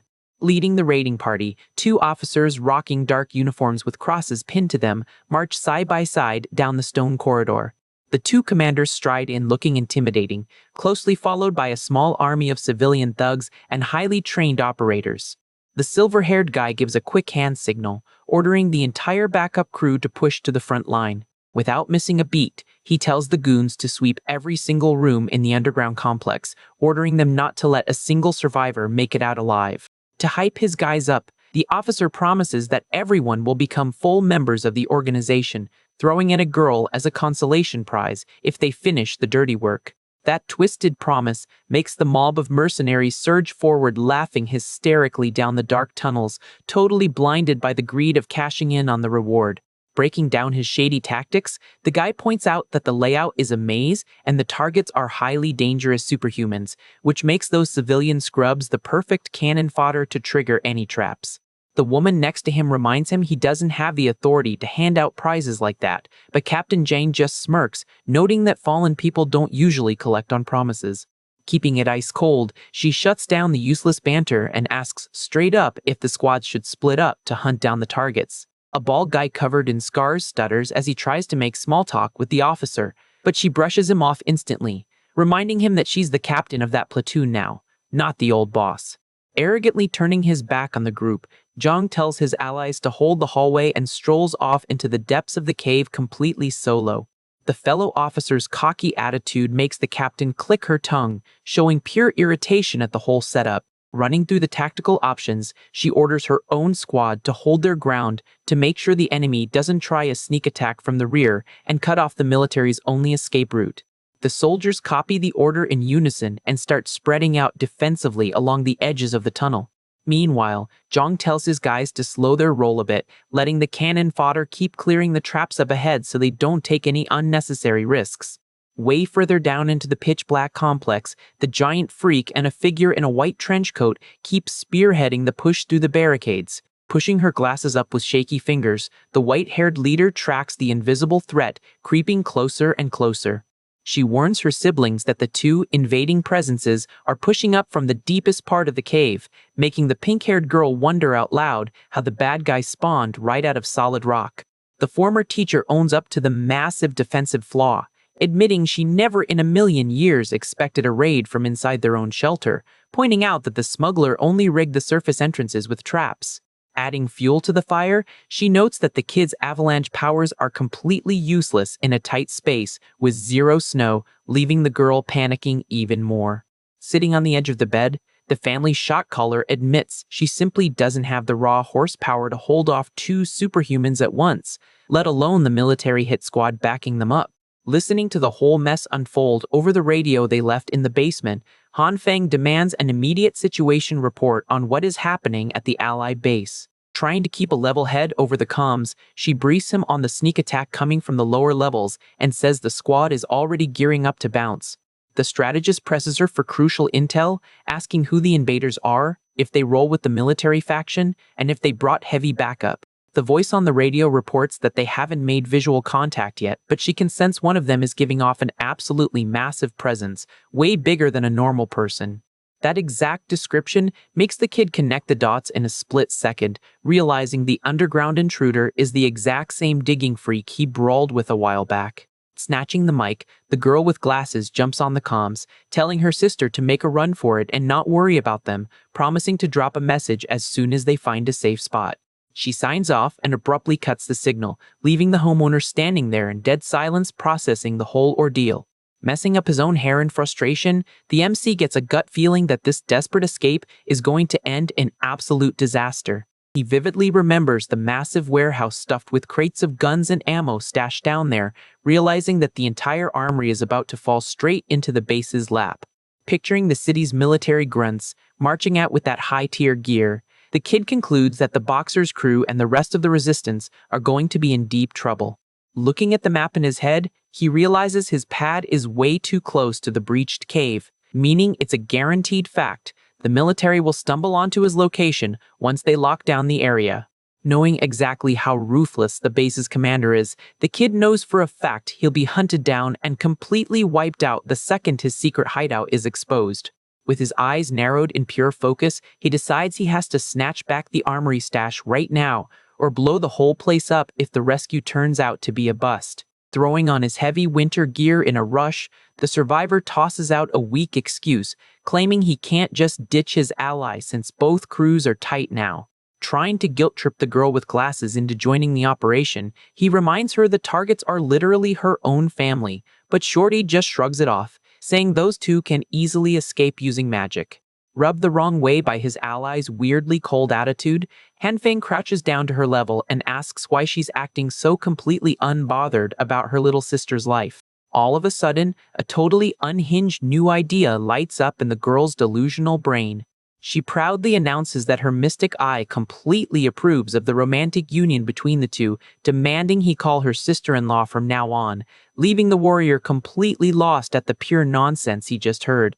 While the girl strikes a victory pose over her own crackpot theories, the nurse watching the whole thing admits she didn't catch a single word of that crazy conversation. Whispering to her teammate, the girl makes up a story that the homeowner is head over heels for the older sister and decided to play the hero to save his damsel, making it all finally click for Jin Shui. Outside the mansion, the blizzard keeps whipping the white landscape with extreme violence. The massive polar bear takes a deep breath, shaking off the brutal snow battering its fur. Fully geared up in his tactical suit, Han Feng shouts over the wind, telling the nurse he's handling this solo so she doesn't have to risk her neck out in the cold. Ignoring the order to stay put, Jin Shui rolls up riding the bear while packing her massive sniper rifle, arguing that the boss has saved her too many times, and now it's her turn to pull her weight. Gunning his snowmobile right next to his partner's mount, the MC just tells her she didn't need to be so formal about it, and the duo speeds off to intercept the invaders. Panting hard and racing against the clock, the superhuman family pushes up the dark ramp of the underground complex in a desperate breakout. The little kid shoves his older sister's wheelchair with everything he's got, trying to hit the exit as fast as humanly possible. Suddenly, the runners glance back, alarms blaring in their heads as they catch sounds echoing from the bottom of the tunnel. Just behind them, a pack of enemy mercs are acting like creeps, celebrating the fact that they found girls, yelling at the squad not to shoot because they want to capture them alive. Faced with that direct threat, the ex-teacher slams the brakes, skidding her chair's tires on the stone floor. In a fast and calculated spin, she whips her body around to face the chasers, already aiming her weapon. Without a single second of hesitation, Zhang Ruiqing unloads her assault rifle down the hall, lighting the place up with a hail of bullets. Pinned down by the sudden burst of firepower, the frontline soldiers hug the concrete walls tight, just trying not to get gunned down. Further back in the dark tunnels, Captain Zhang catches the roar of the gunfight echoing through the facility. Even with bullets flying everywhere, fresh goons flood the base of the ramp, screaming for the platoon to open fire and take the targets out once and for all. Focusing her magic, the white-haired leader orders her siblings to grab a tight hold of the wheelchair's handles. The boy looks completely lost, but the pink-haired girl instantly clocks the insane maneuver her sister is about to pull off. Gathering a ridiculous amount of power, the superhuman blasts a massive wave of repulsive force straight into the floor. Riding the insane pressure of the blast, the wheelchair launches backward down the tunnel like a rocket, while the youngest sister laughs like a maniac, thinking the escape is incredible. Taken totally by surprise, the raiders can only stand there, staring as that massive wall of energy sweeps down the hall right at them. Hitting like a hurricane, the energy shield crushes the mercs against the walls, tossing bodies violently through the air. One of the goons gets thrown hard enough to crash face first into the giant freak's armor as it advances through the dark. Completely ignoring his squad getting flattened, the bald, scarred soldier sprints like an absolute psycho down the tunnel, screaming that he's going to bag the targets and steal all the glory for the mission. Like a missile breaching the surface, the wheelchair violently shoots out of the underground base, flying straight into the roaring blizzard. Right on the crew's heels, the silhouette of the bald thug bursts through the hideout's entrance, roaring and hunting them down relentlessly. Realizing this uncontrolled flight is about to end in a fatal crash, the little sister completely panics, yelling that they're all going to get splattered on the ground. Keeping her cool, the leader wraps the whole group in a thick bubble of protective energy while they're still falling out of the sky. Then she barks an order for the pink-haired girl to blow the tunnel entrance sky high, a command that's accepted with total excitement. The exact millisecond the enemy soldier steps foot outside, the superhuman's energy trap triggers right under him. A colossal detonation completely swallows the front of the hideout, throwing up a massive mushroom cloud of ice and rubble. Far away in the middle of the snowy wastes, Hanfeng spots the huge curtain of smoke rising on the horizon. Pulling down his tactical goggles, the MC quickly deduces that the allied family actually managed to escape the enemy base successfully. Right then, the runaway's energy bubble slams brutally into the frozen wasteland, bouncing and spinning totally out of control. The continuous impacts drag the magic sphere through the deep snow, carving a massive trench of destruction. Unable to take the insane pressure anymore, the shield shatters into pieces, slamming the three siblings painfully into the freezing hardpack. Before they can even shake off the brutal landing, the bald brute erupts furiously from the wreckage, screaming with pure hate over the explosive ambush. Launching his massive frame through the air, the guy dives in like a predator out for blood, winding up a crushing blow against the downed squad. Roaring like a beast, he brings his fist down with everything he's got aimed straight at the family leader. The muzzle flash of a heavy rifle suddenly lights up the dark, freezing storm. Tagging the merc dead center in midair with high-caliber rounds, Jin Shui enters the battle riding her bear, greeting the brute with absolute mockery. Pulling her mount up next to the wounded crew, the nurse rushes the family, telling everyone to mount up rapidly. Getting slammed violently onto the ice, the bald soldier recognizes the shooter from a past shootout and swears he's going to end her for good this time. But the team medic just flawlessly maneuvers her polar bear, leveling the barrel of her massive gun right back at him. Giving him zero time to defend himself, she unloads a brutal barrage of lead that sends the brute tumbling backward under the continuous impact of the bullets. Watching that ridiculous display of raw power, the two younger siblings are absolutely starstruck by their allies' strength. Taking advantage of the distraction generated by the gunfire, the duo drags their sister's wheelchair through the snow, sprinting to catch up to the giant beast. With everyone safely rescued, Jin Shui gives the order to move, and the mount takes off galloping furiously away from the danger. Completely unhinged, the military goon charges through the blizzard, flat out refusing to let his targets slip away again. Riding his bike a bit further out, Hanfeng scopes the enemy through his visor, figuring it's a huge problem that the guy didn't perish from those heavy rounds. Thinking on his feet, the MC asks the little kid if he can trigger an avalanche on the side mountain to bury the chaser for good. Without hesitating, the youngest sibling confirms he's got it covered and reaches out, tapping into his insane weather-controlling powers. Like the mountain itself is caving in, a colossal tsunami of ice and snow crashes down squarely in the enemy soldier's path. Showing off his limitless arrogance, the bald guy just laughs at the natural trap, swearing he'll destroy that little bit of snow with a single punch. Before he can even complete his attack motion, the chaser is instantly swallowed by a freezing aura that locks him completely solid mid-action. In a matter of seconds, the colossal mass of the avalanche rolls right over him, turning the brute into a statue trapped in the solid ice. At that exact moment, Commander Zhang finally steps out of the wrecked tunnel entrance, scanning the landscape with coldness. One of his mercs manages to dig himself out of the snow, desperate to keep the hunt going at all costs, but the captain orders him to stand still. Adjusting his gloves in a calculated manner, he declares that scaring off the superhumans is good enough, pointing out the military faction has other priorities inside. The dead silence of the blizzard reclaims the surroundings of the ruined complex. Safely regrouped at a meeting point, the pink-haired girl showers the nurse with praise for her bravery, leaving the medic completely flustered. Cutting the relaxed vibe short, Han Feng tells Jin Shui to take their guests back to the shelter, since he's staying behind solo to cover the group's rear.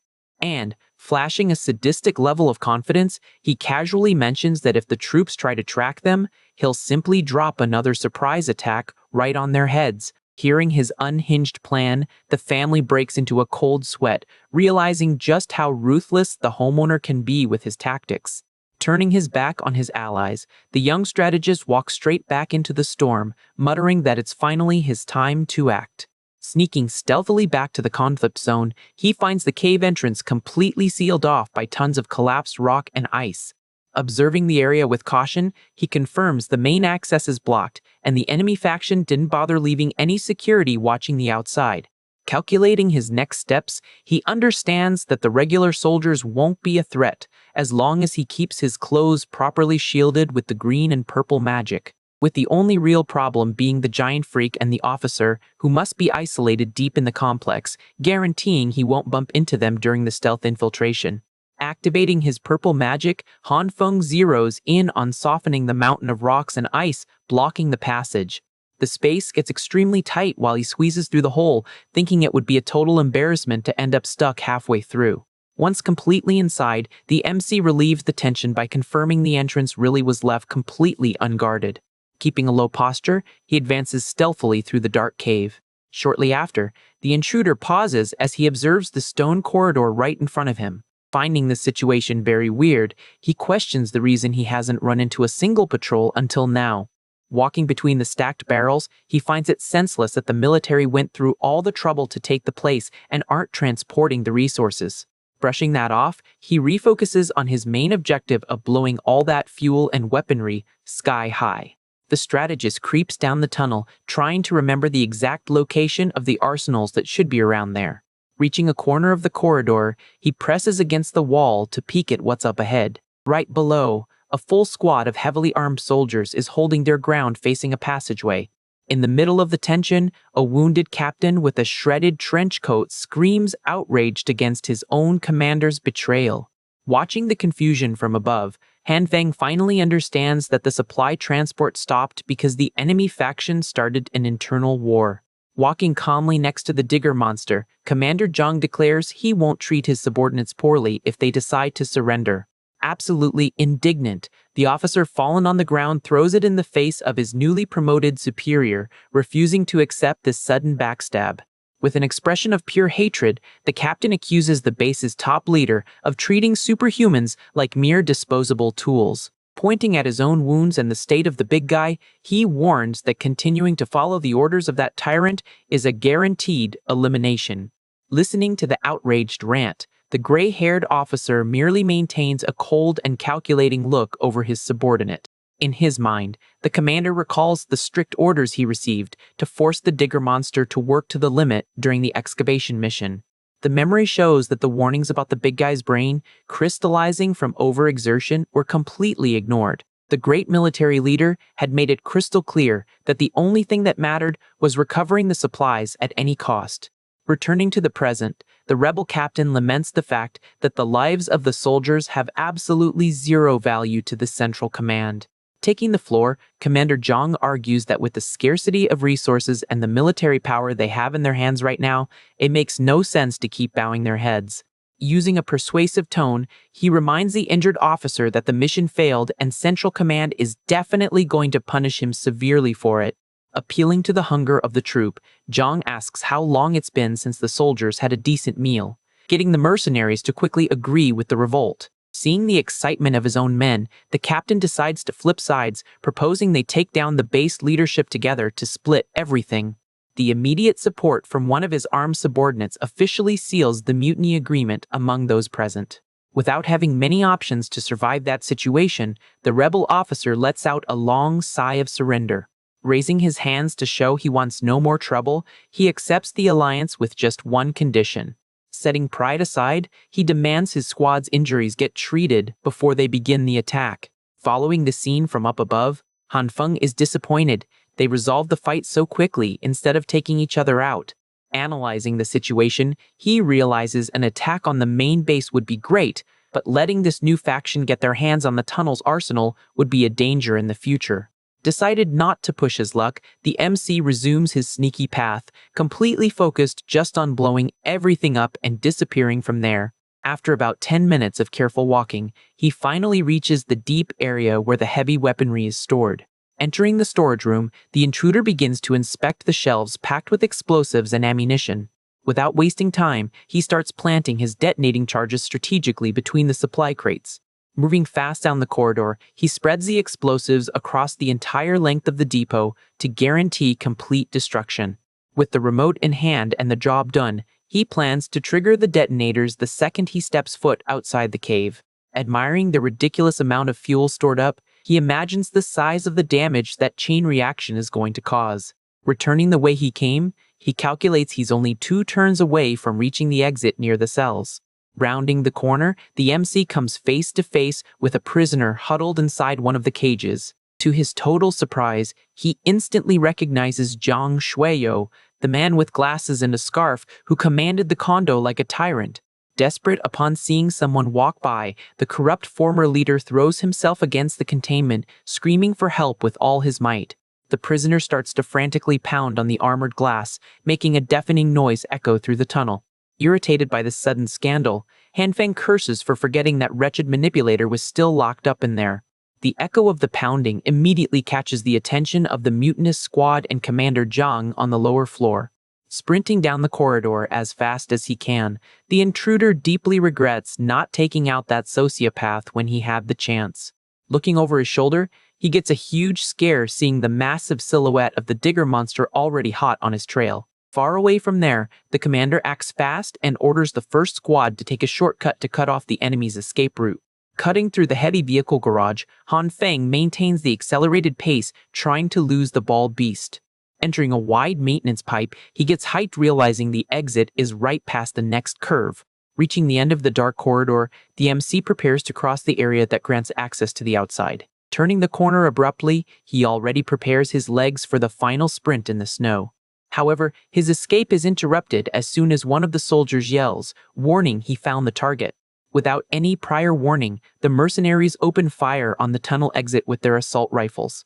Covered by his green and purple magic barrier, the MC throws himself to the side, trying to understand how the guards got there so quickly. Keeping their fingers on the trigger, the enemy troops become completely frightened, seeing the heavy ammunition has zero effect on the shield. The projectiles ricochet violently against the mystic protection, creating a shower of sparks in the dark corridor. Breathing relieved behind his glowing armor, the young strategist thanks his own fast reflexes for having avoided a fatal end. With nowhere to run, he finds himself cornered right in front of the huge pile of rocks that blocked the main exit. Prepping his final move, Han Feng decides to set the detonation for the entire base before digging his way out. Adjusting the explosive device, he calculates that 120 seconds are more than enough to escape the blast alive. Turning his attention back to the natural barrier, the MC projects his purple magic aura against the frozen rubble. Pushing his softening power to the max, he starts frantically clawing through the rock that now yields like soft dirt. Even in the midst of the desperate escape, he takes one last look at the base, lamenting the loss of so many valuable resources that are going to turn into ashes. Squeezing through the improvised hole, the intruder advances as fast as he can toward the surface. Exactly at that moment, the bald monster reaches the location and recognizes the same magical light that frustrated his plans in the past. Dominated by a primal hate, the giant brute charges forward, roaring that he's going to eliminate the wretched guy. With a brutal leap, he unleashes a punch from top to bottom straight into the rocks that covered the enemy's escape route. The freakish force of the impact shatters the roof of the tunnel, crushing the passage right on top of Han Feng. Being tossed violently back to the cave floor with the explosion of debris, the strategist curses for having his path cut off right at the finish line. Facing the immense figure of the monster right above, the MC thinks it's absurd having to deal with that annoying guy again. Checking his watch, racing against time, he understands he needs to eliminate that obstacle fast, or he's going up in smoke along with the complex. The giant mercenary wastes no time and immediately chains a crushing attack into the floor, forcing the target to jump aside startled. Taking advantage of the opening from the dodge, Han Feng raises his assault rifle and unloads a burst of direct shots against the infuriated brute. Caught by surprise by the burst of gunfire, the monster lets out a yell while trying to shield himself from the impact. Seizing the opening, the MC concentrates his green magic and lands a devastating kick dead center on his opponent. The raw force of the strike is so brutal, it launches the brute far away, roaring through the air. Landing firmly after the attack, Han Feng already preps his glowing aura for the next move. He stomps heavily on the ground, creating a web of cracks from the impact of his landing.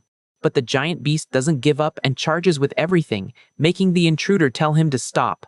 Right then, the strategist notices the remote broke in the confusion, cursing for not being able to pause the bomb's timer anymore.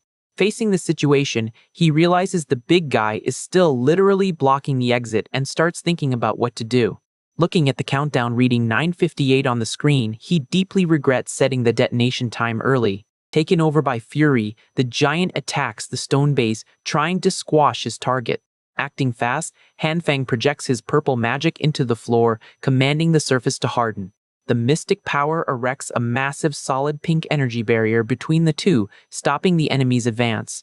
Without missing a beat, the kid inverts his skill and uses the aura to soften the area around. The firm floor turns into a glowing soft puddle, making the monster's hands and body sink straight into the trap. Stuck in the gooey ground, the bald guy screams irritated, calling his rival a coward and telling him to stop running. Ignoring the provocations, the intruder sprints down the corridor lined with heavy weapons, trying to gain the maximum distance possible. Running desperately, he calculates he has a little over a minute before everything goes up in flames and understands he urgently needs to find a safe shelter. Taking a look over his arm, he is relieved to notice the big guy finally stopped chasing him. However, his expression shifts the very next second when he notices a new problem popping up right in front of him. The commander and his troop of mercenaries are already marching through the truck area, coming exactly in his direction. The platoon advances quickly through the garage, passing right by the parked military vehicle. Quick on the draw, Han Feng hides behind some green metal crates and takes a deep breath, celebrating the fact he didn't run right into them. Close by, the squad leader gives his subordinate a massive scolding, indignant that he let the superhuman escape. Trying to diffuse the tense mood, the officer in the red coat argues that splitting up against someone with powers would be suicide, preferring to keep the group together even if it makes the search harder. Huddled in his hiding spot, the MC listens to the conversation and mentally begs for them to get out of there quickly. Checking the explosive device one more time, panic sets in when he sees the digital screen is already hitting 0, right at the limit. At that exact moment, the squad subordinate aims her pistol, demanding to know who is hiding in the crates. In the blink of an eye, dozens of soldiers turn their rifles in the exact same direction, ready to shoot. Sweating cold under his glasses, the young strategist freezes, knowing he has no way to face dozens of weapons at the same time. Without another option, he decides to risk everything and leaps from his hiding spot, firing a wave of red magic energy. The scarlet light temporarily blinds the guards, who back away startled, trying to protect themselves from the blinding glare. Taking advantage of the perfect distraction, the fugitive vaults over the crates, totally focused on running for his life. Right behind him, a massive blast of blue energy hits the tunnel walls, raising a thick cloud of dust. The violent impact makes huge chunks of ice and rock fall from the ceiling, completely messing up the area. Furious with the intruder's audacity, the military commander points his gloved hand and orders his men to chase him immediately. Breathing heavily, Han Feng continues his frantic run down the corridor lined by stacks of green barrels. Desperate about the situation, he takes one more look at the bomb's timer and freaks out, confirming there are only 11 seconds left. With his heart practically jumping out of his chest, he understands his time is up and really steps on the gas. Right behind, the armed platoon comes running past the exact same row of drums, motivated by the leader promising 100 kilos of rice and 50 kilos of beef to whoever captures the target. Taken over by the greed of the reward, the mercenaries speed up the hunt, leaving the captain himself behind in the corridor. Irritated for getting ditched, the boss curses the soldiers out for being useless, indignant that they ruin everything all the time. At that moment, the timer finally hits absolute zero right on the barrel next to the clueless commander. A violent detonation rips through the environment, turning the entire tunnel into an infernal ball of fire.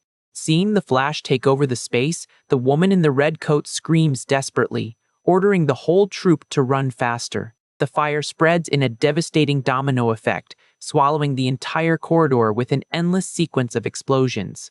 Looking over his shoulder, the intruder realizes the chain reaction has already started and the whole base is detonating. He lets out a loud curse while trying to pick up the pace, noticing the enemy officer is running right on his heels.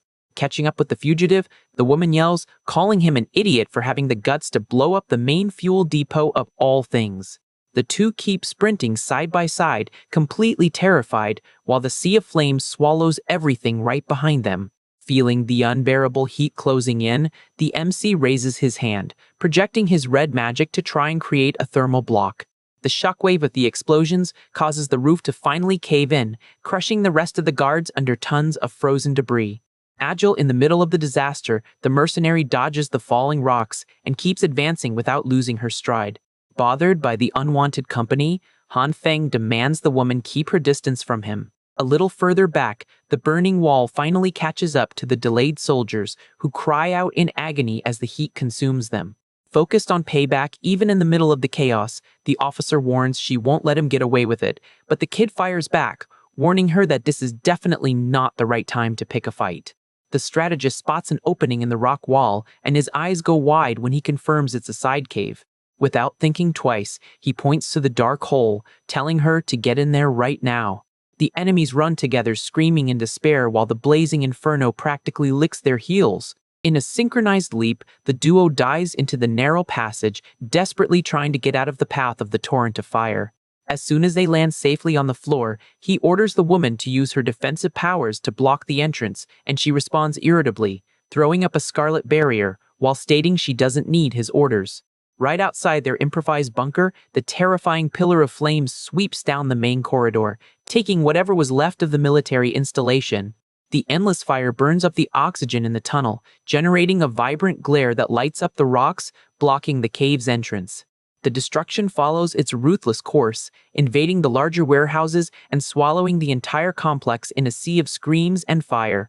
Up on the frozen surface, the contained force of the detonation causes the side of the mountain to crack, completely sealing the underground base's escape routes under a thick crust of snow and smoke.